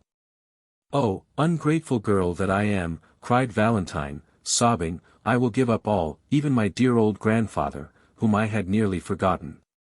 "No," said Maximilian, "you shall not leave him. Noirtier has evinced, you say, a kind feeling towards me. Well, before you leave, tell him all, his consent would be your justification in God's sight. As soon as we are married, he shall come and live with us, instead of 1 child, he shall have 2. You have told me how you talk to him and how he answers you. I shall very soon learn that language by signs, Valentine, and I promise you solemnly, that instead of despair, it is happiness that awaits us. Oh, see, Maximilian, see the power you have over me, you almost make me believe you. And yet, what you tell me is madness, for my father will curse me, he is inflexible, he will never pardon me. Now listen to me, Maximilian, if by artifice, by entreaty, by accident, in short, if by any means I can delay this marriage, will you wait? Yes, I promise you, as faithfully as you have promised me that this horrible marriage shall not take place, and that if you are dragged before a magistrate or a priest, you will refuse. I promise you by all that is most sacred to me in the world, namely, by my mother. We will wait, then, said Moreau. Yes, we will wait, replied Valentine, who revived at these words. There are so many things which may save unhappy beings such as we are. I rely on you, Valentine, said Moreau. All you do will be well done, only if they disregard your prayers, if your father and Madame de Saint-Meran insist that M. D'Épinay should be called tomorrow to sign the contract. Then you have my promise, Maximilian. Instead of signing, I will go to you, and we will fly, but from this moment until then, let us not tempt Providence, let us not see each other. It is a miracle, it is a providence that we have not been discovered. If we were surprised, if it were known that we met thus, we should have no further resource. You are right, Valentine, but how shall I ascertain? From the notary, M. Deschamps. I know him. And for myself, I will write to you, depend on me. I dread this marriage, Maximilian, as much as you. Thank you, my adored Valentine, thank you, that is enough. When once I know the hour, I will hasten to this spot. You can easily get over this fence with my assistance. A carriage will await us at the gate, in which you will accompany me to my sisters. There living, retired or mingling in society, as you wish, we shall be enabled to use our power to resist oppression, and not suffer ourselves to be put to death like sheep, which only defend themselves by sighs. Yes, said Valentine, I will now acknowledge you are right, Maximilian, and now are you satisfied with your betrothal, said the young girl sorrowfully. My adored Valentine, words cannot express one half of my satisfaction. Valentine had approached, or rather, had placed her lips so near the fence, that they nearly touched those of Moreau, which were pressed against the other side of the cold and inexorable barrier. Adieu, then, till we meet again, said Valentine, tearing herself away. I shall hear from you. Yes. Thanks, dear love, adieu. The sound of a kiss was heard, and Valentine fled through the avenue. Moreau listened to catch the last sound of her dress brushing the branches, and of her footstep on the gravel, then raised his eyes with an ineffable smile of thankfulness to heaven for being permitted to be thus loved, and then also disappeared. The young man returned home and waited all the evening and all the next day without getting any message. It was only on the following day, at about 10 o'clock in the morning, as he was starting to call on M. Deschamps, the notary, that he received from the postman a small billet, which he knew to be from Valentine, although he had not before seen her writing. It was to this effect. Tears, entreaties, prayers, have availed me nothing. Yesterday, for 2 hours, I was at the church of Saint Philip du Roule, and for 2 hours I prayed most fervently. Heaven is as inflexible as man, and the signature of the contract is fixed for this evening at 9 o'clock. I have but one promise and but one heart to give, that promise is pledged to you, that heart is also yours. This evening, then, at 8:45 at the gate. Your betrothed. Valentine de Villefort. P.S. My poor grandmother gets worse and worse. Yesterday her fever amounted to delirium, today her delirium is almost madness. You will be very kind to me, will you not, Moreau, to make me forget my sorrow in leaving her thus? I think it is kept a secret from Grandpapa Noirtier, that the contract is to be signed this evening. Moreau went also to the notary, who confirmed the news that the contract was to be signed that evening. Then he went to call on Monte Cristo and heard still more.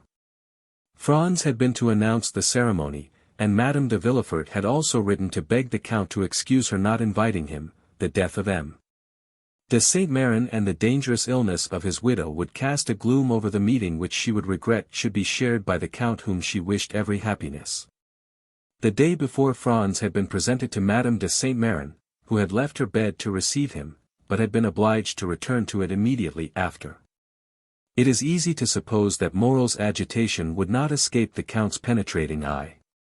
Monte Cristo was more affectionate than ever, indeed, his manner was so kind that several times Morel was on the point of telling him all. But he recalled the promise he had made to Valentine, and kept his secret. The young man read Valentine's letter 20 times in the course of the day. It was her first, and on what an occasion. Each time he read it he renewed his vow to make her happy. How great is the power of a woman who has made so courageous a resolution! What devotion does she deserve from him for whom she has sacrificed everything? How ought she really to be supremely loved? She becomes at once a queen and a wife, and it is impossible to thank and love her sufficiently. Morel longed intensely for the moment when he should hear Valentine say, "Here I am, Maximilian. Come and help me." He had arranged everything for her escape. 2 ladders were hidden in the clover field, a cabriolet was ordered for Maximilian alone, without a servant, without lights. At the turning of the first street they would light the lamps, as it would be foolish to attract the notice of the police by too many precautions. Occasionally he shuddered. He thought of the moment when, from the top of that wall, he should protect the descent of his dear Valentine, pressing in his arms for the first time her of whom he had yet only kissed the delicate hand.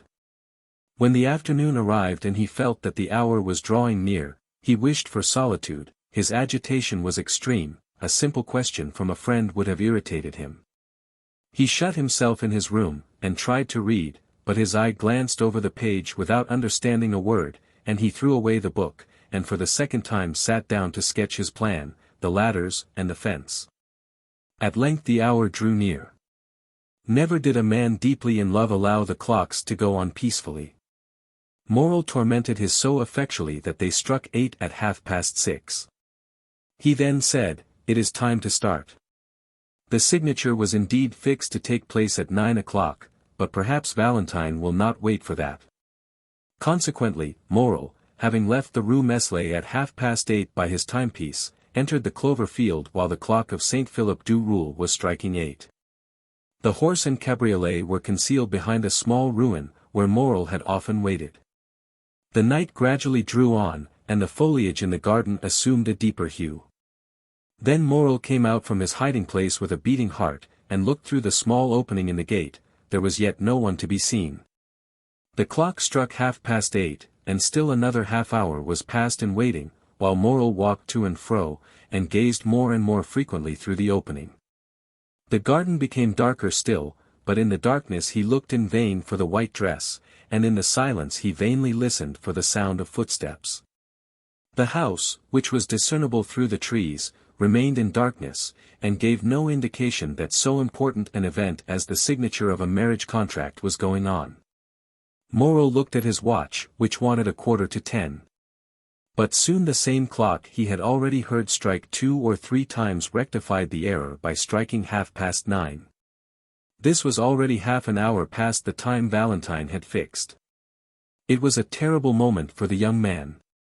The slightest rustling of the foliage, the least whistling of the wind, attracted his attention, and drew the perspiration to his brow. Then he tremblingly fixed his ladder, and, not to lose a moment, placed his foot on the first step. Amidst all these alternations of hope and fear, the clock struck 10. "It is impossible," said Maximilian, "that the signing of a contract should occupy so long a time without unexpected interruptions.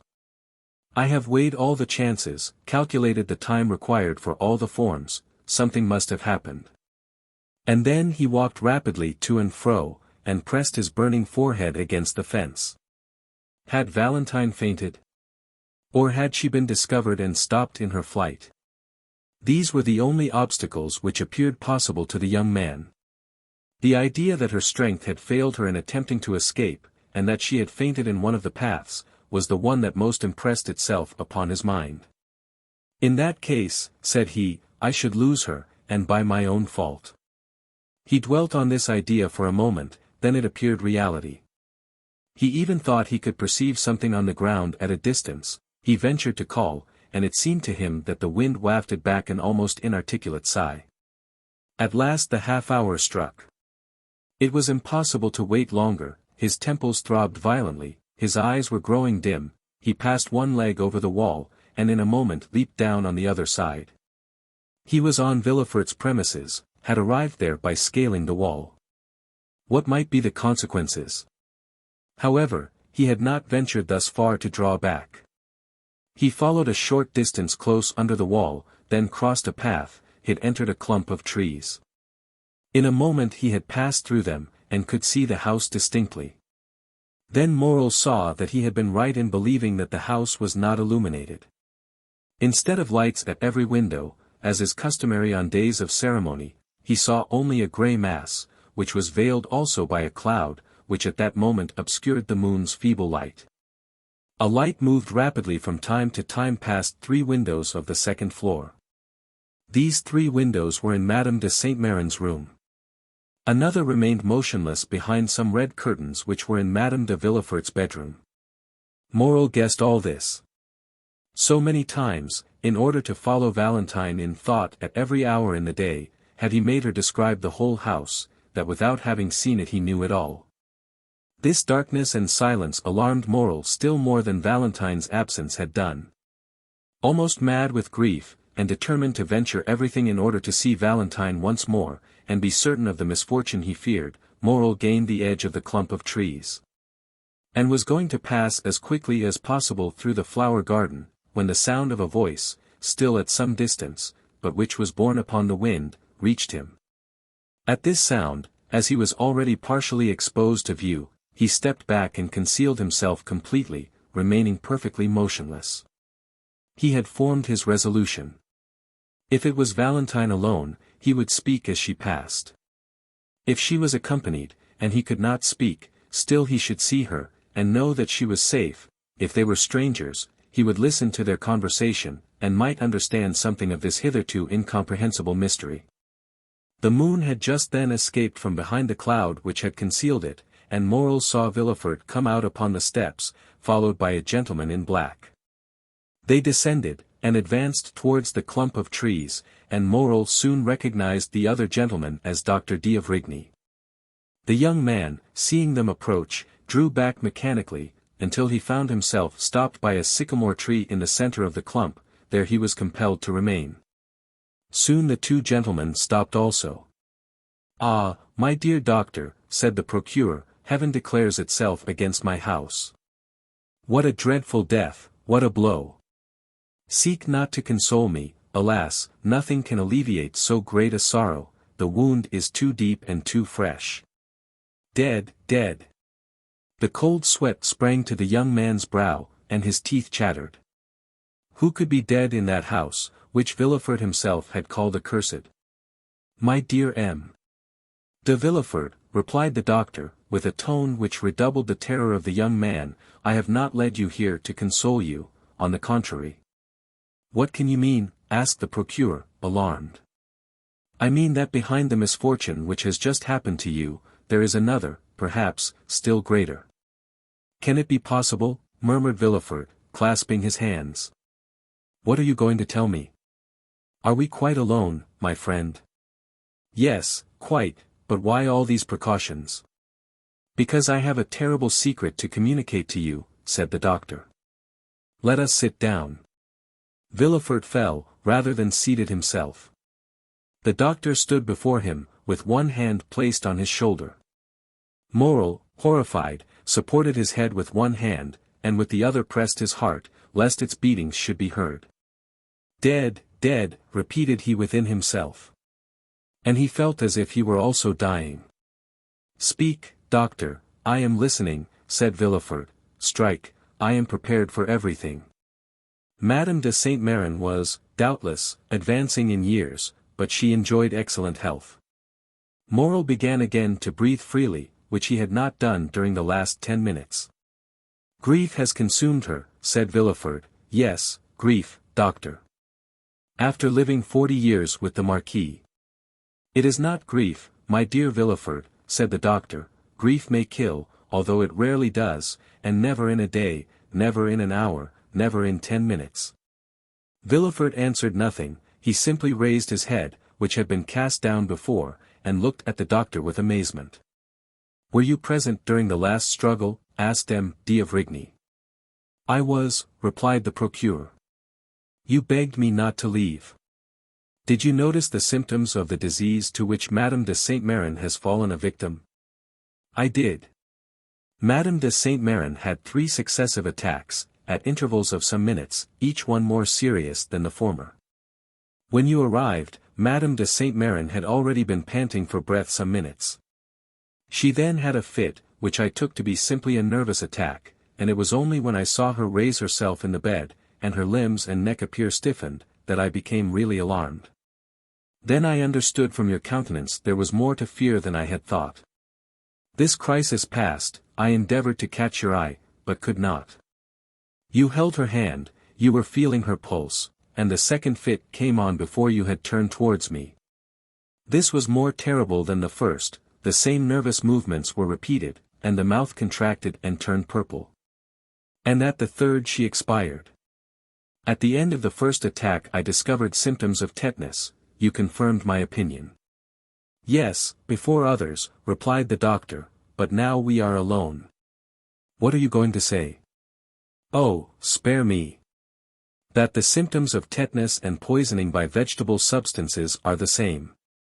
M. de Villefort started from his seat, then in a moment fell down again, silent and motionless.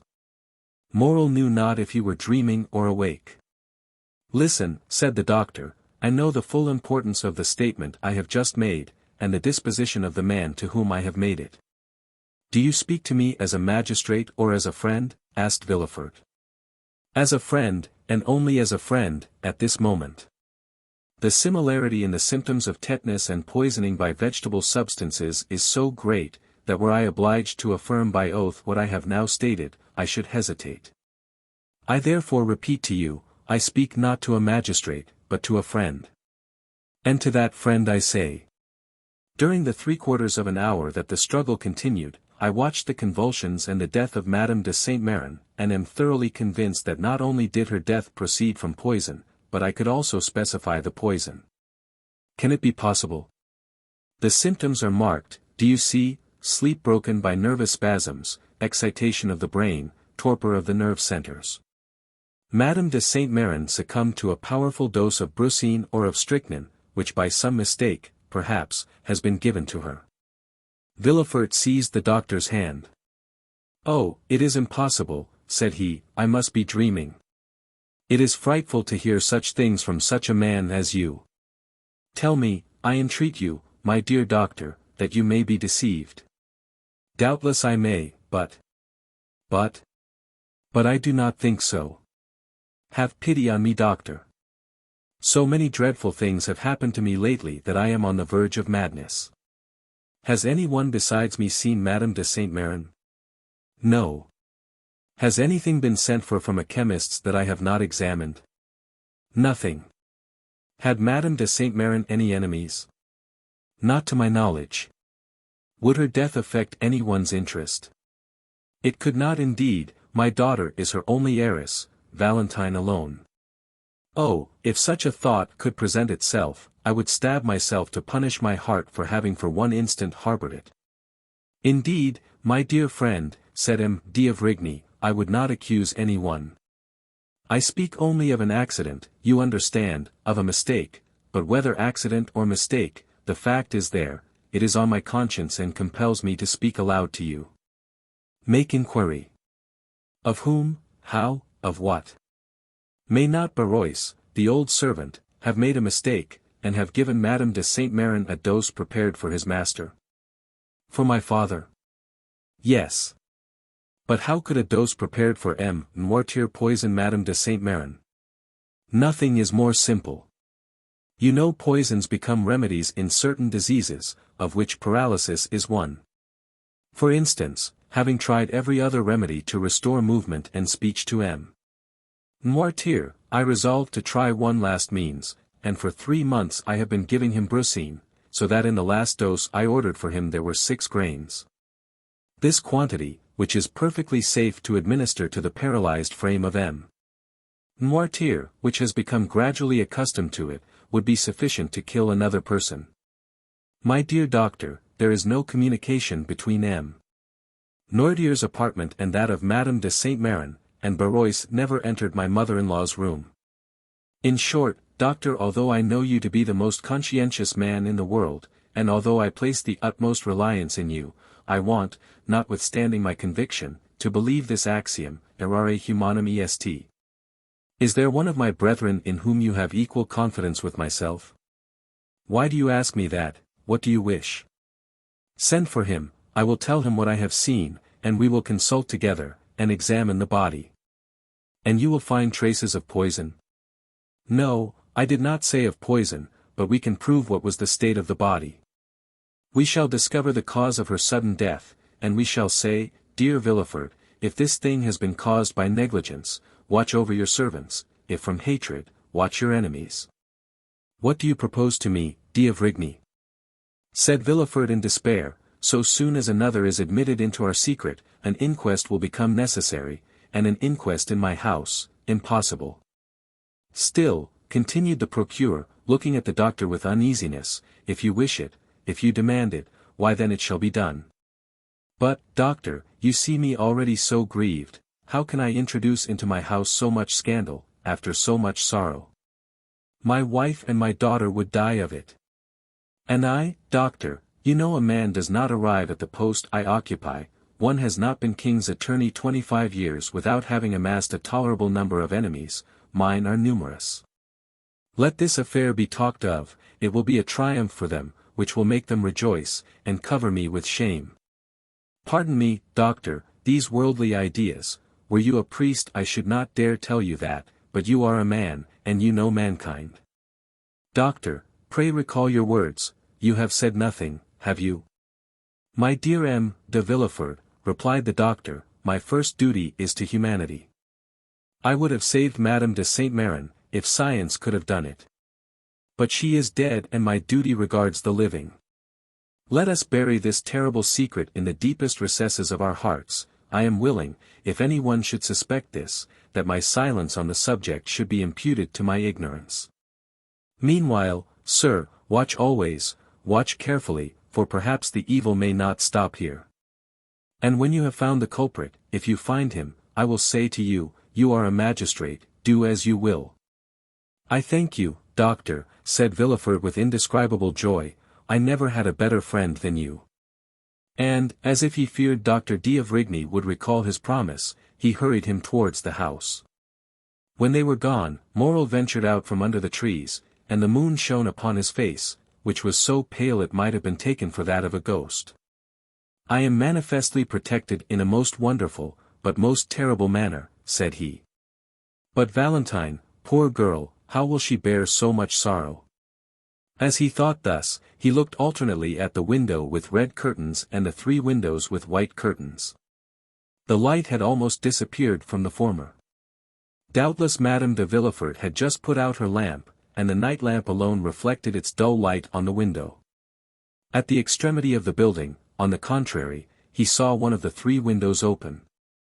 A wax light placed on the mantelpiece threw some of its pale rays without, and a shadow was seen for one moment on the balcony. Morrel shuddered, he thought he heard a sob.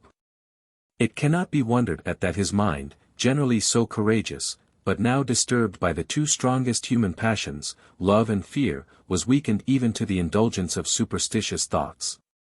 Although it was impossible that Valentine should see him, hidden as he was, he thought he heard the shadow at the window call him, his disturbed mind told him so. This double error became an irresistible reality, and by one of the incomprehensible transports of youth, he bounded from his hiding-place, and with 2 strides, at the risk of being seen, at the risk of alarming Valentine, at the risk of being discovered by some exclamation which might escape the young girl, he crossed the flower garden, which by the light of the moon resembled a large white lake. And having passed the rows of orange trees which extended in front of the house, he reached the step, ran quickly up and pushed the door, which opened without offering any resistance. Valentine had not seen him. Her eyes, raised towards heaven, were watching a silvery cloud gliding over the azure, its form that of a shadow mounting towards heaven. Her poetic and excited mind pictured it as the soul of her grandmother.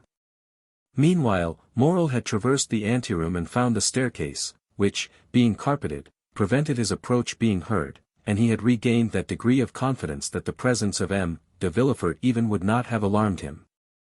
He was quite prepared for any such encounter. He would at once approach Valentine's father and acknowledge all, begging Villefort to pardon and sanction the love which united two fond and loving hearts. Morel was mad. Happily he did not meet anyone.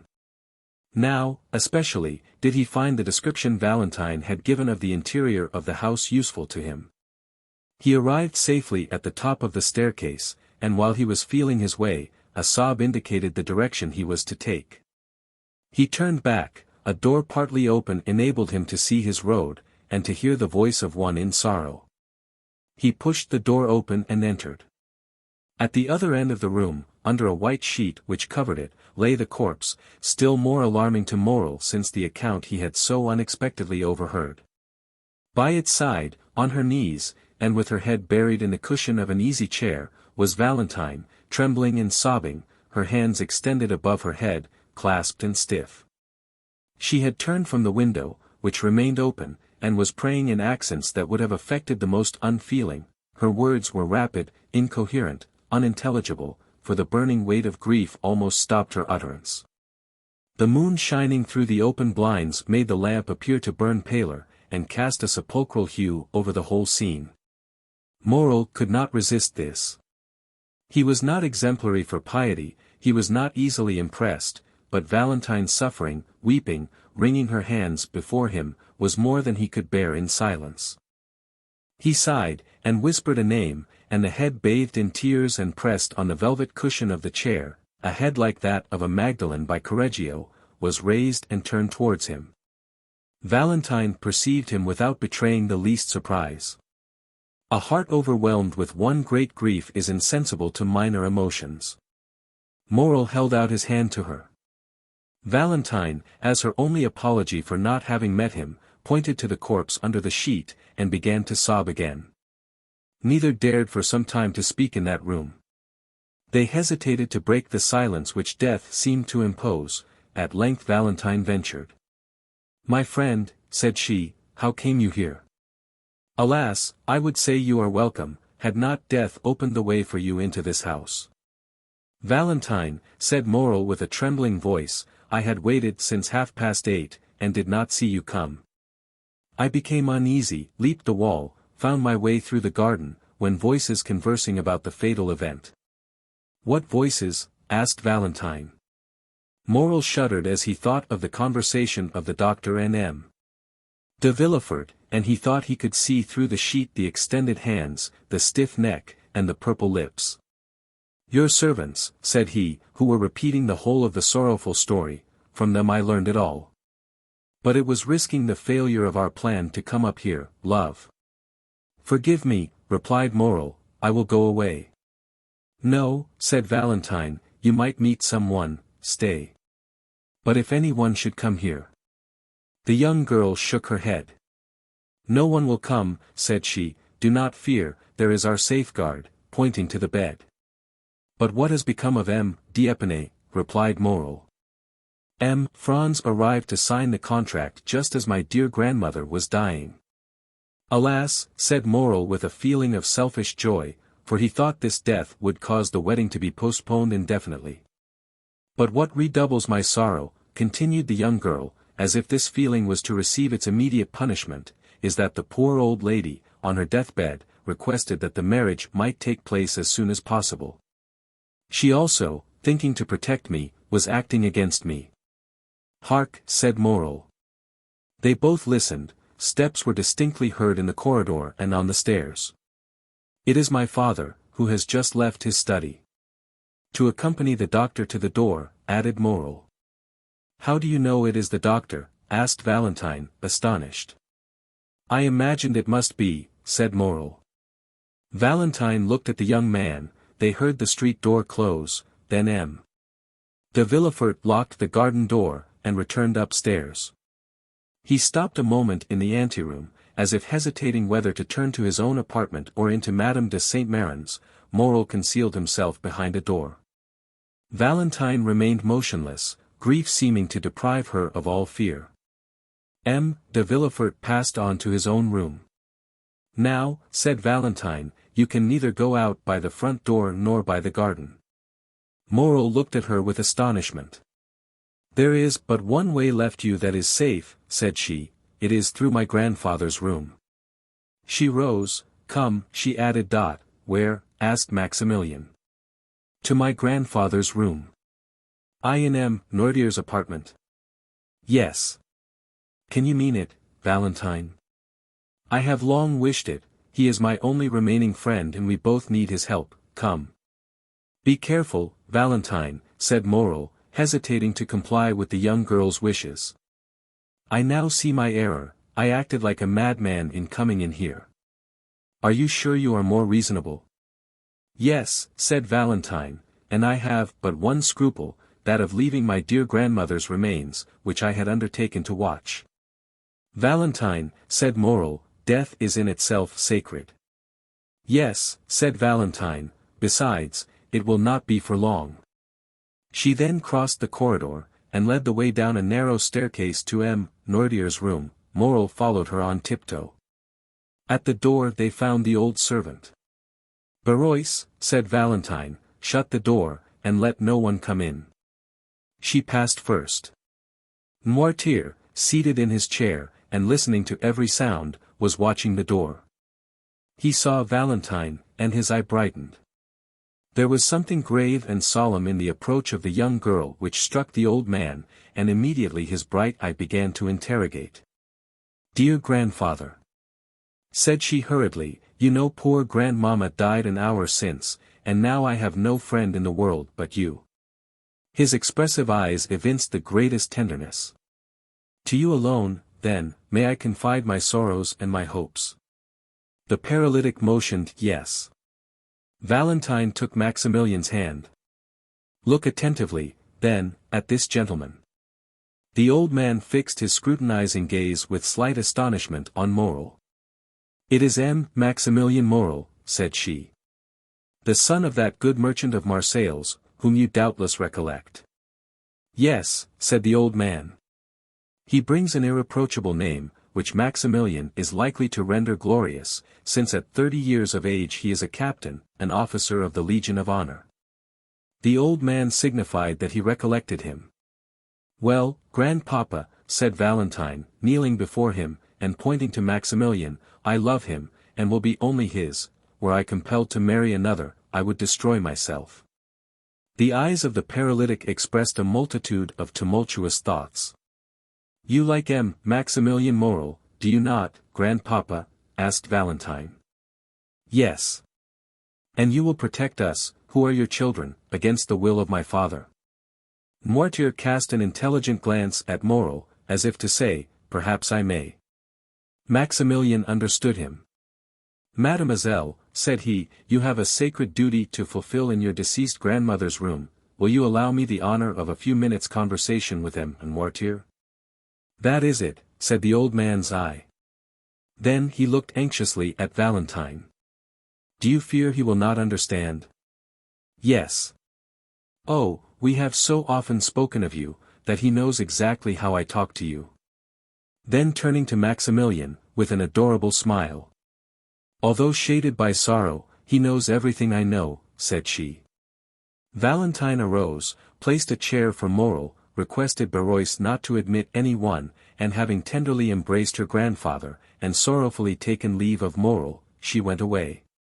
To prove to Noirtier that he was in Valentine's confidence and knew all their secrets, Moreau took the dictionary, a pen, and some paper, and placed them all on a table where there was a light. But first, said Moreau, allow me, sir, to tell you who I am, how much I love Mademoiselle Valentine, and what are my designs respecting her. Noirtier made a sign that he would listen. It was an imposing sight to witness this old man, apparently a mere useless burden, becoming the sole protector, support, and adviser of the lovers who were both young, beautiful, and strong.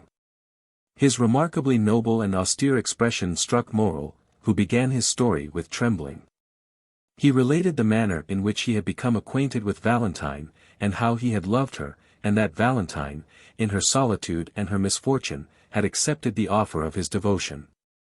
He told him his birth, his position, his fortune, and more than once, when he consulted the look of the paralytic, that look answered, "That is good, proceed."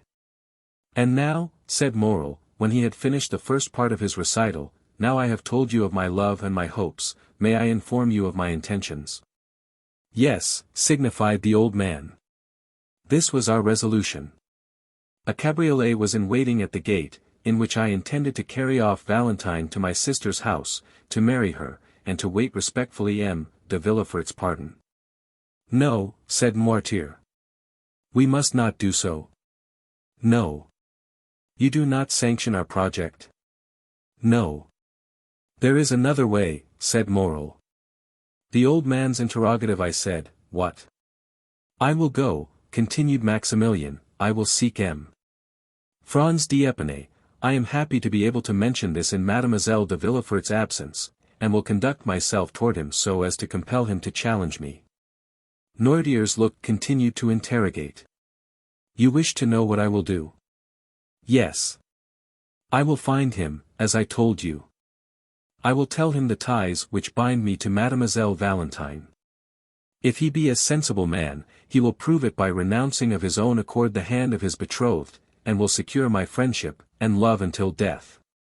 If he refuse, either through interest or ridiculous pride, after I have proved to him that he would be forcing my wife from me, that Valentine loves me, and will have no other, I will fight with him, give him every advantage, and I shall kill him. Or he will kill me. If I am victorious, he will not marry Valentine, and if I die, I am very sure Valentine will not marry him."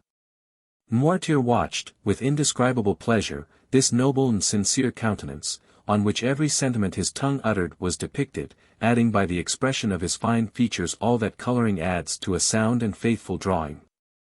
Still, when Morrel had finished, he shut his eyes several times, which was his manner of saying "No." "No," said Morrel, "you disapprove of this second project, as you did of the first?" "I do," signified the old man. "But what then must be done?" asked Morrel. Madame de Saint-Méran's last request was, that the marriage might not be delayed. Must I let things take their course? Noirtier did not move. "I understand," said Morrel, "I am to wait." "Yes. But delay may ruin our plan, sir," replied the young man. "Alone, Valentine has no power, she will be compelled to submit. I am here almost miraculously, and can scarcely hope for so good an opportunity to occur again. Believe me, there are only the two plans I have proposed to you. Forgive my vanity, and tell me which you prefer. Do you authorize Mademoiselle Valentine to entrust herself to my honor?" "No." "Do you prefer I should seek M. d'Épinay?" "No." "Whence then will come the help we need? From chance?" resumed Morrel. "No." "From you?" "Yes." "You thoroughly understand me, sir. Pardon my eagerness, for my life depends on your answer. Will our help come from you?" "Yes." "You are sure of it?" "Yes." There was so much firmness in the look which gave this answer, no one could, at any rate, doubt his will, if they did his power. "Oh, thank you 1,000 times. But how, unless a miracle should restore your speech, your gesture, your movement, how can you, chained to that armchair, dumb and motionless, oppose this marriage?" A smile lit up the old man's face, a strange smile of the eyes in a paralyzed face. "Then I must wait?" asked the young man. "Yes." "But the contract?" The same smile returned. "Will you assure me it shall not be signed?" "Yes," said Noirtier. "The contract shall not be signed," cried Morrel. "Oh, pardon me, sir, I can scarcely realize so great a happiness. Will they not sign it?" "No," said the paralytic. Notwithstanding that assurance, Morrel still hesitated. This promise of an impotent old man was so strange that, instead of being the result of the power of his will, it might emanate from enfeebled organs. Is it not natural that the madman, ignorant of his folly, should attempt things beyond his power? The weak man talks of burdens he can raise, the timid of giants he can confront, the poor of treasures he spends, the most humble peasant, in the height of his pride, calls himself Jupiter. Whether Noirtier understood the young man's indecision, or whether he had not full confidence in his docility, he looked uneasily at him. "What do you wish, sir?" asked Morel, "that I should renew my promise of remaining tranquil?" Noirtier's eye remained fixed and firm, as if to imply that a promise did not suffice, then it passed from his face to his hands. "Shall I swear to you, sir?" asked Maximilian. "Yes," said the paralytic with the same solemnity. Morel understood that the old man attached great importance to an oath. He extended his hand. "I swear to you, on my honor," said he, "to await your decision respecting the course I am to pursue with M. d'Épinay." "That is right," said the old man. "Now," said Morel, "do you wish me to retire?" "Yes." "Without seeing Mademoiselle Valentine?" "Yes." Morel made a sign that he was ready to obey. "But," said he, "first allow me to embrace you as your daughter did just now." Noirtier's expression could not be understood. The young man pressed his lips on the same spot, on the old man's forehead, where Valentine's had been. Then he bowed a second time and retired. He found outside the door the old servant, to whom Valentine had given directions. Morel was conducted along a dark passage, which led to a little door opening on the garden, soon found the spot where he had entered, with the assistance of the shrubs gained the top of the wall. And by his ladder was in an instant in the clover field where his cabriolet was still waiting for him. He got in it, and thoroughly wearied by so many emotions, arrived about midnight in the Rue Meslay, threw himself on his bed and slept soundly. Chapter 74. The Villefort Family Vault. 2 days after, a considerable crowd was assembled, towards 10 o'clock in the morning, around the door of M. de Villefort's house, and a long file of mourning coaches and private carriages extended along the Faubourg Saint-Honoré and the Rue de la Pépinière. Among them was one of a very singular form, which appeared to have come from a distance. It was a kind of covered wagon, painted black, and was one of the first to arrive. Inquiry was made, and it was ascertained that, by a strange coincidence, this carriage contained the corpse of the Marquis de Saint-Meran, and that those who had come thinking to attend one funeral would follow too. Their number was great. The Marquis de Saint-Meran, one of the most zealous and faithful dignitaries of Louis XVIII. And King Charles X. had preserved a great number of friends, and these, added to the personages whom the usages of society gave Villefort a claim on, formed a considerable body. Due information was given to the authorities, and permission obtained that the 2 funerals should take place at the same time. A second hearse, decked with the same funereal pomp, was brought to M. de Villefort's door, and the coffin removed into it from the post-wagon. The 2 bodies were to be interred in the cemetery of Père-Lachaise, where M. de Villefort had long since had a tomb prepared for the reception of his family. The remains of poor Renée were already deposited there, and now, after 10 years of separation, her father and mother were to be reunited with her. The Parisians, always curious, always affected by funereal display, looked on with religious silence while the splendid procession accompanied to their last abode 2 of the number of the old aristocracy, the greatest protectors of commerce and sincere devotees to their principles. In one of the mourning coaches Beauchamp, Debray, and Château were talking of the very sudden death of the Marchioness. "I saw Madame de Saint-Meran only last year at Marseilles, when I was coming back from Algiers," said Château. "She looked like a woman destined to live to be 100 years old, from her apparent sound health and great activity of mind and body." "How old was she?" "Franz assured me," replied Albert, "that she was 66 years old. But she has not died of old age, but of grief. It appears that since the death of the Marquis, which affected her very deeply, she has not completely recovered her reason." "But of what disease, then, did she die?" asked Debray. "It is said to have been a congestion of the brain, or apoplexy, which is the same thing, is it not?" "Nearly." "It is difficult to believe that it was apoplexy," said Beauchamp. "Madame de Saint-Meran, whom I once saw, was short, of slender form, and of a much more nervous than sanguine temperament. Grief could hardly produce apoplexy in such a constitution as that of Madame de Saint-Meran. At any rate, said Albert, whatever disease or doctor may have killed her, M. de Villefort, or rather, Mademoiselle Valentine, or, still rather, our friend Franz, inherits a magnificent fortune, amounting, I believe, to 80,000 livres per annum. And this fortune will be doubled at the death of the old Jacobin, Noirtier. That is a tenacious old grandfather, said Beauchamp. Tenacem propositi virum. I think he must have made an agreement with death to outlive all his heirs, and he appears likely to succeed. He resembles the old conventionalist of '93, who said to Napoleon, in 1814, "You bend because your empire is a young stem, weakened by rapid growth. Take the Republic for a tutor. Let us return with renewed strength to the battlefield, and I promise you 500,000 soldiers, another Marengo, and a second Austerlitz."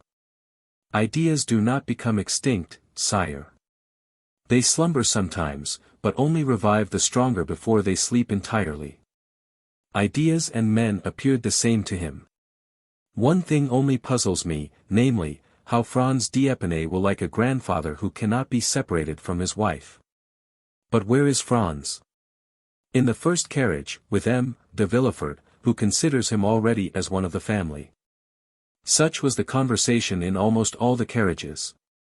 These two sudden deaths, so quickly following each other, astonished every one, but no one suspected the terrible secret which M. d'Avrigny had communicated, in his nocturnal walk to M. de Villefort.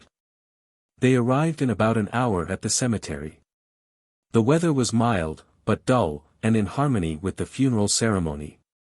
Among the groups which flocked towards the family vault, Château recognized Morel, who had come alone in a cabriolet, and walked silently along the path bordered with yew trees. "You here?" said Château, passing his arms through the young captain's. "Are you a friend of Villefort's? How is it that I have never met you at his house?" "I am no acquaintance of M. de Villefort's," answered Morel, "but I was of Madame de Saint-Meran." Albert came up to them at this moment with Franz. "The time and place are but ill suited for an introduction," said Albert, "but we are not superstitious. M. Morel, allow me to present to you M. Franz d'Épinay, a delightful traveling companion, with whom I made the tour of Italy. My dear Franz, M. Maximilian Morel, an excellent friend I have acquired in your absence, and whose name you will hear me mention every time I make any allusion to affection, wit, or amiability."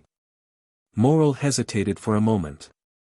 He feared it would be hypocritical to accost in a friendly manner the man whom he was tacitly opposing, but his oath and the gravity of the circumstances recurred to his memory. He struggled to conceal his emotion and bowed to Franz. "Mademoiselle de Villefort is in deep sorrow, is she not?" said Debray to Franz. "Extremely," replied he, "she looked so pale this morning, I scarcely knew her." These apparently simple words pierced Morel to the heart. This man had seen Valentine, and spoken to her. The young and high-spirited officer required all his strength of mind to resist breaking his oath. He took the arm of Château, and turned towards the vault, where the attendants had already placed the two coffins. "This is a magnificent habitation," said Beauchamp, looking towards the mausoleum, "a summer and winter palace. You will, in turn, enter it, my dear d'Épinay, for you will soon be numbered as one of the family. I, as a philosopher, should like a little country house, a cottage down there under the trees, without so many freestones over my poor body. In dying, I will say to those around me what Voltaire wrote to Pyrrhon, E.O. Russ, and all will be over. But come, Franz, take courage, your wife is an heiress. Indeed, Beauchamp, you are unbearable. Politics has made you laugh at everything, and political men have made you disbelieve everything. But when you have the honor of associating with ordinary men, and the pleasure of leaving politics for a moment, try to find your affectionate heart, which you leave with your stick when you go to the chamber."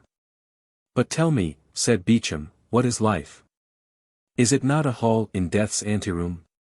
"I am prejudiced against Beauchamp," said Albert, drawing Franz away, and leaving the former to finish his philosophical dissertation with Debray. The Villefort vault formed a square of white stones, about 20 feet high. An interior partition separated the two families, and each apartment had its entrance door. Here were not, as in other tombs, ignoble drawers, one above another, where thrift bestows its dead and labels them like specimens in a museum. All that was visible within the bronze gates was a gloomy-looking room, separated by a wall from the vault itself. The two doors before mentioned were in the middle of this wall, and enclosed the Villefort and Saint-Meran coffins. Their grief might freely expend itself without being disturbed by the trifling loungers who came from a picnic party to visit Père Lachaise, or by lovers who make it their rendezvous. The two coffins were placed on trestles previously prepared for their reception in the right-hand crypt belonging to the Saint-Meran family. Villefort, Franz, and a few near relatives alone entered the sanctuary.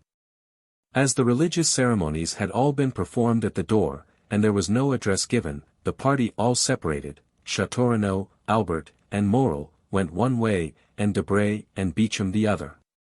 Franz remained with M. de Villefort. At the gate of the cemetery, Morel made an excuse to wait. He saw Franz and M. de Villefort get into the same mourning coach, and thought this meeting foreboded evil. He then returned to Paris, and although in the same carriage with Château and Albert, he did not hear one word of their conversation. As Franz was about to take leave of M. de Villefort, "When shall I see you again?" said the latter. "At what time you please, sir," replied Franz. "As soon as possible." "I am at your command, sir. Shall we return together?" "If not unpleasant to you." "On the contrary, I shall feel much pleasure." Thus, the future father and son-in-law stepped into the same carriage, and Morel, seeing them pass, became uneasy. Villefort and Franz returned to the Faubourg Saint-Honoré.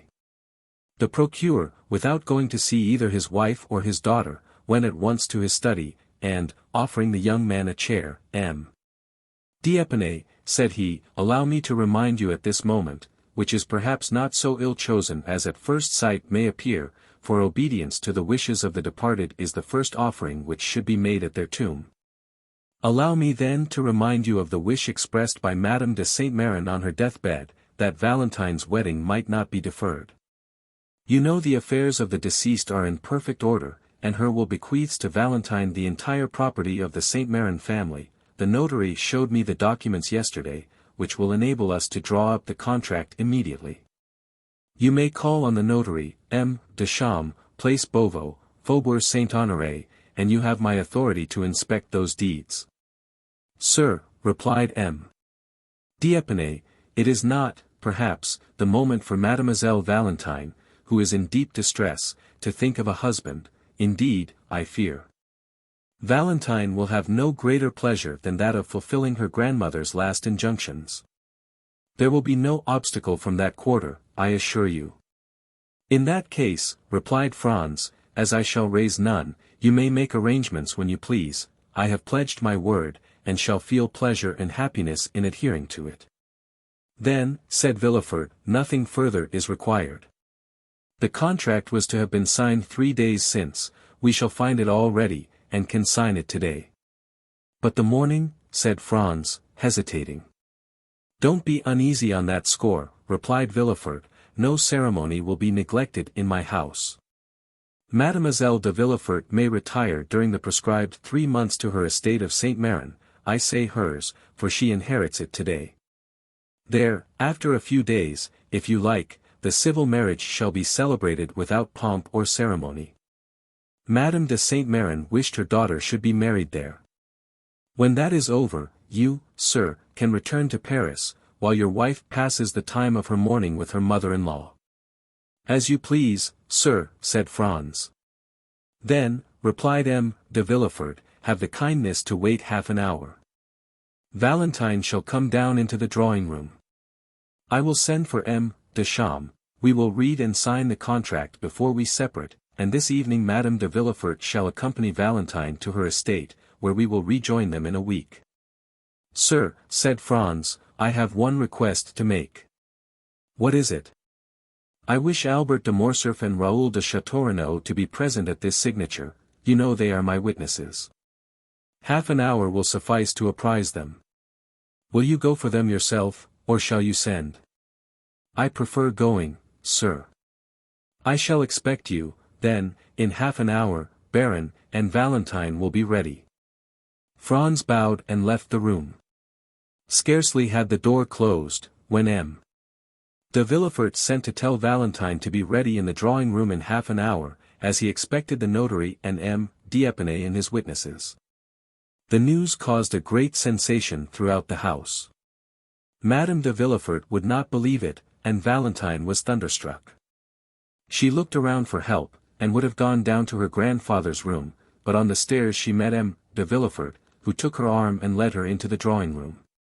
In the anteroom, Valentine met Barois, and looked despairingly at the old servant. A moment later, Madame de Villefort entered the drawing-room with her little Edward. It was evident that she had shared the grief of the family, for she was pale and looked fatigued. She sat down, took Edward on her knees, and from time to time pressed this child, on whom her affections appeared centered, almost convulsively to her bosom. 2 carriages were soon heard to enter the courtyard. One was the notary's. The other, that of Franz and his friends. In a moment the whole party was assembled. Valentine was so pale one might trace the blue veins from her temples, round her eyes and down her cheeks. Franz was deeply affected. Château and Albert looked at each other with amazement. The ceremony which was just concluded had not appeared more sorrowful than did that which was about to begin. Madame de Villefort had placed herself in the shadow behind a velvet curtain, and as she constantly bent over her child, it was difficult to read the expression of her face. M. de Villefort was, as usual, unmoved. The notary, after having according to the customary method arranged the papers on the table, taken his place in an armchair, and raised his spectacles, turned towards Franz. "Are you M. Franz de Quesnel, Baron d'Épinay?" asked he, although he knew it perfectly. "Yes, sir," replied Franz. The notary bowed. "I have, then, to inform you, sir, at the request of M. de Villefort, that your projected marriage with Mademoiselle de Villefort has changed the feeling of M. Noirtier towards his grandchild, and that he disinherits her entirely of the fortune he would have left her. Let me hasten to add," continued he, "that the testator, having only the right to alienate a part of his fortune, and having alienated it all, the will not bear scrutiny, and is declared null and void." "Yes," said Villefort, "but I warn M. d'Épinay, that during my lifetime my father's will shall never be questioned, my position forbidding any doubt to be entertained." "Sir," said Franz, "I regret much that such a question has been raised in the presence of Mademoiselle Valentine. I have never inquired the amount of her fortune, which, however limited it may be, exceeds mine. My family has sought consideration in this alliance with M. de Villefort, all I seek is happiness." Valentine imperceptibly thanked him, while 2 silent tears rolled down her cheeks. "Besides, sir," said Villefort, addressing himself to his future son-in-law, "excepting the loss of a portion of your hopes, this unexpected will need not personally wound you. M. Noirtier's weakness of mind sufficiently explains it. It is not because Mademoiselle Valentine is going to marry you that he is angry, but because she will marry, a union with any other would have caused him the same sorrow. Old age is selfish, sir, and Mademoiselle de Villefort has been a faithful companion to M. Noirtier, which she cannot be when she becomes the Baroness d'Épinay. My father's melancholy state prevents our speaking to him on any subjects, which the weakness of his mind would incapacitate him from understanding, and I am perfectly convinced that at the present time, although he knows that his granddaughter is going to be married, M. Noirtier has even forgotten the name of his intended grandson." M. de Villefort had scarcely said this, when the door opened, and Barois appeared. "Gentlemen," said he, in a tone strangely firm for a servant speaking to his masters under such solemn circumstances, "Gentlemen, M. Noirtier de Villefort wishes to speak immediately to M. Franz de Quesnel, Baron d'Épinay." He, as well as the notary, that there might be no mistake in the person, gave all his titles to the bridegroom-elect. Villefort started, Madame de Villefort let her son slip from her knees, Valentine rose, pale and dumb as a statue. Albert and Château exchanged a second look, more full of amazement than the first. The notary looked at Villefort. "It is impossible," said the procureur. D'Épinay cannot leave the drawing-room at present. "It is at this moment," replied Barois with the same firmness, "that Noirtier, my master, wishes to speak on important subjects to Franz d'Épinay." "Grandpapa Noirtier can speak now, then," said Edward, with his habitual quickness. However, his remark did not make Madame de Villefort even smile, so much was every mind engaged, and so solemn was the situation. Astonishment was at its height. Something like a smile was perceptible on Madame de Villefort's countenance. Valentine instinctively raised her eyes, as if to thank heaven. "Pray go, Valentine," said de Villefort, "and see what this new fancy of your grandfather's is." Valentine rose quickly, and was hastening joyfully towards the door, when de Villefort altered his intention. "Stop," said he, "I will go with you." "Excuse me, sir," said Franz, "since Noirtier sent for me, I am ready to attend to his wish. Besides, I shall be happy to pay my respects to him, not having yet had the honor of doing so." "Pray, sir," said Villefort with marked uneasiness, "do not disturb yourself." "Forgive me, sir," said Franz in a resolute tone. "I would not lose this opportunity of proving to Noirtier how wrong it would be of him to encourage feelings of dislike to me, which I am determined to conquer, whatever they may be, by my devotion." And without listening to Villefort he arose, and followed Valentine, who was running downstairs with the joy of a shipwrecked mariner who finds a rock to cling to. De Villefort followed them. Château and Morcerf exchanged a third look of still increasing wonder. Chapter 75. A signed statement. Noirtier was prepared to receive them, dressed in black, and installed in his armchair. When the three persons he expected had entered, he looked at the door, which his valet immediately closed. "Listen," whispered Villefort to Valentine, who could not conceal her joy, "if Noirtier wishes to communicate anything which would delay your marriage, I forbid you to understand him." Valentine blushed, but did not answer. Villefort, approaching Noirtier, "Here is Franz d'Épinay," said he, "you requested to see him. We have all wished for this interview, and I trust it will convince you how ill-formed are your objections to Valentine's marriage." Noirtier answered only by a look which made Villefort's blood run cold. He motioned to Valentine to approach. In a moment, thanks to her habit of conversing with her grandfather, she understood that he asked for a key. Then his eye was fixed on the drawer of a small chest between the windows. She opened the drawer, and found a key. And, understanding that was what he wanted, again watched his eyes, which turned toward an old secretary which had been neglected for many years and was supposed to contain nothing but useless documents. "Shall I open the secretary?" asked Valentine. "Yes," said the old man. "And the drawers?" "Yes." "Those at the side?" "No." "The middle one?" "Yes." Valentine opened it and drew out a bundle of papers. "Is that what you wish for?" asked she. "No." She took successively all the other papers out till the drawer was empty. "But there are no more," said she. Noirtier's eye was fixed on the dictionary. "Yes, I understand, grandfather," said the young girl. He pointed to each letter of the alphabet. At the letter S the old man stopped her. She opened, and found the word secret. "Ah, is there a secret spring?" said Valentine. "Yes," said Noirtier. "And who knows it?" Noirtier looked at the door where the servant had gone out. "Barois?" said she. "Yes." "Shall I call him?" "Yes." Valentine went to the door, and called Barois. Villefort's impatience during this scene made the perspiration roll from his forehead, and Franz was stupefied. The old servant came.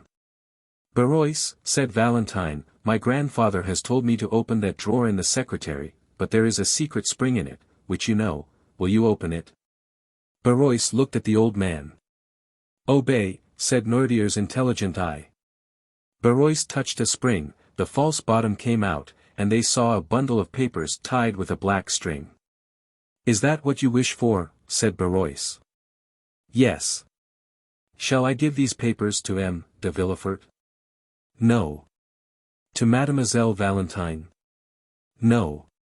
To M. Franz d'Épinay? Yes. Franz, astonished, advanced a step.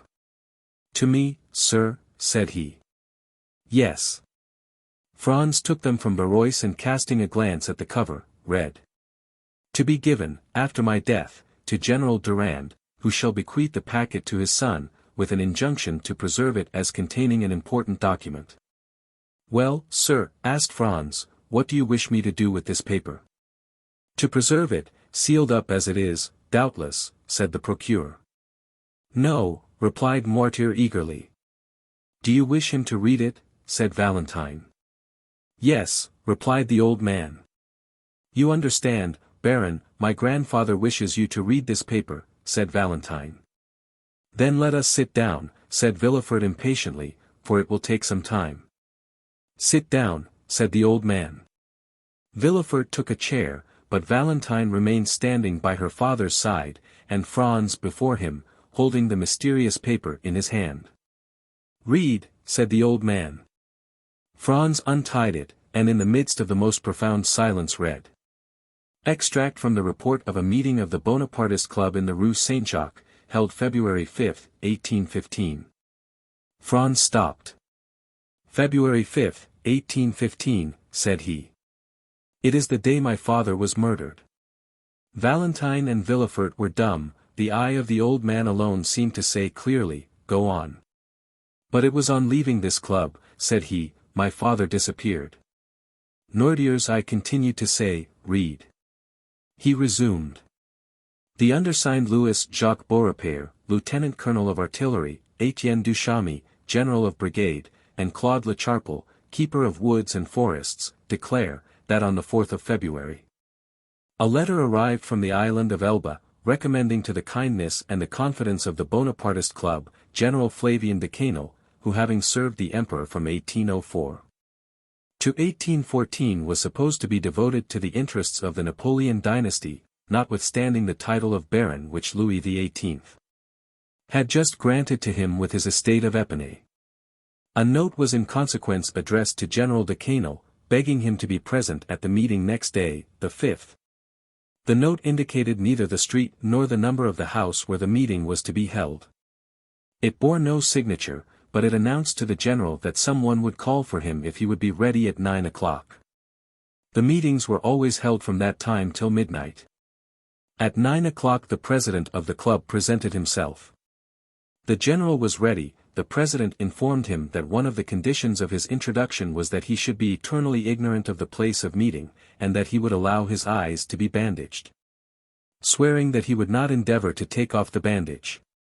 General Decano accepted the condition, and promised on his honor not to seek to discover the road they took. The general's carriage was ready, but the president told him it was impossible for him to use it, since it was useless to blindfold the master if the coachman knew through what streets he went. What must be done then? Asked the general. I have my carriage here, said the president. Have you, then, so much confidence in your servant that you can entrust him with a secret you will not allow me to know? Our coachman is a member of the club, said the president. We shall be driven by a state councillor. Then we run another risk, said the general, laughing, that of being upset. We insert this joke to prove that the general was not in the least compelled to attend the meeting, but that he came willingly. When they were seated in the carriage the president reminded the general of his promise to allow his eyes to be bandaged, to which he made no opposition.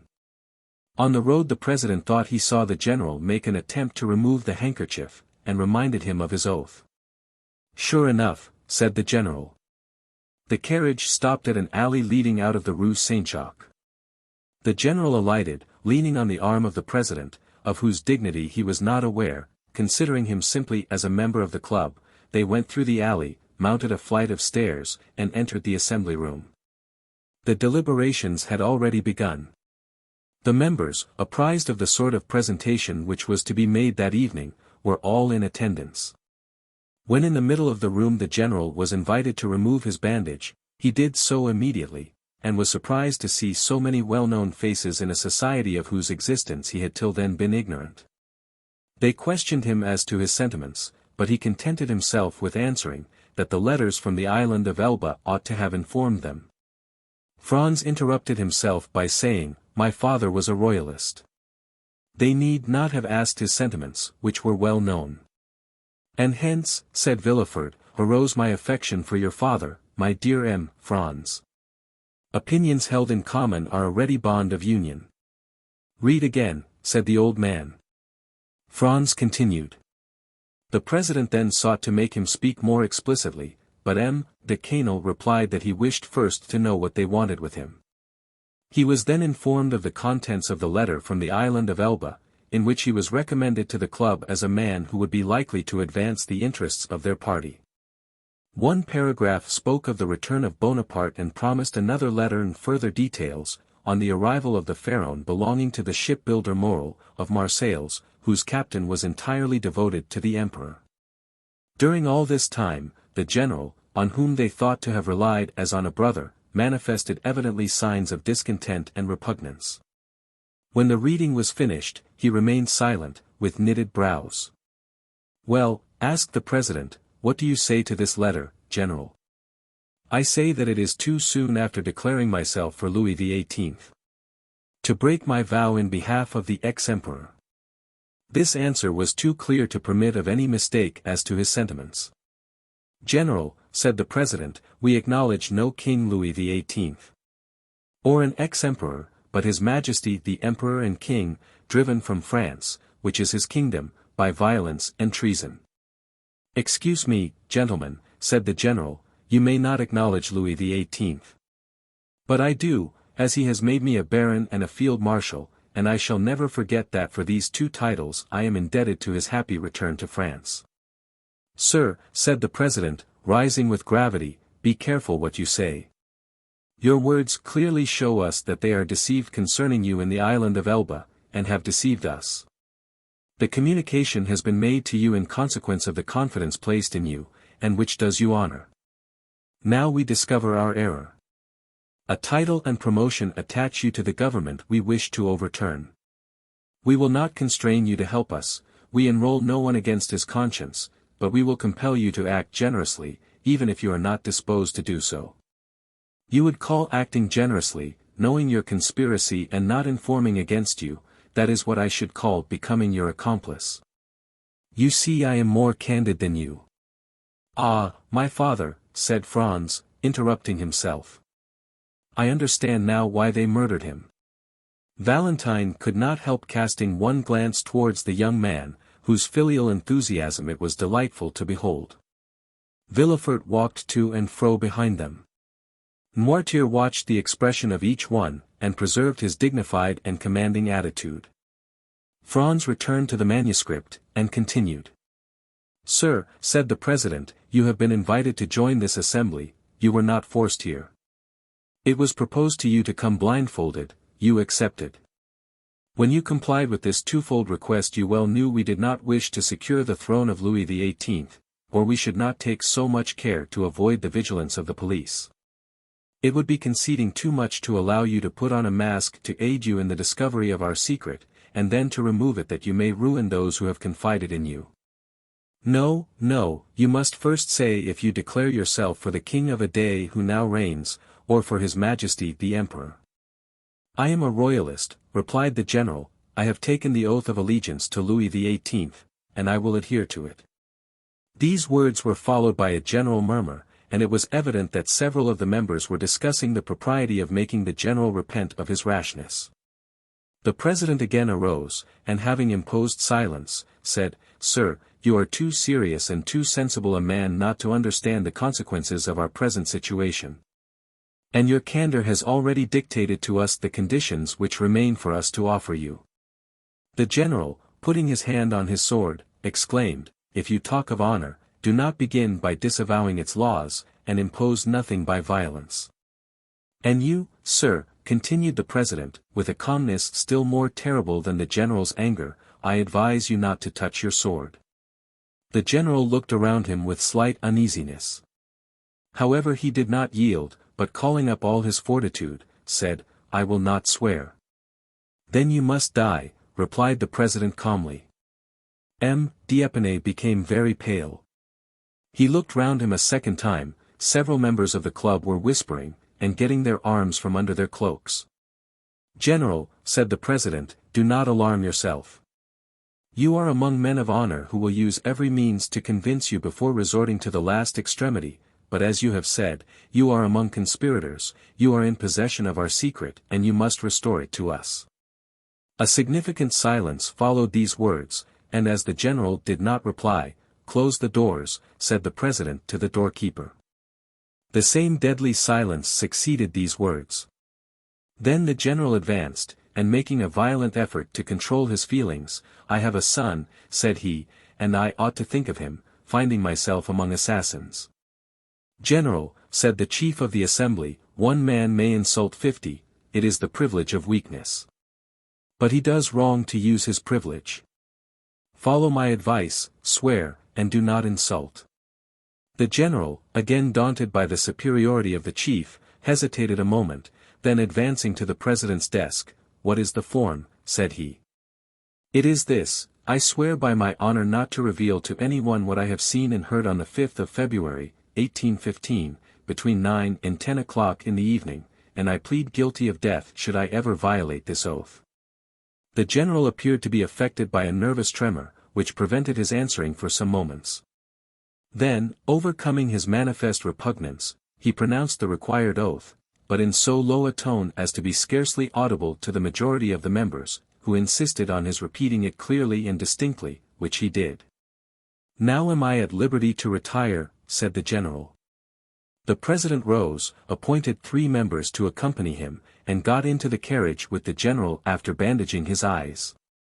One of those 3 members was the coachman who had driven them there. The other members silently dispersed. Where do you wish to be taken? Asked the president. Anywhere out of your presence, replied D'Épinay. Beware, sir, replied the president, you are no longer in the assembly, and have only to do with individuals, do not insult them unless you wish to be held responsible. But instead of listening, D'Épinay went on, you are still as brave in your carriage as in your assembly because you are still 4 against 1. The president stopped the coach. They were at that part of the Quai d'Ormes where the steps lead down to the river. Why do you stop here? Asked D'Épinay.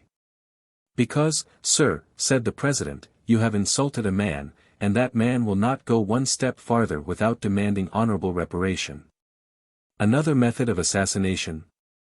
Said the general, shrugging his shoulders. Make no noise, sir, unless you wish me to consider you as one of the men of whom you spoke just now as cowards, who take their weakness for a shield. You are alone, one alone shall answer you.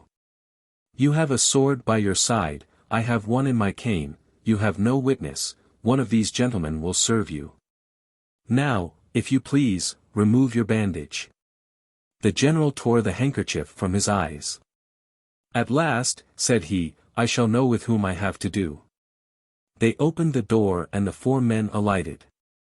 Franz again interrupted himself, and wiped the cold drops from his brow.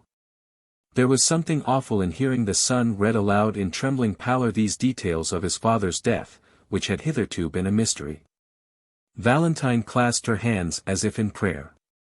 Noirtier looked at Villefort with an almost sublime expression of contempt and pride.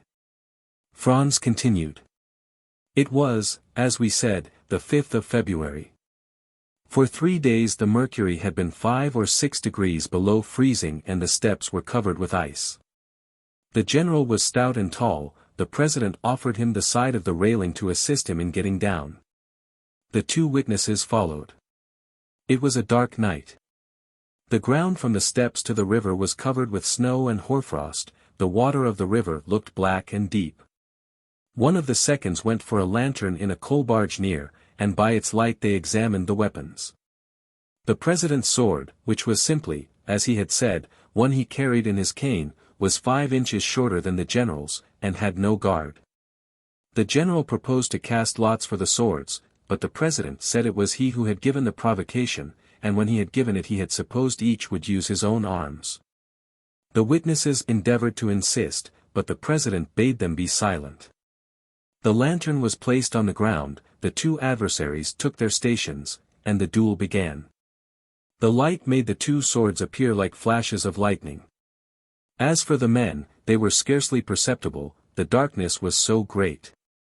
General D'Épinay passed for one of the best swordsmen in the army, but he was pressed so closely in the onset that he missed his aim and fell. The witnesses thought he was dead, but his adversary, who knew he had not struck him, offered him the assistance of his hand to rise. The circumstance irritated instead of calming the general, and he rushed on his adversary. But his opponent did not allow his guard to be broken. He received him on his sword and 3 times the general drew back on finding himself too closely engaged, and then returned to the charge. At the third he fell again. They thought he slipped, as at first, and the witnesses, seeing he did not move, approached and endeavored to raise him, but the one who passed his arm around the body found it was moistened with blood. The general, who had almost fainted, revived. "Ah," said he, "they have sent some fencing master to fight with me." The president, without answering, approached the witness who held the lantern, and raising his sleeve, showed him 2 wounds he had received in his arm.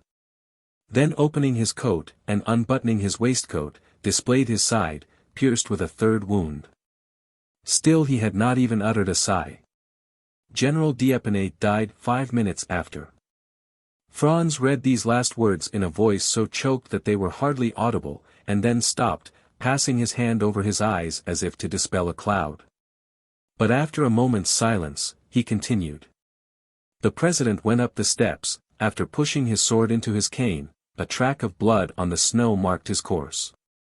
He had scarcely arrived at the top when he heard a heavy splash in the water. It was the general's body, which the witnesses had just thrown into the river after ascertaining that he was dead. The general fell, then, in a loyal duel, and not in ambush as it might have been reported. In proof of this we have signed this paper to establish the truth of the facts, lest the moment should arrive when either of the actors in this terrible scene should be accused of premeditated murder or of infringement of the laws of honor.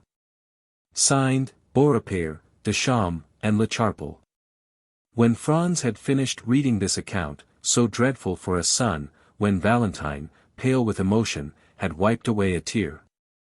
When Villefort, trembling, and crouched in a corner, had endeavored to lessen the storm by supplicating glances at the implacable old man, "Sir," said D'Épinay to Noirtier, "since you are well acquainted with all these details, which are attested by honorable signatures, since you appear to take some interest in me, although you have only manifested it hitherto by causing me sorrow, refuse me not one final satisfaction, tell me the name of the president of the club, that I may at least know who killed my father."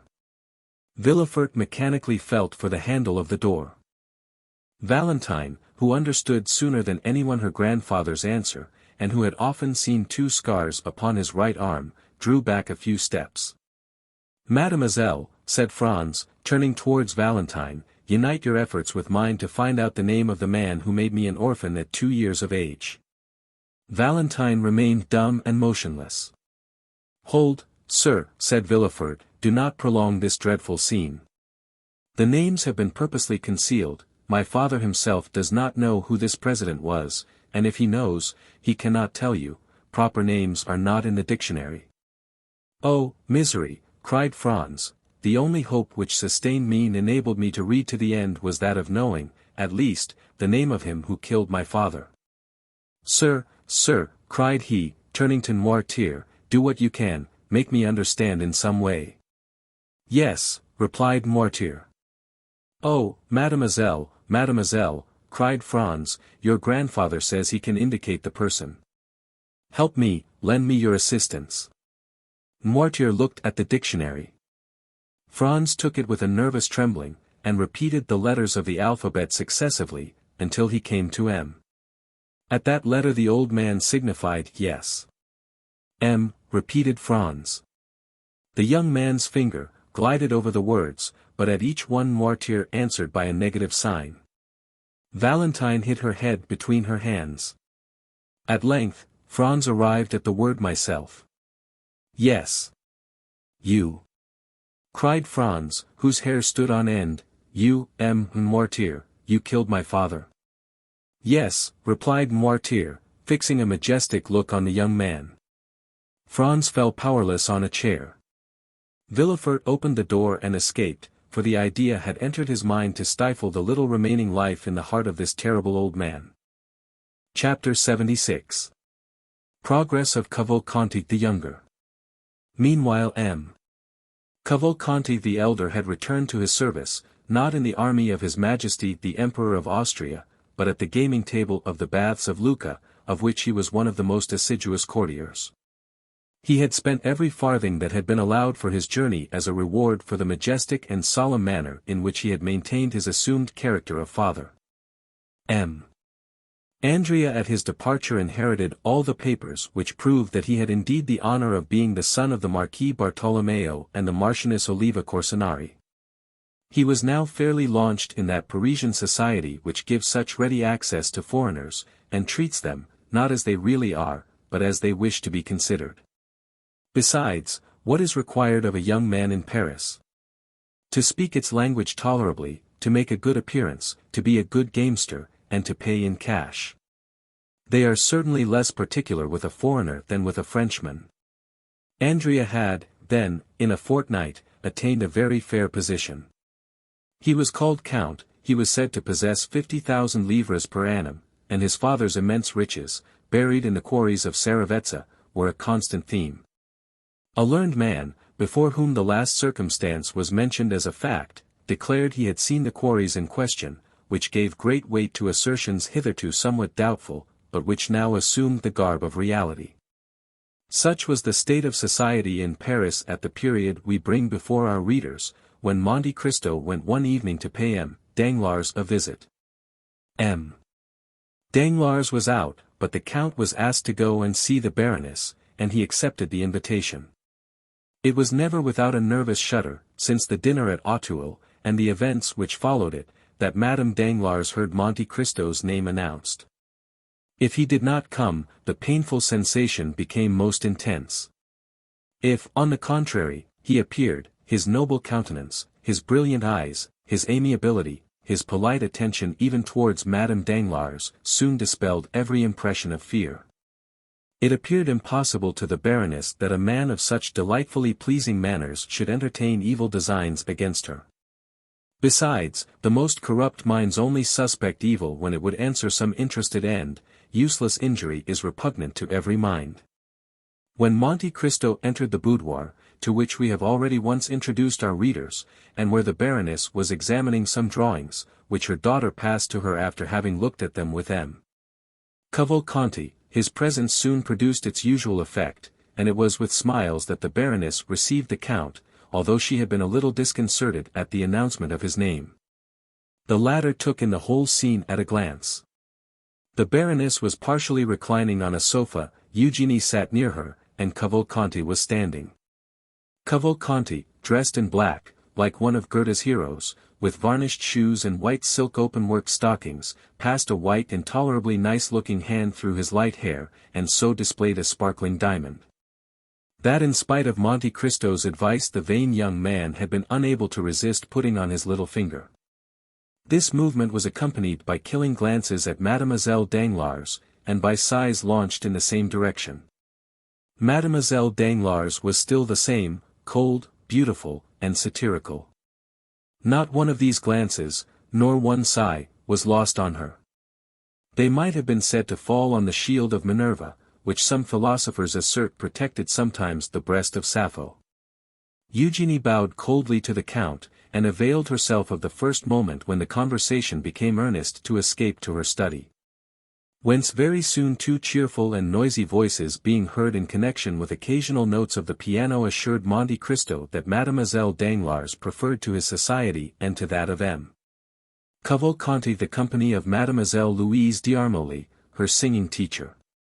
It was then, especially while conversing with Madame Danglars, and apparently absorbed by the charm of the conversation, that the Count noticed Andrea Cavalcanti's solicitude, his manner of listening to the music at the door he dared not pass, and of manifesting his admiration. The banker soon returned. His first look was certainly directed towards Monte Cristo, but the second was for Andrea. As for his wife, he bowed to her, as some husbands do to their wives, but in a way that bachelors will never comprehend, until a very extensive code is published on conjugal life. "Have not the ladies invited you to join them at the piano?" said Danglars to Andrea. "Alas, no, sir," replied Andrea with a sigh, still more remarkable than the former ones. Danglars immediately advanced towards the door and opened it. The two young ladies were seen seated on the same chair, at the piano, accompanying themselves, each with one hand, a fancy to which they had accustomed themselves, and performed admirably. Mademoiselle d'Armilly, whom they then perceived through the open doorway, formed with Eugénie one of the tableaux vivants of which the Germans are so fond. She was somewhat beautiful, and exquisitely formed, a little fairy-like figure, with large curls falling on her neck, which was rather too long, as Perugino sometimes makes his virgins, and her eyes dull from fatigue. She was said to have a weak chest, and like Antonia in the Cremona violin, she would die one day while singing. Monte Cristo cast one rapid and curious glance round this sanctum. It was the first time he had ever seen Mademoiselle d'Armilly, of whom he had heard much. "Well," said the banker to his daughter, "are we then all to be excluded?" He then led the young man into the study, and either by chance or maneuver the door was partially closed after Andrea, so that from the place where they sat neither the Count or the Baroness could see anything. But as the banker had accompanied Andrea, Madame Danglars appeared to take no notice of it. The Count soon heard Andrea's voice, singing a Corsican song, accompanied by the piano. While the Count smiled at hearing this song, which made him lose sight of Andrea in the recollection of Benedetto, Madame Danglars was boasting to Monte Cristo of her husband's strength of mind, who that very morning had lost 300,000 or 400,000 francs by a failure at Milan.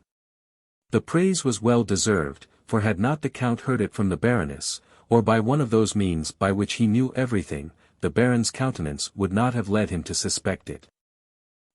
Thought Monte Cristo, he begins to conceal his losses, a month since he boasted of them. Then aloud, "Oh, Madame M. Danglars is so skilful, he will soon regain at the Bourse what he loses elsewhere."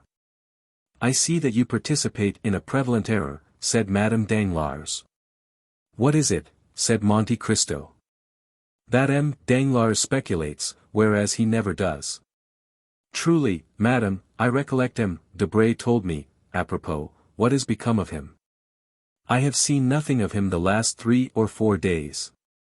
"Nor I," said Madame Danglars, "but you began a sentence, sir, and did not finish." "Which?" "M. Debray had told you." "Ah, yes. He told me it was you who sacrificed to the demon of speculation. I was once very fond of it, but I do not indulge now." "Then you are wrong, madam. Fortune is precarious. And if I were a woman and fate had made me a banker's wife, whatever might be my confidence in my husband's good fortune, still in speculation you know there is great risk.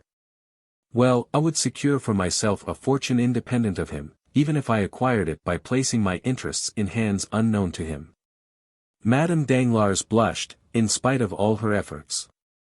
"Stay," said Monte Cristo, as though he had not observed her confusion, "I have heard of a lucky hit that was made yesterday on the Neapolitan bonds. I have none, nor have I ever possessed any. But really we have talked long enough of money, Count, we are like two stockbrokers. Have you heard how fate is persecuting the poor Villeforts?" "What has happened?" said the Count, simulating total ignorance.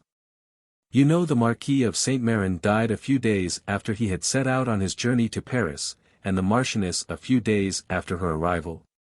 "Yes," said Monte Cristo, "I have heard that. But, as Claudius said to Hamlet, it is a law of nature, their fathers died before them, and they mourn their loss, they will die before their children, who will, in their turn, grieve for them. But that is not all." "Not all?" "No. They were going to marry their daughter to M. Franz d'Épinay." Is it broken off? Yesterday morning, it appears, Franz declined the honor. Indeed? And is the reason known? No. How extraordinary. And how does de Villefort bear it? As usual. Like a philosopher. Danglars returned at this moment alone. Well, said the Baroness, do you leave Cavalcanti with your daughter? And Mademoiselle d'Armolay, said the banker, do you consider her no one? Then, turning to Monte Cristo, he said, Prince Cavalcanti is a charming young man, is he not? But is he really a prince? I will not answer for it, said Monte Cristo. His father was introduced to me as a marquis, so he ought to be a count. But I do not think he has much claim to that title. Why, said the banker. If he is a prince, he is wrong not to maintain his rank. I do not like anyone to deny his origin. Oh, you are a thorough democrat, said Monte Cristo, smiling. But do you see to what you are exposing yourself, said the Baroness. If, perchance, de Morcerf came, he would find Cavalcanti in that room, where he, the betrothed of Eugenie, has never been admitted. You may well say, perchance, replied the banker, for he comes so seldom, it would seem only chance that brings him. But should he come and find that young man with your daughter, he might be displeased. You are mistaken.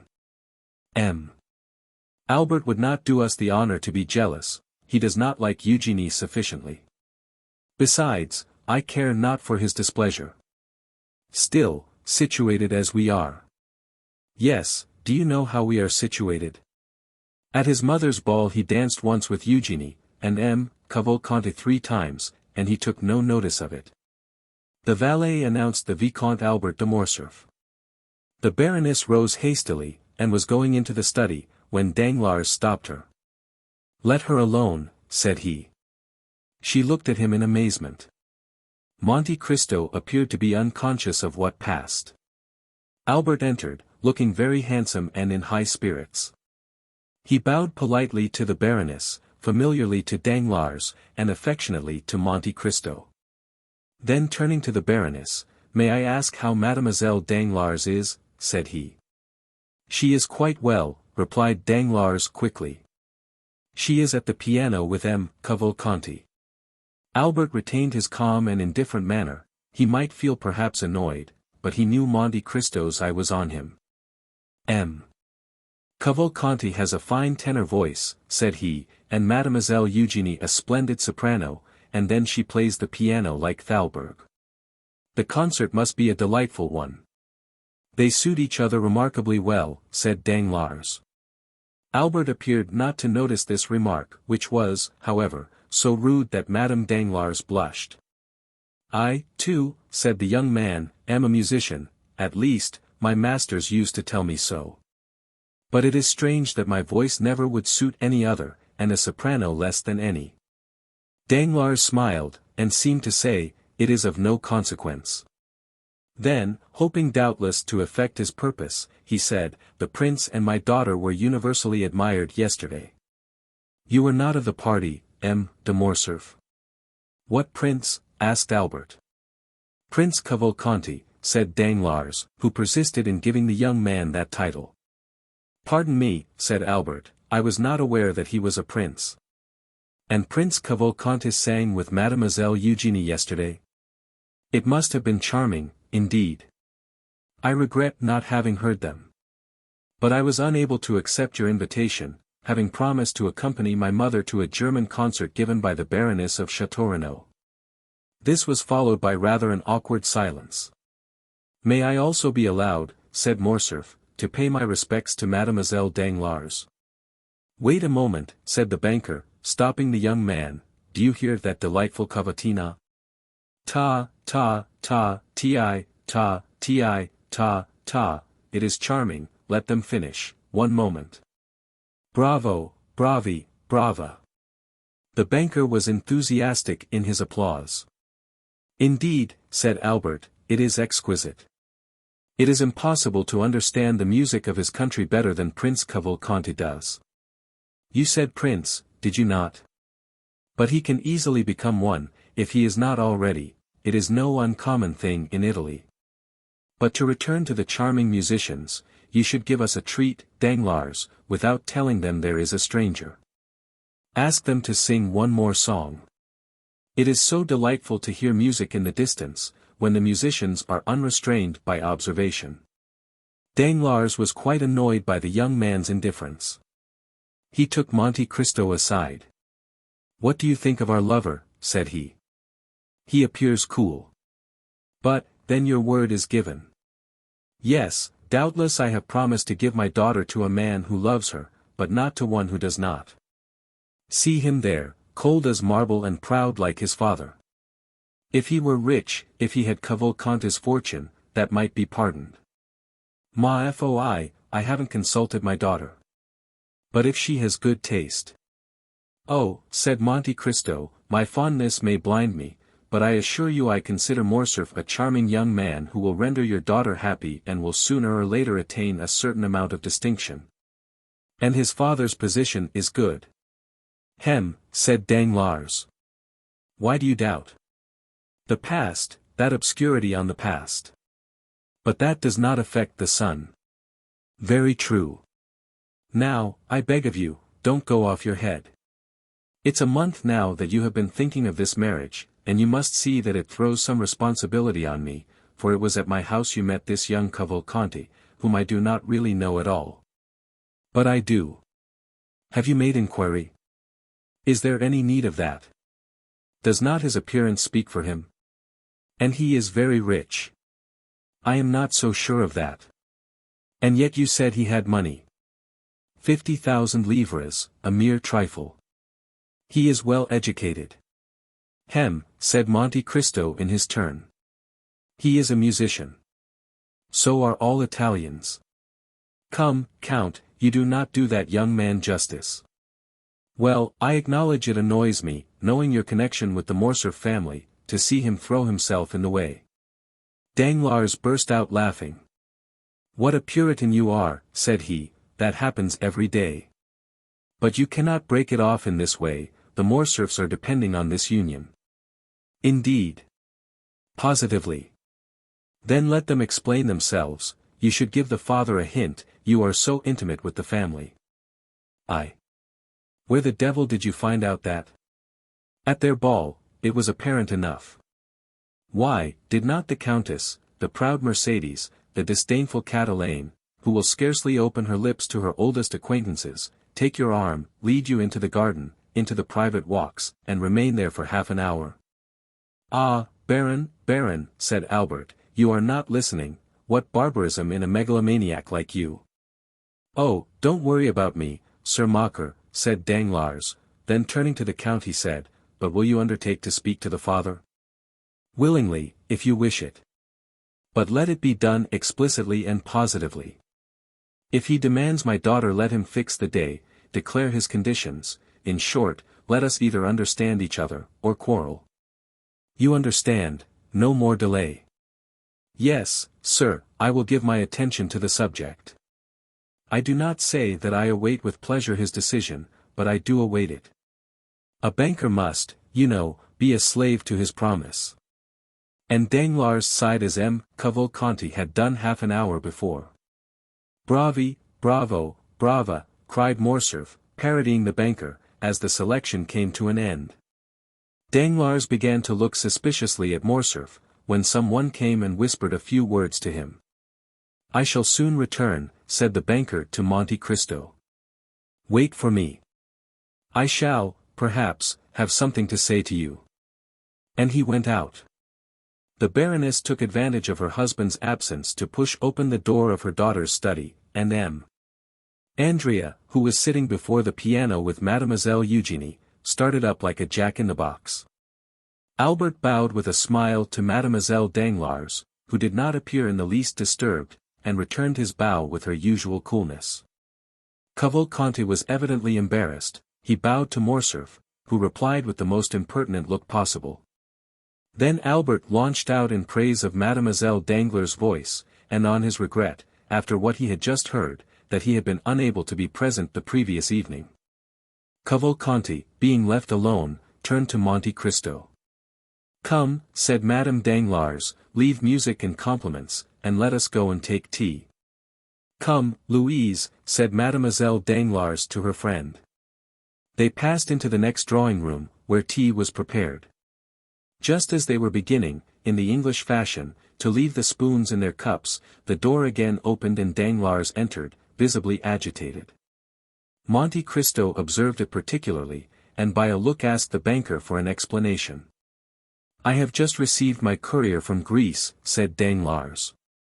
"Ah, yes," said the count, "that was the reason of your running away from us." "Yes." "How is King Otho getting on?" asked Albert in the most sprightly tone. Danglars cast another suspicious look towards him without answering, and Monte Cristo turned away to conceal the expression of pity which passed over his features, but which was gone in a moment. "We shall go together, shall we not?" said Albert to the count. "If you like," replied the latter. Albert could not understand the banker's look, and turning to Monte Cristo, who understood it perfectly, "Did you see," said he, "how he looked at me?" "Yes," said the count. "But did you think there was anything particular in his look?" "Indeed, I did, and what does he mean by his news from Greece?" "How can I tell you?" "Because I imagine you have correspondents in that country." Monte Cristo smiled significantly. "Stop," said Albert, "here he comes. I shall compliment Mademoiselle Danglars on her cameo, while the father talks to you." "If you compliment her at all, let it be on her voice, at least," said Monte Cristo. "No, every one would do that." "My dear Viscount, you are dreadfully impertinent." Albert advanced towards Eugénie, smiling. Meanwhile, Danglars, stooping to Monte Cristo's ear, "Your advice was excellent," said he. "There is a whole history connected with the names Fernand and Yanina." "Indeed," said Monte Cristo. "Yes, I will tell you all, but take away the young man, I cannot endure his presence." "He is going with me." "Shall I send the father to you?" "Immediately." "Very well." The count made a sign to Albert and they bowed to the ladies, and took their leave, Albert perfectly indifferent to Mademoiselle Danglars' contempt. Monte Cristo reiterating his advice to Madame Danglars on the prudence a banker's wife should exercise in providing for the future. Cavalcanti remained master of the field. Chapter 77. Haydée. Scarcely had the count's horses cleared the angle of the boulevard, than Albert, turning towards the count, burst into a loud fit of laughter, much too loud in fact not to give the idea of its being rather forced and unnatural. "Well," said he, "I will ask you the same question which Charles IX. put to Catherine de Médicis, after the massacre of Saint Bartholomew. How have I played my little part?" "To what do you allude?" asked Monte Cristo. "To the installation of my rival at Danglars." "What rival?" "Ma foi, what rival?" "Why, your protégé, Andrea Cavalcanti." "Ah, no joking, Viscount, if you please, I do not patronize Andrea, at least, not as concerns Danglars. And you would be to blame for not assisting him, if the young man really needed your help in that quarter, but, happily for me, he can dispense with it." "What, do you think he is paying his addresses?" "I am certain of it. His languishing looks and modulated tones when addressing Mademoiselle Danglars fully proclaim his intentions. He aspires to the hand of the proud Eugénie. What does that signify, so long as they favor your suit? But it is not the case, my dear Count, on the contrary. I am repulsed on all sides." "What?" "It is so indeed, Mademoiselle Eugénie scarcely answers me, and Mademoiselle d'Armilly, her confidante, does not speak to me at all." "But the father has the greatest regard possible for you," said Monte Cristo. "He? Oh, no, he has plunged 1,000 daggers into my heart, tragedy weapons, I own, which instead of wounding sheath their points in their own handles, but daggers which he nevertheless believed to be real and deadly. Jealousy indicates affection." "True, but I am not jealous." "He is." "Of whom, of Debray?" "No, of you." "Of me?" I will engage to say that before a week is past the door will be closed against me. You are mistaken, my dear Viscount. Prove it to me. Do you wish me to do so? Yes. Well, I am charged with the commission of endeavoring to induce the Comte de Morcerf to make some definite arrangement with the Baron. By whom are you charged? By the Baron himself. Oh, said Albert with all the cajolery of which he was capable. You surely will not do that, my dear Count. Certainly I shall, Albert, as I have promised to do it. Well, said Albert, with a sigh, it seems you are determined to marry me. I am determined to try and be on good terms with everybody, at all events, said Monte Cristo. But apropos of Debray, how is it that I have not seen him lately at the Baron's house? There has been a misunderstanding. What, with the Baroness? No, with the Baron. Has he perceived anything? Ah, that is a good joke. Do you think he suspects, said Monte Cristo with charming artlessness. Where have you come from, my dear Count, said Albert. From Congo, if you will. It must be farther off than even that. But what do I know of your Parisian husbands? Oh, my dear Count, husbands are pretty much the same everywhere. An individual husband of any country is a pretty fair specimen of the whole race. But then, what can have led to the quarrel between Danglars and Debray? They seem to understand each other so well, said Monte Cristo with renewed energy. Ah, now you are trying to penetrate into the mysteries of Isis, in which I am not initiated. When Andrea Cavalcanti has become one of the family, you can ask him that question. The carriage stopped. Here we are, said Monte Cristo. It is only 10:30, come in. Certainly I will. My carriage shall take you back. No, thank you, I gave orders for my coupe to follow me. There it is, then, said Monte Cristo, as he stepped out of the carriage.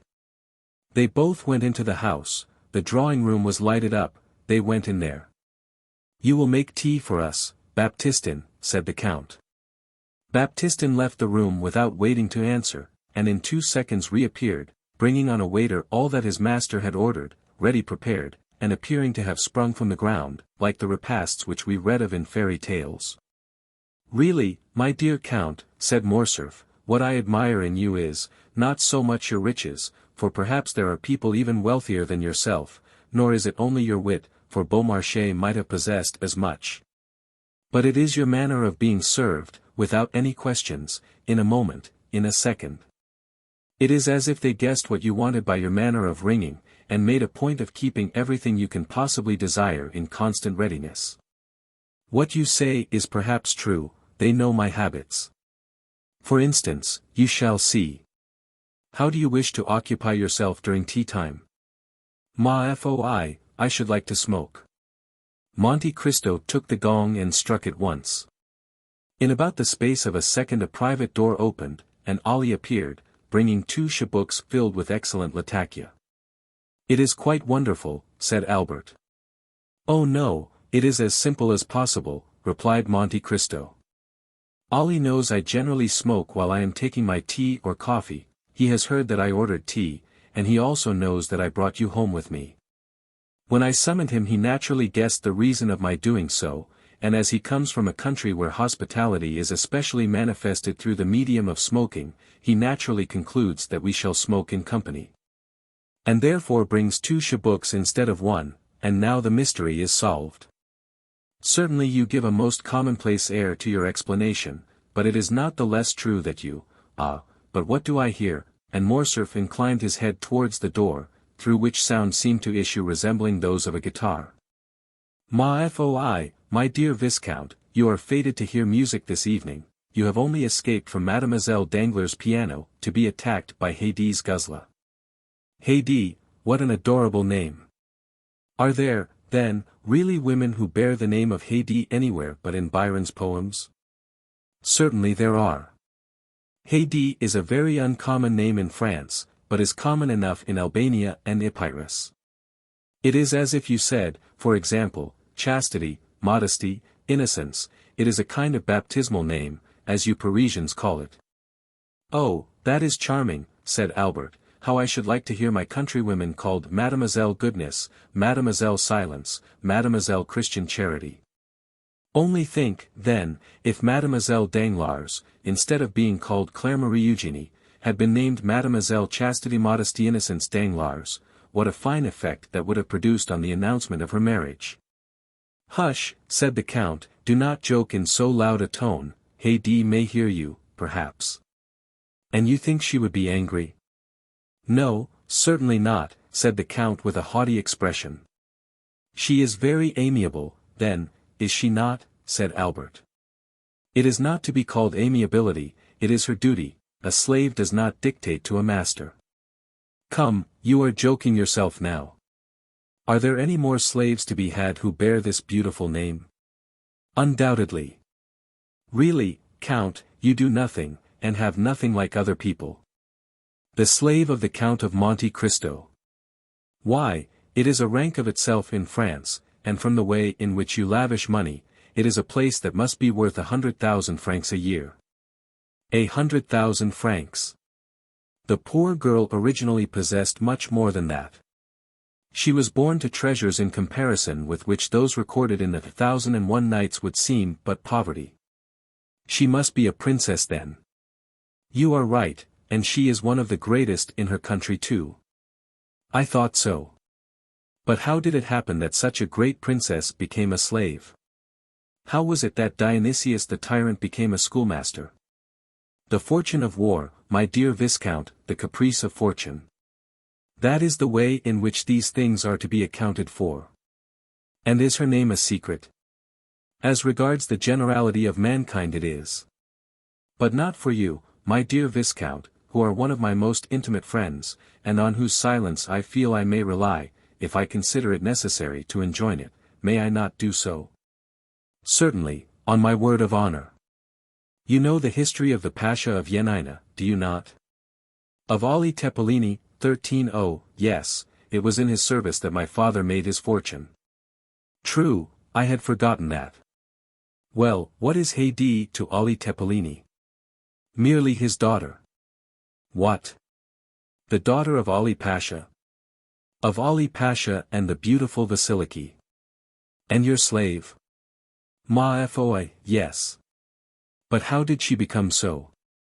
Why, simply from the circumstance of my having bought her one day, as I was passing through the market at Constantinople. Wonderful. Really, my dear Count, you seem to throw a sort of magic influence over all in which you are concerned. When I listen to you, existence no longer seems reality, but a waking dream. Now, I am perhaps going to make an imprudent and thoughtless request, but... Say on. But, since you go out with Haydée, and sometimes even take her to the opera. Well. I think I may venture to ask you this favor. You may venture to ask me anything. Well then, my dear Count, present me to your princess. I will do so. But on two conditions. I accept them at once. The first is, that you will never tell anyone that I have granted the interview. Very well, said Albert, extending his hand, I swear I will not. The second is, that you will not tell her that your father ever served hers. I give you my oath that I will not. Enough, Viscount, you will remember those two vows, will you not? But I know you to be a man of honor. The Count again struck the gong. Ali reappeared. Tell Haydée, said he, that I will take coffee with her, and give her to understand that I desire permission to present one of my friends to her. Ali bowed and left the room. Now, understand me, said the Count, no direct questions, my dear Morcerf, if you wish to know anything, tell me, and I will ask her. Agreed. Ali reappeared for the third time, and drew back the tapestried hanging which concealed the door, to signify to his master and Albert that they were at liberty to pass on. Let us go in, said Monte Cristo. Albert passed his hand through his hair, and curled his mustache, then, having satisfied himself as to his personal appearance, followed the Count into the room, the latter having previously resumed his hat and gloves. Ali was stationed as a kind of advance guard, and the door was kept by the 3 French attendants, commanded by Myrtho. Haydée was awaiting her visitors in the first room of her apartments, which was the drawing-room. Her large eyes were dilated with surprise and expectation, for it was the first time that any man, except Monte Cristo, had been accorded an entrance into her presence. She was sitting on a sofa placed in an angle of the room, with her legs crossed under her in the Eastern fashion, and seemed to have made for herself, as it were, a kind of nest in the rich Indian silks which enveloped her. Near her was the instrument on which she had just been playing. It was elegantly fashioned, and worthy of its mistress. On perceiving Monte Cristo, she arose and welcomed him with a smile peculiar to herself, expressive at once of the most implicit obedience and also of the deepest love. Monte Cristo advanced towards her and extended his hand, which she as usual raised to her lips. Albert had proceeded no farther than the door, where he remained rooted to the spot, being completely fascinated by the sight of such surpassing beauty, beheld as it was for the first time, and of which an inhabitant of more northern climes could form no adequate idea. "Whom do you bring?" asked the young girl in Romaic, of Monte Cristo. "Is it a friend, a brother, a simple acquaintance, or an enemy?" "A friend," said Monte Cristo in the same language. "What is his name?" "Count Albert." "It is the same man whom I rescued from the hands of the banditti at Rome. In what language would you like me to converse with him?" Monte Cristo turned to Albert. "Do you know modern Greek?" asked he. "Alas, no," said Albert. "Nor even ancient Greek, my dear Count. Never had Homer or Plato a more unworthy scholar than myself." "Then," said Haydée, proving by her remark that she had quite understood Monte Cristo's question and Albert's answer, "then I will speak either in French or Italian, if my lord so wills it." Monte Cristo reflected one instant. "You will speak in Italian," said he. Then, turning towards Albert, "It is a pity you do not understand either ancient or modern Greek, both of which Haydée speaks so fluently. The poor child will be obliged to talk to you in Italian, which will give you but a very false idea of her powers of conversation." The Count made a sign to Haydée to address his visitor. "Sir," she said to Morcerf, "you are most welcome as the friend of my lord and master." This was said in excellent Tuscan, and with that soft Roman accent which makes the language of Dante as sonorous as that of Homer. Then, turning to Ali, she directed him to bring coffee and pipes, and when he had left the room to execute the orders of his young mistress she beckoned Albert to approach nearer to her.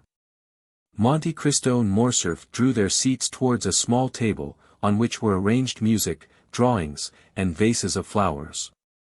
Ali then entered bringing coffee and chibouques. As to M. Baptistin, this portion of the building was interdicted to him. Albert refused the pipe which the Nubian offered him. "Oh, take it," said the Count. "Haydée is almost as civilized as a Parisian. The smell of an Havana is disagreeable to her, but the tobacco of the East is a most delicious perfume, you know." Ali left the room. The cups of coffee were all prepared, with the addition of sugar, which had been brought for Albert. Monte Cristo and Haydée took the beverage in the original Arabian manner, that is to say, without sugar. Haydée took the porcelain cup in her little slender fingers and conveyed it to her mouth with all the innocent artlessness of a child when eating or drinking something which it likes. At this moment two women entered, bringing salvers filled with ices and sherbet, which they placed on two small tables appropriated to that purpose. "My dear host, and you, signora," said Albert, in Italian, "excuse my apparent stupidity. I am quite bewildered, and it is natural that it should be so. Here I am in the heart of Paris. But a moment ago I heard the rumbling of the omnibuses and the tinkling of the bells of the lemonade sellers, and now I feel as if I were suddenly transported to the East, not such as I have seen it, but such as my dreams have painted it. Oh, signora, if I could but speak Greek, your conversation, added to the fairy scene which surrounds me, would furnish an evening of such delight as it would be impossible for me ever to forget. I speak sufficient Italian to enable me to converse with you, sir," said Haydée quietly, "and if you like what is Eastern, I will do my best to secure the gratification of your tastes while you are here." "On what subject shall I converse with her?" said Albert, in a low tone to Monte Cristo. Just what you please, you may speak of her country and of her youthful reminiscences, or if you like it better you can talk of Rome, Naples, or Florence. Oh, said Albert, it is of no use to be in the company of a Greek if one converses just in the same style as with a Parisian. Let me speak to her of the East. Do so then, for of all themes which you could choose that will be the most agreeable to her taste. Albert turned towards Haydée. At what age did you leave Greece, Signora? Asked he. I left it when I was but 5 years old, replied Haydée. And have you any recollection of your country? When I shut my eyes and think, I seem to see it all again. The mind can see as well as the body. The body forgets sometimes, but the mind never forgets. And how far back into the past do your recollections extend? I could scarcely walk when my mother, who was called Vasiliki, which means royal, said the young girl, tossing her head proudly, took me by the hand, and after putting in our purse all the money we possessed, we went out, both covered with veils, to solicit alms for the prisoners, saying, He who giveth to the poor lendeth to the Lord. Then when our purse was full we returned to the palace, and without saying a word to my father, we sent it to the convent, where it was divided amongst the prisoners. And how old were you at that time?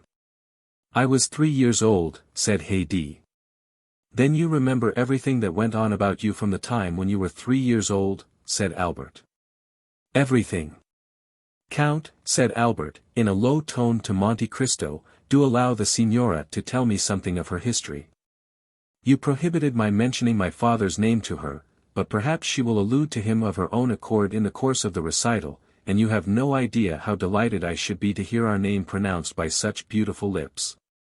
Monte Cristo turned to Haydée, and with an expression of countenance which commanded her to pay the most implicit attention to his words, he said in Greek, Tell us the fate of your father, but neither the name of the traitor or the treason. Haydée sighed deeply, and a shade of sadness clouded her beautiful brow. What are you saying to her? Said Morcerf in an undertone. I again reminded her that you were a friend, and that she need not conceal anything from you. Then, said Albert, this pious pilgrimage in behalf of the prisoners was your first remembrance. What is the next? Oh, then I remember as if it were but yesterday sitting under the shade of some sycamore trees, on the borders of a lake, in the waters of which the trembling foliage was reflected as in a mirror. Under the oldest and thickest of these trees, reclining on cushions, sat my father. My mother was at his feet, and I, childlike, amused myself by playing with his long white beard which descended to his girdle, or with the diamond hilt of the scimitar attached to his girdle. Then from time to time there came to him an Albanian who said something to which I paid no attention, but which he always answered in the same tone of voice, either kill or pardon.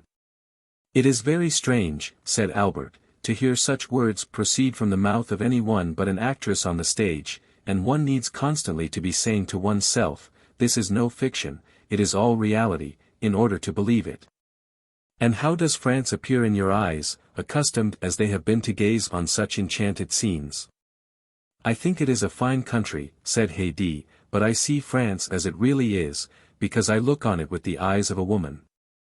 Whereas my own country, which I can only judge of from the impression produced on my childish mind, always seems enveloped in a vague atmosphere, which is luminous or otherwise, according as my remembrances of it are sad or joyous.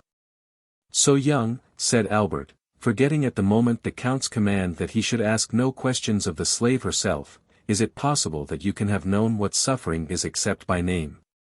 Haydée turned her eyes towards Monte Cristo, who, making at the same time some imperceptible sign, murmured, Go on. Nothing is ever so firmly impressed on the mind as the memory of our early childhood, and with the exception of the 2 scenes I have just described to you, all my earliest reminiscences are fraught with deepest sadness. Speak, speak, Signora, said Albert, I am listening with the most intense delight and interest to all you say. Haydée answered his remark with a melancholy smile.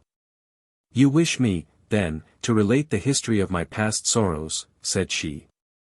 I beg you to do so, replied Albert. Well, I was but 4 years old when one night I was suddenly awakened by my mother. We were in the palace of Yanina. She snatched me from the cushions on which I was sleeping, and on opening my eyes I saw hers filled with tears. She took me away without speaking. When I saw her weeping I began to cry too. "Hush, child," said she. At other times, in spite of maternal endearments or threats, I had with a child's caprice been accustomed to indulge my feelings of sorrow or anger by crying as much as I felt inclined. But on this occasion there was an intonation of such extreme terror in my mother's voice when she enjoined me to silence, that I ceased crying as soon as her command was given. She bore me rapidly away. I saw then that we were descending a large staircase. Around us were all my mother's servants carrying trunks, bags, ornaments, jewels, purses of gold, with which they were hurrying away in the greatest distraction. Behind the women came a guard of 20 men armed with long guns and pistols, and dressed in the costume which the Greeks have assumed since they have again become a nation. You may imagine there was something startling and ominous, said Haydée, shaking her head and turning pale at the mere remembrance of the scene, in this long file of slaves and women only half aroused from sleep, or at least so they appeared to me, who was myself scarcely awake. Here and there on the walls of the staircase, were reflected gigantic shadows, which trembled in the flickering light of the pine torches till they seemed to reach to the vaulted roof above. "Quick," said a voice at the end of the gallery. This voice made every one bow before it, resembling in its effect the wind passing over a field of wheat, by its superior strength forcing every ear to yield obeisance. As for me, it made me tremble. This voice was that of my father. He came last, clothed in his splendid robes and holding in his hand the carbine which your emperor presented him. He was leaning on the shoulder of his favorite Selim, and he drove us all before him, as a shepherd would his straggling flock. My father, said Haydée, raising her head, was that illustrious man known in Europe under the name of Ali Tepelini, Pasha of Yenina, and before whom Turkey trembled. Albert, without knowing why, started on hearing these words pronounced with such a haughty and dignified accent. It appeared to him as if there was something supernaturally gloomy and terrible in the expression which gleamed from the brilliant eyes of Haydée at this moment. She appeared like a pythoness evoking a spectre, as she recalled to his mind the remembrance of the fearful death of this man, to the news of which all Europe had listened with horror. Soon, said Haydée, we halted on our march, and found ourselves on the borders of a lake. My mother pressed me to her throbbing heart, and at the distance of a few paces I saw my father, who was glancing anxiously around. For marble steps led down to the water's edge, and below them was a boat floating on the tide. From where we stood I could see in the middle of the lake a large blank mass. It was the kiosk to which we were going. This kiosk appeared to me to be at a considerable distance, perhaps on account of the darkness of the night, which prevented any object from being more than partially discerned. We stepped into the boat. I remember well that the oars made no noise whatever in striking the water, and when I leaned over to ascertain the cause I saw that they were muffled with the sashes of our palanquins. 14 besides the rowers, the boat contained only the women, my father, mother, Selim, and myself. The palanquins had remained on the shore of the lake, ready to cover our retreat. They were kneeling on the lowest of the marble steps, and in that manner intended making a rampart of the 3 others, in case of pursuit. Our bark flew before the wind. "Why does the boat go so fast?" asked I of my mother. "Silence, child. Hush, we are flying." I did not understand. Why should my father fly, he, the all-powerful, he, before whom others were accustomed to fly, he, who had taken for his device, "They hate me, then they fear me." It was, indeed, a flight which my father was trying to effect. I have been told since that the garrison of the castle of Yenina, fatigued with long service. Here Haydée cast a significant glance at Monte Cristo, whose eyes had been riveted on her countenance during the whole course of her narrative. The young girl then continued, speaking slowly, like a person who is either inventing or suppressing some feature of the history which he is relating. "You were saying, Signora," said Albert, who was paying the most implicit attention to the recital, that the garrison of Yenina, fatigued with long service, had treated with the Serasker 15 Khorshid, who had been sent by the Sultan to gain possession of the person of my father. It was then that Ali Tepelini, after having sent to the Sultan a French officer in whom he reposed great confidence, resolved to retire to the asylum which he had long before prepared for himself, and which he called Cataphygian, or the Refuge. And this officer, asked Albert, do you remember his name, Signora? Monte Cristo exchanged a rapid glance with the young girl, which was quite unperceived by Albert. No, said she, I do not remember it just at this moment. But if it should occur to me presently, I will tell you. Albert was on the point of pronouncing his father's name, when Monte Cristo gently held up his finger in token of reproach. The young man recollected his promise, and was silent. It was towards this kiosk that we were rowing. A ground floor, ornamented with arabesques, bathing its terraces in the water, and another floor, looking on the lake, was all which was visible to the eye. But beneath the ground floor, stretching out into the island, was a large subterranean cavern, to which my mother, myself, and the women were conducted. In this place were together 60,000 pouches and 200 barrels. The pouches contained 25 million of money in gold, and the barrels were filled with 30,000 pounds of gunpowder. Near the barrels stood Selim, my father's favorite, whom I mentioned to you just now. He stood watch day and night with a lance provided with a lighted slow match in his hand, and he had orders to blow up everything, kiosk, guards, women, gold, and Ali Tepelini himself, at the first signal given by my father. I remember well that the slaves, convinced of the precarious tenure on which they held their lives, passed whole days and nights in praying, crying, and groaning. As for me, I can never forget the pale complexion and black eyes of the young soldier, and whenever the angel of death summons me to another world, I am quite sure I shall recognize Selim. I cannot tell you how long we remained in this state. At that period I did not even know what time meant. Sometimes, but very rarely, my father summoned me and my mother to the terrace of the palace. These were hours of recreation for me, as I never saw anything in the dismal cavern but the gloomy countenances of the slaves and Selim's fiery lance. My father was endeavoring to pierce with his eager looks the remotest verge of the horizon, examining attentively every black speck which appeared on the lake, while my mother, reclining by his side, rested her head on his shoulder. And I played at his feet, admiring everything I saw with that unsophisticated innocence of childhood which throws a charm round objects insignificant in themselves, but which in its eyes are invested with the greatest importance. The heights of Pindus towered above us. The castle of Yanina rose white and angular from the blue waters of the lake, and the immense masses of black vegetation which, viewed in the distance, gave the idea of lichens clinging to the rocks, were in reality gigantic fir trees and myrtles. One morning my father sent for us. My mother had been crying all the night, and was very wretched. We found the Pasha calm, but paler than usual. "Take courage, Vasiliki," said he. "Today arrives the firman of the master, and my fate will be decided. If my pardon be complete, we shall return triumphant to Yanina. If the news be inauspicious, we must fly this night." "But supposing our enemy should not allow us to do so?" said my mother.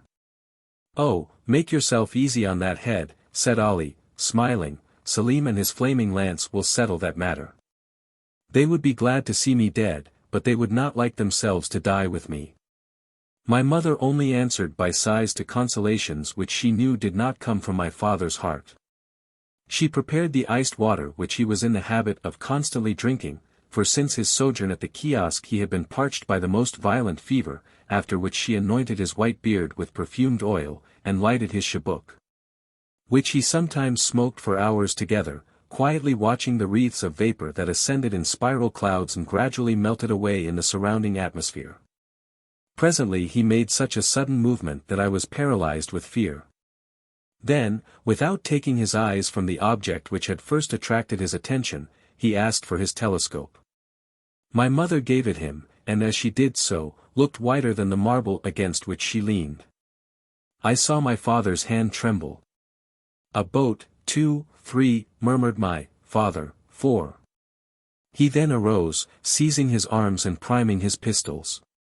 "Vasiliki," said he to my mother, trembling perceptibly, "the instant approaches which will decide everything. In the space of half an hour we shall know the emperor's answer. Go into the cavern with Haydée. I will not quit you, said Vasiliki. If you die, my lord, I will die with you. Go to Selim, cried my father. Adieu, my lord, murmured my mother, determining quietly to await the approach of death. Take away Vasiliki, said my father to his palicares. As for me, I had been forgotten in the general confusion. I ran toward Ali Tepelini. He saw me hold out my arms to him, and he stooped down and pressed my forehead with his lips. Oh, how distinctly I remember that kiss. It was the last he ever gave me, and I feel as if it were still warm on my forehead. On descending, we saw through the latticework several boats which were gradually becoming more distinct to our view. At first they appeared like black specks, and now they looked like birds skimming the surface of the waves. During this time, in the kiosk at my father's feet, were seated 20 palicares, concealed from view by an angle of the wall and watching with eager eyes the arrival of the boats. They were armed with their long guns inlaid with mother-of-pearl and silver, and cartridges in great numbers were lying scattered on the floor. My father looked at his watch, and paced up and down with a countenance expressive of the greatest anguish. This was the scene which presented itself to my view as I quitted my father after that last kiss. My mother and I traversed the gloomy passage leading to the cavern. Selim was still at his post, and smiled sadly on us as we entered. We fetched our cushions from the other end of the cavern, and sat down by Selim. In great dangers the devoted ones cling to each other, and, young as I was, I quite understood that some imminent danger was hanging over our heads. Albert had often heard, not from his father, for he never spoke on the subject, but from strangers, the description of the last moments of the Vizier of Yanina. He had read different accounts of his death, but the story seemed to acquire fresh meaning from the voice and expression of the young girl. And her sympathetic accent and the melancholy expression of her countenance at once charmed and horrified him. As to Haydée, these terrible reminiscences seemed to have overpowered her for a moment, for she ceased speaking, her head leaning on her hand like a beautiful flower bowing beneath the violence of the storm. And her eyes gazing on vacancy indicated that she was mentally contemplating the green summit of the Pindus and the blue waters of the lake of Yanina, which, like a magic mirror, seemed to reflect the somber picture which she sketched. Monte Cristo looked at her with an indescribable expression of interest and pity. "Go on," said the Count in the Romaic language. Haydée looked up abruptly, as if the sonorous tones of Monte Cristo's voice had awakened her from a dream. And she resumed her narrative. It was about 4 o'clock in the afternoon, and although the day was brilliant out of doors, we were enveloped in the gloomy darkness of the cavern. One single, solitary light was burning there, and it appeared like a star set in a heaven of blackness. It was Selim's flaming lance. My mother was a Christian, and she prayed. Selim repeated from time to time the sacred words, "God is great." However, my mother had still some hope. As she was coming down, she thought she recognized the French officer who had been sent to Constantinople, and in whom my father placed so much confidence. For he knew that all the soldiers of the French emperor were naturally noble and generous. She advanced some steps towards the staircase, and listened. "They are approaching," said she, "perhaps they bring us peace and liberty." "What do you fear, Vasiliki?" said Selim, in a voice at once so gentle and yet so proud. "If they do not bring us peace, we will give them war; if they do not bring life, we will give them death." And he renewed the flame of his lance with a gesture which made one think of Dionysus of Crete. 16 But I, being only a little child, was terrified by this undaunted courage, which appeared to me both ferocious and senseless, and I recoiled with horror from the idea of the frightful death amidst fire and flames which probably awaited us. My mother experienced the same sensations, for I felt her tremble. "Mamma, mamma," said I, "are we really to be killed?" And at the sound of my voice the slaves redoubled their cries and prayers and lamentations. "My child," said Vasiliki, "may God preserve you from ever wishing for that death which today you so much dread." Then, whispering to Selim, she asked what were her master's orders. "If he send me his poniard, it will signify that the emperor's intentions are not favorable, and I am to set fire to the powder. If, on the contrary, he send me his ring, it will be a sign that the emperor pardons him, and I am to extinguish the match and leave the magazine untouched. My friend, said my mother, when your master's orders arrive, if it is the poniard which he sends, instead of dispatching us by that horrible death which we both so much dread, you will mercifully kill us with this same poniard, will you not? Yes, Basiliki, replied Selim tranquilly. Suddenly we heard loud cries, and, listening, discerned that they were cries of joy. The name of the French officer who had been sent to Constantinople resounded on all sides amongst our palicares. It was evident that he brought the answer of the emperor, and that it was favorable. And do you not remember the Frenchman's name? Said Morcerf, quite ready to aid the memory of the narrator. Monte Cristo made a sign to him to be silent. I do not recollect it, said Haydée. The noise increased, steps were heard approaching nearer and nearer, they were descending the steps leading to the cavern. Selim made ready his lance. Soon a figure appeared in the grey twilight at the entrance of the cave, formed by the reflection of the few rays of daylight which had found their way into this gloomy retreat. Who are you? Cried Selim. But whoever you may be, I charge you not to advance another step. Long live the emperor, said the figure. He grants a full pardon to the Vizier Ali, and not only gives him his life, but restores to him his fortune and his possessions. My mother uttered a cry of joy, and clasped me to her bosom. Stop, said Selim, seeing that she was about to go out, you see I have not yet received the ring. True, said my mother. And she fell on her knees, at the same time holding me up towards heaven, as if she desired, while praying to God in my behalf, to raise me actually to his presence. And for the second time Haydée stopped, overcome by such violent emotion that the perspiration stood upon her pale brow, and her stifled voice seemed hardly able to find utterance, so parched and dry were her throat and lips. Monte Cristo poured a little iced water into a glass, and presented it to her, saying with a mildness in which was also a shade of command, courage. Haydée dried her eyes, and continued, by this time our eyes, habituated to the darkness, had recognized the messenger of the Pasha, it was a friend. Selim had also recognized him, but the brave young man only acknowledged one duty, which was to obey. In whose name do you come? Said he to him. I come in the name of our master, Ali Tepelini. If you come from Ali himself, said Selim, you know what you were charged to remit to me? Yes, said the messenger, and I bring you his ring. At these words he raised his hand above his head, to show the token. But it was too far off, and there was not light enough to enable Selim, where he was standing, to distinguish and recognize the object presented to his view. I do not see what you have in your hand, said Selim. Approach then, said the messenger, or I will come nearer to you, if you prefer it. I will agree to neither one nor the other, replied the young soldier. Place the object which I desire to see in the ray of light which shines there, and retire while I examine it. Be it so, said the envoy, and he retired, after having first deposited the token agreed on in the place pointed out to him by Selim. Oh, how our hearts palpitated, for it did, indeed, seem to be a ring which was placed there. But was it my father's ring? That was the question.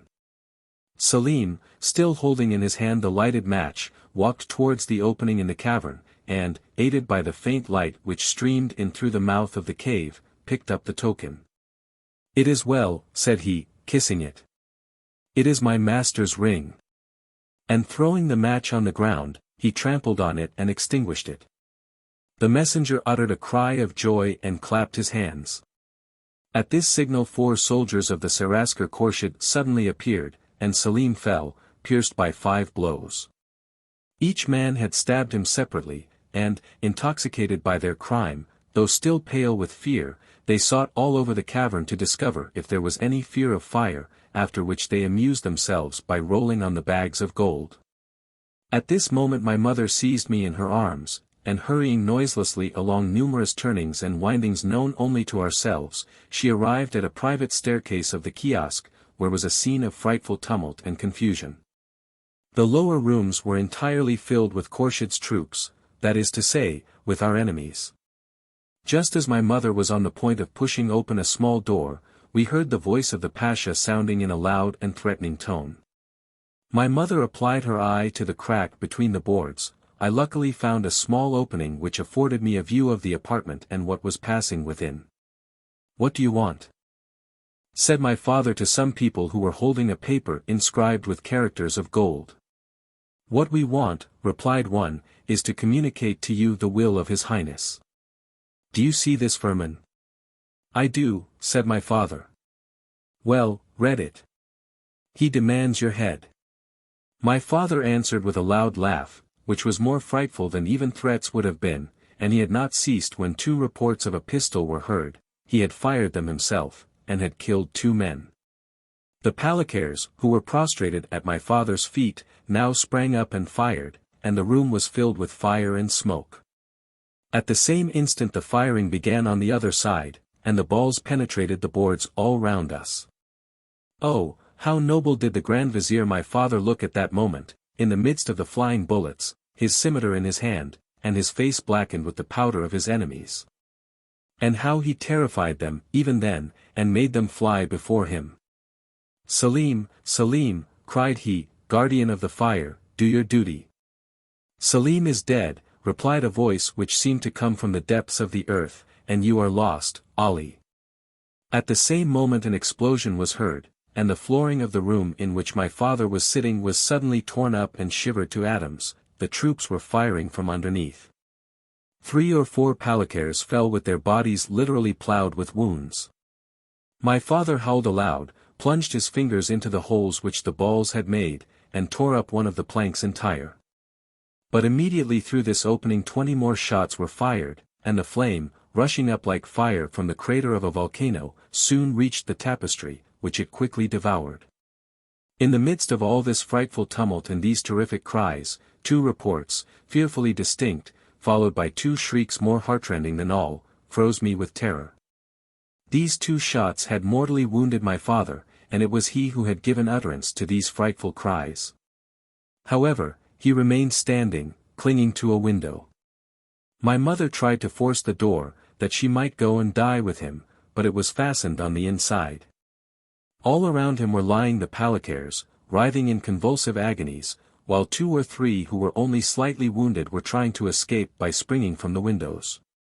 At this crisis the whole flooring suddenly gave way, my father fell on one knee, and at the same moment 20 hands were thrust forth, armed with sabres, pistols, and poniards. 20 blows were instantaneously directed against one man.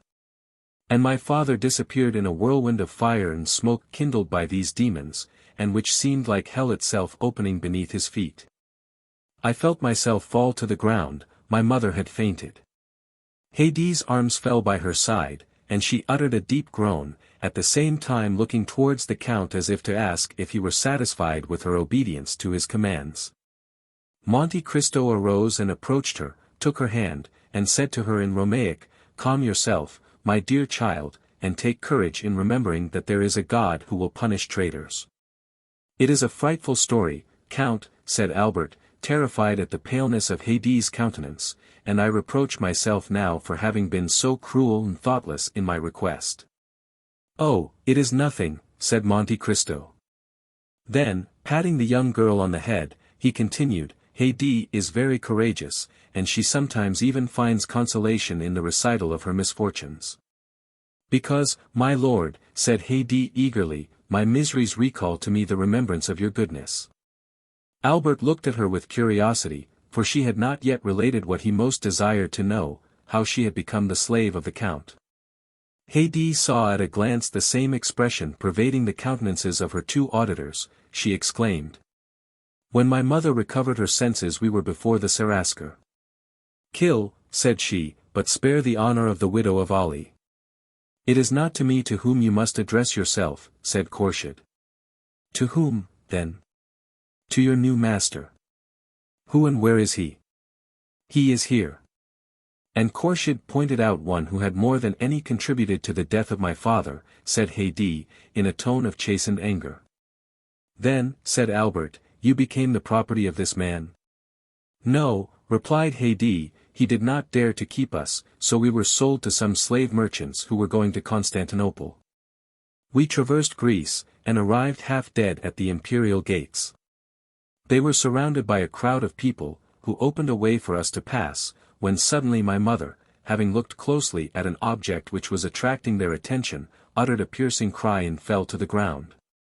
Pointing as she did so to a head which was placed over the gates, and beneath which were inscribed these words. This is the head of Ali Tepelini Pasha of Yenina. I cried bitterly, and tried to raise my mother from the earth, but she was dead. I was taken to the slave market, and was purchased by a rich Armenian. He caused me to be instructed, gave me masters, and when I was 13 years of age he sold me to the Sultan Mahmud. Of whom I bought her, said Monte Cristo, as I told you, Albert, with the emerald which formed a match to the one I had made into a box for the purpose of holding my hashish pills. Oh, you are good, you are great, my lord, said Haydée, kissing the Count's hand, and I am very fortunate in belonging to such a master. Albert remained quite bewildered with all that he had seen and heard. Come, finish your cup of coffee, said Monte Cristo, the history is ended. Chapter 78. We hear from Yenina. If Valentine could have seen the trembling step and agitated countenance of Franz when he quitted the chamber of M. and Noirtier, even she would have been constrained to pity him. Villefort had only just given utterance to a few incoherent sentences, and then retired to his study, where he received about 2 hours afterwards the following letter. After all the disclosures which were made this morning, M. Noirtier de Villefort must see the utter impossibility of any alliance being formed between his family and that of M. Franz d'Épinay. M. d'Épinay must say that he is shocked and astonished that M. de Villefort, who appeared to be aware of all the circumstances detailed this morning, should not have anticipated him in this announcement. No one who had seen the magistrate at this moment, so thoroughly unnerved by the recent inauspicious combination of circumstances, would have supposed for an instant that he had anticipated the annoyance. Although it certainly never had occurred to him that his father would carry candor, or rather rudeness, so far as to relate such a history. And in justice to Villefort, it must be understood that M. Noirtier, who never cared for the opinion of his son on any subject, had always omitted to explain the affair to Villefort, so that he had all his life entertained the belief that General de Canel, or the Baron d'Épinay, as he was alternately styled, according as the speaker wished to identify him by his own family name, or by the title which had been conferred on him, fell the victim of assassination, and not that he was killed fairly in a duel. This harsh letter, coming as it did from a man generally so polite and respectful, struck a mortal blow at the pride of Villefort. Hardly had he read the letter, when his wife entered.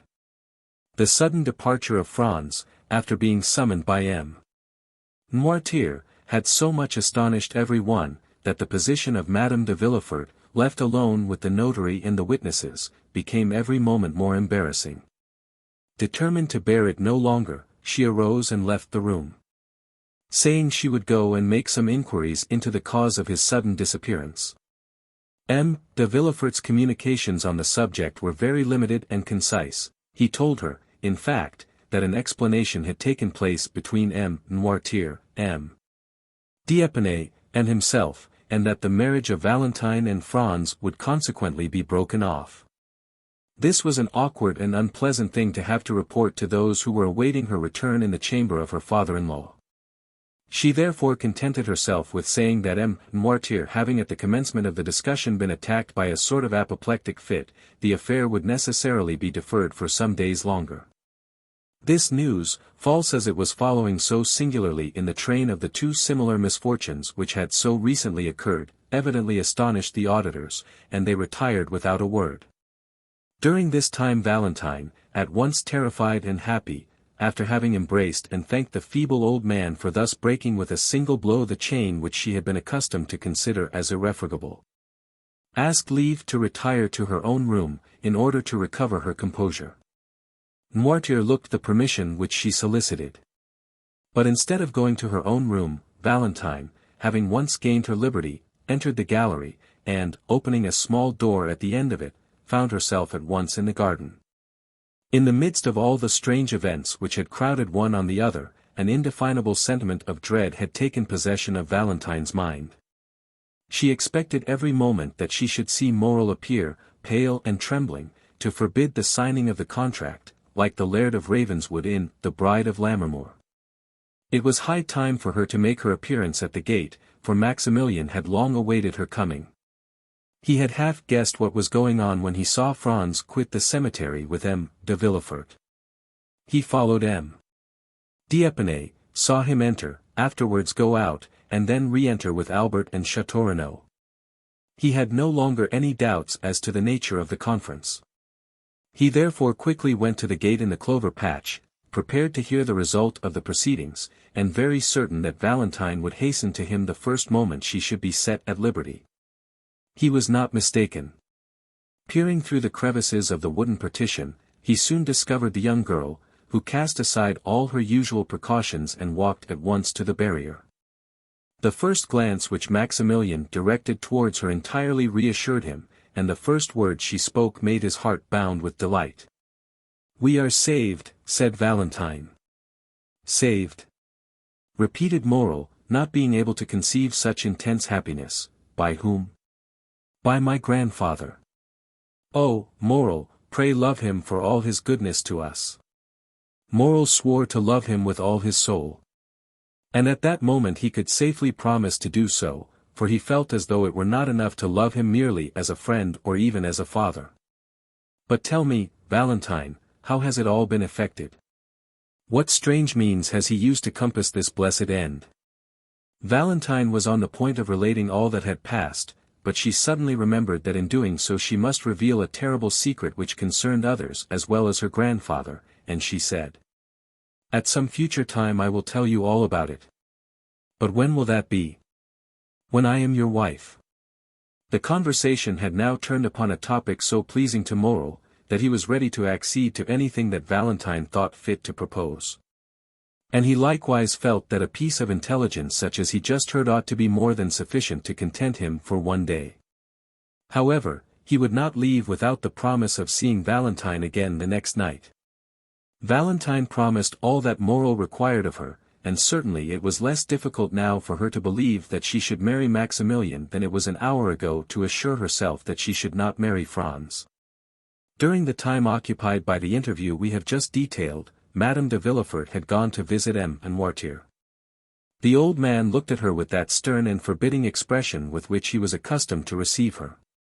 "Sir," said she, "it is superfluous for me to tell you that Valentine's marriage is broken off, since it was here that the affair was concluded."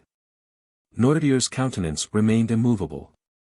"But one thing I can tell you, of which I do not think you are aware, that is, that I have always been opposed to this marriage, and that the contract was entered into entirely without my consent or approbation." Noirtier regarded his daughter-in-law with the look of a man desiring an explanation. "Now that this marriage, which I know you so much disliked, is done away with, I come to you on an errand which neither M. de Villefort nor Valentine could consistently undertake." Noirtier's eyes demanded the nature of her mission. "I come to entreat you, sir," continued Madame de Villefort, "as the only one who has the right of doing so, inasmuch as I am the only one who will receive no personal benefit from the transaction, I come to entreat you to restore, not your love, for that she has always possessed, but to restore your fortune to your granddaughter." There was a doubtful expression in Noirtier's eyes. He was evidently trying to discover the motive of this proceeding, and he could not succeed in doing so. "May I hope, sir," said Madame de Villefort, "that your intentions accord with my request?" Noirtier made a sign that they did. "In that case, sir," rejoined Madame de Villefort, "I will leave you overwhelmed with gratitude and happiness at your prompt acquiescence to my wishes." She then bowed to M. Noirtier and retired. The next day M. Noirtier sent for the notary. The first will was torn up and a second made, in which he left the whole of his fortune to Valentine, on condition that she should never be separated from him. It was then generally reported that Mademoiselle de Villefort, the heiress of the Marquis and Marchioness of Saint-Meran, had regained the good graces of her grandfather, and that she would ultimately be in possession of an income of 300,000 livres. While all the proceedings relative to the dissolution of the marriage contract were being carried on at the house of M. de Villefort, Monte Cristo had paid his visit to the Count of Morcerf, who, in order to lose no time in responding to M. Danglars' wishes, and at the same time to pay all due deference to his position in society, donned his uniform of lieutenant general, which he ornamented with all his crosses, and thus attired, ordered his finest horses and drove to the Rue de la Chausse d'Antin. Danglars was balancing his monthly accounts, and it was perhaps not the most favorable moment for finding him in his best humor. At the first sight of his old friend, Danglars assumed his majestic air, and settled himself in his easy chair.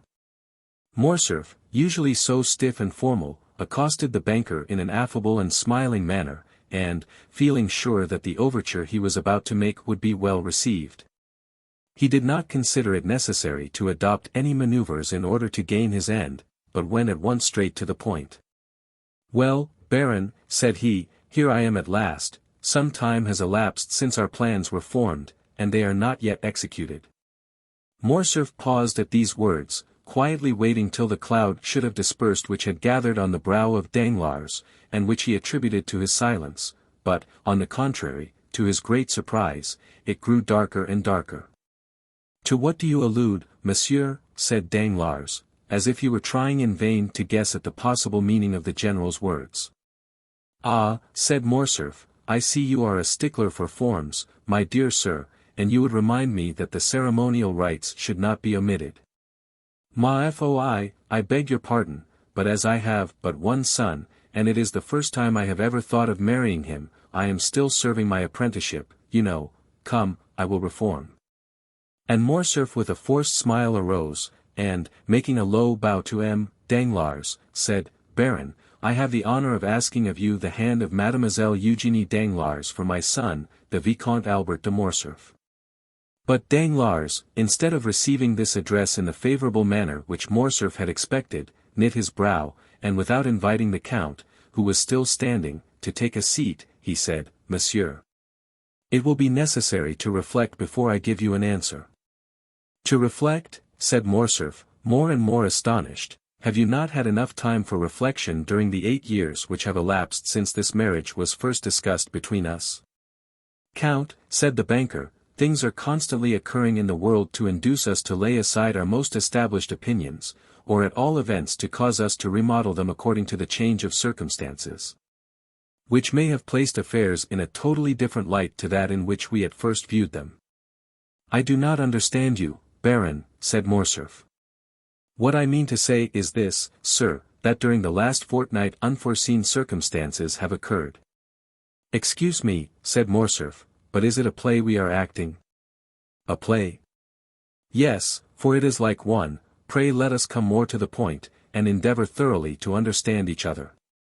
"That is quite my desire." "You have seen M. de Monte Cristo, have you not?"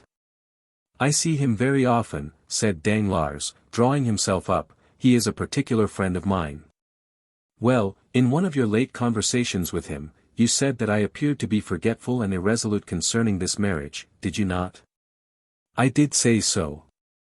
"Well, here I am, proving at once that I am really neither the one nor the other, by entreating you to keep your promise on that score." Danglars did not answer. "Have you so soon changed your mind," added Morcerf, "or have you only provoked my request that you may have the pleasure of seeing me humbled?" Danglars, seeing that if he continued the conversation in the same tone in which he had begun it, the whole thing might turn out to his own disadvantage, turned to Morcerf, and said, "Count, you must doubtless be surprised at my reserve. And I assure you it costs me much to act in such a manner towards you. But, believe me when I say that imperative necessity has imposed the painful task upon me." "These are all so many empty words, my dear sir," said Morcerf. "They might satisfy a new acquaintance, but the Comte de Morcerf does not rank in that list. And when a man like him comes to another, recalls to him his plighted word, and this man fails to redeem the pledge, he has at least a right to exact from him a good reason for so doing." Danglars was a coward, but did not wish to appear so. He was piqued at the tone which Morcerf had just assumed. "I am not without a good reason for my conduct," replied the banker. "What do you mean to say?" I mean to say that I have a good reason, but that it is difficult to explain. You must be aware, at all events, that it is impossible for me to understand motives before they are explained to me, but one thing at least is clear, which is, that you decline allying yourself with my family. No, sir, said Danglars. I merely suspend my decision, that is all. And do you really flatter yourself that I shall yield to all your caprices, and quietly and humbly await the time of again being received into your good graces? Then, Count, if you will not wait, we must look upon these projects as if they had never been entertained. The Count bit his lips till the blood almost started, to prevent the ebullition of anger which his proud and irritable temper scarcely allowed him to restrain. Understanding, however, that in the present state of things the laugh would decidedly be against him, he turned from the door, towards which he had been directing his steps, and again confronted the banker. A cloud settled on his brow, evincing decided anxiety and uneasiness, instead of the expression of offended pride which had lately reigned there.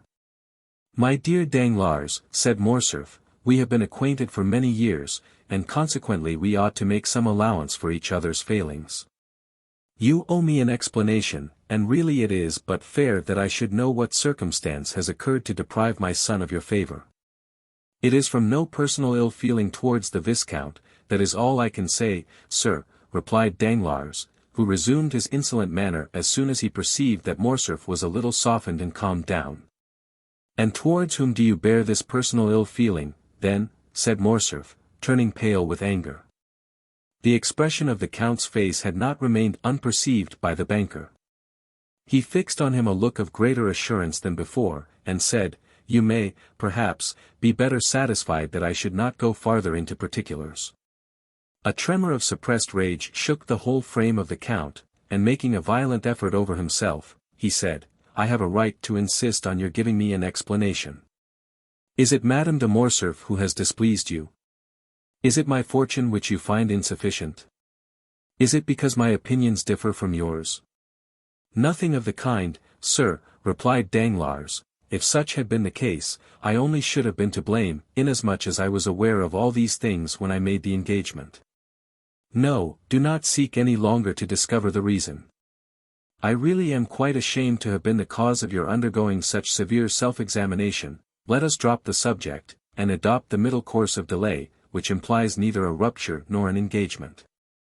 Ma foi, there is no hurry. My daughter is only 17 years old, and your son 21. While we wait, time will be progressing, events will succeed each other. Things which in the evening look dark and obscure, appear but too clearly in the light of morning, and sometimes the utterance of one word, or the lapse of a single day, will reveal the most cruel calumnies. Calumnies, did you say, sir? Cried Morcerf, turning livid with rage. Does any one dare to slander me? Monsieur, I told you that I considered it best to avoid all explanation. Then, sir, I am patiently to submit to your refusal. Yes, sir, although I assure you the refusal is as painful for me to give as it is for you to receive, for I had reckoned on the honor of your alliance, and the breaking off of a marriage contract always injures the lady more than the gentleman. Enough, sir, said Morcerf, we will speak no more on the subject. And clutching his gloves in anger, he left the apartment. Danglars observed that during the whole conversation Morcerf had never once dared to ask if it was on his own account that Danglars recalled his word. That evening he had a long conference with several friends, and M. Cavalcanti, who had remained in the drawing-room with the ladies, was the last to leave the banker's house. The next morning, as soon as he awoke, Danglars asked for the newspapers. They were brought to him. He laid aside 3 or 4, and at last fixed on the Impartial, the paper of which Beauchamp was the chief editor. He hastily tore off the cover, opened the journal with nervous precipitation, passed contemptuously over the Paris jottings, and arriving at the miscellaneous intelligence, stopped with a malicious smile, at a paragraph headed, "We hear from Yanina." "Very good," observed Danglars, after having read the paragraph. "Here is a little article on Colonel Fernand, which, if I am not mistaken, would render the explanation which the Comte de Morcerf required of me perfectly unnecessary." At the same moment, that is, at 9 o'clock in the morning, Albert de Morcerf, dressed in a black coat buttoned up to his chin, might have been seen walking with a quick and agitated step in the direction of Monte Cristo's house in the Champs-Élysées. When he presented himself at the gate, the porter informed him that the Count had gone out about half an hour previously. Did he take Baptistin with him? No, my lord. Call him, then, I wish to speak to him. The concierge went to seek the valet de chambre, and returned with him in an instant. My good friend, said Albert, I beg pardon for my intrusion, but I was anxious to know from your own mouth if your master was really out or not. He is really out, sir, replied Baptistin. Out, even to me. I know how happy my master always is to receive the Vicomte, said Baptistin, and I should therefore never think of including him in any general order. You are right. And now I wish to see him on an affair of great importance. Do you think it will be long before he comes in? No, I think not, for he ordered his breakfast at 10 o'clock. Well, I will go and take a turn in the Champs-Élysées, and at 10 o'clock I will return here. Meanwhile, if the Count should come in, will you beg him not to go out again without seeing me? You may depend on my doing so, sir, said Baptistin. Albert left the cab in which he had come at the Count's door, intending to take a turn on foot. As he was passing the Allée des Veuves, he thought he saw the Count's horses standing at Gosset's shooting gallery. He approached, and soon recognized the coachman. Is the Count shooting in the gallery? Said Morcerf. Yes, sir, replied the coachman. While he was speaking, Albert had heard the report of 2 or 3 pistol shots. He entered, and on his way met the waiter. Excuse me, my lord, said the lad, but will you have the kindness to wait a moment? What for, Philip? Asked Albert, who, being a constant visitor there, did not understand this opposition to his entrance. Because the person who is now in the gallery prefers being alone, and never practices in the presence of any one. Not even before you, Philip. Then who loads his pistol? His servant. A Nubian? A Negro. It is he, then. Do you know this gentleman? Yes, and I am come to look for him, he is a friend of mine. Oh, that is quite another thing, then. I will go immediately and inform him of your arrival. And Philip, urged by his own curiosity, entered the gallery. A second afterwards, Monte Cristo appeared on the threshold. I ask your pardon, my dear Count, said Albert, for following you here, and I must first tell you that it was not the fault of your servants that I did so, I alone am to blame for the indiscretion. I went to your house, and they told me you were out, but that they expected you home at 10 o'clock to breakfast. I was walking about in order to pass away the time till 10 o'clock, when I caught sight of your carriage and horses. What you have just said induces me to hope that you intend breakfasting with me. No, thank you, I am thinking of other things besides breakfast just now, perhaps we may take that meal at a later hour and in worse company. What on earth are you talking of? I am to fight today. For what? I am going to fight. Yes, I understand that, but what is the quarrel? People fight for all sorts of reasons, you know. I fight in the cause of honor. Ah, that is something serious. So serious, that I come to beg you to render me a service. What is it? To be my second. That is a serious matter, and we will not discuss it here, let us speak of nothing till we get home. Ollie, bring me some water. The Count turned up his sleeves, and passed into the little vestibule where the gentlemen were accustomed to wash their hands after shooting. Come in, my lord, said Philip in a low tone, and I will show you something droll. Morcerf entered, and in place of the usual target, he saw some playing cards fixed against the wall. At a distance Albert thought it was a complete suit, for he counted from the ace to the 10. Ah, ha, said Albert, I see you were preparing for a game of cards.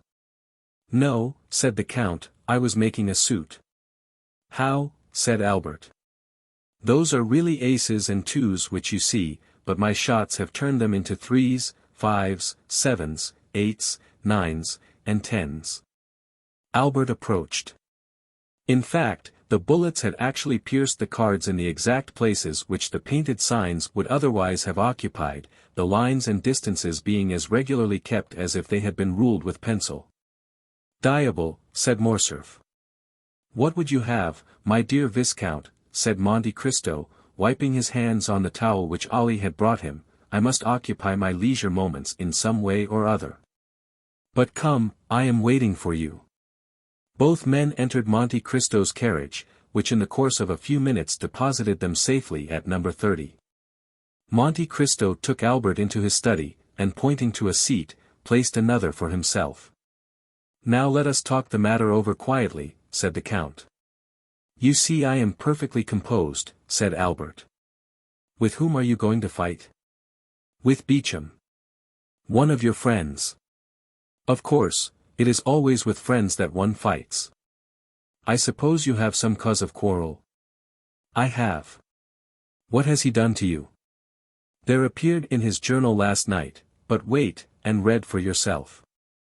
And Albert handed over the paper to the Count, who read as follows. "A correspondent at Jenina informs us of a fact of which until now we had remained in ignorance. The castle which formed the protection of the town was given up to the Turks by a French officer named Fernand, in whom the Grand Vizier, Ali Tepelini, had reposed the greatest confidence." "Well," said Monte Cristo, "what do you see in that to annoy you?" "What do I see in it?" "Yes, what does it signify to you if the castle of Jenina was given up by a French officer?" "It signifies to my father, the Count of Morcerf, whose Christian name is Fernand." "Did your father serve under Ali Pasha?"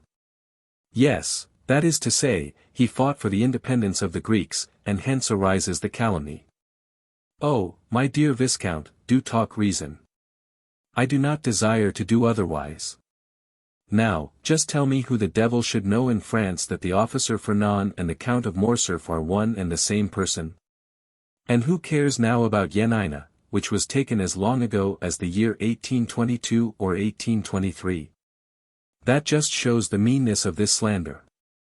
They have allowed all this time to elapse, and then all of a sudden rake up events which have been forgotten to furnish materials for scandal, in order to tarnish the luster of our high position. I inherit my father's name, and I do not choose that the shadow of disgrace should darken it. I am going to Beauchamp, in whose journal this paragraph appears, and I shall insist on his retracting the assertion before 2 witnesses. Beauchamp will never retract. Then he must fight. No, he will not, for he will tell you, what is very true, that perhaps there were 50 officers in the Greek army bearing the same name. We will fight, nevertheless. I will efface that blot on my father's character. My father, who was such a brave soldier, whose career was so brilliant.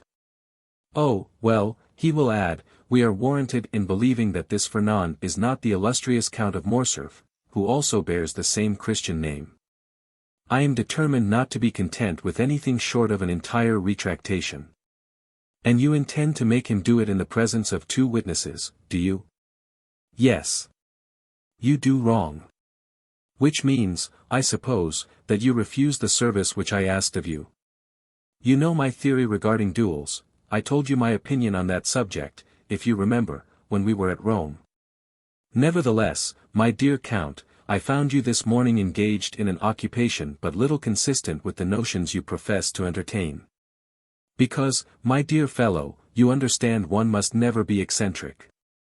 If one's lot is cast among fools, it is necessary to study folly. I shall perhaps find myself one day called out by some hair-brained scamp, who has no more real cause of quarrel with me than you have with Beauchamp. He may take me to task for some foolish trifle or other, he will bring his witnesses, or will insult me in some public place, and I am expected to kill him for all that. You admit that you would fight, then? Well, if so, why do you object to my doing so? I do not say that you ought not to fight, I only say that a duel is a serious thing, and ought not to be undertaken without due reflection. Did he reflect before he insulted my father? If he spoke hastily, and owns that he did so, you ought to be satisfied. Ah, my dear Count, you are far too indulgent. And you are far too exacting. Supposing, for instance, and do not be angry at what I am going to say. Well, supposing the assertion to be really true, a son ought not to submit to such a stain on his father's honor.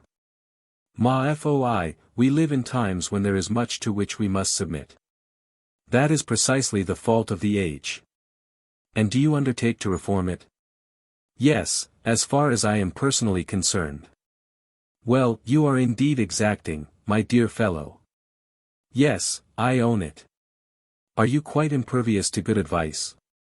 Not when it comes from a friend. And do you account me that title?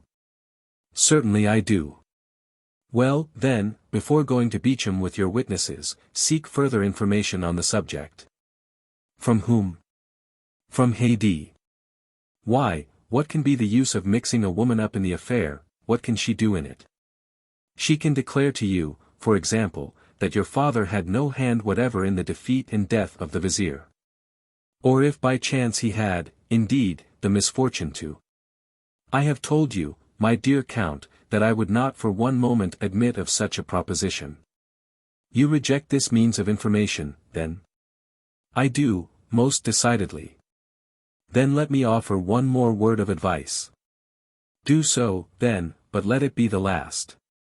You do not wish to hear it, perhaps. On the contrary, I request it. Do not take any witnesses with you when you go to Beauchamp, visit him alone. That would be contrary to all custom. Your case is not an ordinary one. And what is your reason for advising me to go alone? Because then the affair will rest between you and Beauchamp. Explain yourself. I will do so. If Beauchamp be disposed to retract, you ought at least to give him the opportunity of doing it of his own free will, the satisfaction to you will be the same. If, on the contrary, he refuses to do so, it will then be quite time enough to admit two strangers into your secret. They will not be strangers, they will be friends. Ah, but the friends of today are the enemies of tomorrow. Beauchamp, for instance. So you recommend. I recommend you to be prudent. Then you advise me to go alone to Beauchamp. I do, and I will tell you why. When you wish to obtain some concession from a man's self-love, you must avoid even the appearance of wishing to wound it. I believe you are right. I am glad of it. Then I will go alone. Go. But you would do better still by not going at all. That is impossible. Do so, then, it will be a wiser plan than the first which you proposed. But if, in spite of all my precautions, I am at last obliged to fight, will you not be my second? My dear Viscount, said Monte Cristo gravely, you must have seen before today that at all times and in all places I have been at your disposal, but the service which you have just demanded of me is one which it is out of my power to render you. Why? Perhaps you may know at some future period, and in the meantime I request you to excuse my declining to put you in possession of my reasons. Well, I will have Franz and Château, they will be the very men for it. Do so, then. But if I do fight, you will surely not object to giving me a lesson or two in shooting and fencing? That, too, is impossible. What a singular being you are, you will not interfere in anything. You are right, that is the principle on which I wish to act. We will say no more about it, then. Goodbye, Count. Morcerf took his hat, and left the room. He found his carriage at the door, and doing his utmost to restrain his anger he went at once to find Beauchamp, who was in his office. It was a gloomy, dusty-looking apartment, such as journalists' offices have always been from time immemorial. The servant announced him, Albert de Morcerf. Beauchamp repeated the name to himself, as though he could scarcely believe that he had heard aright, and then gave orders for him to be admitted. Albert entered. Beauchamp uttered an exclamation of surprise on seeing his friend leap over and trample under foot all the newspapers which were strewed about the room. This way, my dear Albert, said he, holding out his hand to the young man. Are you out of your senses, or do you come peaceably to take breakfast with me? Try and find a seat, there is one by that geranium, which is the only thing in the room to remind me that there are other leaves in the world besides leaves of paper. Beauchamp, said Albert, it is of your journal that I come to speak. Indeed? What do you wish to say about it? I desire that a statement contained in it should be rectified. To what do you refer? But pray sit down. Thank you, said Albert, with a cold and formal bow. Will you now have the kindness to explain the nature of the statement which has displeased you? An announcement has been made which implicates the honor of a member of my family. What is it? Said Beauchamp, much surprised. Surely you must be mistaken. The story sent you from Yanina. Yanina? Yes, really you appear to be totally ignorant of the cause which brings me here. Such is really the case, I assure you, upon my honor. Baptiste, give me yesterday's paper, cried Beauchamp. Here, I have brought mine with me, replied Albert.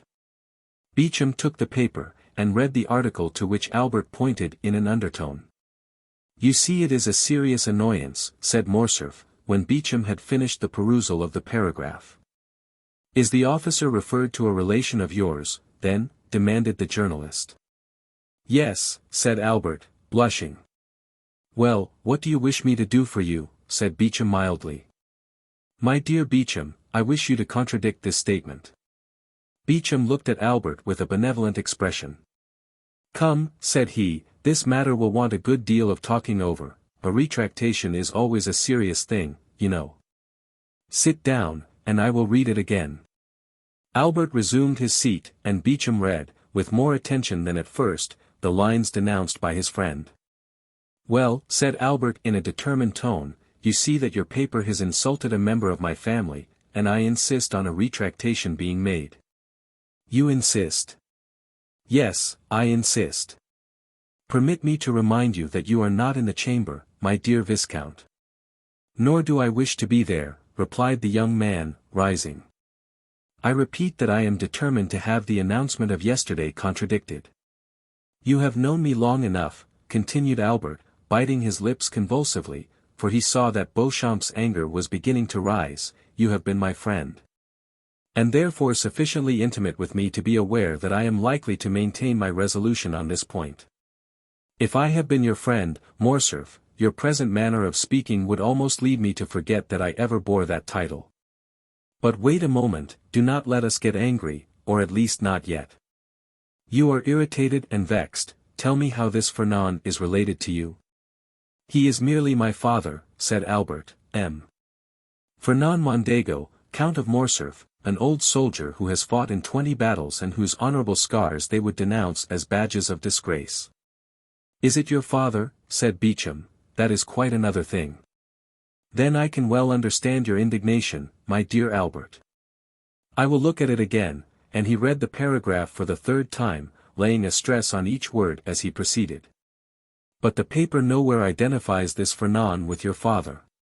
No, but the connection will be seen by others, and therefore I will have the article contradicted. At the words, I will, Beauchamp steadily raised his eyes to Albert's countenance, and then, as gradually lowering them, he remained thoughtful for a few moments. You will retract this assertion, will you not, Beauchamp? Said Albert with increased though stifled anger. Yes, replied Beauchamp. Immediately, said Albert. When I am convinced that the statement is false. What? The thing is worth looking into, and I will take pains to investigate the matter thoroughly. But what is there to investigate, sir? Said Albert, enraged beyond measure at Beauchamp's last remark. If you do not believe that it is my father, say so immediately, and if, on the contrary, you believe it to be him, state your reasons for doing so. Beauchamp looked at Albert with the smile which was so peculiar to him, and which in its numerous modifications served to express every varied emotion of his mind.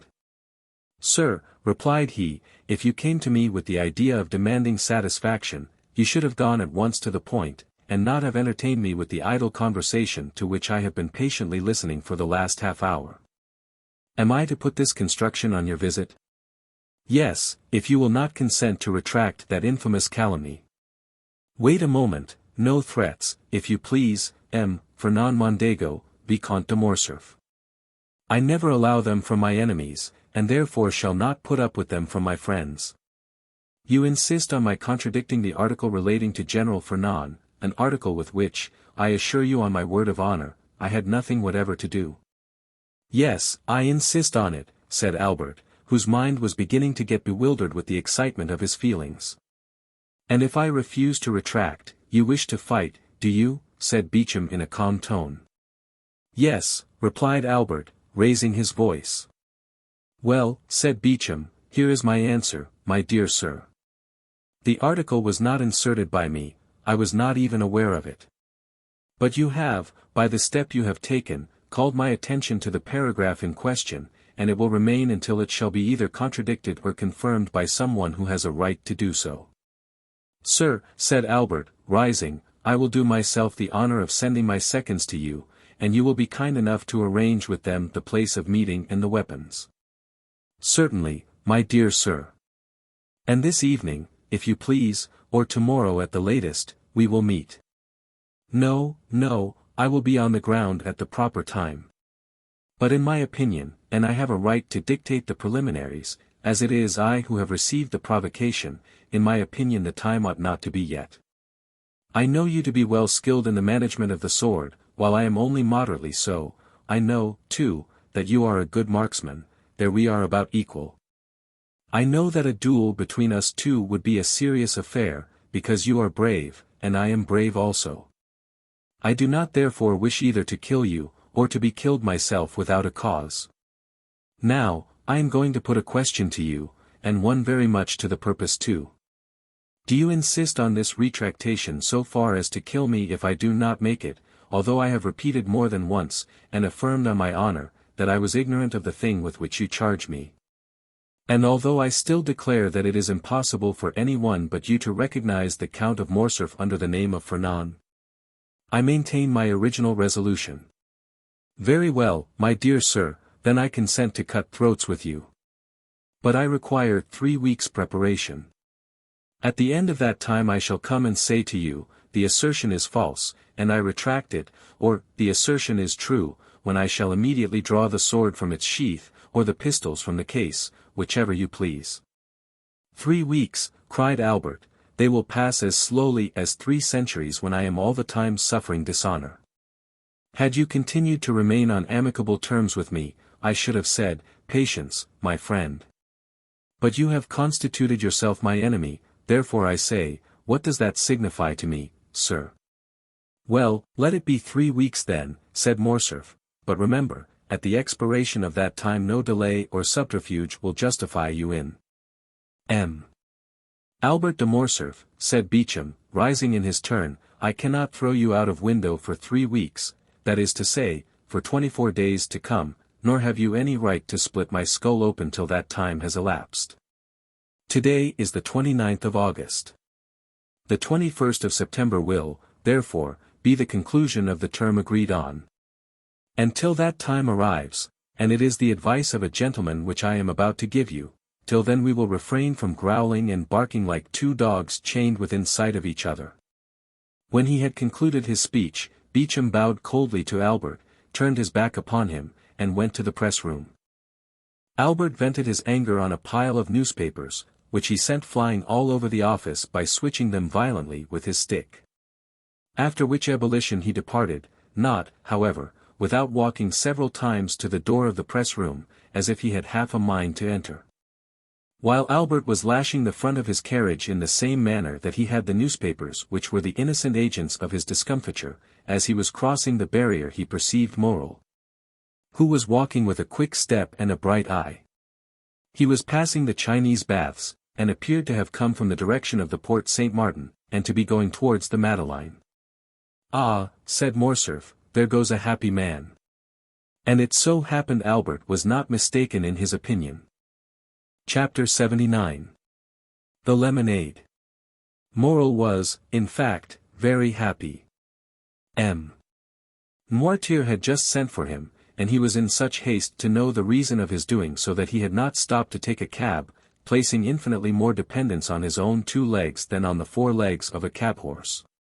He had therefore set off at a furious rate from the Rue Meslay, and was hastening with rapid strides in the direction of the Faubourg Saint-Honoré. Morel advanced with a firm, manly tread, and poor Barois followed him as he best might. Morel was only 31, Barois was 60 years of age, Morel was deeply in love, and Barois was dying with heat and exertion. These two men, thus opposed in age and interests, resembled two parts of a triangle, presenting the extremes of separation, yet nevertheless possessing their point of union. This point of union was Noirtier, and it was he who had just sent for Morel, with the request that the latter would lose no time in coming to him, a command which Morel obeyed to the letter, to the great discomfiture of Barois. On arriving at the house, Morel was not even out of breath, for love lends wings to our desires, but Barois, who had long forgotten what it was to love, was sorely fatigued by the expedition he had been constrained to use.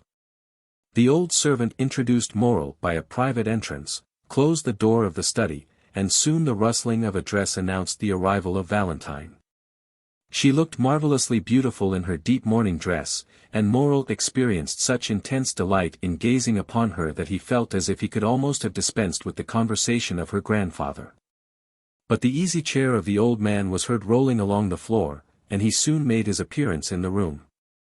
Noirtier acknowledged by a look of extreme kindness and benevolence the thanks which Morel lavished on him for his timely intervention on behalf of Valentine and himself, an intervention which had saved them from despair. Morel then cast on the invalid an interrogative look as to the new favor which he designed to bestow on him. Valentine was sitting at a little distance from them, timidly awaiting the moment when she should be obliged to speak. Noirtier fixed his eyes on her. "Am I to say what you told me?" asked Valentine. Noirtier made a sign that she was to do so. "Monsieur Morel," said Valentine to the young man, who was regarding her with the most intense interest, "my grandfather, M. Noirtier, had 1,000 things to say, which he told me 3 days ago. And now, he has sent for you, that I may repeat them to you. I will repeat them, then, and since he has chosen me as his interpreter, I will be faithful to the trust, and will not alter a word of his intentions." "Oh, I am listening with the greatest impatience," replied the young man. "Speak, I beg of you." Valentine cast down her eyes. This was a good omen for Morel, for he knew that nothing but happiness could have the power of thus overcoming Valentine. "My grandfather intends leaving this house," said she, "and Barois is looking out suitable apartments for him in another. But you, Mademoiselle de Villefort, you, who are necessary to M. Noirtier's happiness." "I," interrupted Valentine, "I shall not leave my grandfather, that is an understood thing between us. My apartment will be close to his. Now, M. de Villefort must either give his consent to this plan or his refusal. In the first case, I shall leave directly, and in the second, I shall wait till I am of age, which will be in about 10 months. Then I shall be free, I shall have an independent fortune, and—" "And what?" demanded Morel. "And with my grandfather's consent I shall fulfill the promise which I have made you." Valentine pronounced these last few words in such a low tone, that nothing but Morel's intense interest in what she was saying could have enabled him to hear them. "Have I not explained your wishes, grandpapa?" said Valentine, addressing Noirtier. "Yes, look, the old man.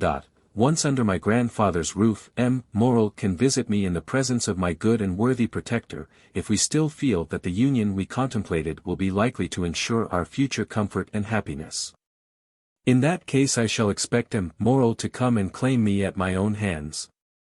But, alas, I have heard it said that hearts inflamed by obstacles to their desire grew cold in time of security. I trust we shall never find it so in our experience." "Oh," cried Morel, almost tempted to throw himself on his knees before Noirtier and Valentine, and to adore them as two superior beings, "what have I ever done in my life to merit such unbounded happiness?" "Until that time," continued the young girl in a calm and self-possessed tone of voice, "we will conform to circumstances, and be guided by the wishes of our friends, so long as those wishes do not tend finally to separate us. In a word, and I repeat it, because it expresses all I wish to convey, we will wait. And I swear to make all the sacrifices which this word imposes, sir," said Morel, not only with resignation, but with cheerfulness. "Therefore," continued Valentine, looking playfully at Maximilian, "no more inconsiderate actions, no more rash projects. For you surely would not wish to compromise one who from this day regards herself as destined, honorably and happily, to bear your name. Moreau looked obedience to her commands. Noirtier regarded the lovers with a look of ineffable tenderness, while Barois, who had remained in the room in the character of a man privileged to know everything that passed, smiled on the youthful couple as he wiped the perspiration from his bald forehead. "How hot you look, my good Barois," said Valentine. "Ah, I have been running very fast, mademoiselle, but I must do Moreau the justice to say that he ran still faster." Noirtier directed their attention to a waiter, on which was placed a decanter containing lemonade and a glass. The decanter was nearly full, with the exception of a little, which had been already drunk by Noirtier. "Come, Barois," said the young girl, "take some of this lemonade, I see you are coveting a good draught of it." "The fact is, mademoiselle," said Barois, "I am dying with thirst, and since you are so kind as to offer it me, I cannot say I should at all object to drinking your health in a glass of it." "Take some, then, and come back immediately." Barois took away the waiter, and hardly was he outside the door, which in his haste he forgot to shut, than they saw him throw back his head and empty to the very dregs the glass which Valentine had filled. Valentine and Moreau were exchanging their adieus in the presence of Noirtier when a ring was heard at the doorbell. It was the signal of a visit. Valentine looked at her watch. "It is past noon," said she, "and today is Saturday. I dare say it is the doctor, grandpapa." Noirtier looked his conviction that she was right in her supposition. "He will come in here, and Moreau had better go, do you not think so, grandpapa?" "Yes," signed the old man. "Barois," cried Valentine, "Barois." "I am coming, mademoiselle," replied he. "Barois will open the door for you," said Valentine, addressing Moreau. "And now remember one thing, monsieur officer, that my grandfather commands you not to take any rash or ill-advised step which would be likely to compromise our happiness." "I promised him to wait," replied Moreau, "and I will wait." At this moment Barois entered. "Who rang?" asked Valentine. "Dr. d'Avrigny," said Barois, staggering as if he would fall. "What is the matter, Barois?" said Valentine. The old man did not answer, but looked at his master with wild staring eyes, while with his cramped hand he grasped a piece of furniture to enable him to stand upright.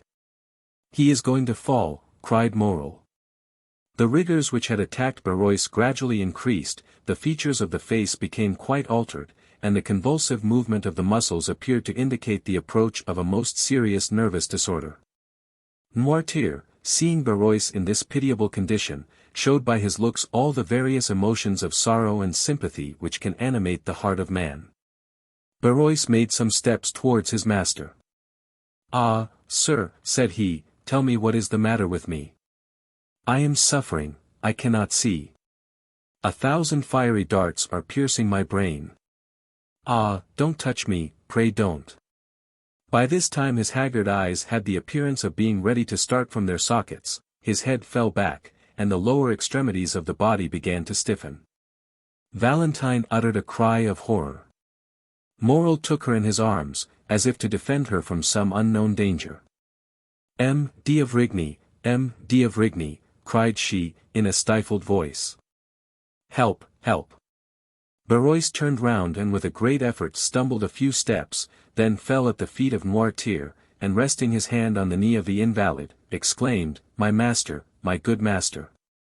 At this moment de Villefort, attracted by the noise, appeared on the threshold.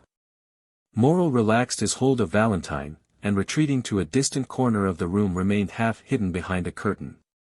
Pale as if he had been gazing on a serpent, he fixed his terrified eye on the agonized sufferer. Noirtier, burning with impatience and terror, was in despair at his utter inability to help his old domestic, whom he regarded more in the light of a friend than a servant. One might by the fearful swelling of the veins of his forehead and the contraction of the muscles round the eye, trace the terrible conflict which was going on between the living energetic mind and the inanimate and helpless body.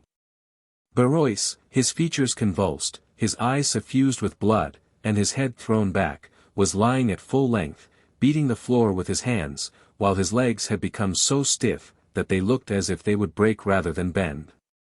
A slight appearance of foam was visible around the mouth, and he breathed painfully, and with extreme difficulty. Villefort seemed stupefied with astonishment, and remained gazing intently on the scene before him without uttering a word. He had not seen Morel. After a moment of dumb contemplation, during which his face became pale and his hair seemed to stand on end, he sprang towards the door, crying out, "Doctor, doctor! Come instantly, pray come!" "Madam, madam!" cried Valentine, calling her stepmother, and running upstairs to meet her, "Come quick, quick, and bring your bottle of smelling salts with you." "What is the matter?" said Madame de Villefort in a harsh and constrained tone. "Oh, come, come!" "But where is the doctor?" exclaimed Villefort, "where is he?" Madame de Villefort now deliberately descended the staircase.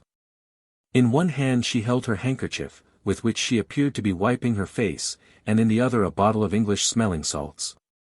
Her first look on entering the room was at Noirtier, whose face, independent of the emotion which such a scene could not fail of producing, proclaimed him to be in possession of his usual health. Her second glance was at the dying man. She turned pale, and her eye passed quickly from the servant and rested on the master. "In the name of heaven, madam," said Villefort, "where is the doctor?" "He was with you just now. You see this is a fit of apoplexy, and he might be saved if he could but be bled." "Has he eaten anything lately?" asked Madame de Villefort, eluding her husband's question.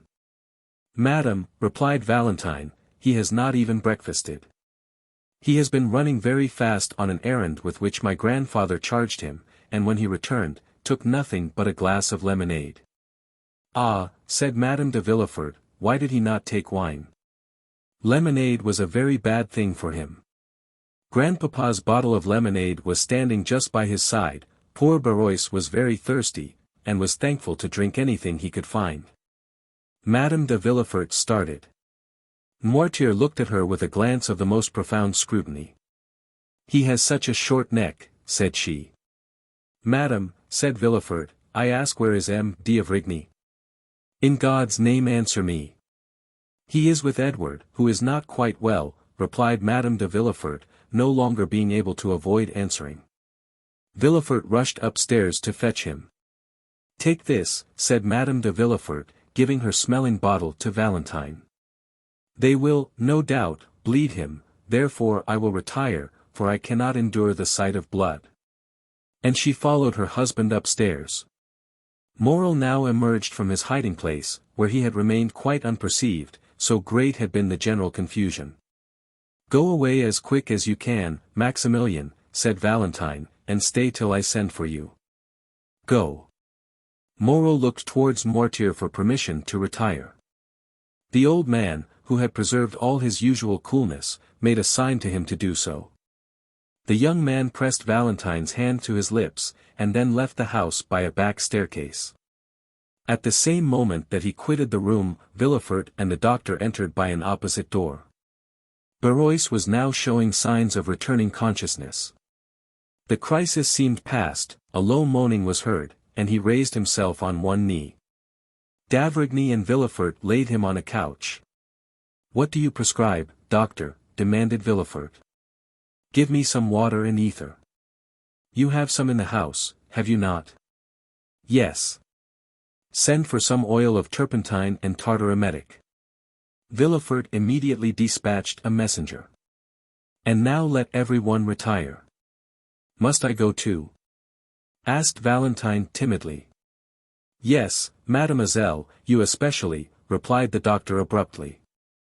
Valentine looked at M. d'Avrigny with astonishment, kissed her grandfather on the forehead, and left the room. The doctor closed the door after her with a gloomy air.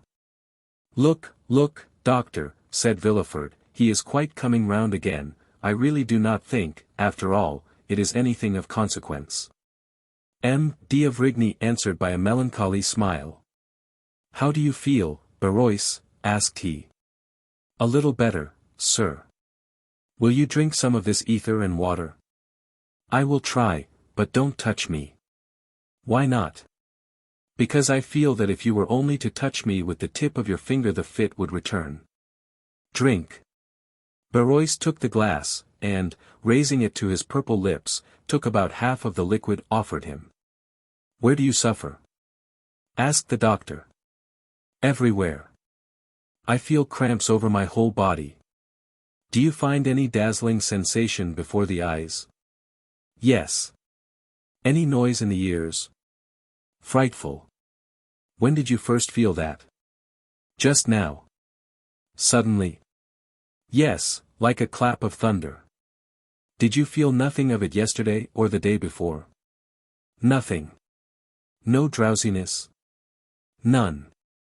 What have you eaten today? I have eaten nothing, I only drank a glass of my master's lemonade, that's all. And Barrois turned towards Noirtier, who, immovably fixed in his armchair, was contemplating this terrible scene without allowing a word or a movement to escape him. Where is this lemonade? Asked the doctor eagerly. Downstairs in the decanter. Whereabouts downstairs? In the kitchen. Shall I go and fetch it, doctor? Inquired Villefort. No, stay here and try to make Barrois drink the rest of this glass of ether and water. I will go myself and fetch the lemonade. D'avrigny bounded towards the door, flew down the back staircase, and almost knocked down Madame de Villefort, in his haste, who was herself going down to the kitchen. She cried out, but d'Avrigny paid no attention to her.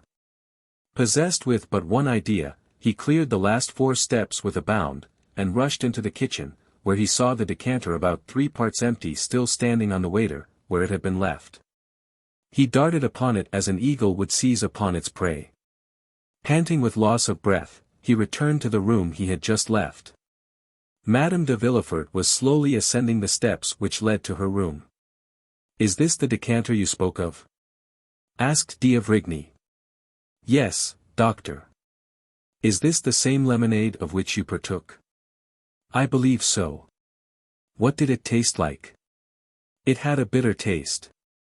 The doctor poured some drops of the lemonade into the palm of his hand, put his lips to it, and after having rinsed his mouth as a man does when he is tasting wine, he spat the liquor into the fireplace. It is no doubt the same, said he. Did you drink some too, Noirtier? Yes. And did you also discover a bitter taste? Yes. Oh, doctor, cried Barrois, the fit is coming on again. Oh, do something for me. The doctor flew to his patient. That emetic, Villefort, see if it is coming. Villefort sprang into the passage, exclaiming, the emetic. The emetic, is it come yet? No one answered. The most profound terror reigned throughout the house. If I had anything by means of which I could inflate the lungs, said d'Avrigny, looking around him, perhaps I might prevent suffocation. But there is nothing which would do, nothing. Oh, sir, cried Barrois, are you going to let me die without help? Oh, I am dying. Oh, save me. A pen, said the doctor. There was one lying on the table. He endeavored to introduce it into the mouth of the patient, who, in the midst of his convulsions, was making vain attempts to vomit, but the jaws were so clinched that the pen could not pass them. This second attack was much more violent than the first, and he had slipped from the couch to the ground, where he was writhing in agony. The doctor left him in this paroxysm, knowing that he could do nothing to alleviate it, and, going up to Noirtier, said abruptly, how do you find yourself? Well. Yes. Have you any weight on the chest? Or does your stomach feel light and comfortable, eh? Yes. Then you feel pretty much as you generally do after you have had the dose which I am accustomed to give you every Sunday? Yes. Did Barrois make your lemonade? Yes. Was it you who asked him to drink some of it? No. Was it de Villefort? No. Madame? No. It was your granddaughter, then, was it not? Yes. A groan from Barrois, accompanied by a yawn which seemed to crack the very jawbones, attracted the attention of d'Avrigny. He left Noirtier, and returned to the sick man. Barrois, said the doctor, can you speak? Barrois muttered a few unintelligible words. "Try and make an effort to do so, my good man," said d'Avrigny. Barrois reopened his bloodshot eyes. "Who made the lemonade?" "I did." "Did you bring it to your master directly it was made?" "No." "You left it somewhere, then, in the meantime?" "Yes, I left it in the pantry, because I was called away." "Who brought it into this room, then?" "Mademoiselle Valentine." D'Avrigny struck his forehead with his hand. "Gracious heaven!" exclaimed he. "Doctor, doctor," cried Barrois, who felt another fit coming.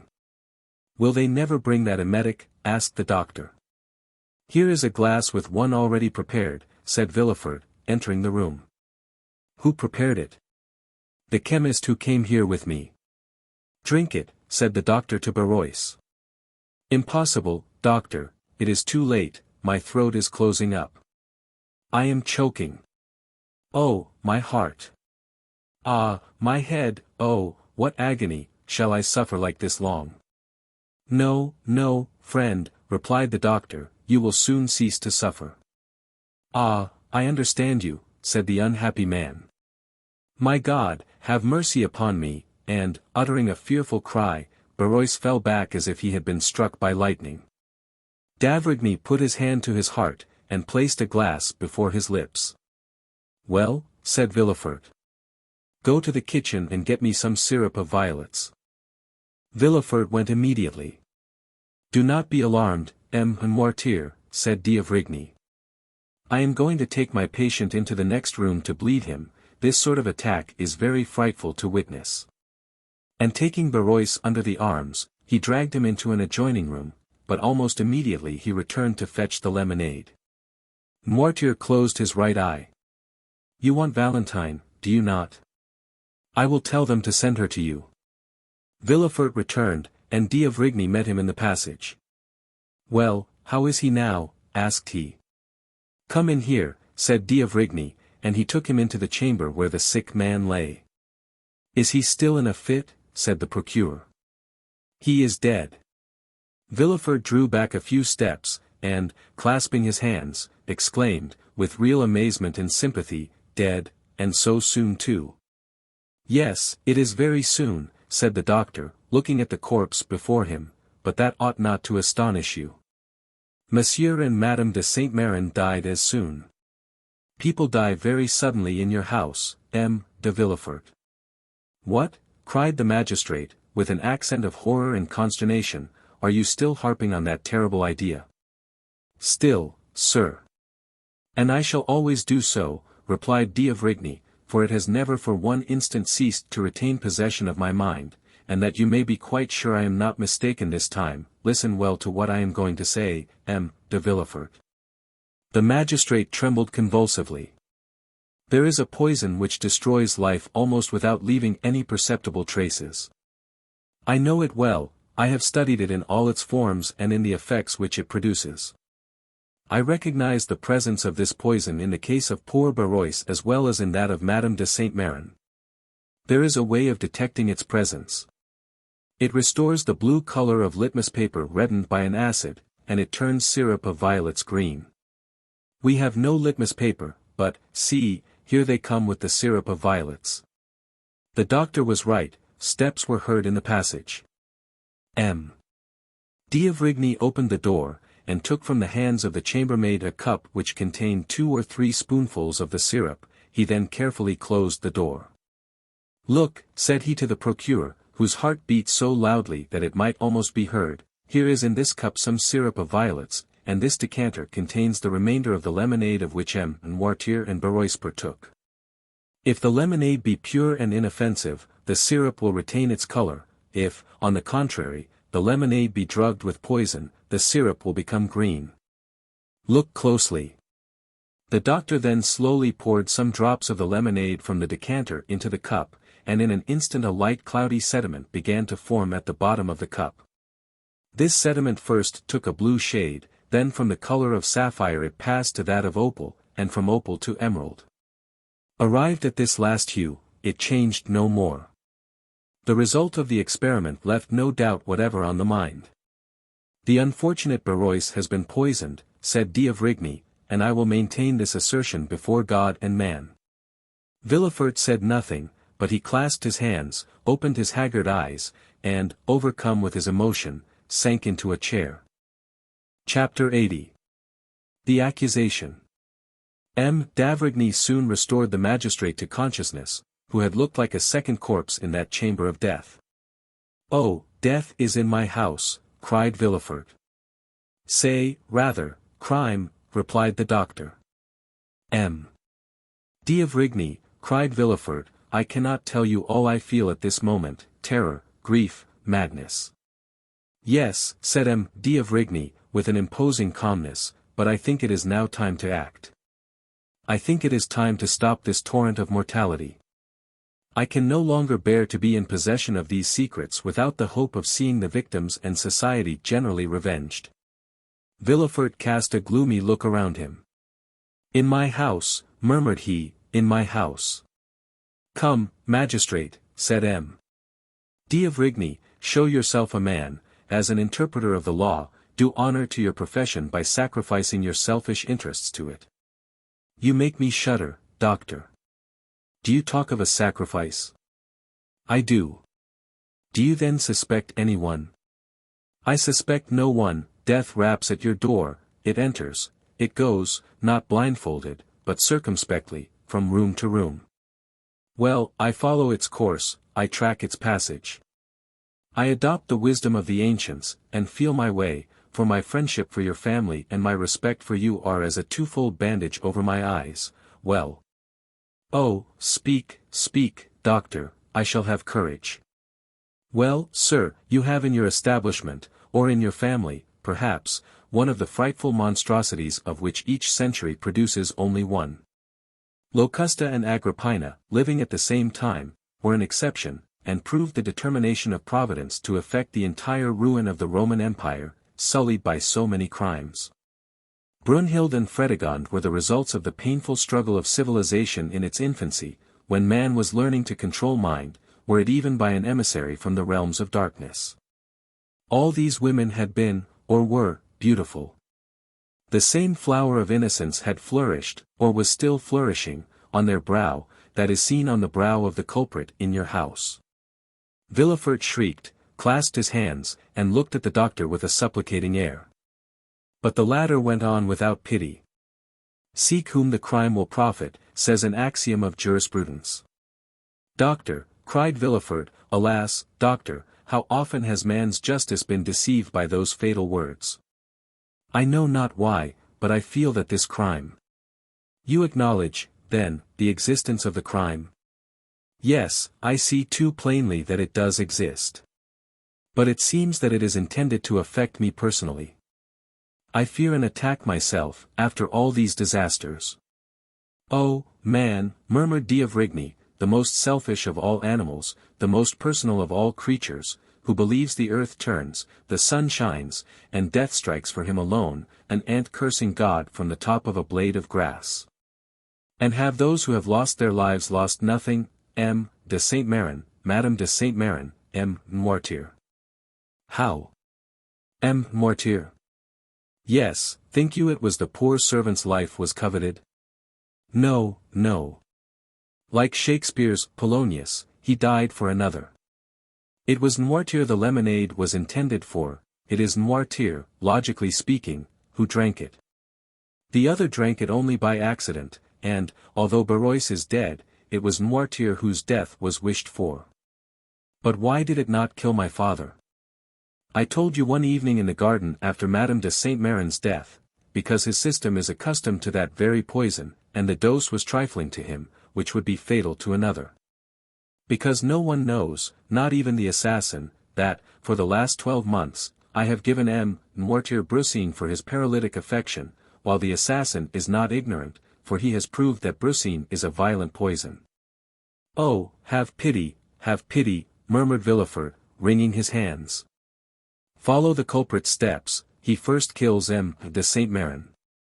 "Oh, doctor! I would swear to it.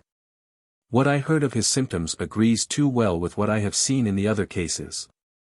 Villefort ceased to contend, he only groaned.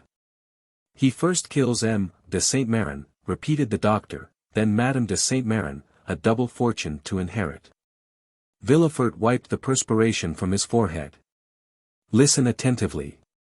Alas, stammered Villefort, I do not lose a single word. M. and Noirtier, resumed M. d'Avrigny in the same pitiless tone, M.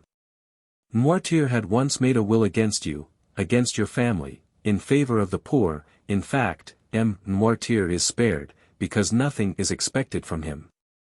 But he has no sooner destroyed his first will and made a second, than, for fear he should make a third, he is struck down.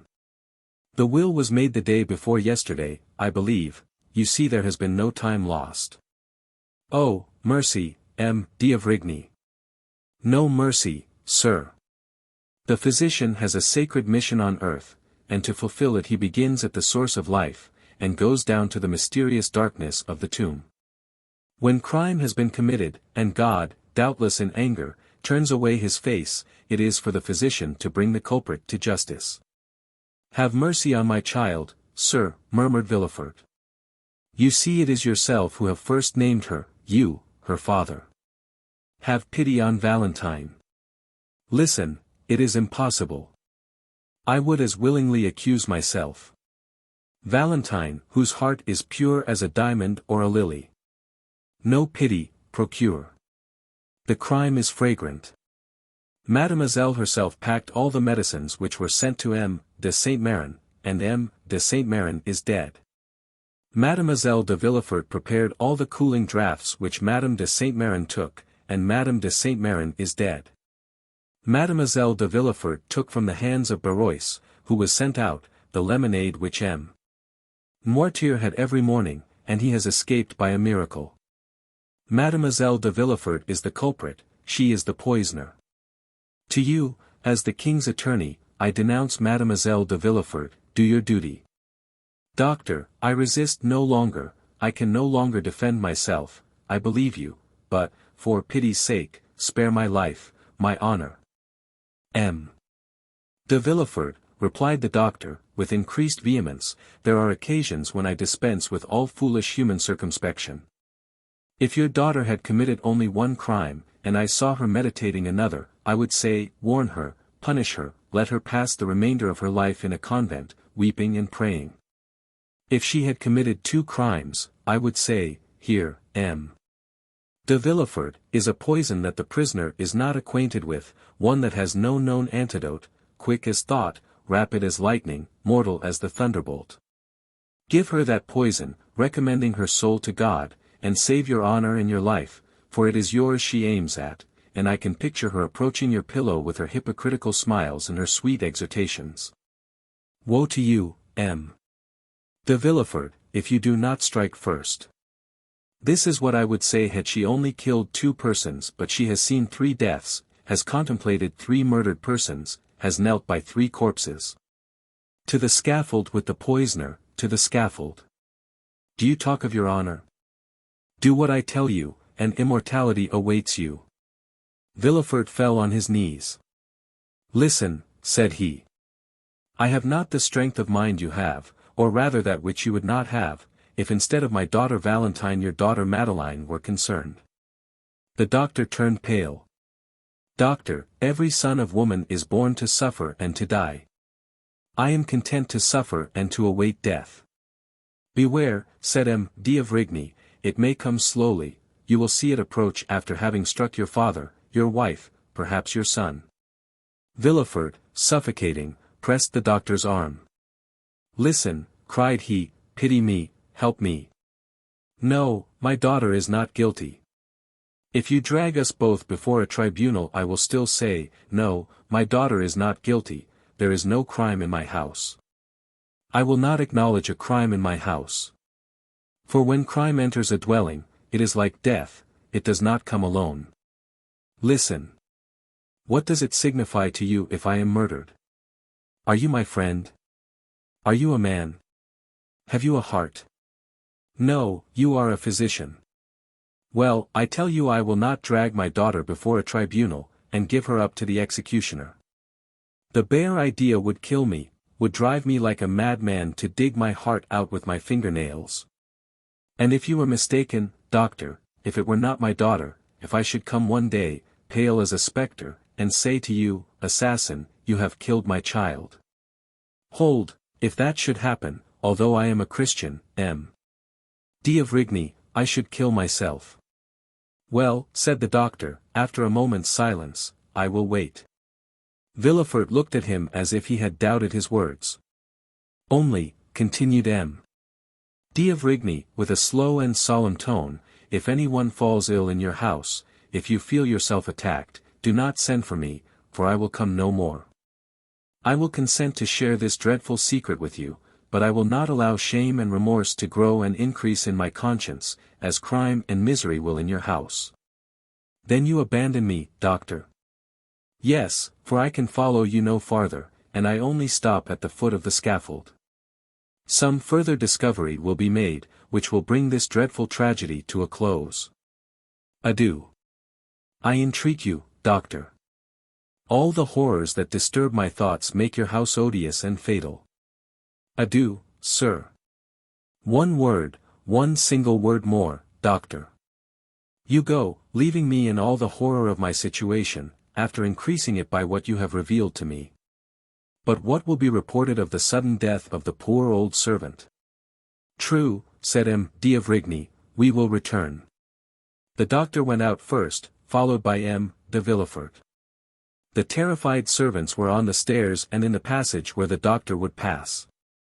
Sir, said D'Avrigny to Villefort, so loud that all might hear, poor Barrois has led too sedentary a life of late. Accustomed formerly to ride on horseback, or in the carriage, to the four corners of Europe, the monotonous walk around that armchair has killed him, his blood has thickened. He was stout, had a short, thick neck.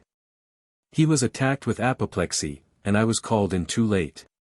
By the way, added he in a low tone, take care to throw away that cup of syrup of violets in the ashes. The doctor, without shaking hands with Villefort, without adding a word to what he had said, went out, amid the tears and lamentations of the whole household. The same evening all Villefort's servants, who had assembled in the kitchen, and had a long consultation, came to tell Madame de Villefort that they wished to leave. No entreaty, no proposition of increased wages, could induce them to remain. To every argument they replied, we must go, for death is in this house. They all left, in spite of prayers and entreaties, testifying their regret at leaving so good a master and mistress, and especially Mademoiselle Valentine, so good, so kind, and so gentle. Villefort looked at Valentine as they said this. She was in tears, and, strange as it was, in spite of the emotions he felt at the sight of these tears, he looked also at Madame de Villefort, and it appeared to him as if a slight gloomy smile had passed over her thin lips. Like a meteor seen passing inauspiciously between two clouds in a stormy sky.